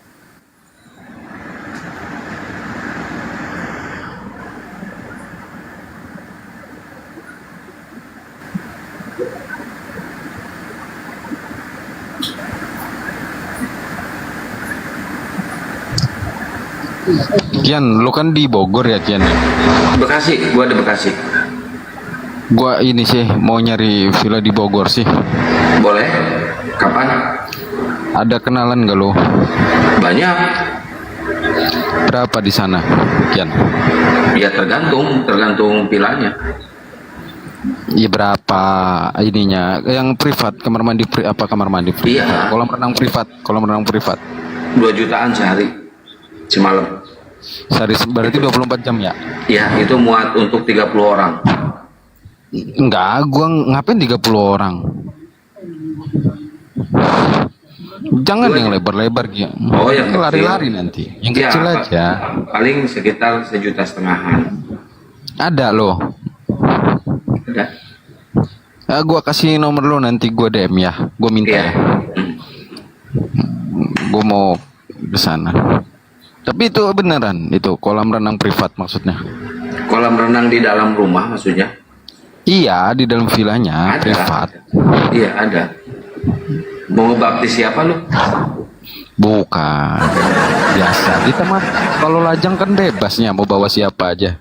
Wah, bersundalan. Ngamsal lu ya di Sunda. Segalanya halal bagimu. Iya. Yang keluar dari mulut itu yang diharamkan gitu ya. Iya dong. Kalau yang begitu kita ikutin surat-surat itulah. Lu siapa juga yang mau makan muntah lu? Kayak yang orang gila aja makan muntah. Ya semua yang keluar dari mulut itu jijik. Nggak usah ada tertulis hukumnya. Emang jijik lah. Kita normal. Ngapain kita makan muntah orang? Kan lu nggak normal. Lu yang nggak normal. Masa ada bunyi ayat seperti itu? Yang keluar dari mulut itu yang diharamkan? Ya iyalah jijik semua orang juga. Nggak usah ditulis ya kayak gitu mah. Yang heran saya biasa tuh Kang, teman-teman Kristen sebagian itu terkadang kalau ada Itu vilanya itu, Kang Kian. Vilanya itu di dekat ininya enggak sih? Di dekat apa?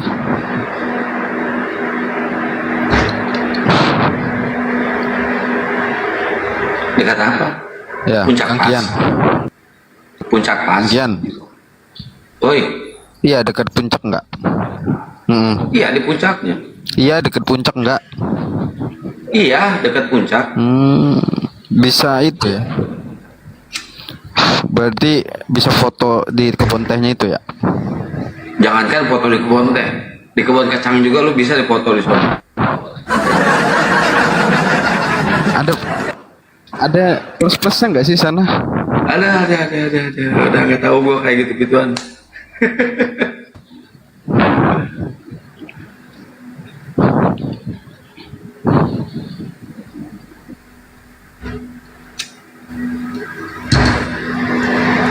Hukum berzina itu tahu nggak lu? Dirajam.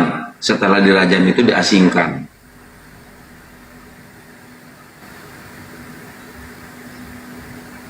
Kan sebelum bertobatnya. Harusnya lu nggak bertobat dong. Harusnya nggak usah bertobat.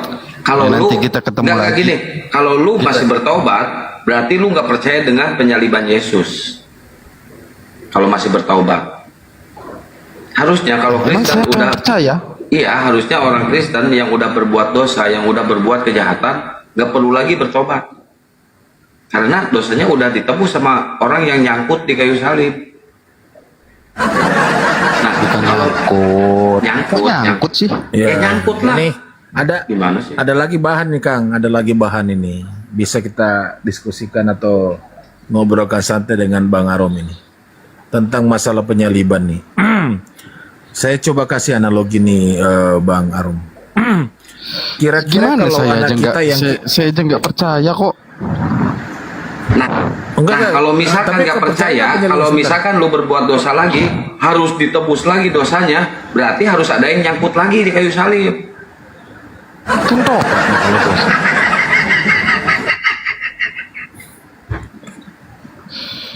Oh, Bang Arom nggak percaya dengan penyaliban bahwa Yesus disalib? Enggak. Oh kagak, wah susah juga nih. Mau saya tanya tentang itu, tapi nggak. Kalau nggak percaya, mah itu.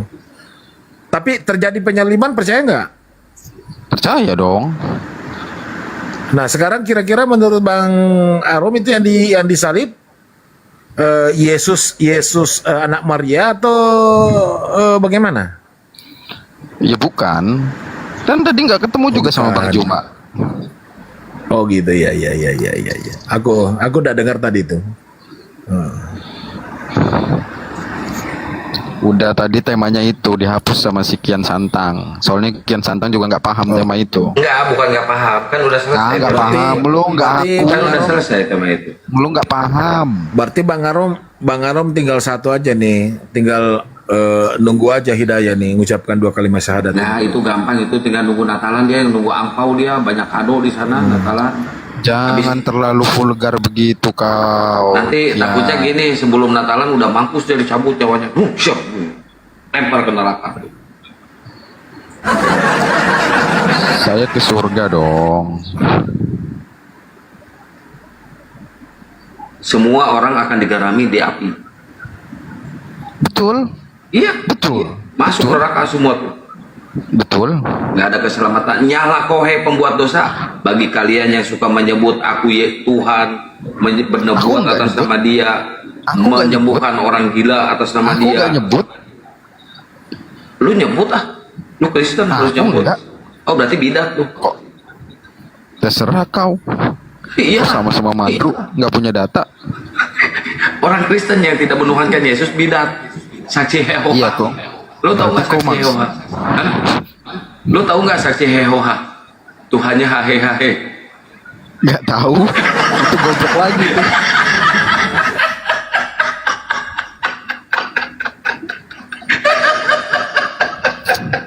Ini sekian ini longor emang. Ya Allah, ampunilah hambamu ya Allah.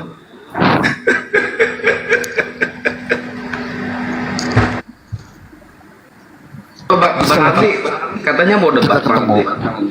Bisa lah kita ketemu Kang Kian. Ya, bisa lah kita ngopi lah. Deket lah itu kalau Bekasi deket lah itu. Cek. Ya, masuk banget ya. Cek. Cuk. Siapa ini? Siapa ini manggilnya nih? Kang siapa ini? Bang Ardi. Abang juga. Bang Ardi. Bisanya ini sambil ngerokok nggak sih, Kian? Boleh. Ngerokok aja, Bang. Ini gue sampai ngerokok nih. Gimana nih, Bang? Ayo kita selesaikan di sini juga. Tapi syaratnya yang kalah pindah agama. Udah nih nggak? Bah, apa itu begitu? Nggak bercanda, Bang. Bercanda kita, Bang. Udah pada tidur ya, Bang Ardi ya? Dek. Ya. Ardi. Gimana? Bang Arom ini tinggal di Polres doang. Tinggal di Polres ini. Oh, kalau saya tinggal di Jawa Timur, Bang Arom. Karena kenapa? Dia sudah nggak percaya penyaliban. Dia sudah tidak percaya Yesus yang disalib. Dia juga nggak percaya dia Tuhan gitu. Ya tinggal lagi mau dipoles dikit lah. Dibaratkan beras itu tinggal dipoles dikit tuh biar jadi premium gitu loh. Di Polres itu daerah mana ya? Maksudnya, Pak Arom? Di daerah mana? Saya di Jakarta. Tadi katanya tinggal di Polres. Ya itu Kian Santang yang dipoles. Dia kan barges dia. Tahu barges?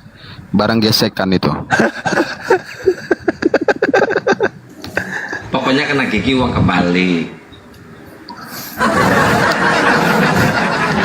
Tidak percaya penyaliban. Oke, itu poin bagus itu. Yang kedua, percaya nggak Yesus Tuhan? Enggak lah, mana datanya? Oke, berarti Yesus bukan Tuhan. Terus apa lagi? Udah selesai loh. Gimana? Kok kayak Kian Santang ini? Kok cepet nyerahnya, Ardi? Enggak, gini, apa yang dipertahankan dari kekristenan menurut Anda? Pengajaran Bapak. Wah, ini seru ini. Sekarang saya uji dulu. Enggak mau. Loh, ya kan. Maksudnya kan gini, kan itu kan. Ya, oke. Udah ya. Pengajaran Bapak. Pengajaran Bapaknya Yesus maksudnya. Iya dong. Gimana pengajaran Bapaknya Yesus apa aja coba? Ya banyak lah. Salah satunya adalah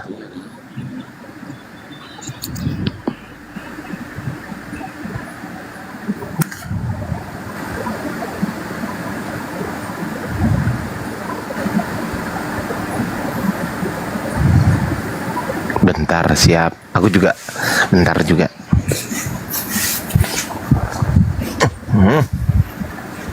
Gak apa-apa, kena peringatan gak apa-apa, gak bakal jadi masalah. Ini kan nanti rungkat. Gak apa-apa, gak masalah. Gak apa-apa, Bang Arum. Aman aja ini. Ini aman aja kita di sini, Bang.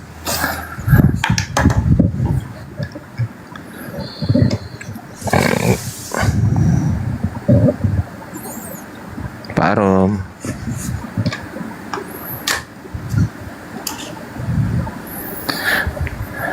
Rasanya enak banget habis tidur. Alhamdulillah. Silakan Pak Arum. Kita bicarakan baik-baik.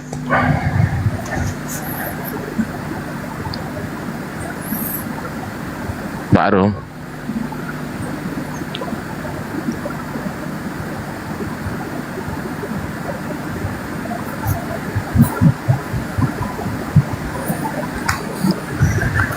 Ke-mute itu, Pak.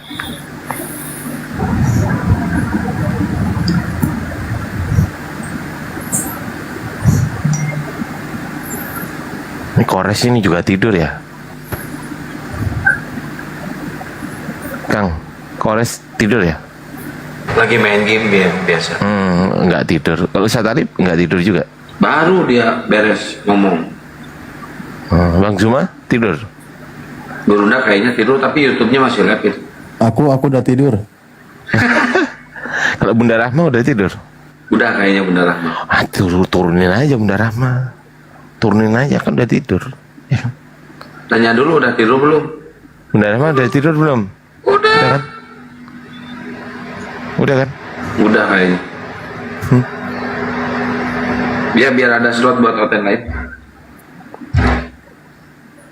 Hati-hati lo, ntar dimarahin Bunda Rahma lo. Gak apa-apa, udah tidur kok orangnya. Ya, Bang Baal udah tidur juga nih. Bang Baal ada, baru ngomong. Oh, baru ngomong. Saya gak berani ngenurunin. Ada siapa Gua aja tuh yang langganannya Kian Santang itu. Gua aja yang langganannya Kian Santang nurunin kalau saya diem tuh. Kalau diem ya diturunin. Buat slot biar ada diskusi. Lah masa Pak Peta, saya tadi diturunin ya kan. Maksudnya aku mau ngomong tadi sebenarnya, berhubung tadi nungguin ketiduran. Bang Aron itu buka mute-nya Bang Aron.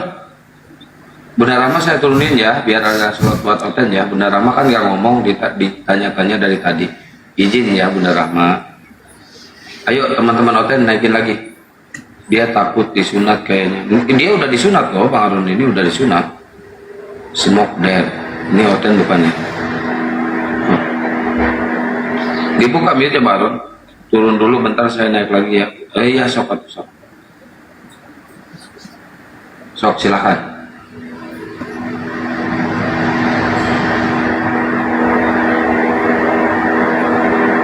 Nah kan ada slot 2 enak nih buat Oten.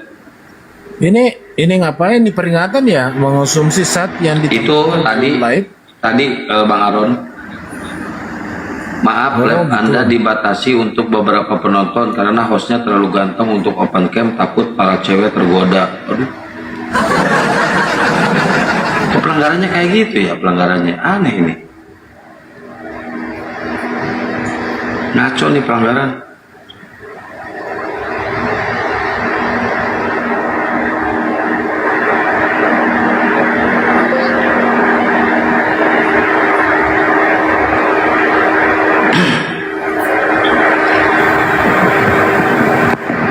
Ya, Baron, selamat pagi. Baron. Aduh, langsung ngopi dia. Naik langsung ngopi dia. Jangan-jangan gripet dia. Kayaknya sih udah 2 kali naik juga dia. Baron. Selamat pagi, Bang. Baron. Saya hitung sampai 1. Baron. 1. Sesuai dengan janji.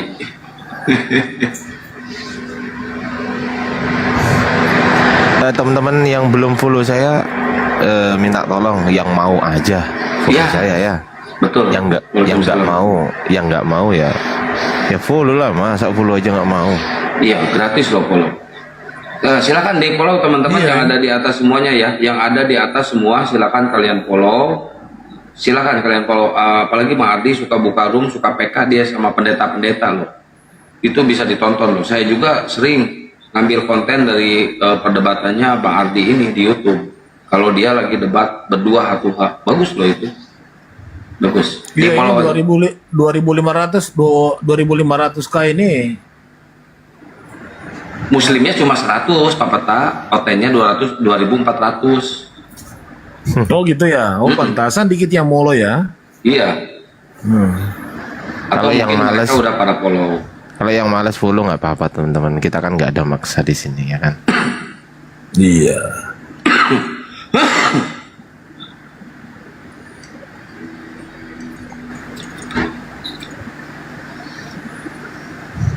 Kok jadi unsubscribe 2 kali berarti udah follow. Kalau yang udah follow udah lah, gak usah follow lagi. Semua yang ada di atas di follow aja. Saya selama nge-TikTok ini kayaknya tuh sampai 500-an baru sekali doang kayaknya. Baru sekali doang.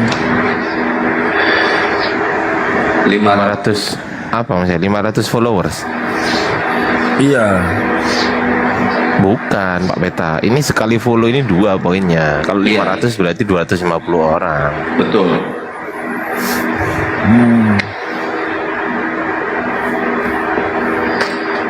Wah, aku sampai belum beli nasi goreng ya semalam ya. Gara-gara tiduran ya. Saya cuma makan siomay aja tadi. Mau beli ke luar, malas, gerimis. Beli siomay aja yang lewat tadi, makan. Ayo teman-teman di tem-tem layar, di posting ulang dan di share-share ya. Terus di follow-follow akun yang ada di atas. Dan jangan lupa lokorenya digas juga ya. Lokorenya nih, digas juga lokorenya ya. Biar komalnya hidup. Bang halo. Halo, assalamualaikum warahmatullahi wabarakatuh bang. Bang Holong ini yang mualaf itu kan ya? Aduh. Assalamualaikum. Waalaikumsalam. Waalaikumsalam. Sore-sore bang, tempatnya di bawah aja, Ya, bang, di bawah aja. nggak apa-apa, di atas aja. Nggak apa-apa, Bang Holong, nggak apa-apa di atas aja. Nanti kita semua turun. Pas tetap bayar kepencet pula, aduh. Ada lagunya kan? Bolong adong nasalah, gitu ya bang?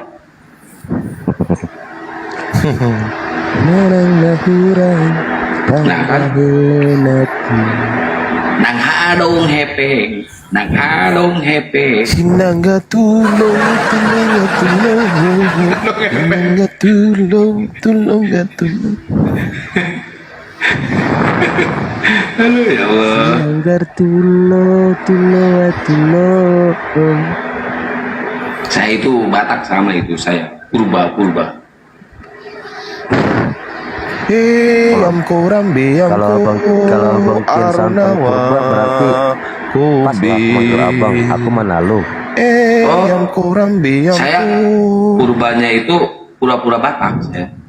Aronawa. Enggak, purba pura-pura baik. Pura-pura baik.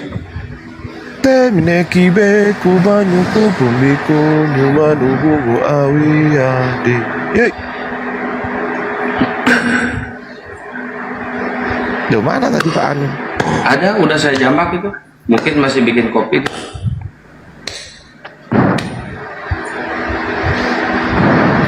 Itu apa sih Bahmin itu? Semua yang nonton siap syahadat, Islam pun nggak apa-apa syahadat lagi. Ya nggak apa-apa kalau sholat mah syahadat. Apa-apa lah. Masa Islam nggak boleh syahadat sih? Iya. Nah kalau sholat kan syahadat juga. Bodohnya minta ampun. Oten itu kayaknya. Oten itu nggak ada yang cerdas, nggak ada yang pintar.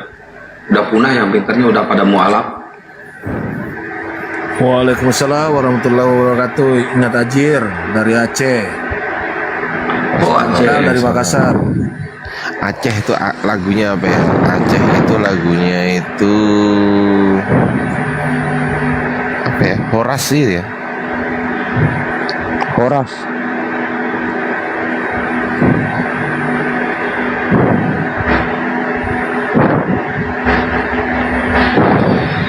Oh, Apuse bukan sih? Apuse kokondau ya Rabbi. Nah, itu bukan ya? Ambon kayaknya itu. Kok Ambon ya? Kalau Ambon mah ini lagunya Samosir, Samosir, cuma hohe, samula-mula-mula keke. Bukan gitu bang. Hah? Salah lagi? Sajojo. Oh Sajojo, kirain Samosir. Ini Sapa panas mula-mula keke. Ngadi-ngadi. Kok gitu lagunya? Kok samuna-muna keke. Afrika itu ngarang aja. Nah, gitu bang. Oh iya, ampar-ampar pisang, ampar-ampar pisang, pisangku belum matang, jari-jari, mangga lepa, itu ya, betul nggak? Iya. Oh iya itu Aceh tuh. Assalamualaikum. Amin. Waalaikumsalam. Terima kasih. Ingat Tajir, terima kasih dari Aceh. Di sini ada Kristen nggak? Gua nanya. Oh, di gereja bang, Kristen mah. Di sini Islam semua. Oh, kirain ada salah satu oten di sini yang naik. Nggak ada ya bang? Nggak ada. Di rumah bom itu Kristen semua bang. Tempatku tadi banyak. Tuh itu. Buka lab juga bang, tolong. Iya, tadi siang banyak, ada juga ada lebih 12 orang. Tadi ini ada 6 orang lah. Manusia semua. Nggak tahu. Oh iya, Aceh bunga jumpa, Bang Ardi. Iya, aku lupa ya gimana ya Aceh bunga jumpa itu ya. Zaman dulu itu Kang Kian Santang, zaman dulu itu kan ada lagu-lagu per masing-masing daerah ya kan. Waktu itu aku beli bukunya waktu itu. Salah satunya itu Yamku Rambe Yamku, terus Apuse, terus yaitu Bunga Jumpo itu. Nah itu kan banyak lah itu lagu daerah-daerah ya zaman dulu itu gitu ada. Terus ada lagu gini tahu nggak Kang Kian Santang? Mentok tak kandani mong aku. Kok jadi lagu? Angisin nih Angel. Jongetok ono kandang wae enak ngorok orang nyambut gawe. Tahu nggak itu? Kok ojo ngetok? Ojo ngetok. Oh ngetok. Ngetok itu jangan memperlihatkan diri. Ngetok. Jadi bahasa Jawa ini adalah bahasa yang paling simpel seluruh dunia. Ini memang nggak ada atau gimana nih? Di rumah aku udah aku bilang aku nggak buka komal untuk diskusi, kok pada datang semua ya? Bahasa Jawa teman-teman barusan. Bahasa Jawa. Karena mentok tahu nggak mentok teman-teman? Mentok itu sejenis bebek tapi bukan bebek, sejenis angsa tapi bukan angsa. Nah itu mentok tuh. Sing sopo-sopo hirupne orang ngelakoni sholat, maka matine orang mancing surga. Itu Ya, bahasa itu. Bahasa Sunda itu. Kok bisa katanya apa? Sobi ya? Besok kantor imigrasi rame bagi oten pada antri bikin paspor. Oh buat Natalan kali ya? Buat lataran ke luar negeri kali ya? Iya. Loh Bang Bahmin ini Muslim apa Kristen sih? Kok tadi dari narasinya? Ini Aje. Kalau Muslim ya Bang Bahmin. Aje, dibuka mute-nya Aje. Minta naik kok nggak ngomong. Kepencet mungkin.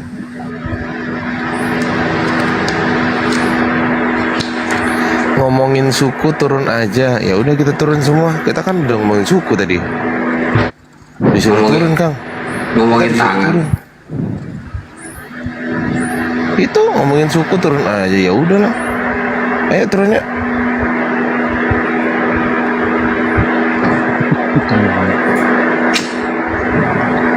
Harom.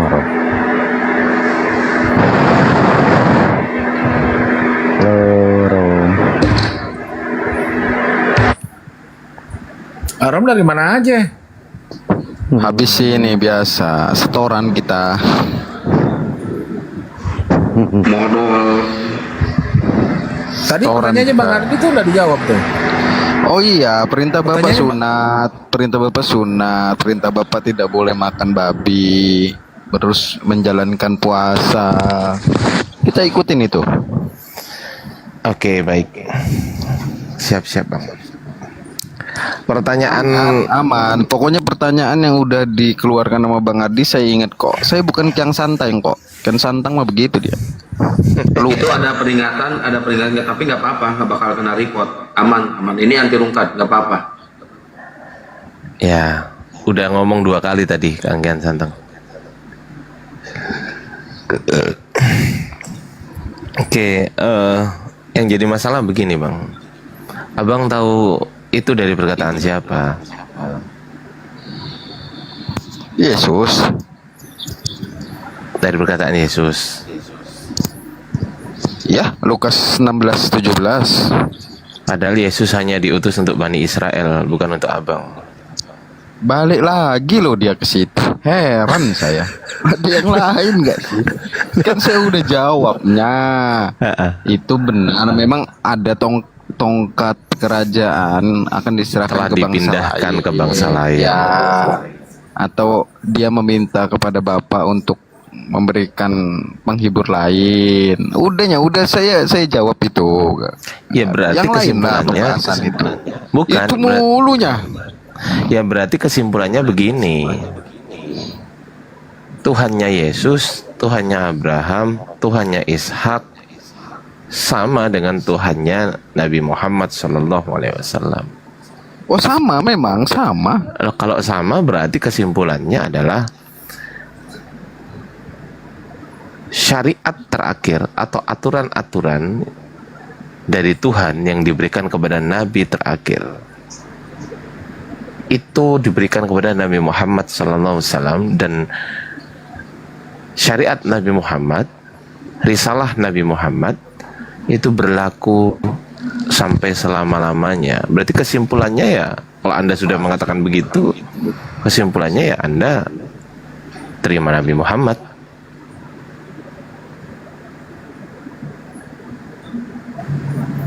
Betul?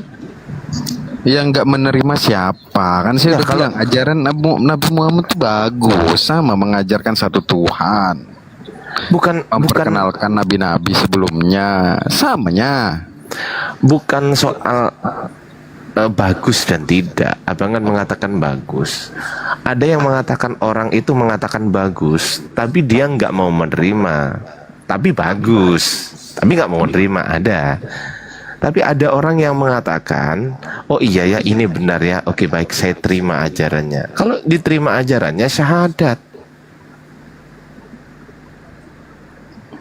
Kok bisa larinya ke sana sih Bang? Abang ini betul kan? Betul kan?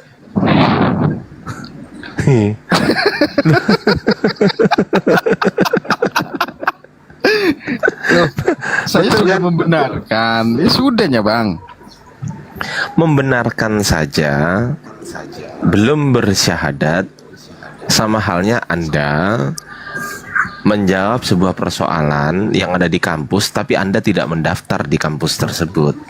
Tunggu bentar Kang Ardi. Ini Kian ini kenapa tutup kamera dia? Buka kamera kau, Kian. Nggak sopan kau ini. Males saya masuk room kamu. Dulu demen sama cowok ya? Iya, demen sama Kang Kian Santang. Jadi gini, Bang Ardi ya. Ya, gimana? Saya baca literasi, baca buku sejarah tentang Islam juga. Ajaran Nabi Muhammad adalah membenarkan ajaran nabi-nabi terdahulu. Itu saya sepakat. Kemudian beliau juga membenarkan bahwa adanya kitab sebelum Al-Quran. Namun memang di ayat itu diinfokan bahwa kitab-kitab terdahulu itu sudah dicampur adukan, bahwa yang hak dan yang batil itu dicampur adukan. Betul. Ini saya open cam sendiri nih, nggak mau saya. Sebentar. Aku ganti efek dulu. Ada yang minta ganti efek. Ntar dulu ya.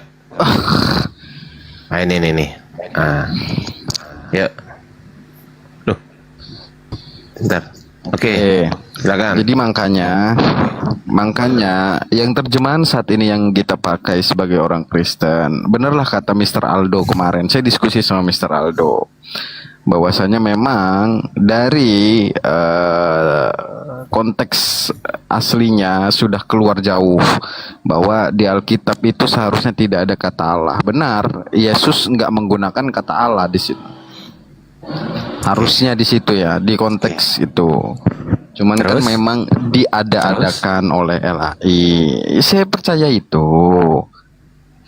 Dan memang itu bukan percaya aja, memang benar, kebenarannya seperti itu, saya tahu, Bang Adi. Anda percaya sama yang dikatakan Aldo? Betul, kata Aldo betul. Apalagi yang betul dari perkataan Aldo? Bahwa Yesus itu tidak pernah mengucap dirinya Tuhan. Dia itu hanya junjungan atau Tuan. Iya betul. Iya betul. Iya betul. Enggak, bukan itu pertanyaan saya adalah, kalau Anda sudah membenarkan Nabi Muhammad, lalu apalagi yang dicari apalagi? Karena Nabi Muhammad sudah betul membawa syariat, risalah yang diberikan kepada nabi-nabi terdahulu, dan kemudian ditutup dengan risalah yang terakhir, yaitu Rasulullah SAW. Kan begitu? Ditutup dengan risalah beliau. Ada nggak nabi lain selain Nabi Muhammad setelah Nabi Muhammad? Ada nggak? Menurut Bang Ardi? Nggak ada. Namanya itu Sallallahu Alaihi Wasallam, penutup dari para nabi.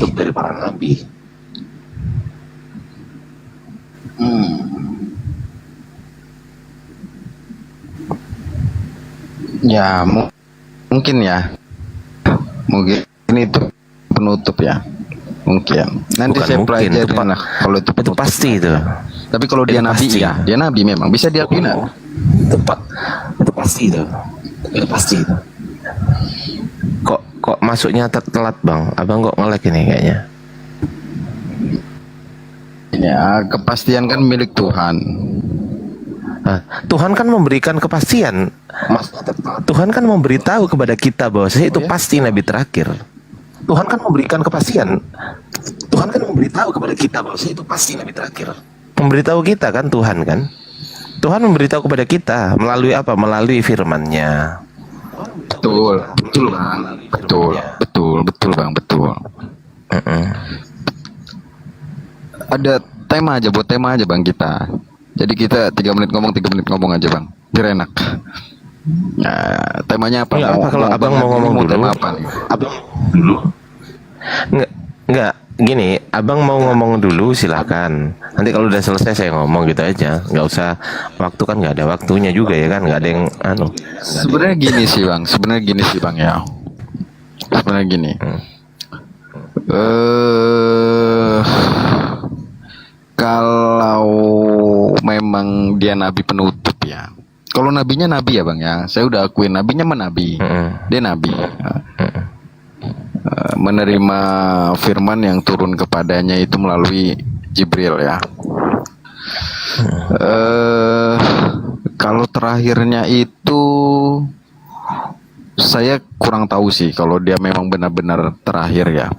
Tapi kalau untuk jalurnya itu memang kejauhan sih Bang, nyebrangnya Bang. Kalau dari Israel ke Arab Saudi memang tongkat kerajaan itu dipindahkan ke bangsa lain, memang nggak disebut bangsanya.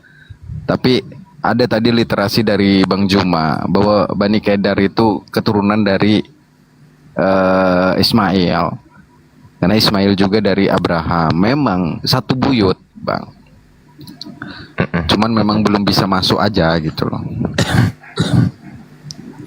Ya ini aku tunjukkan. Tapi percaya Quran nggak Abang? Percaya, saya baca juga Bang.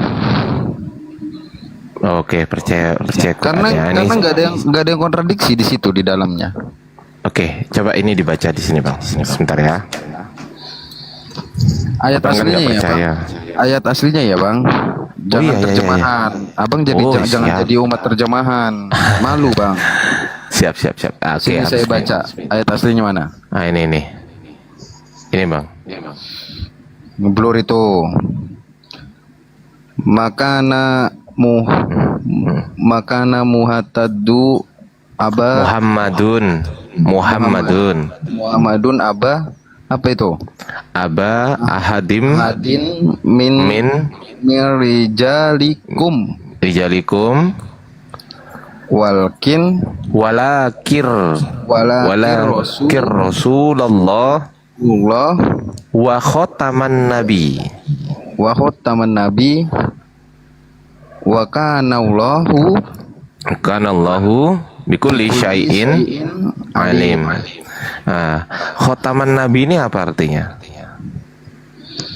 Oke, nabi penutup. Oke. Nabi terakhir. Artinya itu. Saya tahu. Iya. Sudah, terus apa lagi? Sudah kan, jelaskan. Dia adalah utusan Allah dan penutup para nabi. Gimana ini Kian Santang ini? Woi, Kian Santang, bangun kau. Gimana ini? Kapan lo mau syahadatnya? Tinggal kirim KTP ke gua. Enggak itu, entar dulu. Ayat Al-Quran surat berapa itu? Saya belum nemu itu tadi. Al-Ahzab ayat 40. Al-Ahzab ayat 40. Ya nanti saya pelajarin itu ya.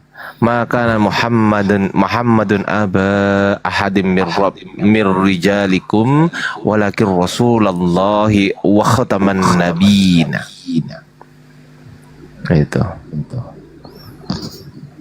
Oke. Nanti itu saya pelajarin ya.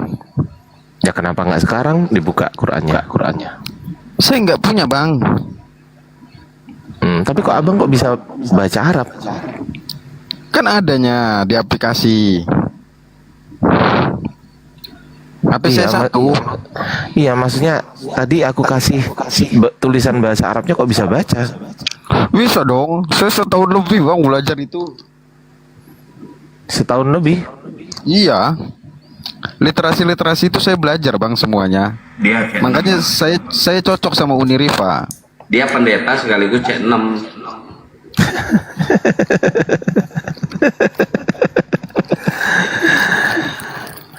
Iya. Jadi kalau sudah tahu kebenarannya, terus apa yang ditunggu coba?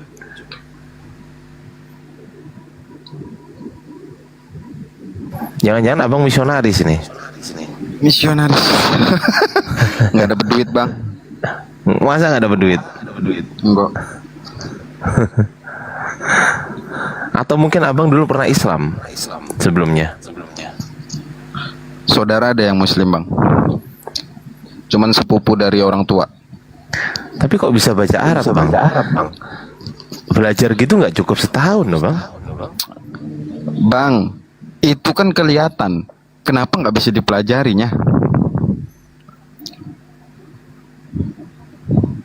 Apanya? Oh, jadi yang kelihatan bisa dipelajari kan, gitu kan? Iya, kalau menurut saya yang kelihatan tuh bisa dipelajari. Bodoh kalau orang bilang itu sulit. Ya biasanya orang mengatakan sulit karena memang bukan bahasa dari bangsanya sendiri kan, begitu kan? Karena malas belajar. Nah kalau gitu, kalau sudah belajar terus dapat kesimpulan seperti ini, apa yang ditunggu? Saya belum menyimpulkan apa-apa bang. Loh, kesimpulannya Nabi Muhammad Nabi, Allah Subhanahu Wa Taala Tuhan, Yesus Nabi, Musa Nabi, Ibrahim Nabi, Ishak Nabi, risalah terakhir penutup Nabi Muhammad. Nah, terus apa yang ditunggu? Quran kitab suci, Bible kitab suci nggak? Bible itu kitab suci, di dalamnya kan ada firman Tuhan. Apa definisi kitab suci bang? Menurut abang, silakan. Di dalamnya adalah firman Tuhan. Oke, baik. Saya kasih analogi ya bang ya. Kalau abang makan soto, mau sih terus, malam ini hujan lagi nih. Iya. Kalau abang makan soto nih, ya kan kuahnya banyak biasanya soto, betul nggak bang? Betul, apalagi kan pedes enak. Ya itu bersih kan, otomatis yang kita beli itu bersih, nggak mungkin kan kotor, betul nggak? Namanya aja soto, makanan disuguhkan untuk orang lain pasti bersih kan, betul nggak? Mau nggak bang? Kalau sotonya itu saya campur dengan 1 sendok air got, Saya aduk, lalu saya kasih ke abang. Tapi abang tahu nih saya aduk. Saya kasih air got 1 sendok aja. Kalau makanan saya nggak mau. Kenapa? Kalau makanan ya untuk dimakan ya saya nggak mau lah. Oke, makanan itu hanya untuk di dunia, betul? Betul. Kalau keselamatan untuk dunia akhirat, betul? Betul. Kitab suci untuk dunia akhirat, betul?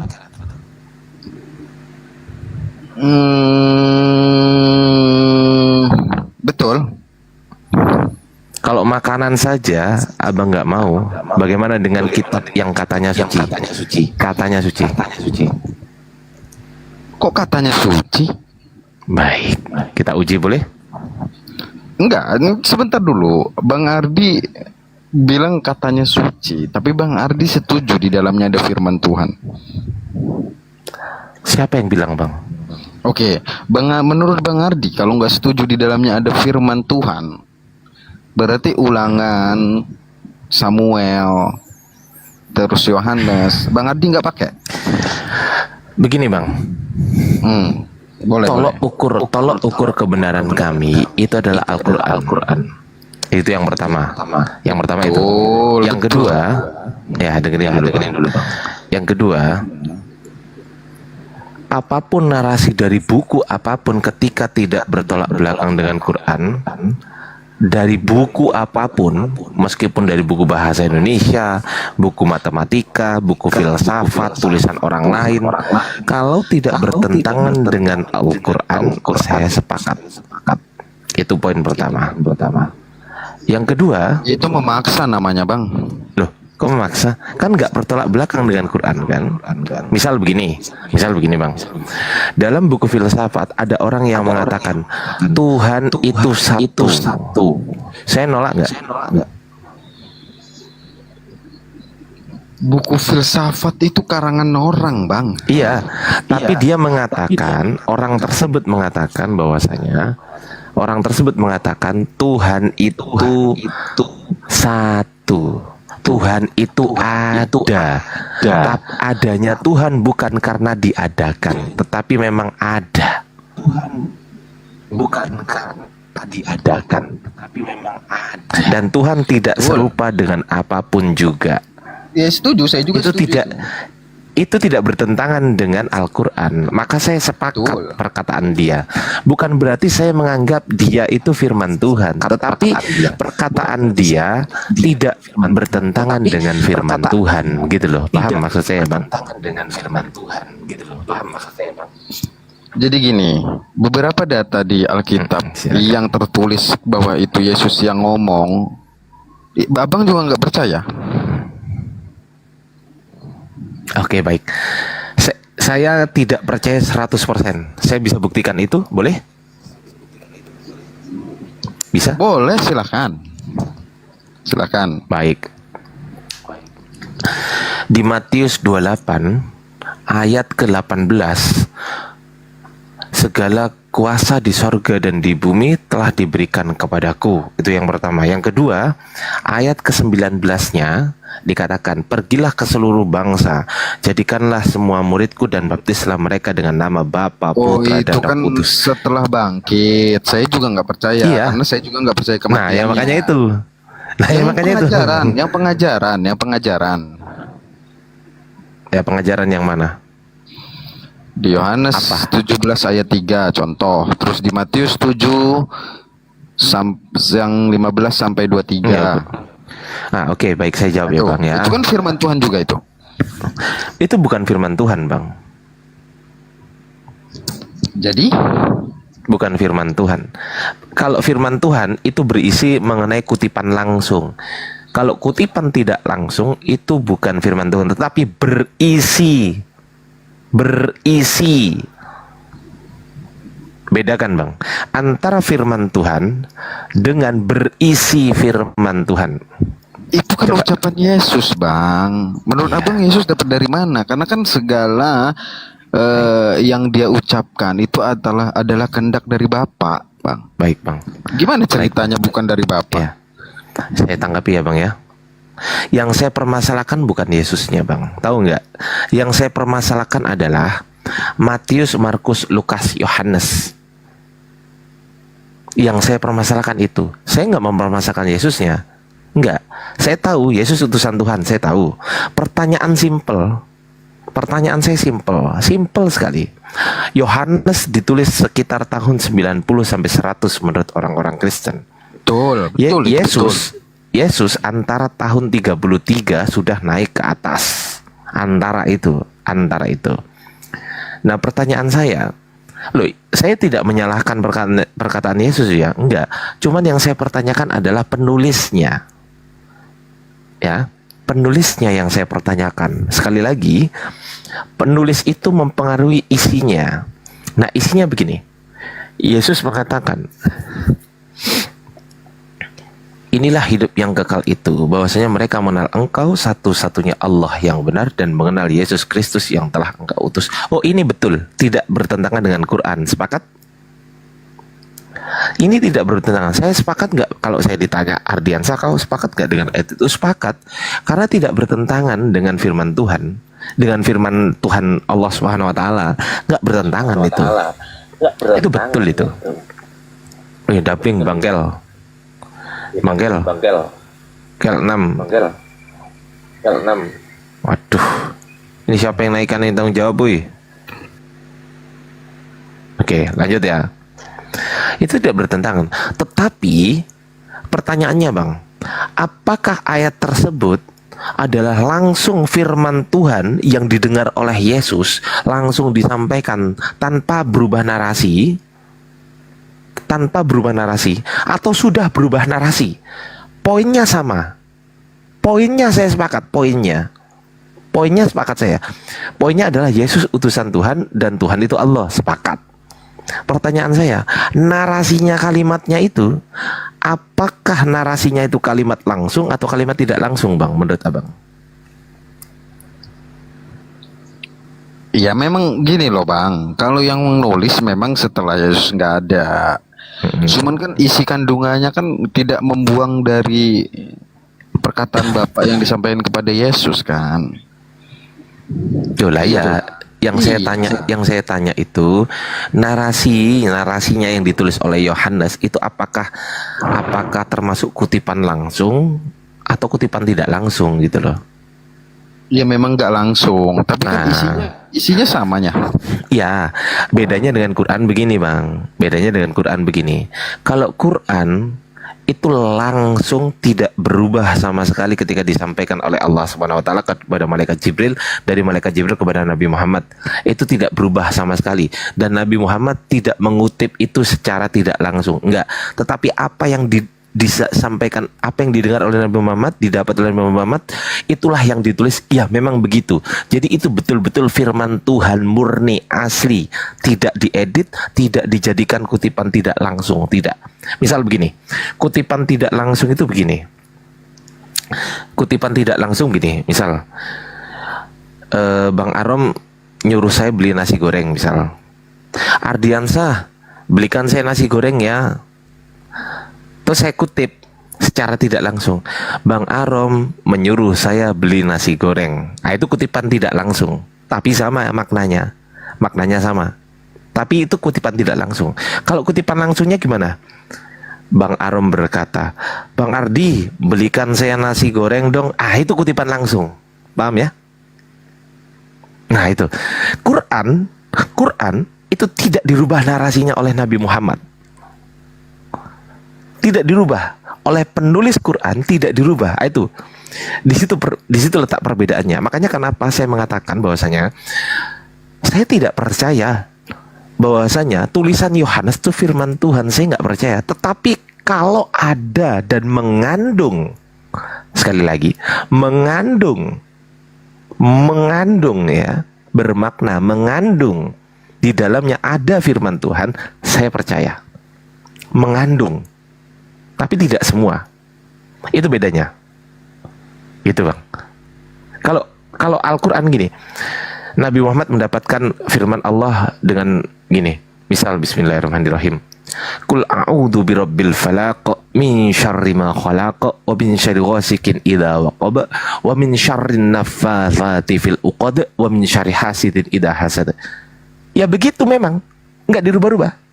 sampai kepada penulis ya begitu. Gitu loh. Kutipan langsung gitu. Nggak diedit, nggak dikatakan begini, Nabi Muhammad mendapatkan firman yang berkata bahwasanya demikian. Enggak. Full kutipan langsung. Tapi kalau di Yohanes, apakah kutipan langsung? Enggak. Itu kutipan tidak langsung gitu. Meskipun berisinya sama. Iya, saya sepakat itu, Bang. Isinya betul, berisi firman Tuhan. Enggak semua. Enggak semua. Begitu abangku. Silakan.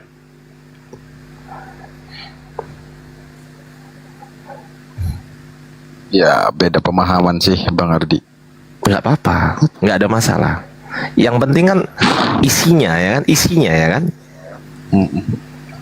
Isinya memang kan saya bilang isinya yang penting. Iya, isinya. Tapi kalau abang mau cari yang betul-betul 100% firman Tuhan, Quran jawabannya. 100% firman Tuhan, Quran jawabannya. Itu.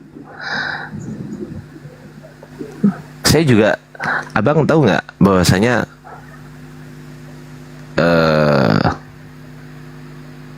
misal soal, tapi abang nggak percaya penyalipan ya, abang nggak percaya penyalipan kan, nggak percaya kan? Oke, bagus, itu udah nggak percaya penyalipan, bang.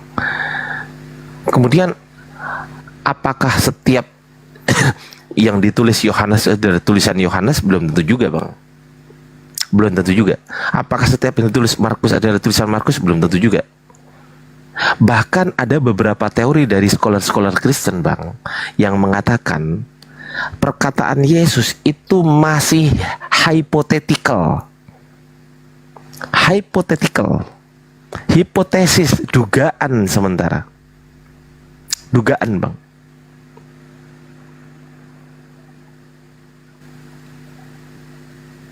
Ada itu datanya saya. Makanya kenapa abang nggak percaya kan di Matius 28 kan? Setelah kebangkitan Yesus itu nggak percaya. Markus 16 percaya nggak? Markus 16 beritakanlah Injil kepada segala makhluk, percaya nggak? Ya itu kan setelah juga tuh. Tapi kan itu warna merah juga kan? Bener nggak? Ya karena memang katanya dari dia. Nah itu makanya kenapa dikatakan hypothetical. Hypothetical, dugaan perkataan Yesus. Dugaan. Nih bang, saya punya datanya nih. Saya punya datanya ya, saya tunjukkan datanya bang.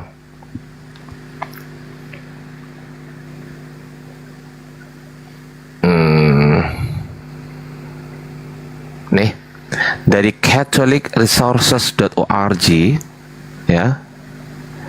The synoptic problem. Oke, kita cek di sini. Nih ya. The solution accepted by most scholars today. Jadi ini adalah solusi yang diterima oleh sebagian besar jadi dari scholar-scholar kekristenan gitu kan. Apa maksudnya? Ini.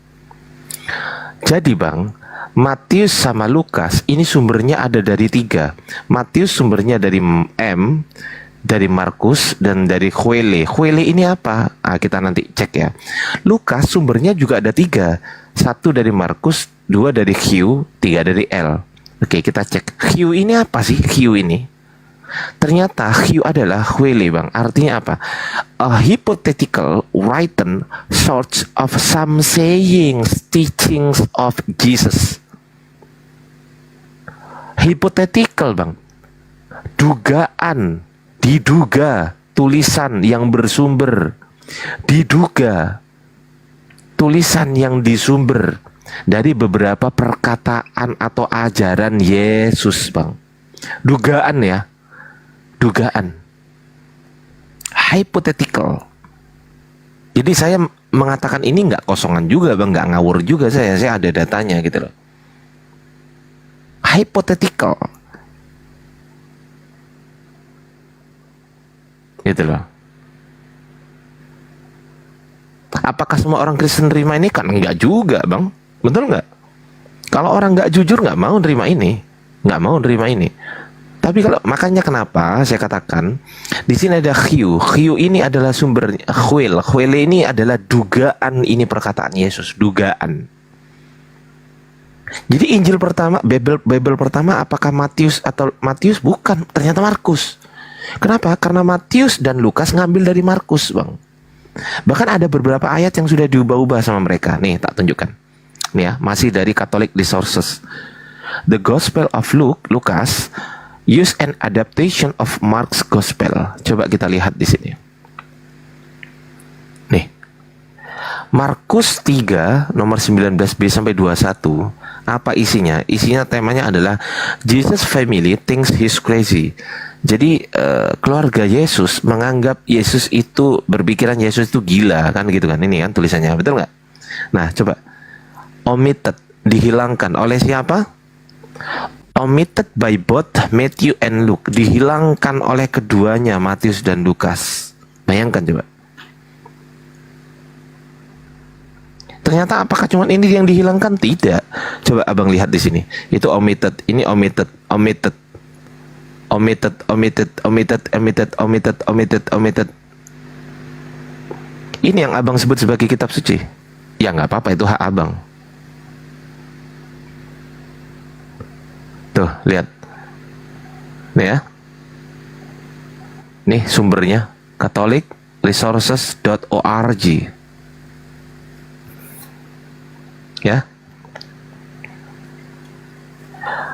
Bahkan saya bisa tunjukkan juga, Bang. Saya bisa tunjukkan juga banyak sekali perubahan-perubahan di kitab yang katanya suci itu, Bang. Bisa saya tunjukkan secara original teks, bisa.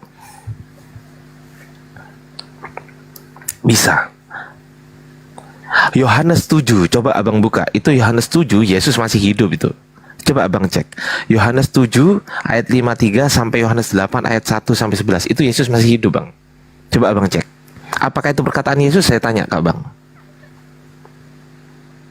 Coba Yohanes 8 ayat 1 sampai 11, ada nggak perkataan Yesus di situ? Coba dicek.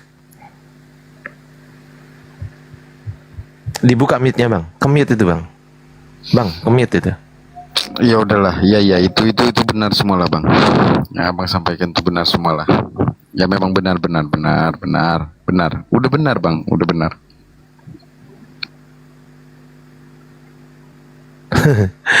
Enggak, maksudnya abang, kita ingin ngetes apakah betul yang saya sampaikan Khwil tadi adalah dugaan perkataan Yesus. Nah, sekarang kita cek sebelum kebangkitan Yesus, abang percaya. Setelah kebangkitan Yesus, kan abang nggak percaya. Ya udah, saya nggak bawakan Matius 28 sama Markus 16. Saya bawakan Yohanes 8 deh. Yohanes 8 ada nggak perkataan Yesus di situ, Bang? Coba abang cek, ada nggak perkataannya? Yohanes 8 ayat 1 sampai 11, ada nggak perkataan Yesus? Coba dibaca di luar, Bang. Belum baca semua. Oke, ini tak kasih tahu, Bang. Kasih tahu ya. Kita cek ada nggak perkataan Yesus di sini? Sebentar ya.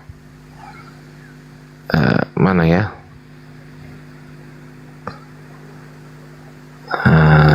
Di sini aja lah. Nah ini. Yohanes, ini Yesus belum bangkit loh, tapi kan abang percaya katanya kan sama perkataan Yesus. Mari kita buktikan sekarang. Nah ini Yohanes 8 1, 2 sampai 11 kan. Nah, ini ada perkataan Yesus, Bang. Ayat 7-nya. Barang siapa di antara kamu tidak berdosa, hendaklah ia pertama melemparkan batu kepada perempuan itu. Ayat 10-nya.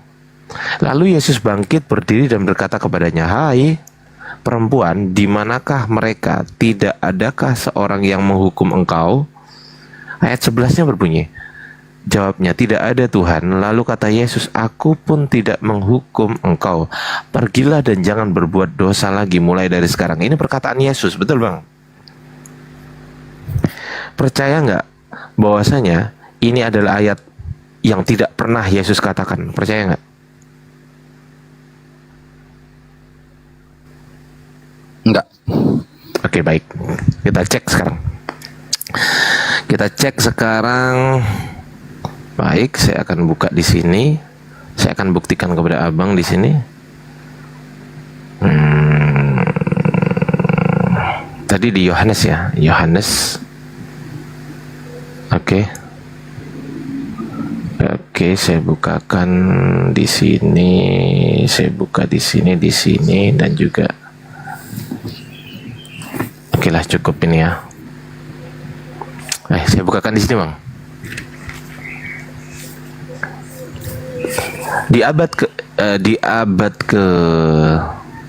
Di tahun 200 Masehi, Bang. Tahun 200 Masehi dari BibleResearcher.com. Nih, tahun 200 Masehi, nama papirusnya adalah Papirus 66. Ini merupakan John of Gospel, ya. Jadi di sini dimulai dari ya nih ya, the text begins, teks dimulai di pertengahan kata Eurauneson nih. Neson. Atau Yohanes 7:52. On the second line, pada baris kedua, the sentence ends, per kalimat diakhiri dengan punctuation mark, diakhiri dengan ini, tanda titik. Nih, ini Yohanes 7:52. Ya, egeretai. Ya, kita baca ya. Neson kai ide hoti ektes Galileas propetes ok egeretai. Yohanes 7:52, Yohanes 7 bukan berakhir di 52 tapi 53. Bukan berarti di 53 tapi 52. Setelah itu di sini muncul palin, Bang. Palin ini Yohanes berapa? Kita cek. Palin ternyata Yohanes 8:12, Bang. Loh, Yohanes 8 ayat 1, 2, 3, 4, 5, 6, 7, 8, 9, 10, 11 yang ada perkataan Yesus kemana? Nggak ada, Bang. Di abad kedua aja nggak ada loh. Di abad kedua tahun 200 Masehi. Ini abad kedua terakhir ya. Ini nggak ada loh. Coba mari kita cek, Bang. Ini Yohanes 8. Ya, Yohanes 8. Tadi kan palin Yohanes berapa? Oh, maksud Bang Ardi itu penambahan berarti di situ. That's right. Penambahan, Bang. Abad keberapa ditambahin? Mari kita cek. Tahun abad keempat, ayat ini juga nggak ada. Yohanes 7:51, 52, 53-nya nggak ada kan? Setelah 52 langsung Yohanes 8:12. Yohanes 8 ayat 1, 2, 3, 4, 5, 6, 7, 8, 9, 10, 11 mana? Nggak ada. Abad keempat nggak ada. Ya, nih palin on autois elalesen hu Isus. Di sini nggak ada, Bang. Udah saya cek secara original teksnya nggak ada. Ini di abad keempat di Codex Sinaiticus. Bagaimana dengan kodeks lain? Di Codex Vaticanus pun sama. Ini dari Digital Vaticanus Library. Kita bisa buka halaman 1361. 1361. Kita bisa baca di sini. Saya bacakan buat abang. Nih, ini full original text. Nih, Erauneson kai ide hoti ektes Galileas propetes ok egeretai. Egeretai ini Yohanes 7:52. Setelah Yohanes 7:52 langsung Yohanes 8. Ayat berapa, Bang? Ayat 12. Palin on autois. Ayat 12. Tiba-tiba abad kelima tiba-tiba muncul ayatnya, Bang. Di Codex Bezae di sini. Nih, Yohanes 7, ya, Yohanes 7 ayat 52, 53. Lah ini ayat 8 ayat 1 baru muncul. Yohanes 8 ayat 2 baru muncul. Yohanes 8 ayat 3 ayat 4 baru muncul. Nah, pertanyaannya begini, Bang. Kalau memang itu perkataan Yesus, harusnya kan abad pertama sudah ada, betul? Betul. Harusnya abad kedua ada juga dong, betul? Harusnya abad ketiga, abad keempat juga ada, betul? Ternyata ayat ini baru muncul abad kelima.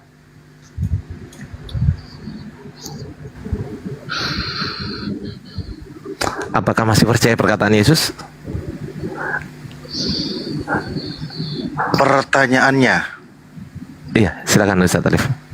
yaitu saya telat buka mic-nya. Iya.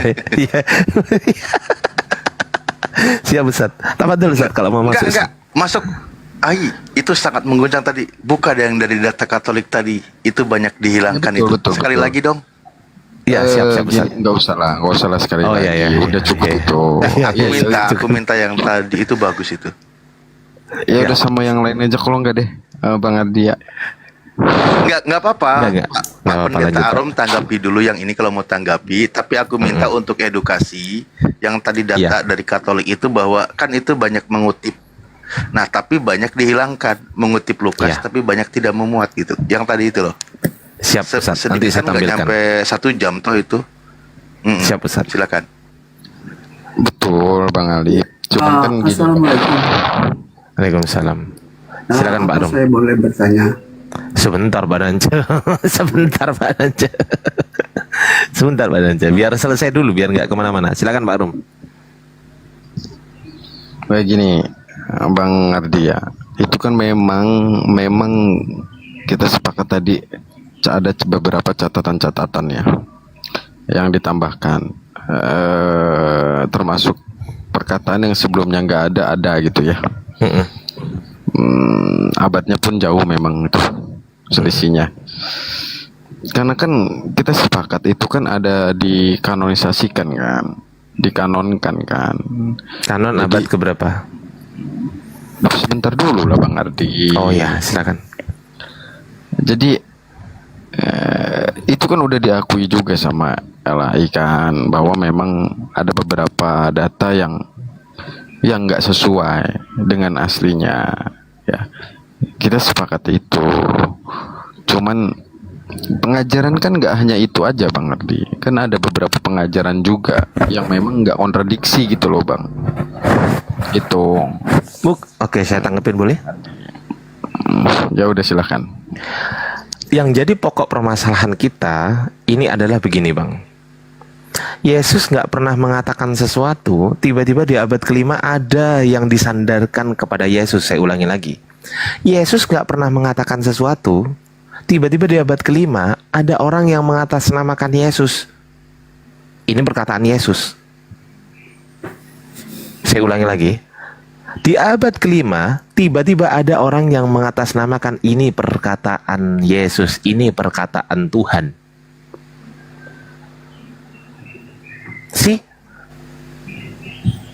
Itu yang sedang kita bahas. Yang sedang kita bahas itu. Kan Anda tadi mengatakan bahwasanya saya percaya perkataan Yesus. Terus Anda mengindikasikan bahwasanya Anda tidak percaya perkataan Yesus sesudah bangkit. Oke, nggak apa-apa. Sesudah bangkit kita nggak usah pakai. Anda nggak percaya. Memang betul. Itu nggak ada juga di manuskrip. Di manuskrip tertua nggak ada juga.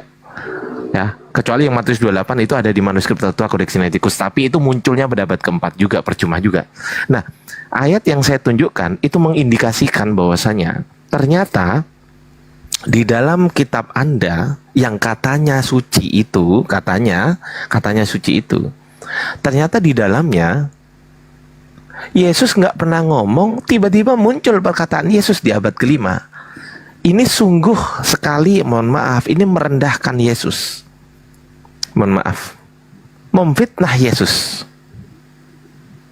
Bagaimana tidak merasa terfitnah Yesus? Wong Yesus nggak pernah ngomong begitu, tiba-tiba di abad kelima ada tertulis, ini loh perkataan Tuhan. What the hell is that, Bang? Oke.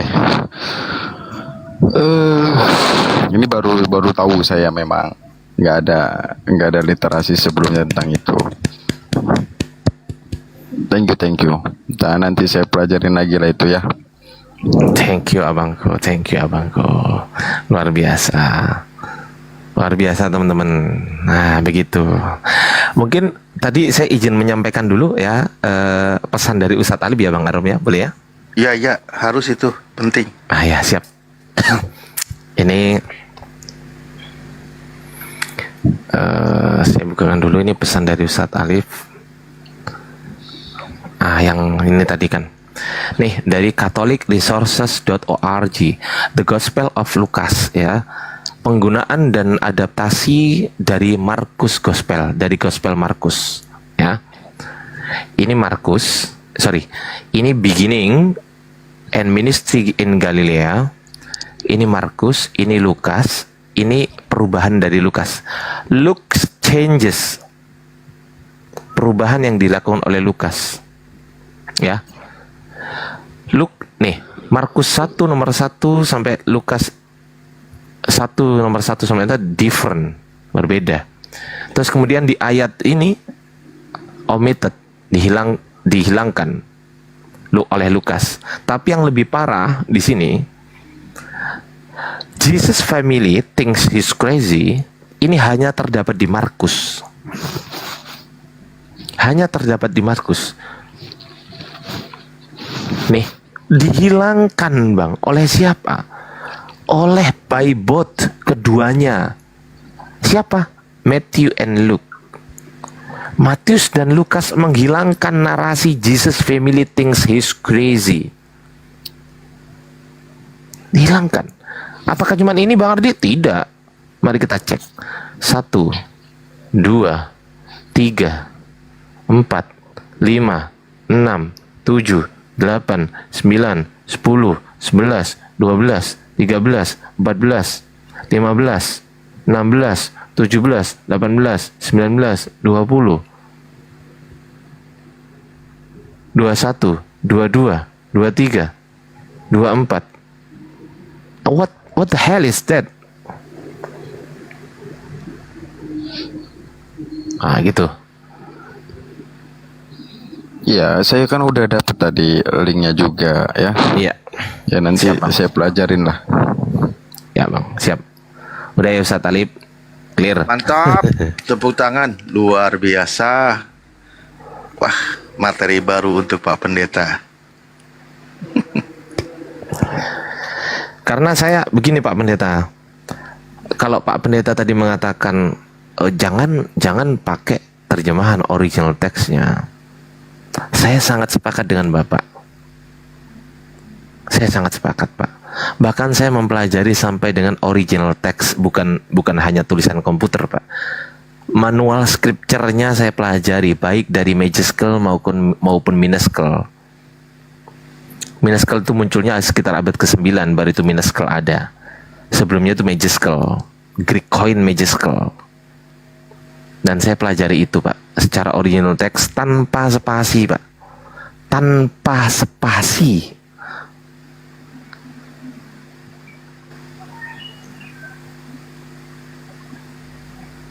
Ya kan yang kita pelajarin sebenarnya gini Kang Ardi ya. Bukan data-data yang hilang baru ditambahkan, itu enggak. Yang kita pelajari memang bahasa aslinya, kemudian terjemahannya seperti apa, itu sih Kang Ardi ya. Kalau yang jadi iya. Lanjut. Karena kan bahasa asli kan Aramaik ya, atau Ibrani.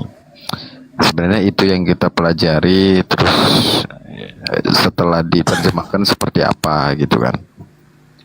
Dan memang ada beberapa data yang kita setujui dengan LAI itu, bahwa ada beberapa yang ditambahkan.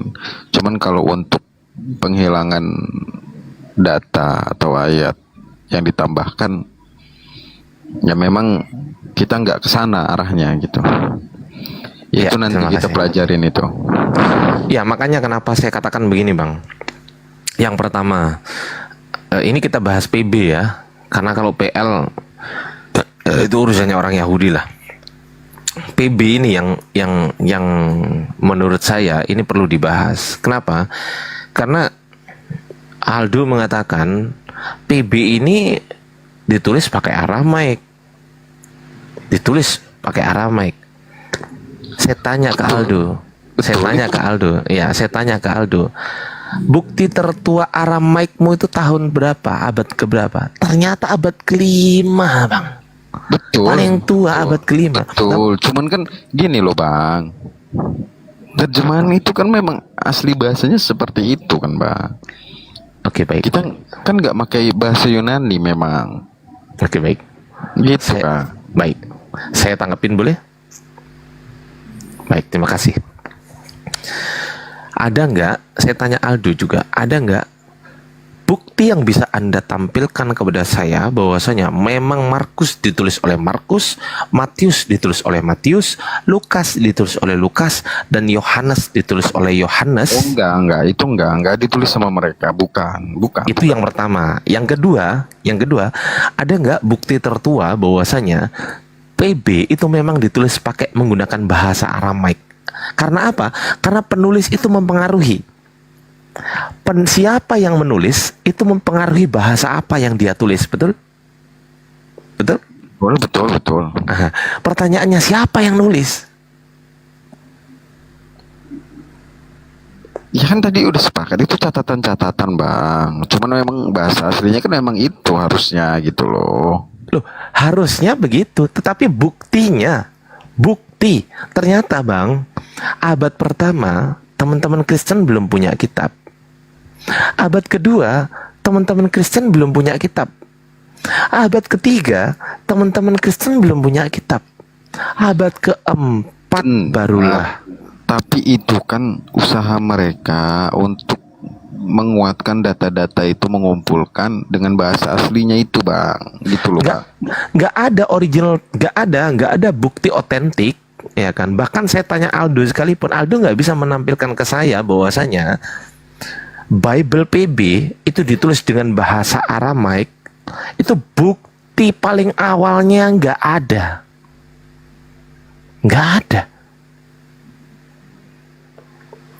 Bahkan kalau saya mau tanya begini, saya tanya begini ke Aldo nggak mau jawab ya, tapi ya begini Pak Pendeta, saya tanya, penulisan kitab Markus, Matius, Lukas, Yohanes, pertanyaan saya, apakah Yesus pernah memberikan legitimasi kepada mereka? Saya tanya kepada Pak Pendeta. Gini Pak, kan tadi itu udah sebenarnya bahwa memang yang menulis bukan mereka sendiri. Iya, udah sepakat. Pengumpulan data itu kan setelah semuanya selesai, baru dikumpulkan data-data itu, diusahakan tulisan yang terkumpul itu sesuai dengan bahasanya sebelumnya, gitu loh bang. Berarti kesimpulannya Yesus tidak pernah memberikan legitimasi penulisan kitab, betul nggak? Ya nggak ada memang. Oke, pertanyaan simpel. Kalau Yesus tidak pernah memberikan legitimasi penulisan kitab, pertanyaan saya, apakah kitab tersebut legal atau ilegal menurut Yesus? Menurut Yesus. Hukum begitu bang dulu bang. Pengumpulan data kan nggak begitu hukumnya. Bukan soal hukum begitu dan begini. Maksud saya begini loh bang. Begini maksud saya. Kan ini kan tidak pernah, Yesus tidak pernah nyuruh nulis gitu kan. Artinya kalau ada seseorang yang menulis tentang dirinya itu Yesus. Betul. Berarti harusnya mendapatkan legitimasi pengesahan, salah satunya pengesahan dari sang penerima firman. Siapa sang penerima firman? Yesus.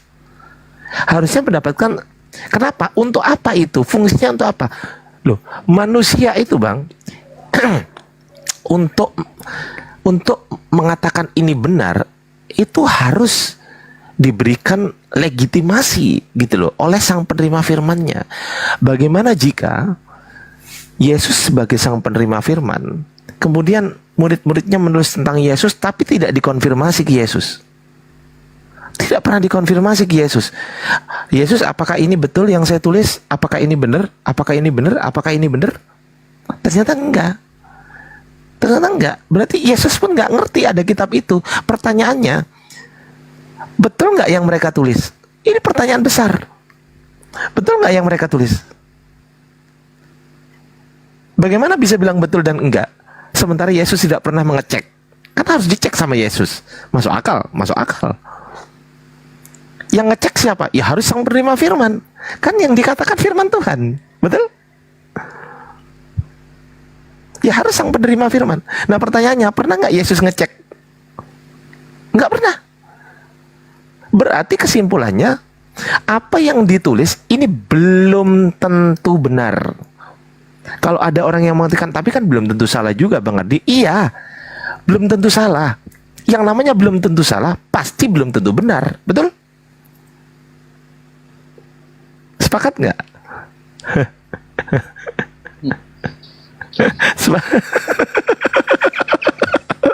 Sepakat kan? Belum tentu salah. Iya, belum tentu salah. Saya sepakat itu. Tapi belum tentu benar.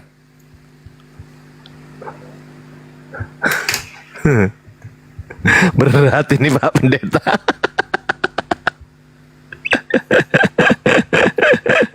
Gimana Ustadz Alif? Ini kayaknya Ustadz Alif atau Kang Kian Santang kayak udah ngantuk ini, gimana Kang Kian? Gimana ini? Silakan Ustadz. Enggak, udah cukup. Emang udah pasrah kok. Iya, dia kasihan, udah mulai terguncang. Tapi kenapa kalau debat sama yang lain itu, sama Bang Ardi, sama Gurunda, santai dia. Pas debat sama saya, bukan begitu, Bang. Jadi gini ya, Kang Ardi sendiri bilang, apakah itu benar, apakah itu salah, kan kita belum bisa menentukan juga kebenaran dan kesalahan itu kan. Karena di dalamnya kan ada tertulis kebenaran juga kan. Contoh saya ambil pengajaran yang sama dengan Nabi Muhammad, yaitu mengesahkan satu Tuhan. Apakah itu salah? Yohanes 17 ayat 3 itu. Oh enggak, makanya kenapa saya katakan belum tentu benar, belum tentu salah. Betul kan? Betul. Loh, tolok ukur kebenarnya ada di mana kita? Kalau kami gampang, Bang. Tolok ukur kebenarnya ada di Quran. Kalau Abang tolok ukur kebenarnya dari mana? Dari ayat itu. Patikan. Kecil suaranya, kecil. Dari data itu, Bang, data itu. Data mana? Data yang tadi saya sampaikan, itu memang kebenaran kan? Dari Bible. Iya. Loh kan belum tentu benar. Tapi kan pengajarannya sama nabi-nabi sebelumnya juga kan, bahwa memang Tuhan itu satu kan. Gimana Bang? Pengajarannya kan sama nabi terdahulu juga. Bahwa Tuhan itu satu. Ya berarti di mana Bang? Loh, iya betul itu. Kan saya tidak mengatakan itu salah. Kapan saya mengatakan itu salah? Saya hanya mengatakan belum tentu benar. Lah, lalu bagaimana Bang Ardi bilang bisa ini bilang benar dan salah? Tapi juga kan nggak salah juga Bang. Bukan nggak salah ya, belum tentu. Bukan nggak salah. Kalau nggak salah artinya benar. Kalau nggak benar artinya salah. Tapi kalau belum tentu benar itu bisa diartikan bahwasanya belum tentu salah, belum tentu benar juga. Tidak pasti kebenarannya. Nah itu kan. Ya kan? Tapi kami para umat Islam gampang Bang. Ada tolok ukurnya. Tolok ukur kami Quran, aman kita Bang. Kalau nggak sesuai dengan Quran, simple. Oh salah. Karena nggak sesuai dengan Quran. Tolok ukur kami begitu. Gini loh Bang. Kenapa ajaran Yesus nggak semuanya salahnya Bang? Nggak semuanya benar juga. Nggak semuanya itu perkataan Yesus juga. Ah, ya kan? Itulah yang beda. Ya udahlah. Ya itulah.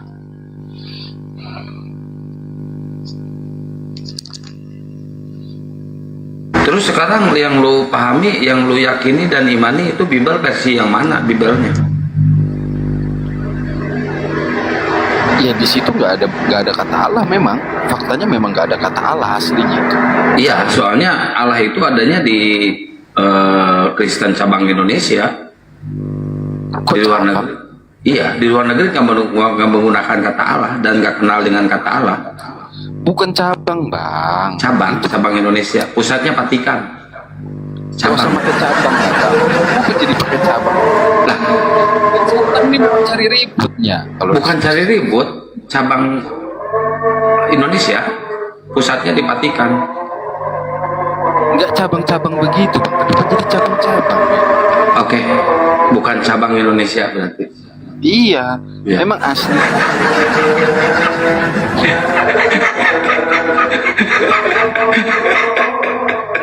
Ini loh Bang, aslinya itu kan memang bahasa Aramaik.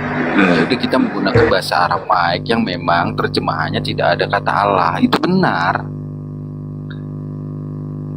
Memang nggak ada kata Allah. Iya, soalnya di sini ada misi di sini. Kalau misalkan di sini nggak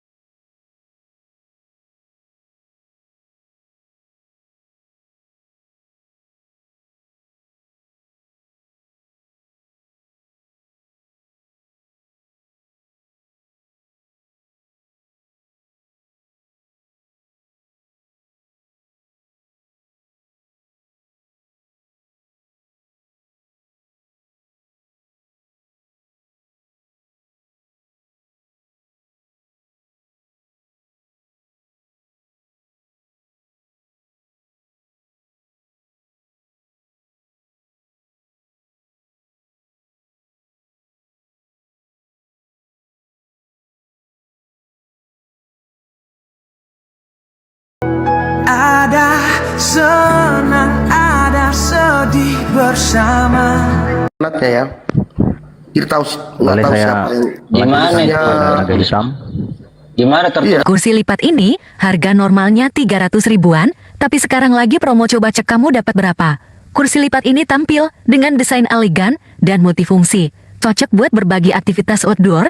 Kursi ini juga terbuat dari baja karbon dan kain Oxford. Memberikan ketahanan dan kekuatan pada kursi. Jadi soal kualitas. Aku tanya dulu, Chris. Oke lah. Itu Ya sudah. Itu kan pertanyaan yang apa yang kurang ajar. Emang di surgamu nanti, Chris? Allah SWT maha kuasa, maha melihat tidak? Chris. Enggak, saya emang di surgamu nanti itu enggak ada. Tuhan saya bukan laki-laki, enggak ada gender. Al-Quran kamu Tuhan saya bukan laki-laki. Surga kamu itu tahu enggak? Tak ada gender. Disediakan gadis-gadis yang montok, gadis-gadis yang montok besar susunya. Apalagi yang dikatakan surgamu itu tempat seks, memecah-mecahkan perawan istri. Mana datanya? Memecah-mecahkan. Enggak ada bisa diskusi ini, Bang. Yang menjadi pertanyaan sekarang berarti mana datanya, tunjukkan dulu. Ala SWT-mu itu sebelum congor, tunjukkan dulu datanya, tunjukkan dulu. Jangan kayak tadi longor aja nggak ada datanya. Ala SWT-mu menyaksikan kalian untuk memecah-mecahkan perawan istri. Iya, tunjukkan dulu datanya, mana datanya, Pak. Jangan longor aja, Pak. Tunjukkan. Kalau berdata tuh begini, Pak. Nih, jelaskan, Pak, ya. Nih, Pak. Kalau bertanya tuh seperti ini. Pertanyaan yang berbobot, yang bagus, yang tidak apa. Apa? Kok pun nggak bagus. Coba nanti Bapak jelaskan dulu. Kalau saya bertanya coba dulu. Kalau saya bertanya dulu coba. Bertanya tuh seperti waktu ini, Pak. waktu itu kan sama istrinya LSW itu kan jelaskan, bertanya tuh seperti ini, tunjukkan data kejadian 19 nomor 32. Marilah beri ayah kita minum, ya. Marilah beri ayah kita minum anggur, lalu kita tidur dengan dia. Yang berkata itu siapa? Supaya menyambung keturunan. Coba Bapak jelaskan dulu, bertanya seperti ini, Pak. Yang berkata di situ siapa? Jelaskan dulu ayat ini, jelaskan. Di situ siapa? Jangan di situ. Yang berkata di situ siapa? Nggak bisa bertanya ini, guys. Yang berkata di situ siapa? Siapa? Coba siapa? Ini kitab Bapak kan? Ya makanya kau baca siapa yang berkata-kata di situ. Siapa ini kitab Bapak bukan, jelaskan dulu. Ya kitab suci. Ini kitab Bapak bukan? Ya Alkitab saya. Oke. Yang berkata kalau ada kata marilah itu perintah nggak, Pak? Marilah. Bisa saya. Marilah. Yang berkata di situ siapa? Apakah suruh mau naikin views dan followers? Jadi itu adalah rasa terima kasih karena aku sudah mendapatkan apa? Allah bersumpah kepada dirinya sendiri bahwa tidak ada yang bisa yang menguasai di mana dari Tuhan tertulis lain itu? kecuali Dia. Di mana tertulis itu?